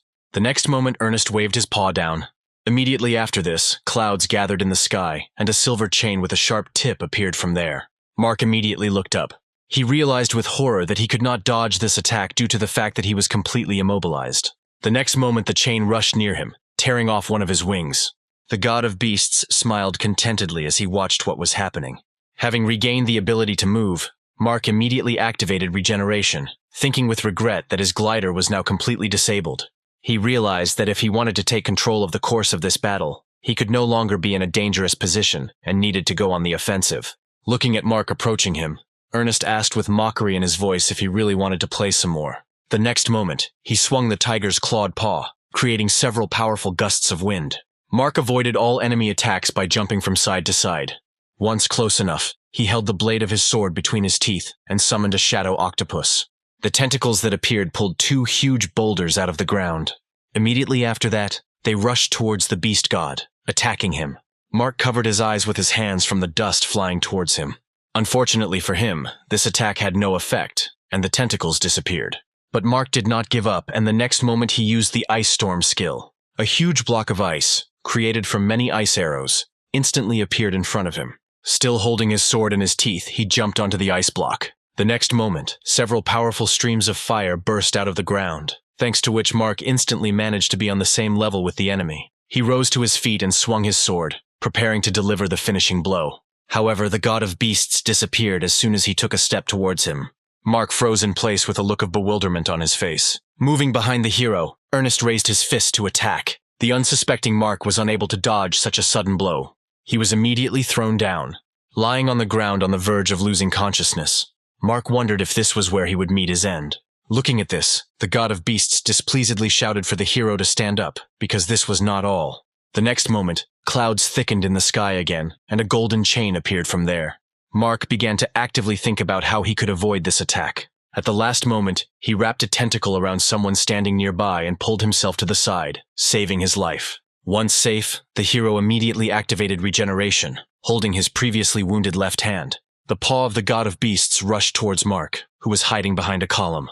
Having attacked him, Ernest asked how long the hero intended to hide. Nothing could be changed by simply not wanting to acknowledge the obvious outcome of this battle. Mark managed to emerge from under the enemy's paw, jumping onto it. Climbing up to his forearm, he jumped, appearing in the face of the god of beasts with a sword raised above his head. As he swung, delivering a slashing attack, his opponent vanished into thin air once again. Having moved behind Mark, Ernest wanted to once again carry out his surprise attack from the rear. This time the hero was ready for something like this, so he wasn't surprised at all. Turning around, he countered the attack with his leg. The next moment, the enemy's paw was thrown aside. Ernest couldn't let Mark go so easily and summoned the golden chain again. The hero looked up at the danger approaching him. The next moment, he extended his hand forward, summoning the shadow octopus. The tentacle instantly rushed towards the stone wall, wrapping itself around one of the sharp protrusions. Thanks to this, Mark managed to avoid the destructive attack of the chain. Fury flashed in the eyes of the animal god. The next moment he attacked the hero with a paw belonging to a unicorn. Mark immediately dispelled the shadow octopus technique. Thanks to this, he managed to dodge the monster's paw in time. A few moments later he sank back to the ground. The beast god shouted furiously that Mark was finished. Immediately after this, he raised his paws up and suddenly many tongues of flame erupted around him. The hero carefully watched what was happening, trying to predict what would happen next. The next moment, many golden chains simultaneously burst out from the flames. They all immediately rushed towards our hero. The next moment they connected at one point, where Mark stood. However, the hero managed to avoid the attack and was now running up the chains. The beast god watched his opponent carefully. Suddenly Mark heard the sound of chains behind him and glanced sideways. He was pursued by dozens of chains, rapidly approaching their goal. The hero had to speed up. A few moments later, he simply jumped towards the monster's locked paws. The monster's face showed bewilderment. Mark was rapidly approaching his paws, and the chain inexorably followed him. Having dropped onto one of his paws, the hero stopped. He took a step back and the chain rushed further without hitting him at all. As soon as it pierced through the closed labia of the god of beasts, Mark immediately jumped back. Ernest immediately fell on his side, and his eyes widened in horror when he realized that all the chains were rapidly approaching him. Using the shadow octopus, Mark wrapped his tentacle around one of the chains. Landing on her, he created a flame in his right hand. The next moment, he put his palm out in front of him, activating the Emperor Dragon skill. The golden dragon that appeared opened its mouth and exhaled a powerful stream of fire. This attack achieved its goal, and the monster fell dead. As soon as the fire went out, Mark saw the molten body of the god of beasts, taking the form of a cube. Seeing what his opponent had become, the hero's face frowned. Swinging his sword, he cut it, saying that it was simply disgusting. In the very center, he noticed a seal glowing red and approached it, studying it with an attentive gaze. The seal separated from the remains of the body of the previous owner, and slowly flew up to Mark. When she was in his hand, a strange glow began to emanate from her. Mark felt as if he was being sucked inside. When he opened his eyes, he did not immediately understand where he was, only heard an unfamiliar voice calling him. Suddenly, a man appeared in front of him, surrounded by 2 golden dragons. Mark looked carefully at the stranger for several moments. He already had some guesses as to his identity, so he asked if this man was the same Vincent that Violetta so desperately wanted to find. Smiling, he replied that his name was indeed Vincent. Pointing to Mark, he said that the hero is also Vincent, because the same blood flows in them. He also added that Violetta is just a pawn who does not deserve his attention. In the future, Mark will have to face stronger enemies, so he needs grow up and become stronger as soon as possible. Vincent explained that the stronger a hero becomes, the more of his powers he can use. When Mark asked what enemies he was talking about and whether Vincent was talking about those involved in his death, surprise flashed in the man's eyes. Smiling, he put his palm out in front of him, saying that Mark shouldn't worry about that. The next moment, a powerful stream threw him back, and Vincent said that the flow of time here is very different from what is familiar in the outside world, so the hero needs to go before it is too late. Mark fell into a deep hole and could hardly hear the man's last words. When he opened his eyes again, he saw Rio's worried face in front of him. Taking a sitting position, the hero asked in surprise why she was here and what happened to the remaining guardians. The girl replied that everything had already been settled. She had been unsuccessfully trying to connect with him for a long time and found him only with the help of their mental connection. When he asked why she was looking for him, Rio replied that the Punisher was about to appear. Mark's eyes widened in shock when he realized that tomorrow had already arrived. Rio confirmed his guess, saying that he had not regained consciousness for a whole day. Looking up at the rapidly gathering clouds, he realized that Linda's resurrection would have to wait. Now he needed to return to the village as soon as possible in order to protect the inhabitants from the impending disaster. Meanwhile, all the residents gathered together, not taking their eyes off the sky. Sean calmed everyone down, saying that they have a chance to win, because all the residents have reached the 10th level. In addition, they have a reliable defender who will come to their aid. The next moment, everyone saw a pentagram appear in the bloody dawn sky. A golden ray of light emerged from it and fell to the ground. Immediately after this, the Punisher slowly began to emerge from the portal. It only took a couple of seconds for Violet to go through the portal completely. By this time, Mark had managed to return to the village. Looking at the enemy hovering in the air, he noticed that she also did not waste time and became much stronger. Suddenly, her voice rang out over the village like thunder, and she said that everyone who could not complete the beginner's task must accept punishment. Hearing this, some plunged into despair and sank to the ground, accepting the fact of their imminent death. Some, on the contrary, only clutched their weapons tighter, intending to protect their lives. The village was instantly engulfed in raging flames, taking the lives of its inhabitants with it. The system reported that the death toll in the first district was 57,000 people. Some used their abilities to stop the flames and save their comrades. Violetta's voice rang out again. She said that all the villages that did not have time to develop during the newcomer evaluation period would be destroyed. Those residents who decided to take refuge in their homes watched in horror as the roof and walls of their houses simply dissolved into thin air. Violetta put her palm out in front of her. Immediately after this, many portals appeared in the sky. Seeing this, Mark activated a shield over his village. The next moment, many fiery rays descended from the sky. The shield was broken literally in an instant by one of the rays. Many houses were destroyed. All this time, Mark stood at the village gate, watching everything. Looking up, he waved his hand, creating a technique to prevent the next attack on the village. The next moment, his power met the Punisher's fiery beam and a loud explosion was heard. Jumping into the air, Mark decisively headed towards Violetta. Having caught up with her, he immediately attacked, but she dodged his fist. Inflicting attack after attack, The hero gradually forced her closer to the ground. And then a few moments later, Violetta found herself on the ground as Mark swung for another blow. Smiling, she also concentrated the power in her fist, and the next moment their fists collided with each other. The force they exerted to oppose each other caused the ground within the nearest kilometer to crack. With a smile on her face, Punisher said that this is the first time Mark has seen her in her perfect form, and this will be more than enough to suppress that immature dragon contained within him. However, the next moment she was thrown aside by a tentacle that suddenly appeared. Violetta knelt down and helped herself with her hand, trying to slow down. Looking up, she asked in bewilderment how Mark managed to acquire a semi-divine level skill. Of course, there was no answer to her question. Instead, several more tentacles grew from the ground, surrounding her on all sides. Mark joined his palms together, hoping to kill his opponent with this technique. Immediately after this, the tentacles closed tightly, trapping Violet. But it was not possible to keep her there for long. As soon as she released her power, the tentacles scattered into small pieces. Looking at Mark, she said with irritation in her voice that even if he managed to get this power, it would not help him defeat her. Mark, who approached her, replied that he did not want to defeat her, but to kill her. Immediately after these words, he struck her with a powerful blow to the head. Violetta flew high into the air. In one jump, the hero overtook her, preparing to attack again. Suddenly, a satisfied smile appeared on Violetta's face. The next moment, her mask opened, and the hero's gaze revealed 4 pairs of eyes looking at him. Mark immediately felt a colossal pressure that paralyzed his entire body.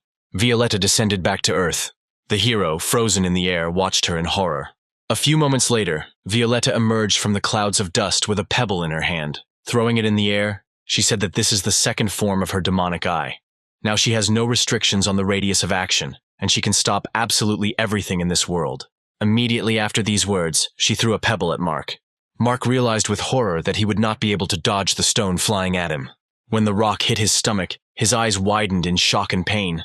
Smiling contentedly, Violetta said that he had overestimated his strength, after which she straightened the fallen strand of her golden hair. Suddenly, Mark's body began to dissolve into thin air, and a mocking smile appeared on his face. Violet was shocked when she realized that she had killed a clone. The real Mark reached out of the ground and grabbed his opponent's ankles. The next moment, there was a strong explosion, and a huge column of dust rose from the ground. Mark managed to drag Violetta underground. He immediately activated the Divine Consciousness Release skill. Thus, for some time they descended deep underground along a previously created tunnel. With each new turn, Violetta hit her head on solid ledges. She tried to take control of the situation by activating the magic gaze shot, but each new blow took away her eye, and she could not activate this technique. Suddenly, Mark stopped and threw her down. Violetta continued to fall into the abyss until she reached the bottom of this bottomless pit. The hero landed after her. Rising to his feet, he said that her abilities would be useless where there was no fiery light, which is why he specially dug this arena for their final battle. Standing in front of him, Violet asked with a smirk if he really thought he could defeat her just by relying on that. Mark replied that of course not, after which he put his palm with the seal in front of him and activated the power of the god of beasts. In the next moment, the seal spread across his hands all the way to his forearms, and his body was engulfed in flames. Violet's face showed fear when she saw the divine seal of the beast god. She did not take her eyes off the challenger, who had managed to master the power of a demigod in just 2 days. Grinning, Violetta said that she did not expect anything else from Vincent. The next moment, a hail of attacks rained down on her, but she successfully dodged each of them. Suddenly, the tentacle that had attacked her disappeared. When she started to land, Mark, who had been hiding underground, crept up behind her. He grabbed Violetta's leg, squeezing it with all his might. She screamed in pain. She turned around and attacked Mark with her free leg. He immediately flew into the wall. Kneeling down, Violetta was breathing heavily. Mark, approaching her through clouds of dust, said that this time she was on constant defense and was dodging his blows.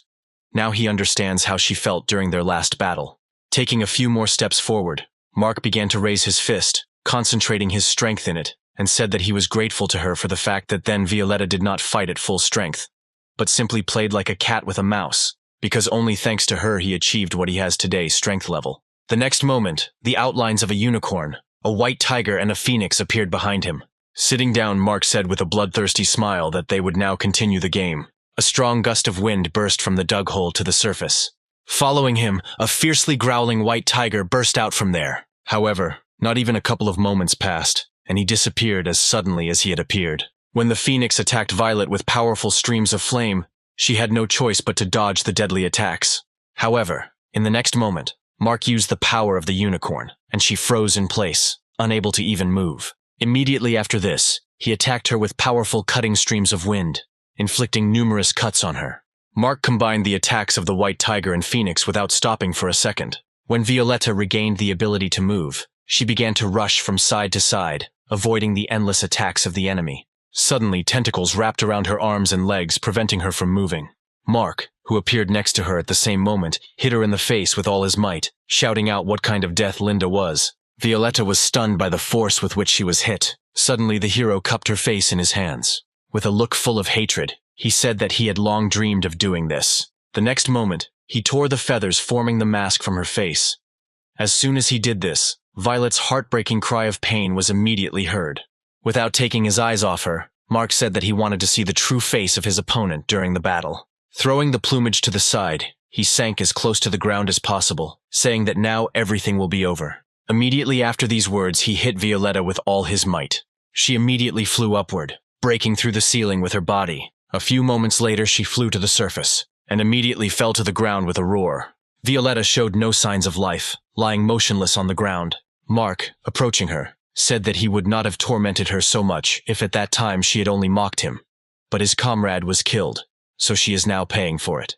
In the next moment, he summoned the Golden Dragon, showing her the power that Violet had been chasing all this time. The next moment, golden flames engulfed her body, burning her alive. Mark watched this with an indifferent expression on his face as a robot appeared next to him, informing him that the Dragonpool village had resisted the punishment and destroyed the Guardian, and the hero's reward would be counted in the coming moments. When the robot wanted to say something else, Mark glanced at him, and he immediately cowered in fear. Turning back to Violet's burning corpse, he activated the extraction skill. A few moments later, the system reported that the extraction had resulted in a divine essence. Mark immediately retrieved the seal of the beast god and began to resurrect Linda. Several incredibly long moments later, the pentagram began to glow and expand, and the divine essence and seal were enveloped in golden light. The tense atmosphere around Mark was visible even to the naked eye. The beast god seal began to merge with the divine essence. A few moments later, Linda's body began to appear in their place. Mark watched the resurrection process in disbelief. When everything was completed, the pentagram disappeared, and the girl began to fall down. Mark got scared watching this picture. Therefore, activating his wings, he took off and caught the unconscious Linda. Having dropped to the ground, the hero called the girl's name in an excited voice, trying to bring her to consciousness. However, no matter how much he shouted her name, she did not wake up. Turning to the robot, Mark asked in bewilderment why Linda did not open her eyes. The robot explained that in the memory of the person he killed, the hero found an incomplete method of resurrection. The seal of the god of beasts can call upon the soul of the deceased, and his bone marrow can reconstruct the body. However, it is quite difficult to cross the border between life and death. Linda needs help in this. Only after that she can be fully revived. When Mark asked what was needed for this, the robot replied that he needed the divine pearl of nirvana. The hero immediately asked where it could be found. The robot said that, according to legend, this pearl is the greatest treasure of the Fire Spirit tribe. The robot also added that upon completion of the newcomer testing mission, all restrictions will be lifted, and Mark will be able to find this tribe. A little later, the hero returned to his village and organized a meeting at which he said that now all restrictions have been lifted, but they do not know what the situation is outside, so he appointed people who will stay here and protect the village, and people who will form a detachment and go explore the entire first area. Suddenly, one of the men raised his hand and asked if the work of mining and lumbering should be delegated to others. Faced with incomprehensible glances, he explained that in the entire district, not a single village except theirs had survived heavenly punishment. Therefore, it will be very difficult for people who have lost their home to survive in the wild.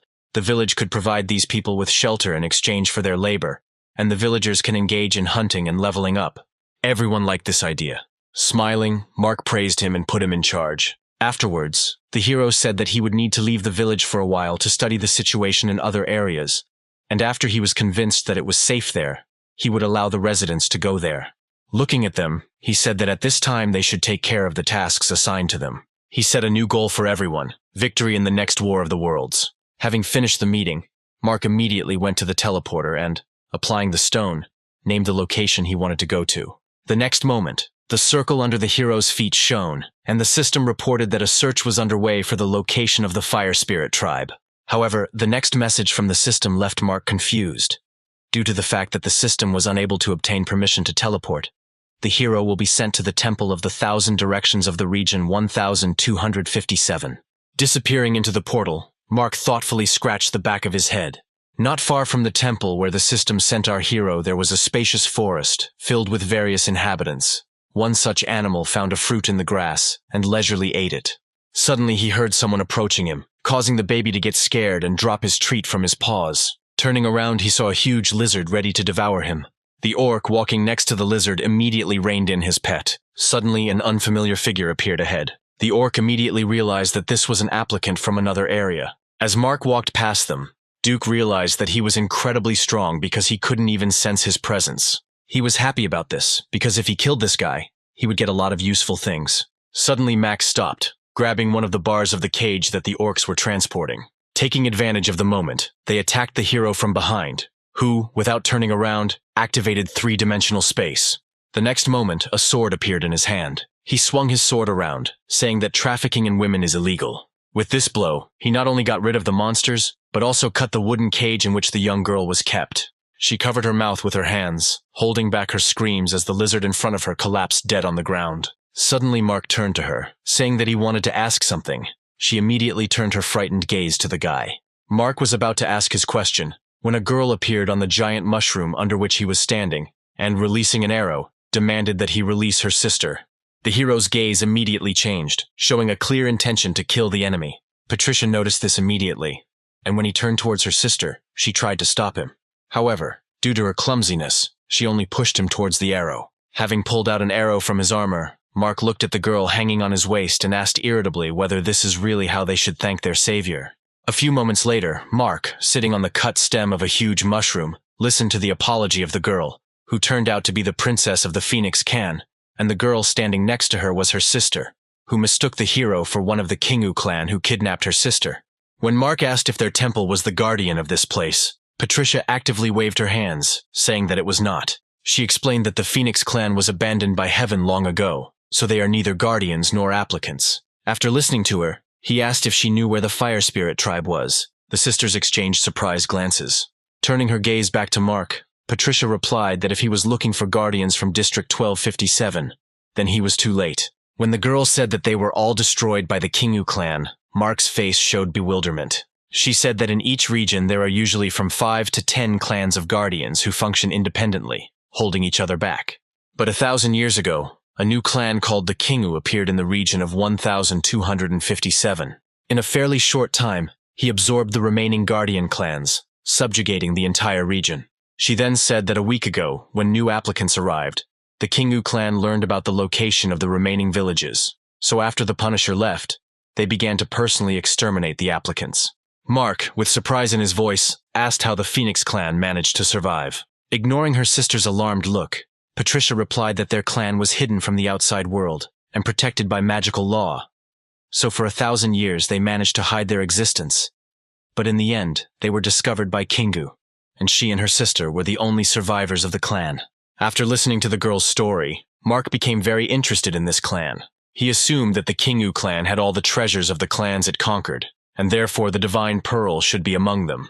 Standing up and activating the seal of the King of Beasts, Mark asked the sisters to tell him everything they knew about this clan. Suddenly, several monsters came into the clearing. The girls froze in horror, but the hero said that they should not worry, he would deal with them. Sometime later, they reached the city where the Kingu clan settled. Taking on the appearance of an orc and a lizard killed by the hero, they entered unhindered. Suddenly, Patricia noticed that someone was following them. The next moment, the pursuing orc came around the corner, asking what area they were from, and asked to see their identification tags. Using the shadow octopus, Mark got rid of this orc and his friends without attracting too much noise. The whole situation with this clan seemed too strange to the hero. The orcs were not that strong, but they somehow managed to kill all the guardians and challengers in the area. Sighing, Mark moved on. They continued on their way and carefully looked around, and the hero thought that the circulating pills that he bought from Charlotte turned out to be really very effective. All this time they were watched by one pair of attentive eyes. Nick immediately identified our heroes as outsiders. The next moment, the seal underneath them suddenly activated. Immediately after this, a purple beam descended from the sky on them. Nick grinned, thinking that these strangers were quite interesting. As soon as the columns of dust cleared, tentacles appeared, covering our heroes. When Mark recalled the octopus, Patricia thanked him for saving them again. The hero did not answer anything, not taking his eyes off the enemy. The next moment, Nick's voice was heard and Patricia only now paid attention to him. After analyzing Mark's ability, the orc said that it is suitable for both attack and defense. Such an Earth-level attack can stop even a 9th Order Yang destruction formation, after which he said that the hero can join their clan if he gives him the princess. However, in the next moment, his face distorted in bewilderment. Mark, who found himself behind him, put the blade of his sword to his throat and said that he had a better proposal. If he does not want to die, then the orc must obey him. Looking sideways at where the hero had been a moment ago, Nick thought that this guy was unusually fast. Turning his head in his direction, the orc with a smile on his face said that Mark should not be in such a hurry. He is the young master of the Kingu clan, and can give him even more than the hero could wish for. Hearing his words, Patricia shouted that this orc should not be trusted, because he provoked a huge number of guardians to go against each other. Without reacting to her words, Nick asked if Mark liked women. Without waiting for his answer, he said that he personally did not, because they made too much noise. The next moment, his hand, tied to his body with chains, was disconnected from his body. She quickly walked towards the girls. Patricia stepped forward, shielding her sister. The princess closed her eyes, preparing for the fact that she was about to be hit. However, this did not happen. As soon as the brush reached her, she fell limply to the ground. At the same moment, Nick's severed head landed not far from her. Mark got rid of the enemy without hesitation. However, this attack did not kill the orc, and he remained alive. The hero was not surprised by this. He had already faced immortal opponents more than once. Nick smiled contentedly, without taking his eyes off Mark. The next moment, many tentacles, similar to the tentacles of an octopus, began to grow from his head at a frantic speed. Many tentacles also appeared from the neck in an instant, at the sight of which Mark winced in distaste at the sight of it. A few moments later, the tentacles of the torso began to intertwine with the tentacles growing from the severed head of the orc. Meanwhile, Nick said that he liked Mark more and more, and promised to make him his confidant if the hero joins him. When the orc's head returned to its place, Mark asked if he knew anything about the Pearl of Nirvana. He turned to the hero and, holding out his hand, said that if he followed him, he would give Mark this trinket. When the hero accepted Nick's hand and agreed to this proposal, the faces of the girls standing below were distorted with horror. Smiling, the orc said that he is always generous towards those who can benefit him. The next moment, his smile became more gloating, and he activated the Thunder Flame skill in his hand, thinking that this kid was too naive. People from the Kingu clan would never cooperate with outsiders. Mark didn't even wince when powerful electrical discharges began to pass through his hand. The next moment, an octopus tentacle appeared from behind him and threw Nick off the roof. As soon as the orc was on the ground, 3 more tentacles pinned him to the ground. Watching how his tentacles carved up the enemy, Mark said that he was very interested in Nick's ability to revive, and he really wanted to get it. When the orc said something barely audible, the hero leaned closer to better hear his words. However, in the next moment, Mark's face was distorted with bewilderment when Nick shouted, calling his father for help. Patricia, who ran up to the hero, said that they needed to leave as soon as possible, because now the head of the clan would appear here. A few moments later, the hero turned around as Nick was glad that his father had come to save him and extended his hand in his direction. The next moment, powerful gusts of wind picked up the orc, lifting him from the ground. Above them was a powerful whirlwind that sucked the orc into itself. Nick's face was distorted with horror, and with a plea in his voice he asked his father to have mercy not to do this. However, his father did not heed his prayers, and his body was quickly swallowed up by a whirlwind. Suddenly, an unfamiliar voice said that the disobedient son would be reborn again, but in the body of his father. As soon as Nick was completely absorbed, the vortex immediately disappeared, and our heroes saw a 4-armed orc in a robe soaring in the sky. Mark looked at him with a searching gaze, while Patricia sank to the ground, feeling the terrifying pressure coming from the head of the King clan. Suddenly, Simon turned to the hero, saying that he had already heard a lot about him, and invited him to transfer his place as head of the clan to Mark if he could defeat him. The hero was suspicious of this proposal, and asked why he should believe him, because just a couple of moments ago, Nick had already tried to deceive him. The orc was silent for several moments, considering his answer, after which, in front of all his people who came to the square, he gave his word, swearing on behalf of all members of the Kingu clan. Patricia shouted that Mark should not agree to this, because this orc was at the level of a deity, and there was no way he could defeat him. Ignoring her words and summoning a shadow octopus along with a phoenix, the hero replied that he accepted this challenge. The orc patiently watched the hero's transformation. A few moments later, the hero appeared before him in a new form. Smiling broadly, the orc said that combining 3 semi-divine level abilities into one ability is quite a risky step. You need to be either crazy or a genius to decide on this. Having attacked the enemy with a tentacle engulfed in flames, Mark replied that now they would check who he really was. The orc also did not hesitate and created a green sphere. The next moment, a powerful green beam attacked the tentacle. But he did not limit himself to one tentacle. Like a laser, the beam passed throughout the city, attacking the remaining tentacles. Mark, who watched this, was surprised at how calmly his enemy destroyed his city. In addition, the clan members themselves seemed very strange to him. Everything around was engulfed in fire, but no one even moved. The thought even flashed through his mind that these might not be real clan members, but dolls. He didn't understand at all what was happening here, and he didn't like it very much. When he clenched his fist, the tentacles repeated the movement behind him, curling into a huge ball engulfed in flames. The next moment, he waved his hand as if throwing something. The ball immediately flew towards the orc. He did nothing, but simply watched the ball of tentacles rapidly approaching him. At the very last moment, his eyes flashed dangerously. The ball was instantly cut into 2 halves, barely reaching the orc. Mark was rushing towards his opponent when a wave of air blade flew towards him, which he did not have time to dodge. The next moment, an explosion was heard in the air. Patricia's face, holding her sister close, showed horror. The next moment, Mark realized that he had returned to the past. As the hero had foreseen, a few moments later, the air blade cut the tentacles in half. The remaining tentacle pulled Mark aside. However, this attack managed to graze him, leaving a deep cut on his right arm. But the hero immediately healed this wound, rejoicing that he had previously used the Eye of the Future, which allows him to see the near future. When the orc said that Mark has a very useful ability that allows him to see the future, the hero was horrified, thinking that his opponent was reading his thoughts, watching his reaction. The orc replied that the more he lives, the wiser he becomes, and he cannot read the thoughts of others at all necessary to understand what they are thinking. The next moment, he squeezed the divine consciousness release skill ribbon that had enveloped him, saying that the hero should not use this ability by interfering with his affairs. Due to the sudden interruption of his ability, Mark immediately felt the impact, and his mouth was filled with the taste of his own blood. Meanwhile, the orc continued, saying that the first stage of testing was over, and now it was his turn to show what he was capable of. The next moment, he flapped his huge wings and many golden rays rained down from them. They quickly descended on the city, attacking Mark. But he dodged them quite easily, floating in the air. Suddenly, one of the beams enveloped the tentacle. Mark froze in place, feeling his strength begin to drain.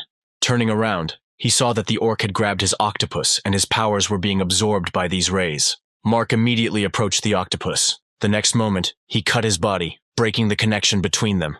Immediately after, he used a feathered arrow formation, exposing a protective dome over the city. The orc attacked again, and a powerful green beam rushed into the center of the dome created by Mark. Not even a couple of moments passed before it was broken through, letting the beam inside. At some point, the orc's attacks became more intense. Dodging one of them, Mark tried to understand where his opponent gets the strength for such powerful attacks that must consume a huge amount of energy. Suddenly, one of the beams wrapped around his leg.